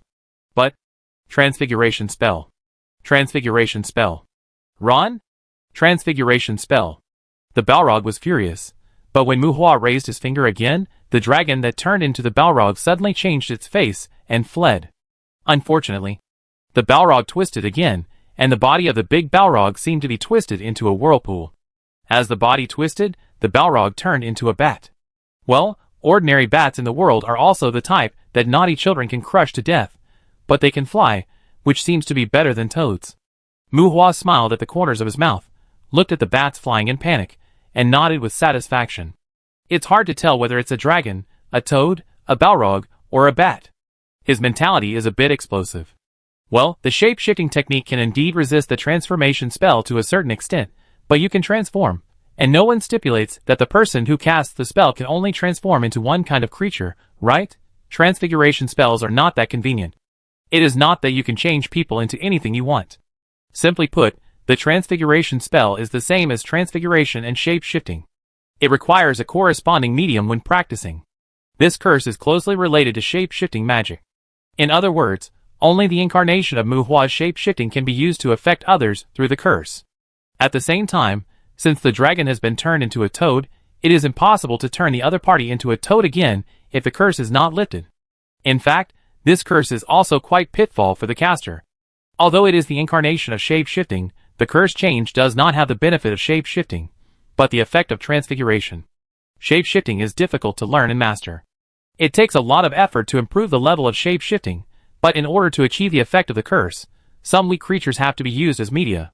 This is basically a practice that harms others and does not benefit oneself. So the transfiguration curse is actually quite non-mainstream. If it is not really boring, few people will think too much about it.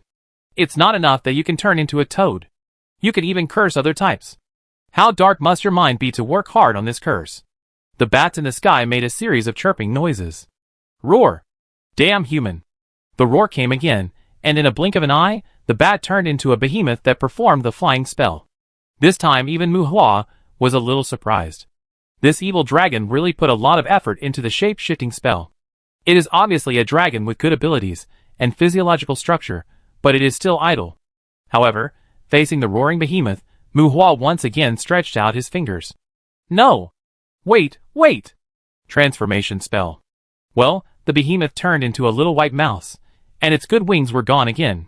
It was upside down, and the little mouse claws kicked, and began to fall in the air again. Well, it's troublesome for others to learn the shape-shifting, but it's very convenient for Mu Hua to do it.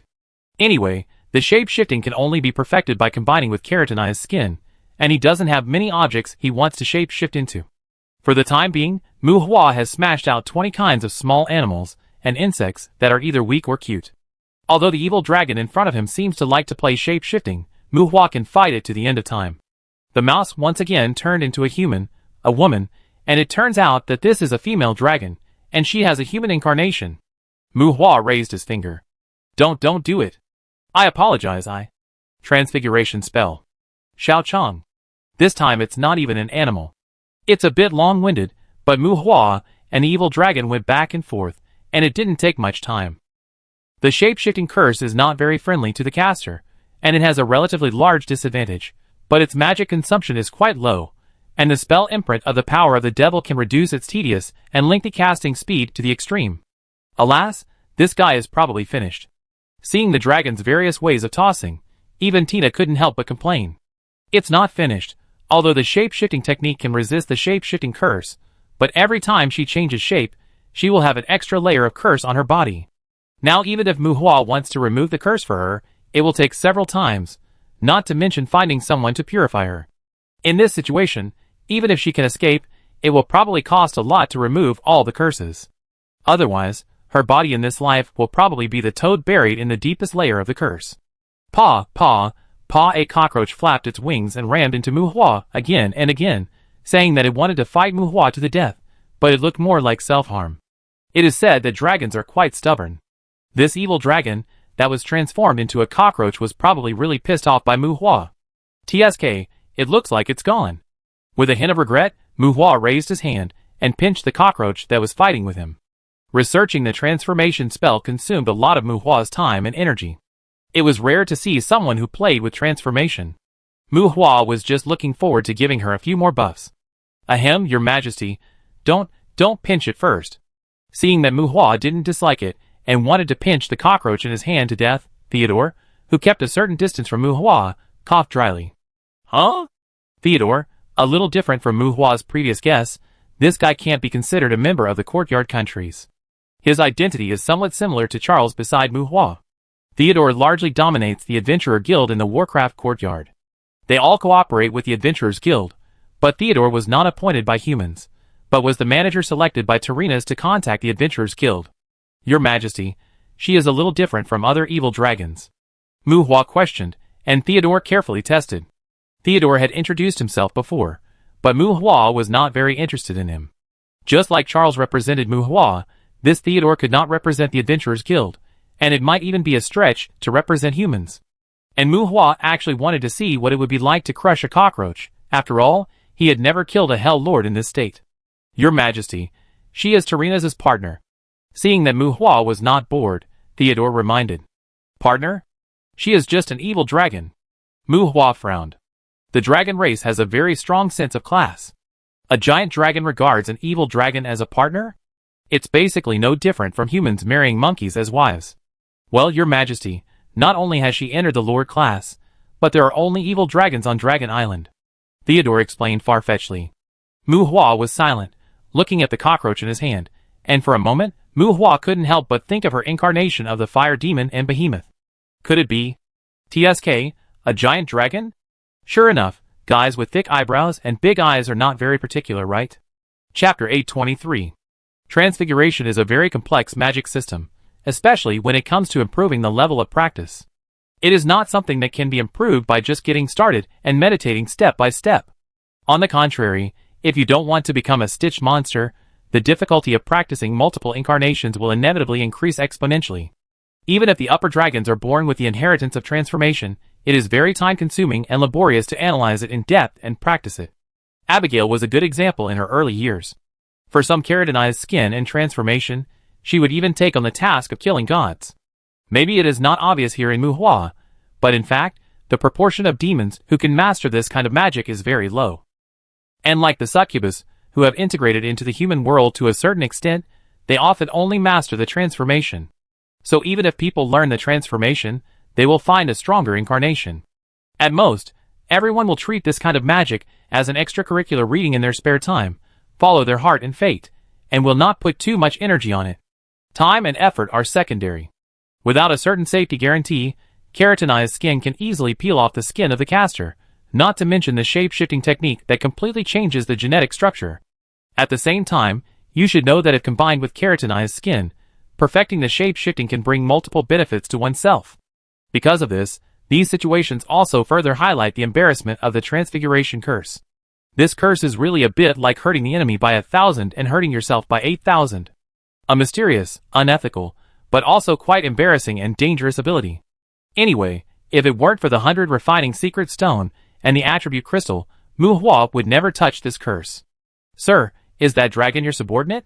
I wonder what you were planning to do when you visit Dragon Island this time. After stopping Mu Hua from crushing the cockroach to death, Theodore asked Mu Hua cautiously, and with a little humility. Even though he witnessed the dragon fight, Theodore was calm and would sneak a glance at the cockroach between Mu Hua's fingers, but Mu Hua was quite cold to him. He wanted to ask for it, but he seemed to have no excuse to ask for it. Don't you care about the life and death of those evil dragons? It's Friday who returned to his hometown, and I don't have any intentions. The dragons in the sky started fighting again, or it could be said that the flying dragons brought by Friday were the first to provoke. In order to strengthen their spirits, these flying dragons with small brains have been tormented by the evil dragons at home. At this time, it is hard to say whether it is revenge psychology that is at work. They are so passionate when they bite the evil dragons. These flying dragons have signed contracts with evil dragons. Their masters cannot bite them. It is rare for them to fight with other evil dragons. If they have the opportunity to bite an evil dragon to death, they will brag about it for the rest of their lives. Moreover, if they perform well, they will also get resources. Maybe it will be their turn to evolve when they return home. Theodore is concerned about the unlucky guy who was hit by the transformation spell at Mu Hua's hands. In the melee of dragons, flying dragons died and evil dragons also fell, but Ashido did not pay much attention to that. As for Mu Hua's visit to Dragon Island, Mu Hua would not agree to his words. He was just returning home on Friday. My lord, this is not the first time that someone has come to Dragon Island to make trouble. However, I didn't expect you to bring a giant dragon. Theodore put on a perfect bitter smile on his face. The dragons are unruly and aggressive, but they are also very pragmatic. My lord, many things can actually be discussed. What do you think? Should we ask them to stop first? Theodore said tentatively. You have a high status among these evil dragons? Observing the melee, Mu Hua asked instead of answering, and said with a sneer. Before, Mu Hua caught the evil dragons and cursed them in various ways. The situation at that time was also seen by many dragons of Dragon Island. The dragons were very stubborn, and some of them did not know Mu Hua at all. Although Friday petrified many of them, the evil dragons did not run to him to get mad at him at this moment, but Theodore just gave them a hint not to get close. Your Excellency is joking. Although I am loyal to His Majesty Tyrrhena's, I have never forgotten my human identity. The Dragon Island dragons have a very long history of coexistence with humans, but the dragons are strong. It is my lifelong ideal to become a bridge between humans and dragons. Seemingly feeling that Mu Hua's expression was not very friendly, Theodore's face became serious. When he was speaking seriously, he was interrupted by Mu Hua waving his hand. Speak human language. Mu Hua frowned. Somehow, he felt that this set of words sounded familiar. A strange sense of déjà vu. Was he going to talk nonsense to him? Ahem. Theodore cleared his throat awkwardly before he finished his high-profile statement. Well, although I heard that Mu Hua is still very young, he doesn't look easy to fool. To be honest, Theodore doesn't think he is a die-hard fan of Tyrrhena's. And the reason why he was valued by Tyrrhena's was mainly because he had a good relationship with the courtyard kingdoms. Tyrrhena's needed him to maintain stability. In addition to suppressing strength, maintaining stability must also be mutually beneficial. And stability that is simply suppressed is called bullying. No matter whether he is pretending or sincere, the courtyard kingdom simply regard him as the representative of mankind. He has also gained a lot of benefits for the countries. He often speaks in a high-profile manner, and everyone is more supportive and cooperative. But he had to admit that he really didn't like dealing with high-end adventurers like Mu Hua. Some adventurers could be suppressed by the name of the Adventurers Guild, but that obviously couldn't be used on Mu Hua.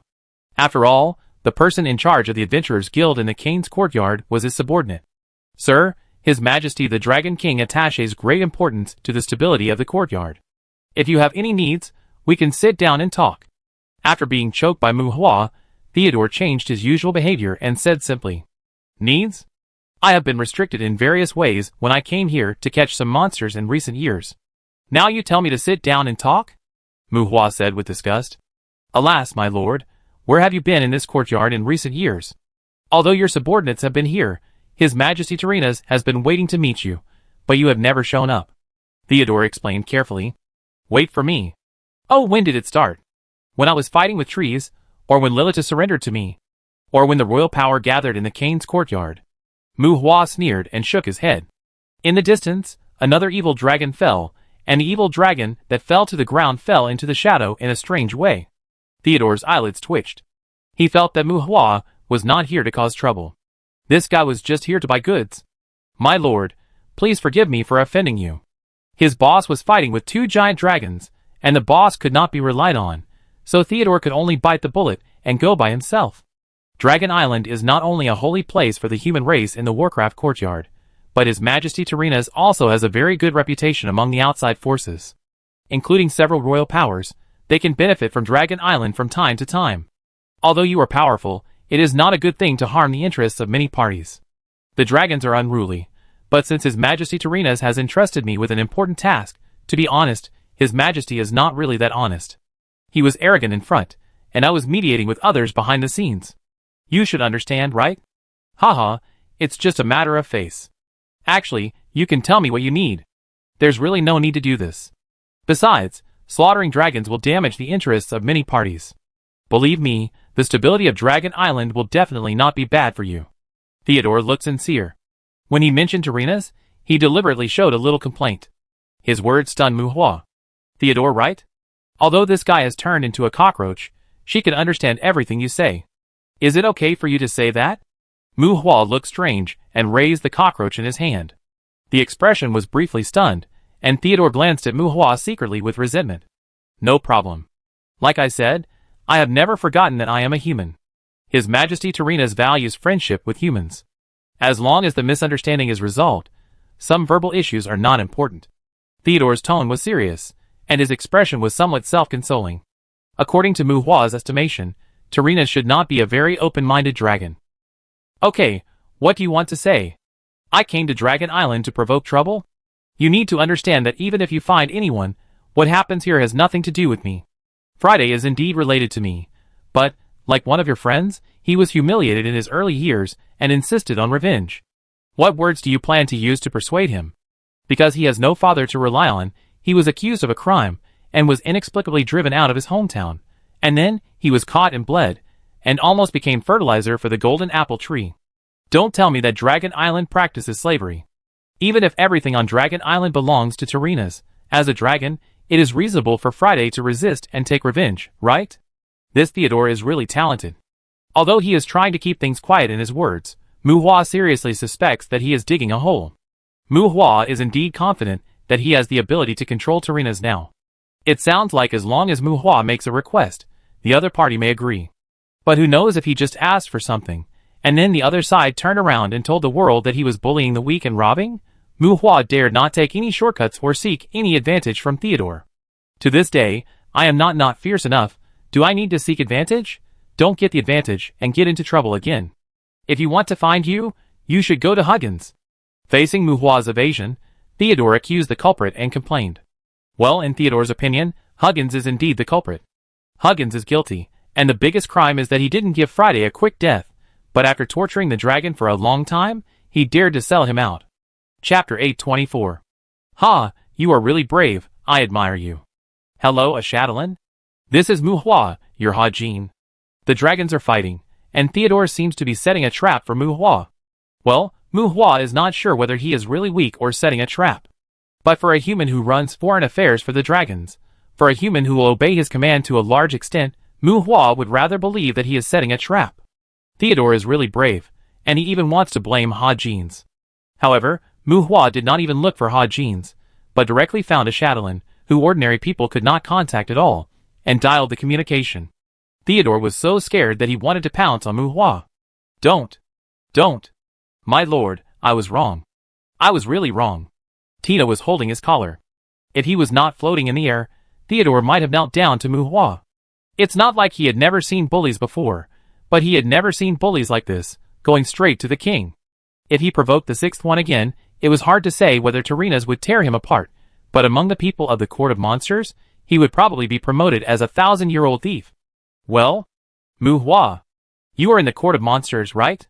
Don't get involved in your mess. Mu Hua's words were interrupted by Theodore, but the communication was still connected. Based on Mu Hua's tone alone, Ashidran could roughly guess the situation over there.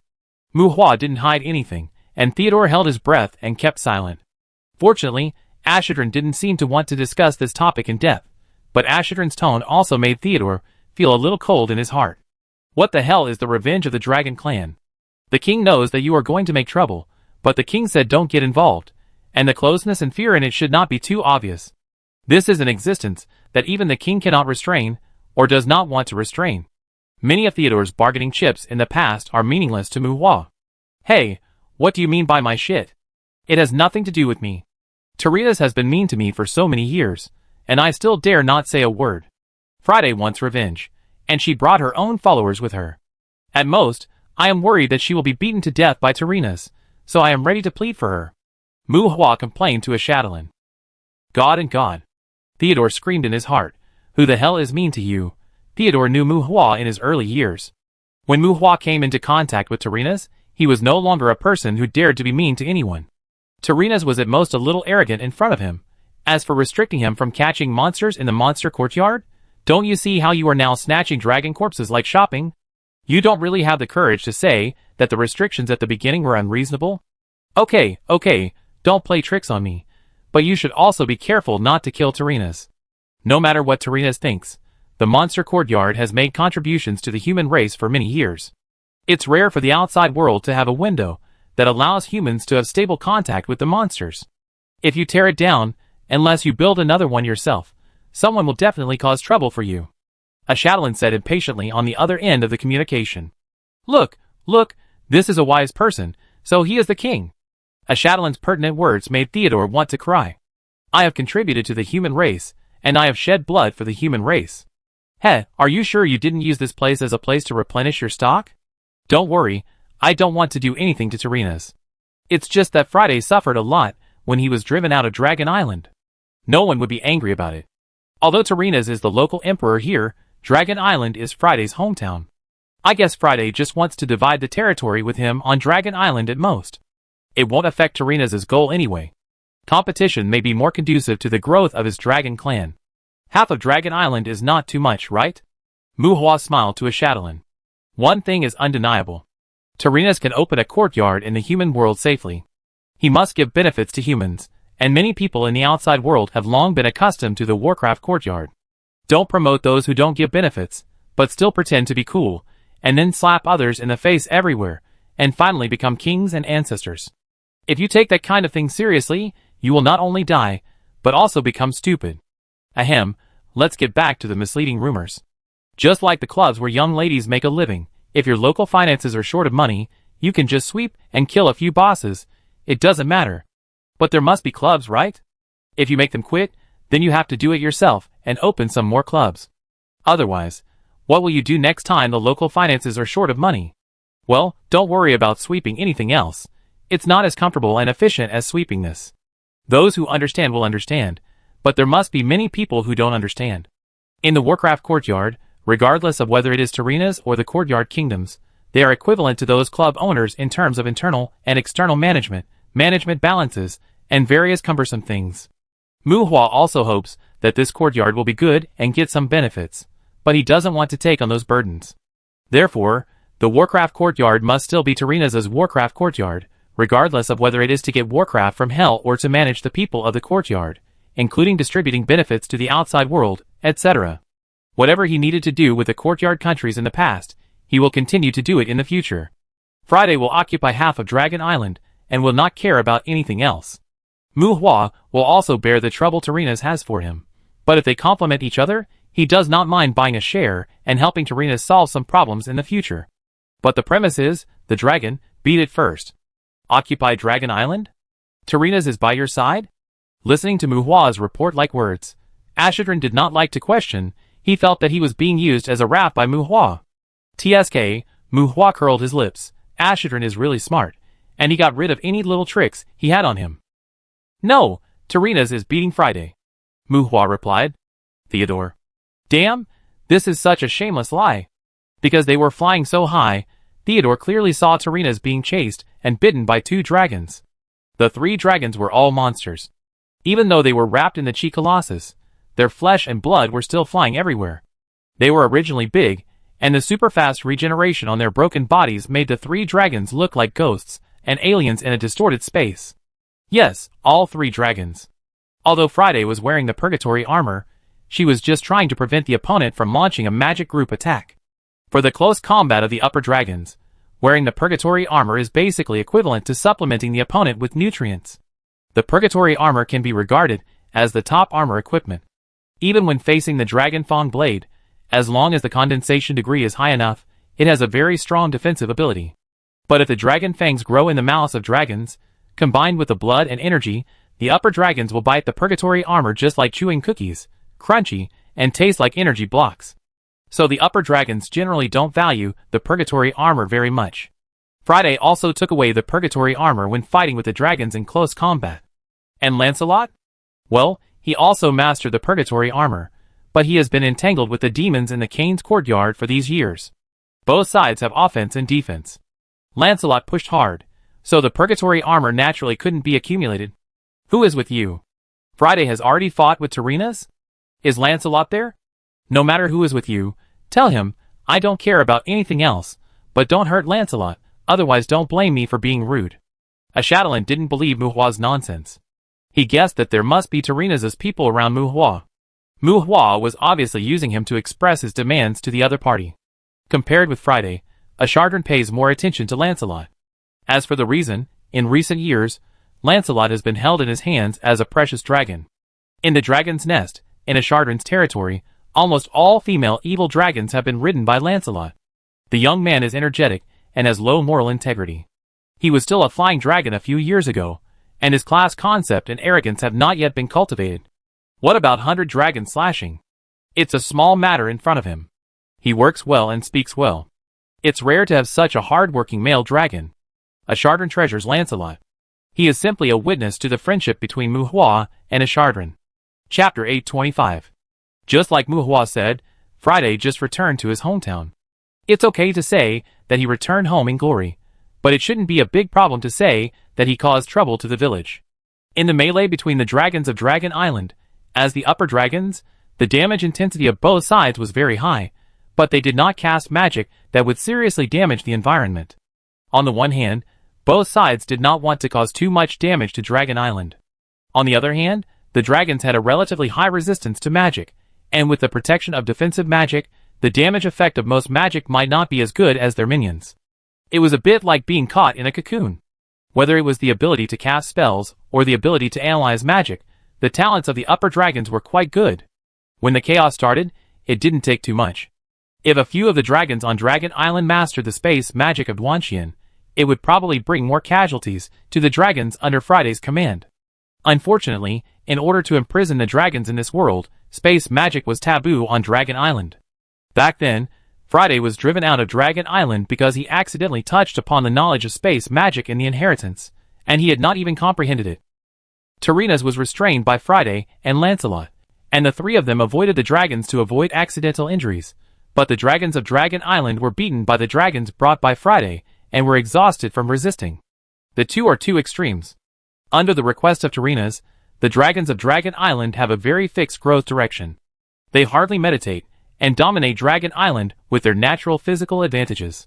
They learn magic that affects the Lord class. In comparison, the dragons that were expelled from Dragon Island have more varied spells. However, it is probably because they did not follow the right path guided by Terenas that they became the hunting targets of the dragon slayers. According to Terenas' teachings, dragons are naturally strong. In a safe environment, they should first improve their own class as much as possible, and then strengthen their own combat power, which can be said to be twice the result with half the effort. Becoming a Hell Lord will greatly improve their own survival ability, and lay a solid foundation for future growth. The so-called life and death come first. First cultivate the inner self, then practice external skills. This is the way of Dragon Island. Even the beast culture of the human race in the Warcraft courtyard seems to be greatly influenced by this guidance. Well, regardless of whether it is ulterior motives or promoting the Great Way, the evil dragons of Dragon Island are actually quite tough. It is said that there are several Kraken demon breeding circles in Dragon Island and the surrounding Shuizi Sea. Terenas did not raise goblins. As a derivative species of the goblin clan, the giant monster spinal cord is a biological resource that allows other creatures to condense self-healing ability. But the dragons are too strong, and the giant spinal cord has little effect on them. Terenas uses the higher-ranked Kraken demon as a resource for the dragons to strengthen their regeneration ability. Dragon Island dragons usually use the Kraken's spinal cord and the Kraken's subcutaneous mucous tissue with healing ability to strengthen their regeneration ability. For this kind of resource, Dragon Island dragons can be said to be equally distributed, more or less. So even if Dragon Island dragons do not have the ability to regenerate, they basically have the ability to repair injuries to the degree of self-healing. No one knows better than Tarinas how much effort he has put in this regard, so seeing that many flying dragons on Muhua's side have the ability to regenerate is not a surprise, but it is inevitable that he is indignant at Muhua's squandering. In addition to regeneration, Dragon Island dragons will also spend a lot of time to strengthen their mental stability. After all, if there is no qualitative change of jealousy, touching the soul tide after super speed regeneration is basically equivalent to suicide. The efficiency of comprehending elemental affinity through nature is very low. Unless it is an extreme or even life-threatening elemental environment, it is absolutely a matter of luck. In terms of probability, it cannot be said to be luck, but it must be linked to fate. So on this Dragon Island, generally only after the qualitative change of mental stability is completed, Tarinas will selectively allocate some elemental tiers to the dragon. To be honest, although the training of Dragon Island dragons is basically on their own, Tarinas has also invested a lot of money. So, you can't say that there is any big problem with the growth method advocated by Tarinas. Although many Dragon Island dragons can't stand the petrified magic eye, if the Wailing Banshee encounters these dragons, it is estimated that she will inevitably feel a little bit of tears. Well, there is no touch of jealousy, lack of accessories, and jealous bite immunity to mental damage, but it cannot counterattack. It has more defense than offense. In short, the growth method of Dragon Island dragons is more templated, and the abilities shown are also quite unified. As for Friday, wow, that's really a lot of fancy stuff, with all kinds of abilities. Although Muhua has not focused on strengthening most of his dragons for the time being. But in Muhua's family, including the flying dragons, they will squat on the edge of the abyss with their little claws holding the fishing rod. In the fishing share, Muhua has some skill stone stored too much. As long as the intelligence meets the standard, he will also shoot some messy magic for those dragons. Physical fitness is basically Krypton, meditation is completely used to temper intelligence or spirit, the evil dragon supervises, and the flying dragon lacks the enthusiasm for independent meditation and will be beaten. Friday's dragons have no unified growth template at all. Anyone who fights with them will definitely classify them as extraordinary wild origins. But it is precisely because of this wild way that a few of the evil dragons that can provide Muhua with the power of faith have even developed the touch of jealousy. It is also thanks to the jealous tentacles that the counterattack against mental attacks will not be effective against beings that also have the bite of jealousy. Otherwise, even if Tarinas showed off his dragon power, he would be pecked by various tentacles. Even so, Tarinas also reflected deeply, and would add soul confinement to his own dragon's homework.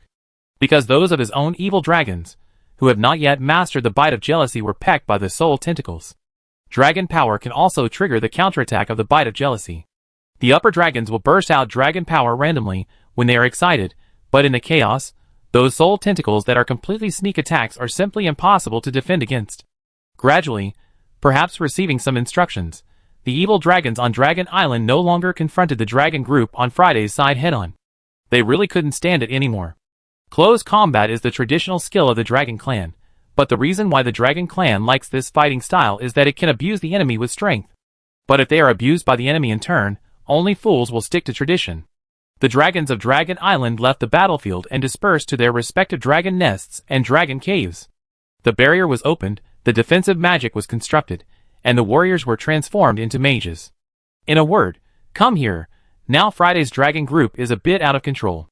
They opened the barrier and retreated, and the offensive efficiency is too low. Not to mention the environmental damage that this kind of battle may cause. Several dragons gather together, and the flying dragons are also very dangerous to their defensive counterattacks. For a while, the melee of the dragon group calmed down.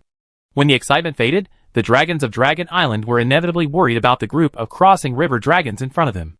This guy might really be a bit unbeatable. The enemy retreated to their nests, and although they did not attack forcefully, Friday's dragons no longer flew around. Leaving the battlefield in the sky to a few giant dragons, Friday's dragons landed on the ground, gathering in groups of 3 or 5 near some dragon nests, waiting for Friday's orders. The flying dragons howled and screamed. They could not speak, but the screams sounded very dirty. And Friday. Tarinas was an old dragon after all, and he was not the type of dragon on Dragon Island who specialized in saving his life. That guy had not only made himself into a crystal of power, but also mastered the power of destruction. Friday could still confront him head-on, but Lancelot, who did not master the power of destruction, was somewhat in danger. Terenas had more combat experience, and when they confronted, Friday and Lancelot consumed more. Whether chasing or fleeing, Terenas' attack and defense are not just rude. Although the dragons do not praise tactics, they are all giant dragons. When they are besieged by two giant dragons, they can use some tactics, and no dragon will gossip about him. In the continuous confrontation, Friday and Lancelot gradually became impatient, but Terenas gradually got used to the battle rhythm of the two dragons. At this moment, Terenas was not too worried about Mu Hua intervening in the battle. If Mu Hua dared to fight him, not to mention that he contacted foreign aid, the courtyard kingdoms would naturally come out to contain Mu Hua. By then, the scope of this fight will be further expanded, and it will definitely not be his headache. Terenas calculated in his heart, kill the male dragon first. Mu Hua has killed so many of his evil dragons, so it would be enough for him to kill one dragon here. If he can catch the male dragon and kill him half to death, he may also try to ask Mu Hua to return his own evil dragon that has been turned into a stone sculpture. Seeing that Terenas was aiming his attack at Lancelot, Theodore was a little hesitant.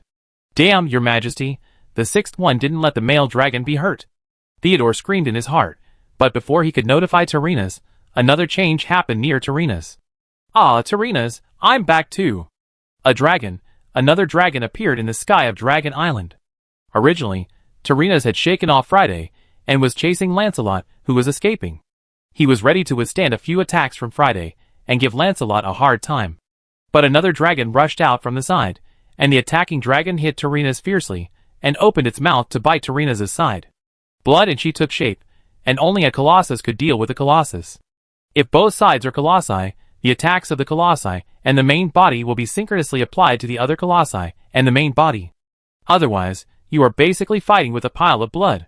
Stopping suddenly, flashing, Terenas used the space ability that he listed as a taboo, and avoided the bite of the attacking dragon, a dragon with the same strength as Lancelot. Damn it! Tamara! What are you doing? Seeing another dragon disrupting the situation, Terenas roared, this guy knows Tamara. What are you doing? I've been fed up with you for a long time, I'm also from Dragon Island. Tamara replied. Friday and Lancelot also gathered around Tamara, and the three dragons faced Terenas, posing a pincer attack. Bullshit! You were a flying dragon when you were taken in by humans. Terenas was angry. Terenas reluctantly admitted it on Friday, but whoever comes here claims to be from Dragon Island. Do you really think this is the land of the ancestral dragons? Where's your face? What's wrong with flying dragons? I was a flying dragon from Dragon Island back then. If you don't believe me, go check it out. Tamara said, as if it was a matter of course, and she seemed a little excited about confronting Terenas. Terenas. Chapter 826. Tamara, it is hard to say whether Odysseus is a little girl or an ancestor. She has always wanted to be ridden by Mu Hua, but Odysseus is not sure whether Mu Hua actually rides her. She originally wanted to come to the Warcraft courtyard with Friday to do things, but since Mu Hua did not need it, Odysseus did not let her follow. Now she suddenly broke into the battle, probably sneaking in without Odysseus' knowledge. Odysseus has been famous for a long time, because the business of the strategy team is related to all walks of life. In fact, Terenas knew Tamara because of Odysseus. After all, she was just a flying dragon back then. Terenas would have some intersections with Odysseus, but he basically did not care about a flying dragon. And with the evolution over the years, until Tamara evolved into a dragon, it was really in Terenas' eyes. Terenas even contacted Odysseus because of her, hoping to have some in-depth cooperation with Odysseus on matters related to the strategy team. But at that time, Odysseus had already become a playboy, and the hero mentor was not doing his job and wanted to be a hero himself.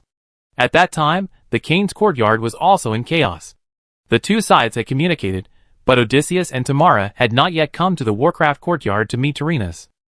Well, okay, you can also say it's a hookup. In fact, Terenas wanted to ride Tamara. Tamara? You never said you were from Dragon Island. 3v1, Terenas had just adapted to the battle rhythm of Friday and Lancelot, and Tamara, who looked not weak, joined in the blink of an eye. Terenas was annoyed and a little guilty. Well, this kind of guilty feeling is not because Terenas does not fight female dragons, or does not fight female dragons that he once wanted to ride. The main reason is that he is worried that he will be overturned by these three dragons. And these fairies all said that they were from Dragon Island, and they all said that they could not stand him. Fuck. Although the strength of the dragon clan is supreme, this will definitely cause some instability in the Dragon Island dragons. I was a flying dragon of Dragon Island back then. The Dua Dilung Kingdom is still there, right? The roster of dragon riders in the Dua Dilung Kingdom should still be found in the Dragon Rider Chronicle of the Dua Dilung Kingdom. Tamara did not feel guilty at all, and was justified. Maybe she was really bullied by the dragons here back then. Tarinas was silent, and he didn't know whether to say it or not. If it was the Chronicle of the Kingdom, then there was basically no escape, and since he had to find the roster in the Chronicle, it must not be Odysseus, but one of Odysseus' ancestors. Others are in a state of flux for 30 years, so don't bully the young and poor. You are so good, you come here to play with me. 500 years in a state of flux, don't bully the weak mother dragon, right? You have evolved into a giant dragon, have some shame. Tarinas' mentality was a little explosive, because of Friday earlier, he was still thinking that in the future, any evil dragon that wanted to leave the Garden of Monsters could only leave as a corpse. Now you, a flying dragon, come to join in the fun? Goblin. But Tarinas' mentality was far from over, because, seeing that the attack was temporarily suspended, Theodore hurriedly found Tarinas. Your Majesty, that. The sixth kingship, a Shadowland, he doesn't allow Lancelot to be hurt. Flying to Tarinas' ferocious dragon head, Theodore said awkwardly with a little guilty conscience. Who? Who is Lancelot? As a giant dragon, Tarinas thought he was usually very generous, but at this moment, he was all kinds of irritable. I am Lancelot, a knight of the Round Table under the king. Following Theodore's eyes, Tarinas saw the male dragon he wanted to bite to death just now, but heard Lancelot say seriously. Tarinas. Who, which king? What knight? Aren't you a dragon yourself? Riding a hairy taxi. What kind of damn title is this? Explode, world. Hurry up. In silence, Tarinas was mad in his heart. Two female dragons were going to get angry with him, and a male dragon whose brain circuit seemed a bit weird was not allowed to fight by the human kingship. For a moment, Tarinas was actually a little powerless. It was too bullying for dragons. What was going on?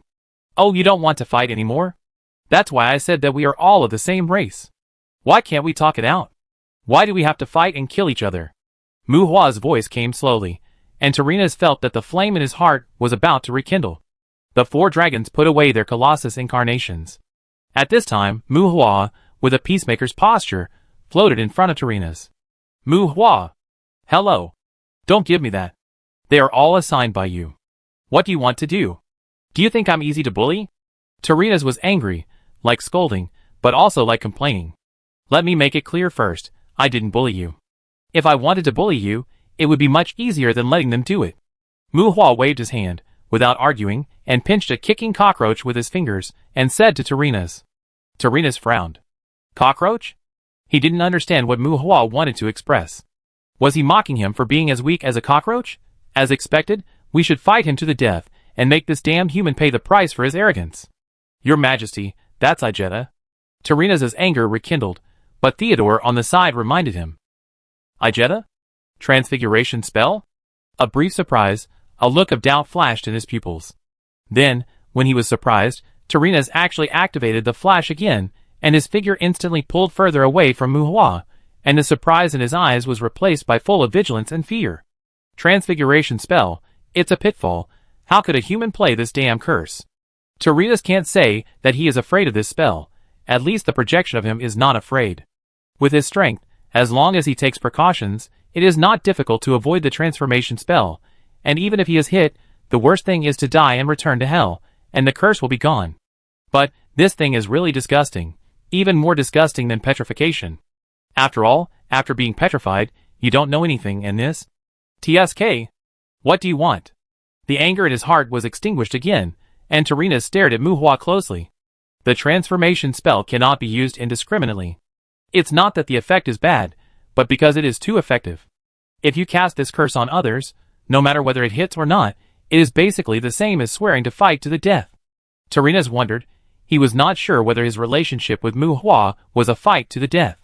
Oh, forget it, this human is still young and probably doesn't know the rules. As he spoke, Tarinas changed his body shape from a giant dragon to a human-like dragon body. With short hair and blonde hair, and majestic dragon eyes, Tarinas has the appearance of a middle-aged human. Unlike some legends, dragons don't actually like to become human, but facing Mu Hua, who might throw the transformation spell, this small body will give Tarinas more sense of security. I didn't mean anything, I just wanted to tell you a fact. I heard that she is your partner. Without any malice, Muhua let go of the cockroach in his hand, and lifted the curse on the cockroach. The distortion started with the cockroach as the center, the curse was lifted, and the cockroach's form also changed. The cockroach turned into a bat. Tarina's. Friday 3 dragons. Remove the curse again. The bat turned into a toad. Tarina's. Muhua. Well, this is the first time that Muhua has cast multiple transformation curses on the same creature. Although he knows that there will be such situations, in the current situation, even Muhua himself still twitches his eyes. The curse is lifted again. Fortunately, after the toad, there is a lively dragon. But the dragon's tail was tucked between its 2 hind legs, and it looked like it was somewhat irritated. Muhua. Tarina's. Chapter 827. There is a saying in hell, never be alone with a witch who has learned the transfiguration spell. Because they have some undead attributes, although witches can also learn transfiguration, their doppelgangers will devour the attributes of the incarnation. So witches, and even all undead cannot have an incarnation, but this situation does not affect the casting of the transfiguration curse.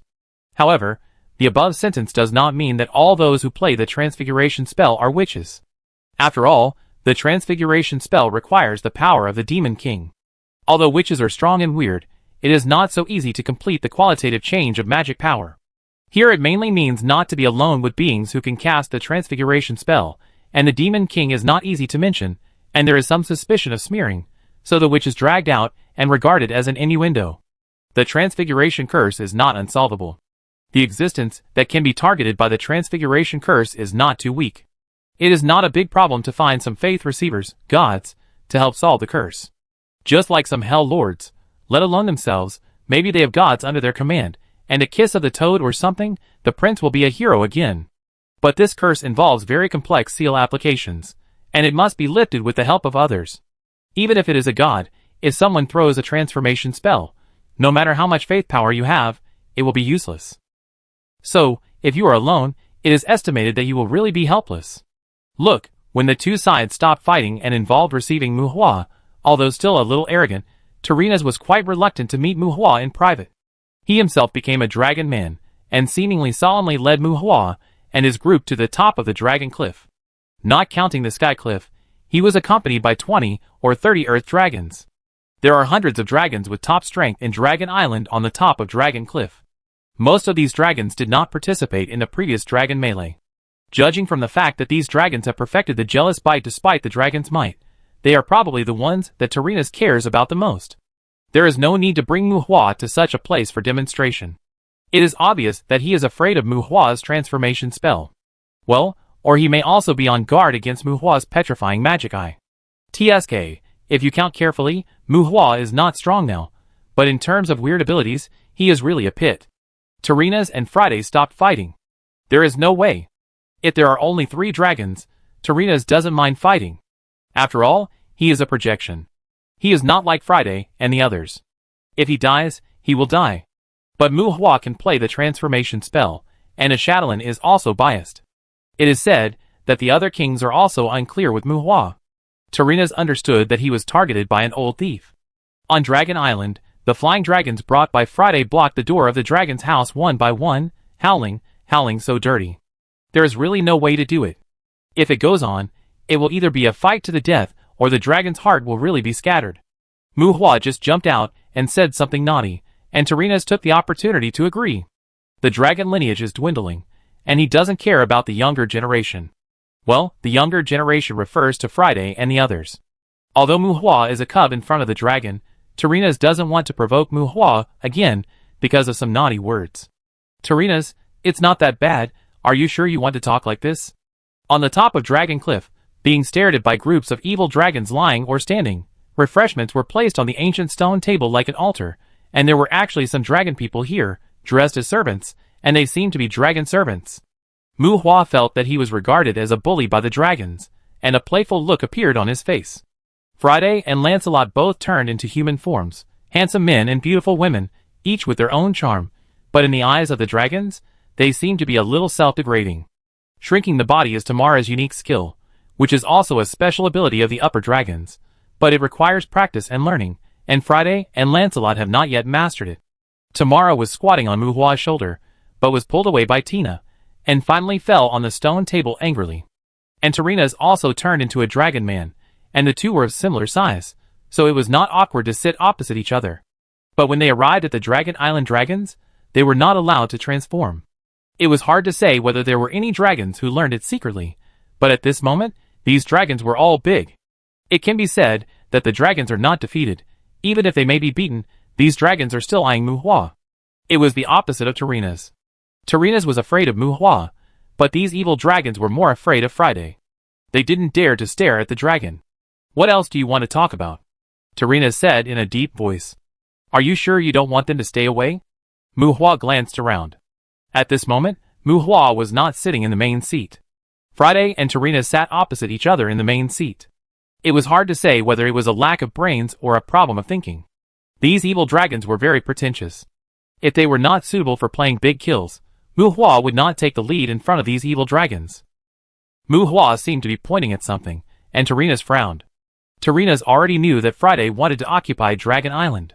He did not object on the surface, but even if Friday dared to come to Dragon Island to stay permanently, he had 10,000 ways to make Friday uneasy. That's much easier than fighting with him. Just like Muhua said in his early years, what are the working people afraid of? The prosperity of the Warcraft courtyard is inseparable from the management of countless years. Not to mention the courtyard, there are countless people outside who will make profits from this courtyard. And the biggest profit output place of the Warcraft courtyard is Dragon Island, or in other words, the source of the profit of the Warcraft courtyard is him, Tarina's. There is no need to deliberately incite. As long as he is lazy and inactive for a period of time, someone will naturally talk to Friday and others. Even if Muhua is willing to take over those related matters, he can't take it over. This is not a problem of ability, but a thankless task. His needs are different from Muhua's, or in other words, he outputs benefits because he has his own demands. As for Muhua, he originally came to make profits, and since he doesn't want to destroy the structure of the Warcraft courtyard, what's the point of running here to be a money-spending boy? Although he was a little embarrassed by Friday and others, Tarina's inner strength is still there, and he is not weak at all. Tarina's, I cannot interfere with all your claims against the dragons of Dragon Island. You should understand that as a dragon, I have the ability to interfere. Tarina's has his own thoughts, but Friday will not indulge his little thoughts. Muhua has already hinted, and since Tarina's remained calm, Muhua did not say anything more, and Friday would take over. At least Muhua felt that what they were going to say later was not suitable for those dragons to hear. Heh, Friday, you are touching my bottom line. This is not how negotiations are conducted. Tarina's eyes flashed with haze, but he waved his hand, and the nearby dragons retreated one after another. Tarina sneered, but his eyes did not look at Friday, but at Muhua. That's why I'm talking to you here. Don't look at my lord anymore. Believe me, if it's him, your bottom line will be trampled even harder. Friday said coldly. There's no need to say more about Tarina's demands and thoughts. Calling back Tarina's gaze, Friday continued. Give me a territory, and I can even resist the evil dragons you raise. The condition is dragon eggs. I don't want much, 1/3. In the future, I want 1/3 of the dragon chicks on Dragon Island.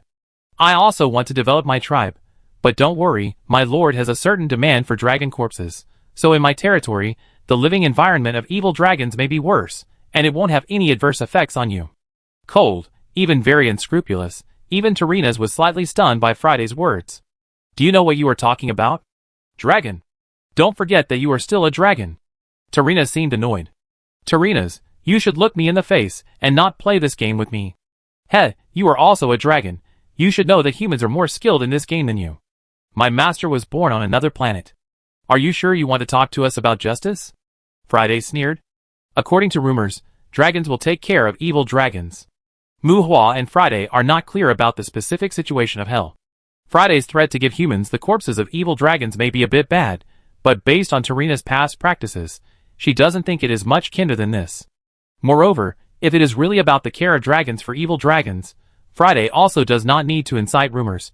He only needs to popularize the art of transfiguration to the dragons of Dragon Island. There is no doubt that as a dragon like Tarina's, if Friday supports the study of transfiguration and supports leaving the courtyard to travel to the outside world, he will definitely get the response of the dragons of Dragon Island. But didn't Tarina's just say bottom line with a look of anger? At this time, Tarina's face was full of pain and reprimand, which only showed that he had not yet put Friday on an equal footing. Tarina's, we should have a secret room of friendship instead of arguing with each other. Neither you nor I have time for this, right? Mu Hua added. The evil dragons around him dispersed, and Mu Hua no longer had to be shy about anything. Tarina seemed uncomfortable, but he also calmed down. Chapter 828. You want territory, you want young dragons, these are what you want, what can I get? Mu Hua, since you want to talk about the friendship of the secret room, you can't just take it by force. On the top of Dragon Cliff, Tarina said in a low voice with a gloomy face. Facing Mu Hua and Friday, he has his own strengths and weaknesses. Of course, there are not many combat abilities mixed with strengths and weaknesses. In short, Tarina's really paid for the Warcraft courtyard. If he could not continue to maintain a good relationship with the outside world, Dragon Island would not be occupied by anyone with strength. Otherwise, before Mu Hua appeared, if he wanted to occupy it for so many years, those kings would not have been able to get it. At the same time, Tarina's is not weak. Even in terms of combat ability, he may be stronger than Philemon, who has been fighting with Mu Hua for so many years. And the biggest difference between him and Philemon is that he has too many concerns. Tarina's, your rule over the dragons of Dragon Island is quite interesting. There are many problems here. It is not an exaggeration to say that Friday is raising them. First of all, you did persecute Friday back then, and it is also true that she is now able to influence the dragons of Dragon Island. And Dragon Island will continue to maintain your original ideas in the future. Isn't this a benefit for you? Faced with Tarina's questioning, Mu Hua did not joke, but looked at Tarina seriously with a serious face. This is not enough. Young human, in hell, fighting will accompany us throughout our lives. If that's all, then we need to fight again. You should understand that I have the qualifications to say such things, even if it is your human kingship that comes. Tarina shook his head seriously. His words seemed threatening, but his tone was calm. Very good, Mu Hua nodded silently. At least now Tarina's has spoken openly, and stopped talking nonsense. But I think it will be absolutely no good for you to fight again, right? Mu Hua raised his eyebrows. It is really easy for him to cause trouble to Tarina's, because Tarina's does not want to rule the Dragon Island dragons at a shallow level. Tarina's wants to be the Devil King, and what he wants is the Devil King's apostle.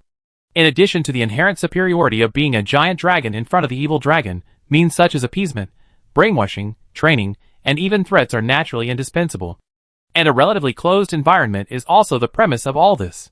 As mentioned before, all we need to do is to let the dragons of Dragon Island learn transfiguration, and all we need to do is to let the evil dragons in this courtyard have more curiosity and exploration of the outside world, which will not be harmful to the evil dragons. But this will definitely greatly increase the difficulty of Tarina's management of the dragons.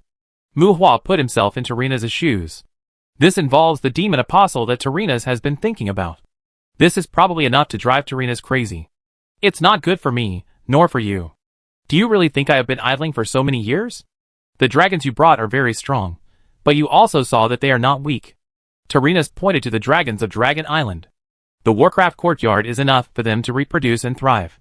Many of them have already regarded this place as their entire world. It's not difficult for me to shape you into invaders. Even if there will be some adverse effects, it is controllable for me. Tarina's retorted. Of course, I can also have some influence on you in human society, and I believe that is also controllable for you. So are you willing to bear it? As he spoke, Tarina sneered. Old fox. Mu Hua cursed in his heart. Mu Hua actually saw a hint of persuading him to stop, while he was ahead in Tarina's eyes. This guy has not mentioned the dragon corpses he took away, including the petrified dragons. Is he trying to avoid disaster by spending his life? This guy is much more cruel than him. Even if Friday said that he has a need for dragon corpses, he will not be so happy to cause trouble to his own dragons. TSK, Tarina's, you really like to fight and kill. I have my own courtyard, and I also need to concentrate on practicing. Are you sure how much influence the outside world can have on me? Mu Hua said in a disgusted tone. Damn it! You took the initiative to come to my door. Tarina scolded angrily. He was also a little unsure about Mu Hua's words. I didn't. Who told you to cause trouble to Friday in the early years? Mu Hua pointed out the root of the problem. We are all reasonable, and we are not wrong. Then go find Huggins. Damn, do you think I dare not find him? Go find him. Wait. Oh, I wait for you. I contact Ashidran right now. Please. The emotions of the man and the dragon changed quickly, and they started to quarrel in a blink of an eye. But compared with Theodore before, it is obvious that Tyrrhena's does not like Muhua's tricks. As for Muhua, he does not need to contact Ashidran in front of Tyrrhena's. Now he is not bullied by Tyrrhena's, and there is no point in contacting Ashidran. Maybe he will be beaten by Ashidran. As for Huggins? He only grew one golden apple in more than 10 years. It's not enough to bother him. Tell me, what do you want? The man and the dragon pretended to be furious. No one around cooperated. Everyone was a little awkward. Muhua said to Tyrrhena's in a boring way. I should ask you this question. Tell me first, what do you want? What do you want the dragon's corpse for? Tyrrhena's frowned and asked.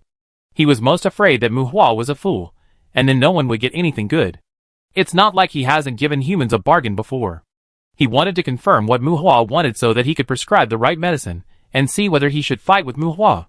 Do you believe me when I say I want to get dragon teeth soldiers? Muhua replied lazily. You want to derive dragons? Tyrrhena's asked in an affirmative tone. No, it's not derivative, it's evolution. I'm going to use the dragon to refine the wind seed of the wind of aging, so I say, there's no need for the two of us to be so stiff, and we should even form an alliance. I also want to take the path of the Demon King, but you also know that those kings have been in high positions for a long time, and I'm inevitably a little weak in front of them. Muhua was frank. Tyrrhena's is a very smart existence, and he is not only good at sensing human emotions, but you can also regard him as a master of human psychology. In terms of guessing words, habits, micro-expressions, etc., Muhua is far inferior to these old ghosts. Since he guessed it, there is no need to cover it up. Didn't Lilith surrender to you? Tyrrhena's thought. Trying to use the dragon to obtain the wind of aging is indeed a method, but the dragon will not be so obedient. Choosing to use the headless knight to evolve is feasible, but the consumption in the process is not less. Tyrrhena's knew that Muhua had many followers of the horror knights, but considering a series of success rate issues, the energy and resources required were considerable. Tyrrhena's was more inclined to throw the dragons directly into the wind of aging, and let them comprehend the time mark. The dragons had to die anyway, so Muhua was greedy enough to waste that extra process. At the same time, he probably didn't have that many dragons to throw into the wind of aging. When Muhua said he wanted to get the wind seed, Tyrrhena's seemed to be interested. He also lacked that thing, but he was not sure about the true relationship between Muhua and the human kingship when Muhua said he was forming an alliance. Lilitu is the Black Witch. Muhua shook his head when Lilitu was mentioned. I heard that you also cultivated the Black Witch. I am also afraid of the Black Witch. Knowing what Muhua wanted to express, Tyrrhena's frowned. You have nothing to be afraid of. Since I can train Friday and the others, I can raise more dragons. There is no need for my Black Witch to worry about you. Muhua shook his head disdainfully, and Tyrrhena's did not comment. Chapter 829. Muhua not only wants evil dragons, he also wants sub-dragons, including monsters, so he doesn't want to cause trouble in the monster courtyard. Muhua not only doesn't want to cause trouble in the monster courtyard, he even wants to give Tyrrhena some chicken soup, want to encourage him more, let him work hard to become stronger. In the early morning, the empty stone palace seemed a little cool in the quietness. Dragon Island is not a wild place. The palaces here are specially for receiving humans, and they are even divided into several levels. The dragon maid with above-standard appearance and body shape woke Muhua and told him about Tyrrhena's summons. The dragon girl looked at Muhua with watery eyes, not because Muhua was handsome, but because she knew that the two women who slept with Muhua were actually dragons. Speaking of which, there are really not a few dragon people in the core area of Dragon Island. These dragons have a growth potential far beyond that of ordinary humans. It is not known whether it is out of interest or for some special purpose. The upper dragons who come here have caused trouble to human girls. Yes, human girls. After all, there is still a great degree of reproductive isolation between humans and dragons. If you want to give birth to dragons, you have to take a few puffs of Asmatai Monsoon, Silver Desire Breath. Even if female evil dragons can give birth to dragons, they will generally kill them as soon as the dragons are born. The upper dragons do not hate humans, and they will not deliberately despise dragons, but most female evil dragons are unwilling to give birth to such weak offspring. They eat young dragons with physical problems after hatching, so you can't say that they deliberately target dragons. So, the vast majority of dragons in this world are basically born by human women. The environment of Dragon Island is very good, whether it is the natural environment or the dragon nests, including the dragon square near some dragon nests, which functions like a trading point and gathering place. Dragons have a very developed sense of smell. They are born with the strength to surpass all things, and do not need to use some strange smells to warn other creatures. Therefore, dragon nests are generally clean and dry. Evil dragons still attach great importance to their own health and hygiene management. They are highly intelligent creatures. The nests are basically not full of strange smells and dirt as described in some human stories. Although Mu Hua brought Friday to Dragon Island to cause trouble, what he did was barely restrained. Well, the evil dragon died, but it did not violate Tarina's fundamental interests. At least in Tarina's view, it was restrained. However, this place can only be regarded as the supreme strength within the dragon clan, so Mu Hua is not very popular with the evil dragons here. This should also be related to the fact that he did not catch those evil dragons that were glaring at him and beat them up, such as Tarina's evil dragon partner, who was quite docile in front of Mu Hua. As a human who can control dragons, most of the dragon people on Dragon Island favor Mu Hua.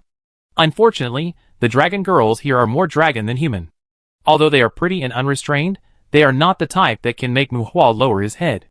Staying on Dragon Island, because Mu Hua's strength is strong enough, and his position on the side of the king is indeed quite embarrassing. Tarina's did have thoughts about Mu Hua's alliance. Lilith's surrender is very impressive in the eyes of the middle and lower level adventurers, but the fear of the Black Witch of several kings will inevitably be transferred to Mu Hua. The second kingship is huge, and Lilith recommended herself to join Mu Hua. From the outside, it seems that the master is weak and the minister is strong. It is reasonable for Tarina's to develop his own allies.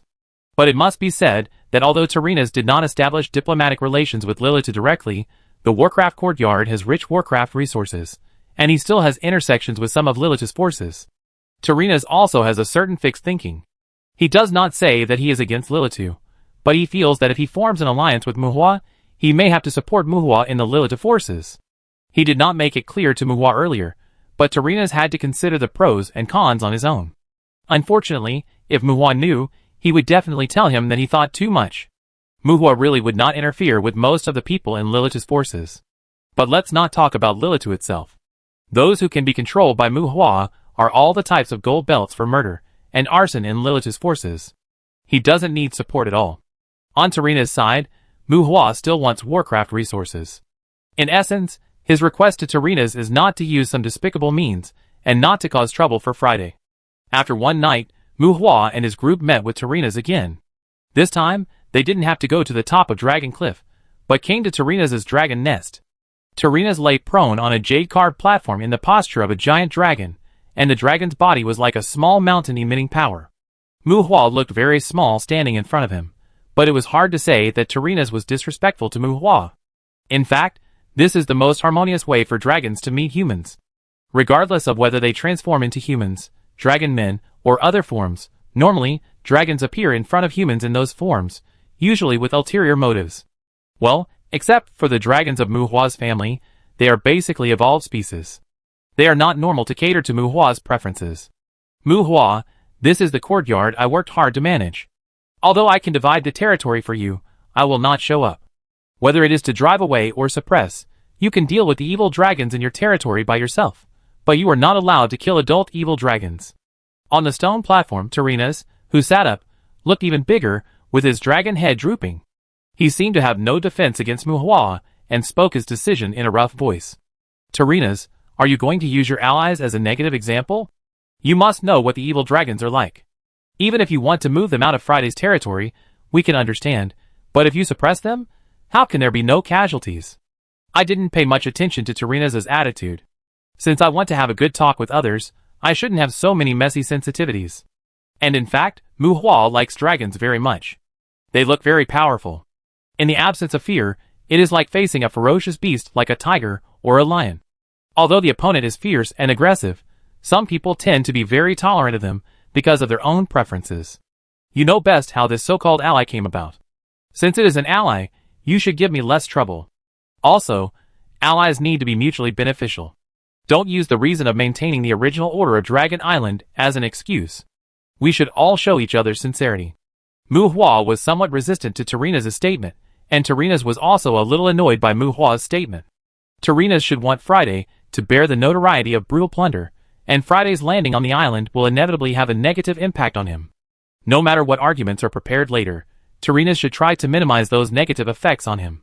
Dirty, a good dragon so dirty. As for Terena's anger, well, Muhua's so-called ally was originally fought for, and he was completely absent-minded. What sincerity do you want? Muhua had a plan in mind, so he asked kindly. First of all, I hope that after you, no human forces will seek Dragon Island, even the human kingship. If you don't have this ability, why don't I just find a king to form an alliance with? Terena said. First of all? TSK, that's because the king may eat you to the bone, so not only will you not find him, but you will also fight to the death. Muhua rolled his eyes and complained. Speaking reasonably, but it is absolutely impossible to happen. There is no doubt that Terenas is afraid of human kingship, and this fear is not limited to personal combat power. That is, Muhua is relatively weak. If another king were to do something similar, Terenas would definitely be doomed to fail. After all, they really could have gotten away with it. Do you still know that I have the capital to resist? No matter what, it's fine to let Friday settle in Dragon Island, but if anyone causes trouble in the Warcraft courtyard in the future, you must come forward. Terenas didn't feel embarrassed at all, and snorted without question. Well, okay, but if the courtyard countries jump out to make trouble, I won't care. Although there was a suspicion of quibbling, Muhua also agreed with Terenas' request. Coexisting in the same world, while letting others maintain the prosperity of this world, a common advance and retreat is the basic, and Terenas' request is not excessive. As for the courtyard countries, if they really jump out to cause trouble, Terenas will go to massacre the city and destroy the country. You know, this is not a human courtyard after all. And when the countries here were founded, which one could do without the support of Terenas? The royal blood of the countries may have Terenas' genetic genes. Chapter 830. Muhua came to the monster courtyard to squat next to the chicken coop to pick up eggs. He really didn't come to kill chickens. As his own class improved, Muhua also found that those Hell Lords, who wanted to become Demon Kings, actually didn't like to cause trouble. Well, although I haven't seen what the Demon King is like, at least before becoming a Demon King, they are quite well behaved. As for becoming a Demon King, well, Muhua actually thinks that the Demon King should be relatively well behaved, because whenever the Demon King is a little restless, the apostles under his command will probably rush to the front with a howl. After all, another name for the Demon King's apostle is called the Rebirth Carrier.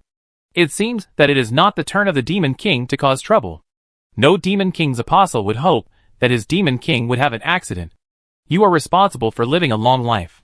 As for causing trouble, you rest, we will do it, especially when the Hell Lord is not impossible to beat the Demon King.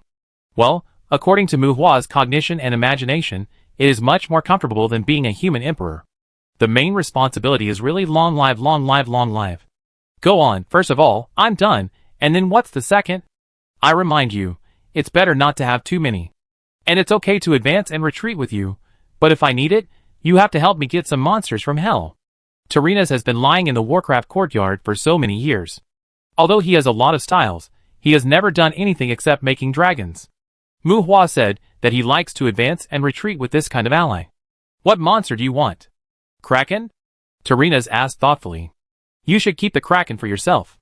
I'm not very interested in that thing. I heard that Hydra in Hell will abandon their young, right? For Hydra, Chimera, Cockatrice, Dragon Scorpion, Thunder Eagle and the like, I don't particularly want any for now, I think of it later. Muhua waved his hand and said casually. For monsters, it's not a big problem, but demons are more troublesome. Similarly, I have a request for you, I want the wind seed of the Wind of Aging. The monsters that Muhua wanted were strong and weak, and Terenas didn't figure out anything special, but his request made Muhua jump up and down. What a joke, you think the Wind of Aging is cabbage, you have the nerve to ask for that thing, you might as well go and rob it. Muhua scolded. If I could rob it, there would be no need to form an alliance with you. Terenas was calm and took it for granted. Is this what you mean by second? Impossible. Muhua shook his head in disdain. Why is it impossible? You robbed the corpse of the evil dragon just to use the dragon to stimulate the Wind of Aging? Terenas was quite patient and said calmly to this question. What are you robbing? I was picking it up. Muhua muttered. If you say it is, I need the wind seed of the Wind of Aging. Terenas followed his advice. Muhua found out that the majesty of the dragon and the life of the evil dragon are nothing in Terenas' heart. This guy is really flexible. Who doesn't need it? Just ask any Hell Lord, who doesn't need that thing? Muhua scolded, but Terenas didn't care much. Muhua's subordinates grew too fast, and he also planned to evolve the dragon to stimulate the Wind of Aging. Now if anyone says that Muhua is poor, Terenas will be the first to disbelieve. Muhua also wants to follow the path of the Demon King, but because of the special nature of the Demon King's apostle, Muhua and Terenas both prefer to train them themselves, rather than working hand in hand with each other and bullying other lords of hell all over the world. So there is no conflict between one person and one dragon. Everyone plays their own game and can exchange some experiences. This is the biggest reason why Terenas did not fight to the death with Muhua. At the same time, he also hopes to get some resources needed to cultivate the Lord of Hell from Muhua. Don't even think about the Wind of Aging. It's not so easy to breed that thing. To be honest with you, it's because the dragons are more resistant to the Wind of Aging. I just want to let them comprehend the time mark while minimizing the losses. Muhua explained. Time mark? You want to use dragons as apostles? No, without the constraints of the contract, dragons will not accept orders that endanger their survival. If there is a contract, it is impossible to become an apostle. Terena's eyes are full of doubts. You also know that I am cultivating the Black Witch. Isn't it enough to let the Black Witch eat the dragon with the time mark? Muhua spread his hands. Terenas. Cultivate the Black Witch? Do you still want to cultivate her into a Hell Lord? Do you have to be so fierce? Don't let the Black Witch eat you again if you fail to cultivate the apostle in the end. Terenas feels that Muhua is playing with fire. Are you sure? You have obtained quite a few dragon corpses. Just for the time mark? Terenas expressed doubt. For the time being, he did not care whether Muhua would be eaten. What do you mean it's just the time mark? How many have you produced in all these years? Muhua rolled his eyes. And since we have tried it with the dragons, I naturally hope that they can breed the Wind of Aging. But there is no fixed number for that thing. Even if I get it, I can't give it to you. Muhua is not pretending to hate the Wind of Aging. That thing is not a cheat for him. However, Muhua did not tell the truth. It was time-consuming and labor-intensive, but he did blow the Wind of Aging into the two dragons at home. He was not going for the time mark when he moved the dragon's mind. But he could not be as careful as he was with Sephiron and Sindragosa, and he could not consume so many Philosopher's Stones to strengthen those dragons. In the meantime, some dragons will inevitably die. If they are killed by the Wind of Aging, the dragon's teeth will become rotten things, and the family will not be able to eat enough Wind of Aging skill stones. Everyone has a lot of apostles waiting to be raised. The Demon King's apostles dare not count the fixed number on their fingers. It is also human nature to count some of them regretting and betraying at critical moments. When it comes to the Wind of Aging, Muhua did not give Terenas any thought at all. The Wind of Aging is impossible, but super speed regeneration is possible. He refused, and seeing that Terenas wanted to lose his temper, Muhua also gave him benefits. Terenas hesitated after giving up his pretentious intention. Although he had the conditions to help his dragon train its regeneration ability, it was also laborious and exhausting, and the consumption during the process made him want to vomit blood. I will help your dragon train its super speed regeneration, and give you 2 quotas every 3 years, how about it? Muhua gave a very tempting condition to Terenas. Can it reach the soul tide? Terenas tried. Then 1 every 3 years. My dragon still has a lot of self-healing ability, and has just reached the level of regeneration. Muhua lied with his eyes open. Anyway, as long as you don't cut off the dragon's head, you can't tell whether it is soul tide or regeneration. 1 soul tide every 3 years. Terenas nodded with satisfaction, and there was even a little smugness in the dragon's eyes. Well, although this is basically a trick for Muhua, it is a big trick for Terenas. As for how Muhua did it, Terenas consciously did not ask. No one would reveal this kind of thing, and Muhua has no taboos about shooting skills for the evil dragons under Terenas. It's okay to shoot them when they're stunned. He did experiments on the witch Melinda back then. When he took Melinda to the maze to steal pleasure, he shot the self-healing on the half-dead Melinda. Many years later, the girl still thought she was gifted. I will help your men get the soul tide, and you also need to ensure that there are enough sub-dragons in Friday's territory to maintain reproduction. After giving a bargain, Muhua naturally has to make another request. Sub-dragon? Terenas frowned. I will import sub-dragons to Dragon Island, but you must hunt them in moderation. Go back and learn about the growth rate of the monsters in the courtyard, and try to control the number of kills within the birth rate. This is the rule of the monster courtyard, and the newly captured monsters are more ferocious and difficult to manage. Damn it! And those evil dragons under your command, tell them to be careful. Most of the monsters I got from hell in these years are because of those damned evil dragons. When it comes to hunting monsters, Terenas is full of resentment, but this resentment is not directed at Muhua. Evil dragons are both cruel and greedy. It is estimated that the evil dragons under Tyrrhenas have caused mass extinction of organisms in some parts of Dragon Island. And only then did Muhua know that the gathering places of monsters in the borders of various countries outside Dragon Island were, in a sense, biological storage bases created by Tyrrhenas to prevent the interruption of the food chain. Not only was he guarded against by Tyrrhenas like a thief, but it was okay for the Dragon Island dragon to go out occasionally to try something new, but who dared to cause trouble to the monsters in the territories of the various countries and break their legs, for the monsters in the territories of the various countries, Tyrrhenas was really their patron saint to some extent. Chapter 831. Your Majesty, some dragons are a little anxious. Are you sure you want to let Muhua set foot on Dragon Island? Is he trustworthy? Muhua has already left Tyrrhenas' lair, and the only person on Dragon Island who often discusses matters with Tyrrhenas is not the dragons, but Theodore, a human. It can't be said that he values him more, except for some special reasons, mainly because the social structure of Dragon Island dragons has long been stable. Even if this turmoil occurs, Tyrrhenas will pay less attention to it, and the dragons will come forward to deal with it.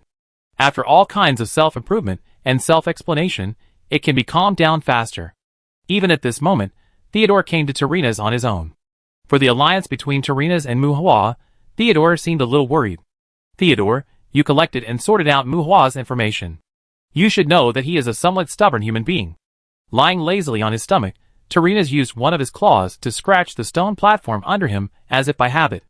The jade-like stone platform was scratched by the sharp dragon claws, and at the same time, it made a friction sound that would make humans uncomfortable. Stubborn? It should be bad, right? The sound made by Tyrrhenas' small movements made Theodore's teeth ache, but he knew that this was a habit of Tyrrhenas' divergent thinking. This also means that Tyrrhenas is in a more relaxed mood at the moment. People like Tyrrhenas actually have many minor problems on weekdays. He does have some bad behaviors, but didn't you notice? His bad behavior is often only used on people and things that have no clear relationship with him. He usually doesn't make a choice, and if he does, he generally doesn't like to betray it. Tyrrhenas chuckled without much meaning. Muhua's past actions were indeed not good, and his moral standards were not high. When he first appeared in the sight of the human high level, he used the ghosts in the city of Canes as a shield, and at the same time threw a hydra vine in the human world. For his own demands, he went to the Yukalu courtyard to cause trouble everywhere, not only killing people, but also kidnapping people. In order to cause trouble to the gods of other people's courtyards, he was also calculating. Including the adventurer forces in the Canes courtyard, he seemed to have planned to annex and suppress them since he was weak. In Theodore's opinion, these actions can basically be classified as bad. This is a guy who regards coercion as more important than negotiation. It has nothing to do with right or wrong, but it is definitely not very kind. Choice? You mean, as long as he confirms the alliance with us, he will not betray? Theodore did not quite understand Tyrrhenas' definition of stubbornness, and said uncertainly, Haha, the fickleness of human beings is even higher than that of demons. Why do you always hope to get eternity from others? Tyrrhenas laughed and teased. The word betrayal is not appropriate.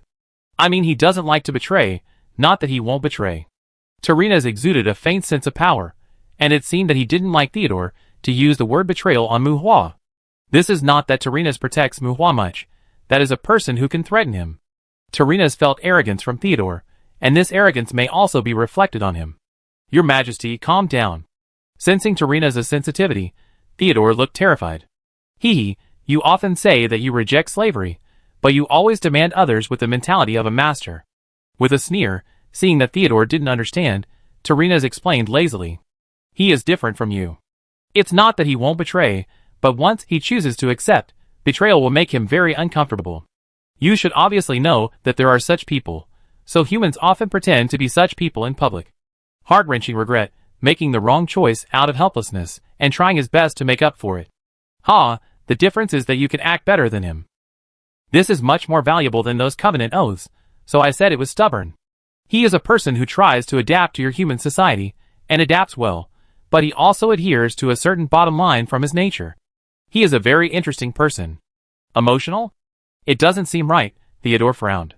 Judging from the information he collected, Muhua doesn't seem to be a person with too many emotions.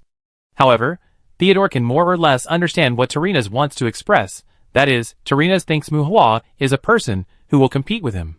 If he doesn't establish a friendship with you, he will have no bottom line in his actions. Once he accepts you, he will blame himself even if there is a reasonable reason to harm your interests. But the bottom line? Theodore doesn't quite understand.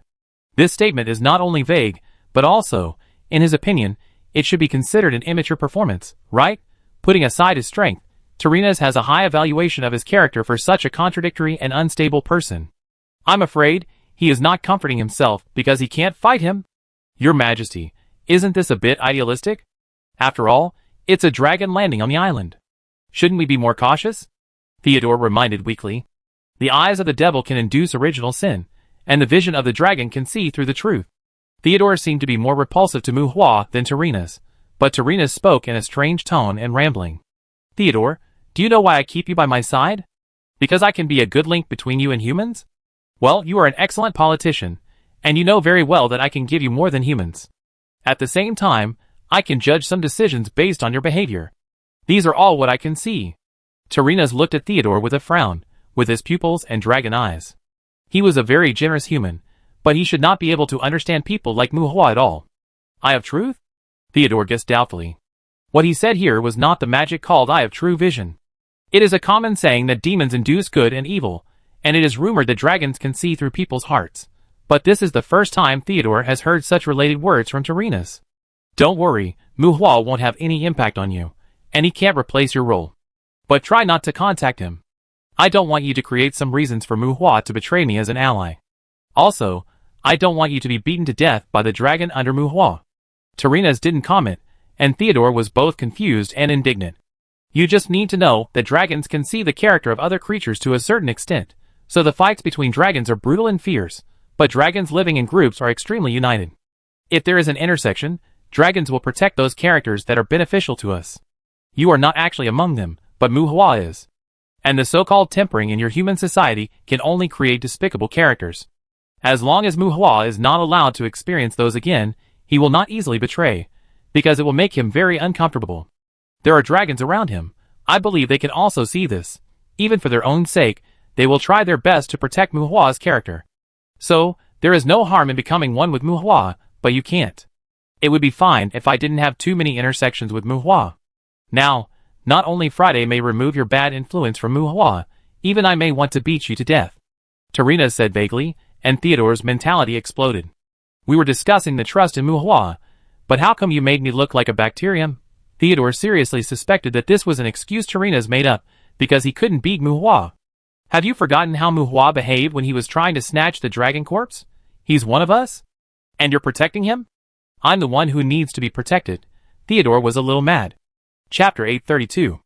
Mu Hua naturally didn't know Tyrrhenus' comments about him, but Friday did tell Mu Hua about the dragon's ability to see through people's hearts. It's just that all of them are based on feelings, which are illusory. Anyway, a dragon like Lancelot, which can almost be regarded as a dragon that evolved directly from a flying dragon, doesn't care much about that. Mu Hua just confirmed that as long as there is a family contract, his own dragon clan will not fight blindly even if they evolve into dragons. After that, he didn't care too much about the so-called dragon eye true vision. If it was in his early years, he might have cared more about it, but now, he doesn't need to look at people's faces. What about personality and morality?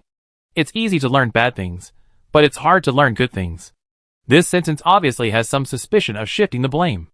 The main thing is that once you open your eyes, there is not a single good person in the world, and those bastards, all kinds of people are envious, jealous and hateful. You just say, where can you learn good things?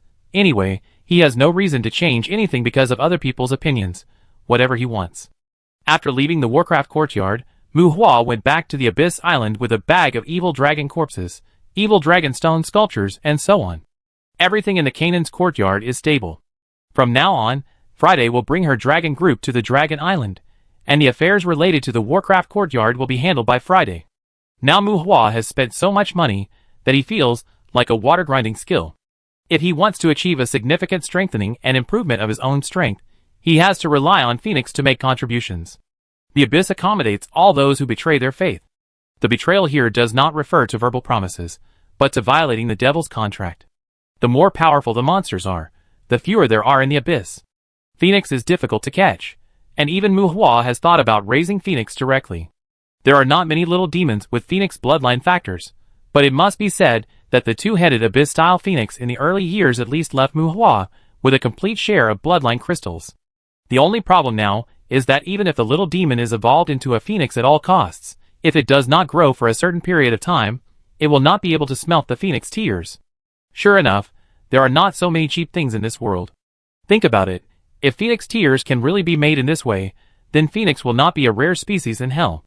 Bloodline crystals are not the patent of the burning source furnace. Alchemy can be used to refine them.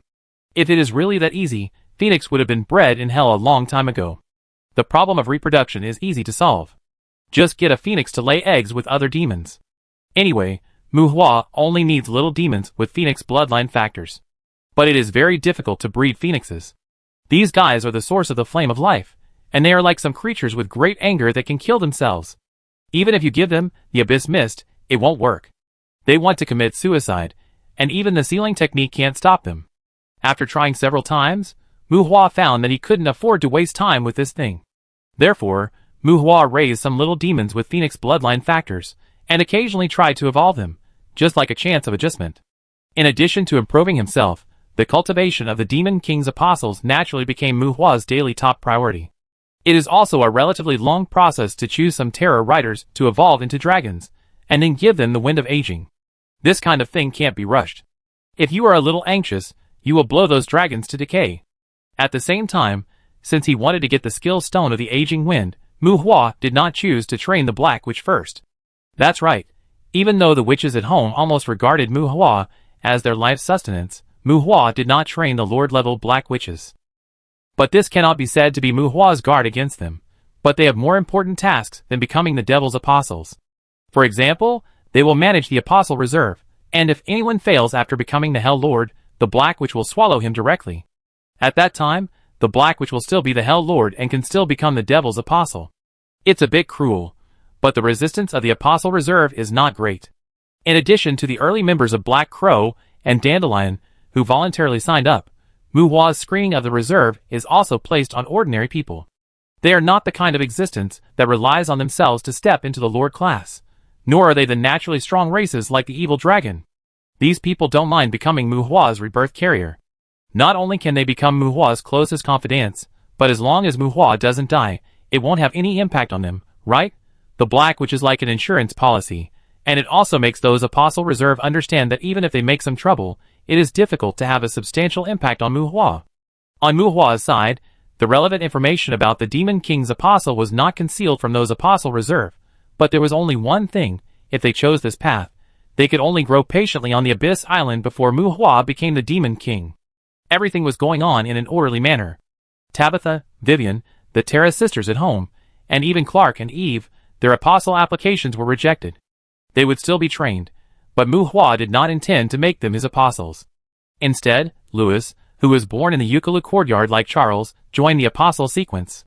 That guy has been helping Mu Hua do dirty work. He is a little crazy, but he has an almost fanatical belief in Mu Hua.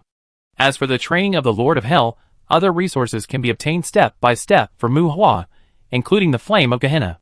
Only the Wind of Aging and the Power of Destruction are more difficult to deal with. After the Wind of Aging was solved, the acquisition of the Power of Destruction was put on the agenda again. Although there are countless courtyards in the human world, it is really difficult to gather enough destruction demons that descended from the main body. When Mu Hua was cultivating the Wind of Aging on the Abyss Island, Lilitu and her legion destroyed 5 courtyards, causing the countries in the human world to jointly protest against the second kingship, but only a dozen destruction demons were brought. Fortunately, Baru's demons are not as difficult to raise as Phoenix. Although it takes time for them to comprehend the power of destruction, they will not commit suicide at every turn. The birth of the Demon King may cause the fusion of hell and the human world. Mu Hua does not mind spending more time to raise some Baru's demons, and wait for them to suffocate the power of destruction. It is just right to take advantage of this period of time to strengthen his own members comprehensively. Survival ability and space transmission ability are indispensable. What if this world really blows up? Can his friends escape? Well, to this day, Mu Hua still has no concept of all mankind in his heart. Well, it is said that the fusion process between hell and the human world is inevitable. Anyway, the human world is powerless to resist. What if this world blows up, his friends escape, and they can become Adam and Eve, right? Mu Hua said that he has tried his best. For all mankind, he has tried his best. Time passed, and 100 years passed in a flash. The world is still the same world. The stories of settlers, adventurers, brave men, and the legends of kingship are still talked about by people. Muhua's forces have been silent for many years. In people's impression, apart from the Ghost City, the Canes region seems to be just a place where suspended stones are produced. One day more than 100 years later, the 12 sky cities suspended in the sky of Cane City quietly took off, like a military exercise, and a large number of Cane citizens urgently moved into the Sky City. Quietly, the Sky City continued to climb higher, and even broke away from the orbit of the planet until it rose into space. Chapter 833. Hey, Azazel, this is Muhua. Call back your Hell Expeditionary Force. I'm going to be promoted to Demon King. Hey, Ashadalin, I'm going to be promoted to Demon King. Do you want to find a place to hide? Tarinas, yeah, I'm going to be promoted. How about you go back to Hell first? Hey, Mephisto, I'm going to be promoted to Demon King. Help me notify Baal and the others. I'm not familiar with Baal. Where am I? Don't make a fuss. You must hide when you're promoted. Aren't you afraid of someone messing with you? Hey, Taurus. Hi, Abigail. In the deep space, looking at 3 bright planets, a sky city, so simple that it seems to be just a floating rock island. Leaving the other sky cities of Canes, Muhua, along with his family, was away from his relatives and children. He brought hundreds of Apostle Reserve, who had reached the level of Hell Lords, contacted several kings, and some ghosts and gods he was familiar with. No publicity, no advance notice. After 100 years of silence, to the outside world, Muhua was preparing to be promoted to the Devil King without any warning. And his path to the Devil King is likely to promote the fusion of Hell and the human world. Well, at this tense and serious moment, Muhua received a lot of curses on the phone. Although, most humans don't know the problem of Hell fusion at all. But, this is simply immoral, lacking great virtue. You should at least let everyone prepare first. As for Muhua, if possible, he doesn't want to have such a little surprise. But there are too many unknowns in this damn thing. And what kind of urine is the human high level? Who doesn't know? There are many problems in the promotion to Demon King, and Muhua does not want to cause trouble. Anyway, if a public announcement is made, it will inevitably be criticized, and it may even be suppressed by all human beings. It is best to keep it quiet. If this world really explodes, everyone will die without any pressure. If there is no problem in this world, the people don't know anyway, and whoever dares to talk nonsense in the upper echelons, kill him. I am the Demon King with more than 100 Hell Lords. After hanging up the phone, Muhua clenched his palms and crushed the communicator directly. Go! Fight! On the stone platform like an altar, demons were flying in the sky. On the platform, more than 100 lords knelt on one knee in front of Muhua. They may be crowned as kings. They may be the destroyers of the world. Anxiety, expectation, unrest, and fanaticism alternate in their eyes. This is the universe, but it is only the universe of the human world. Demon King and Hell are still too strange and unknown to them. Including Muhua, they were facing the unknown. Father. The tall woman stood beside Muhua. Mu-Ying, the former naughty child, had become a mature woman. Oh, you really don't want to inherit my inheritance with Mu-Chun and the others? Muhua chuckled. Mu-Ying rolled her eyes, and the uneasiness in her eyes faded a little. She hugged Mu-Ying gently and patted her back. Under the protection of the witch, Mu-Ying left Muhua. She was the only child who stayed with Muhua. If something went wrong here, Mu-Chun would become the ruler of the other 11 sky cities. Mu-Ying retreated, and Monday and Tuesday stayed by Muhua's side. In the end, it was still them. The 2 demons were not nervous, only excited. Let's get started, Muhua said loudly in front of the lords. Crown the king. Nearly 100 lords bowed in unison. Excluding the Black Witch, there were less than 100 Hell Lords in front of Muhua, but it was far more than the number required to be promoted to the Devil King. There were no sudden accidents. Invisibly, all the Hell Lords present activated the Devil Mark belonging to Muhua. The mark was granted, transferred, and generated, and the voice of serving the king was close to the ear, and it seemed to echo in the world. The magic power that came out of nothing, spread from Muhua and a group of Hell Lords, enough to be called the tide of magic power. The world was spread. In this tide, it seemed that a sigh echoed. Like helplessness, but also like expectation. Like hatred, but also like blessings. At the same time, countless courtyard entrances in the Federation lost their effectiveness for a while, and the magic array at the entrance of the courtyard turned into a dazzling light column, rushing straight into the sky. Planet, continent, outside the 3 main stars of the Federation, a life continent like stars suddenly appeared. Courtyard. Those were the courtyards whose entrances were originally engraved in various places. At this moment, although they looked like stars, they actually appeared in the world. Watching a hemispherical life star body, it just appeared upright near the sky city, mountains, gullies. Mu Hua could even see some huge creatures on it. Fuck. Mu Hua was surprised. The world didn't explode, but now, things seemed a bit serious. Fuck. The creatures in the original courtyards, the humans were surprised that the world seemed to have changed. And the monsters, where was the projection? Why did it become the real body? Fuck. In the Federation, countless humans looked at the light column that reached the sky, and the stars at the end of the light column outside the planet. Fuck. Very good, Mu Hua seems to have been promoted to Demon King.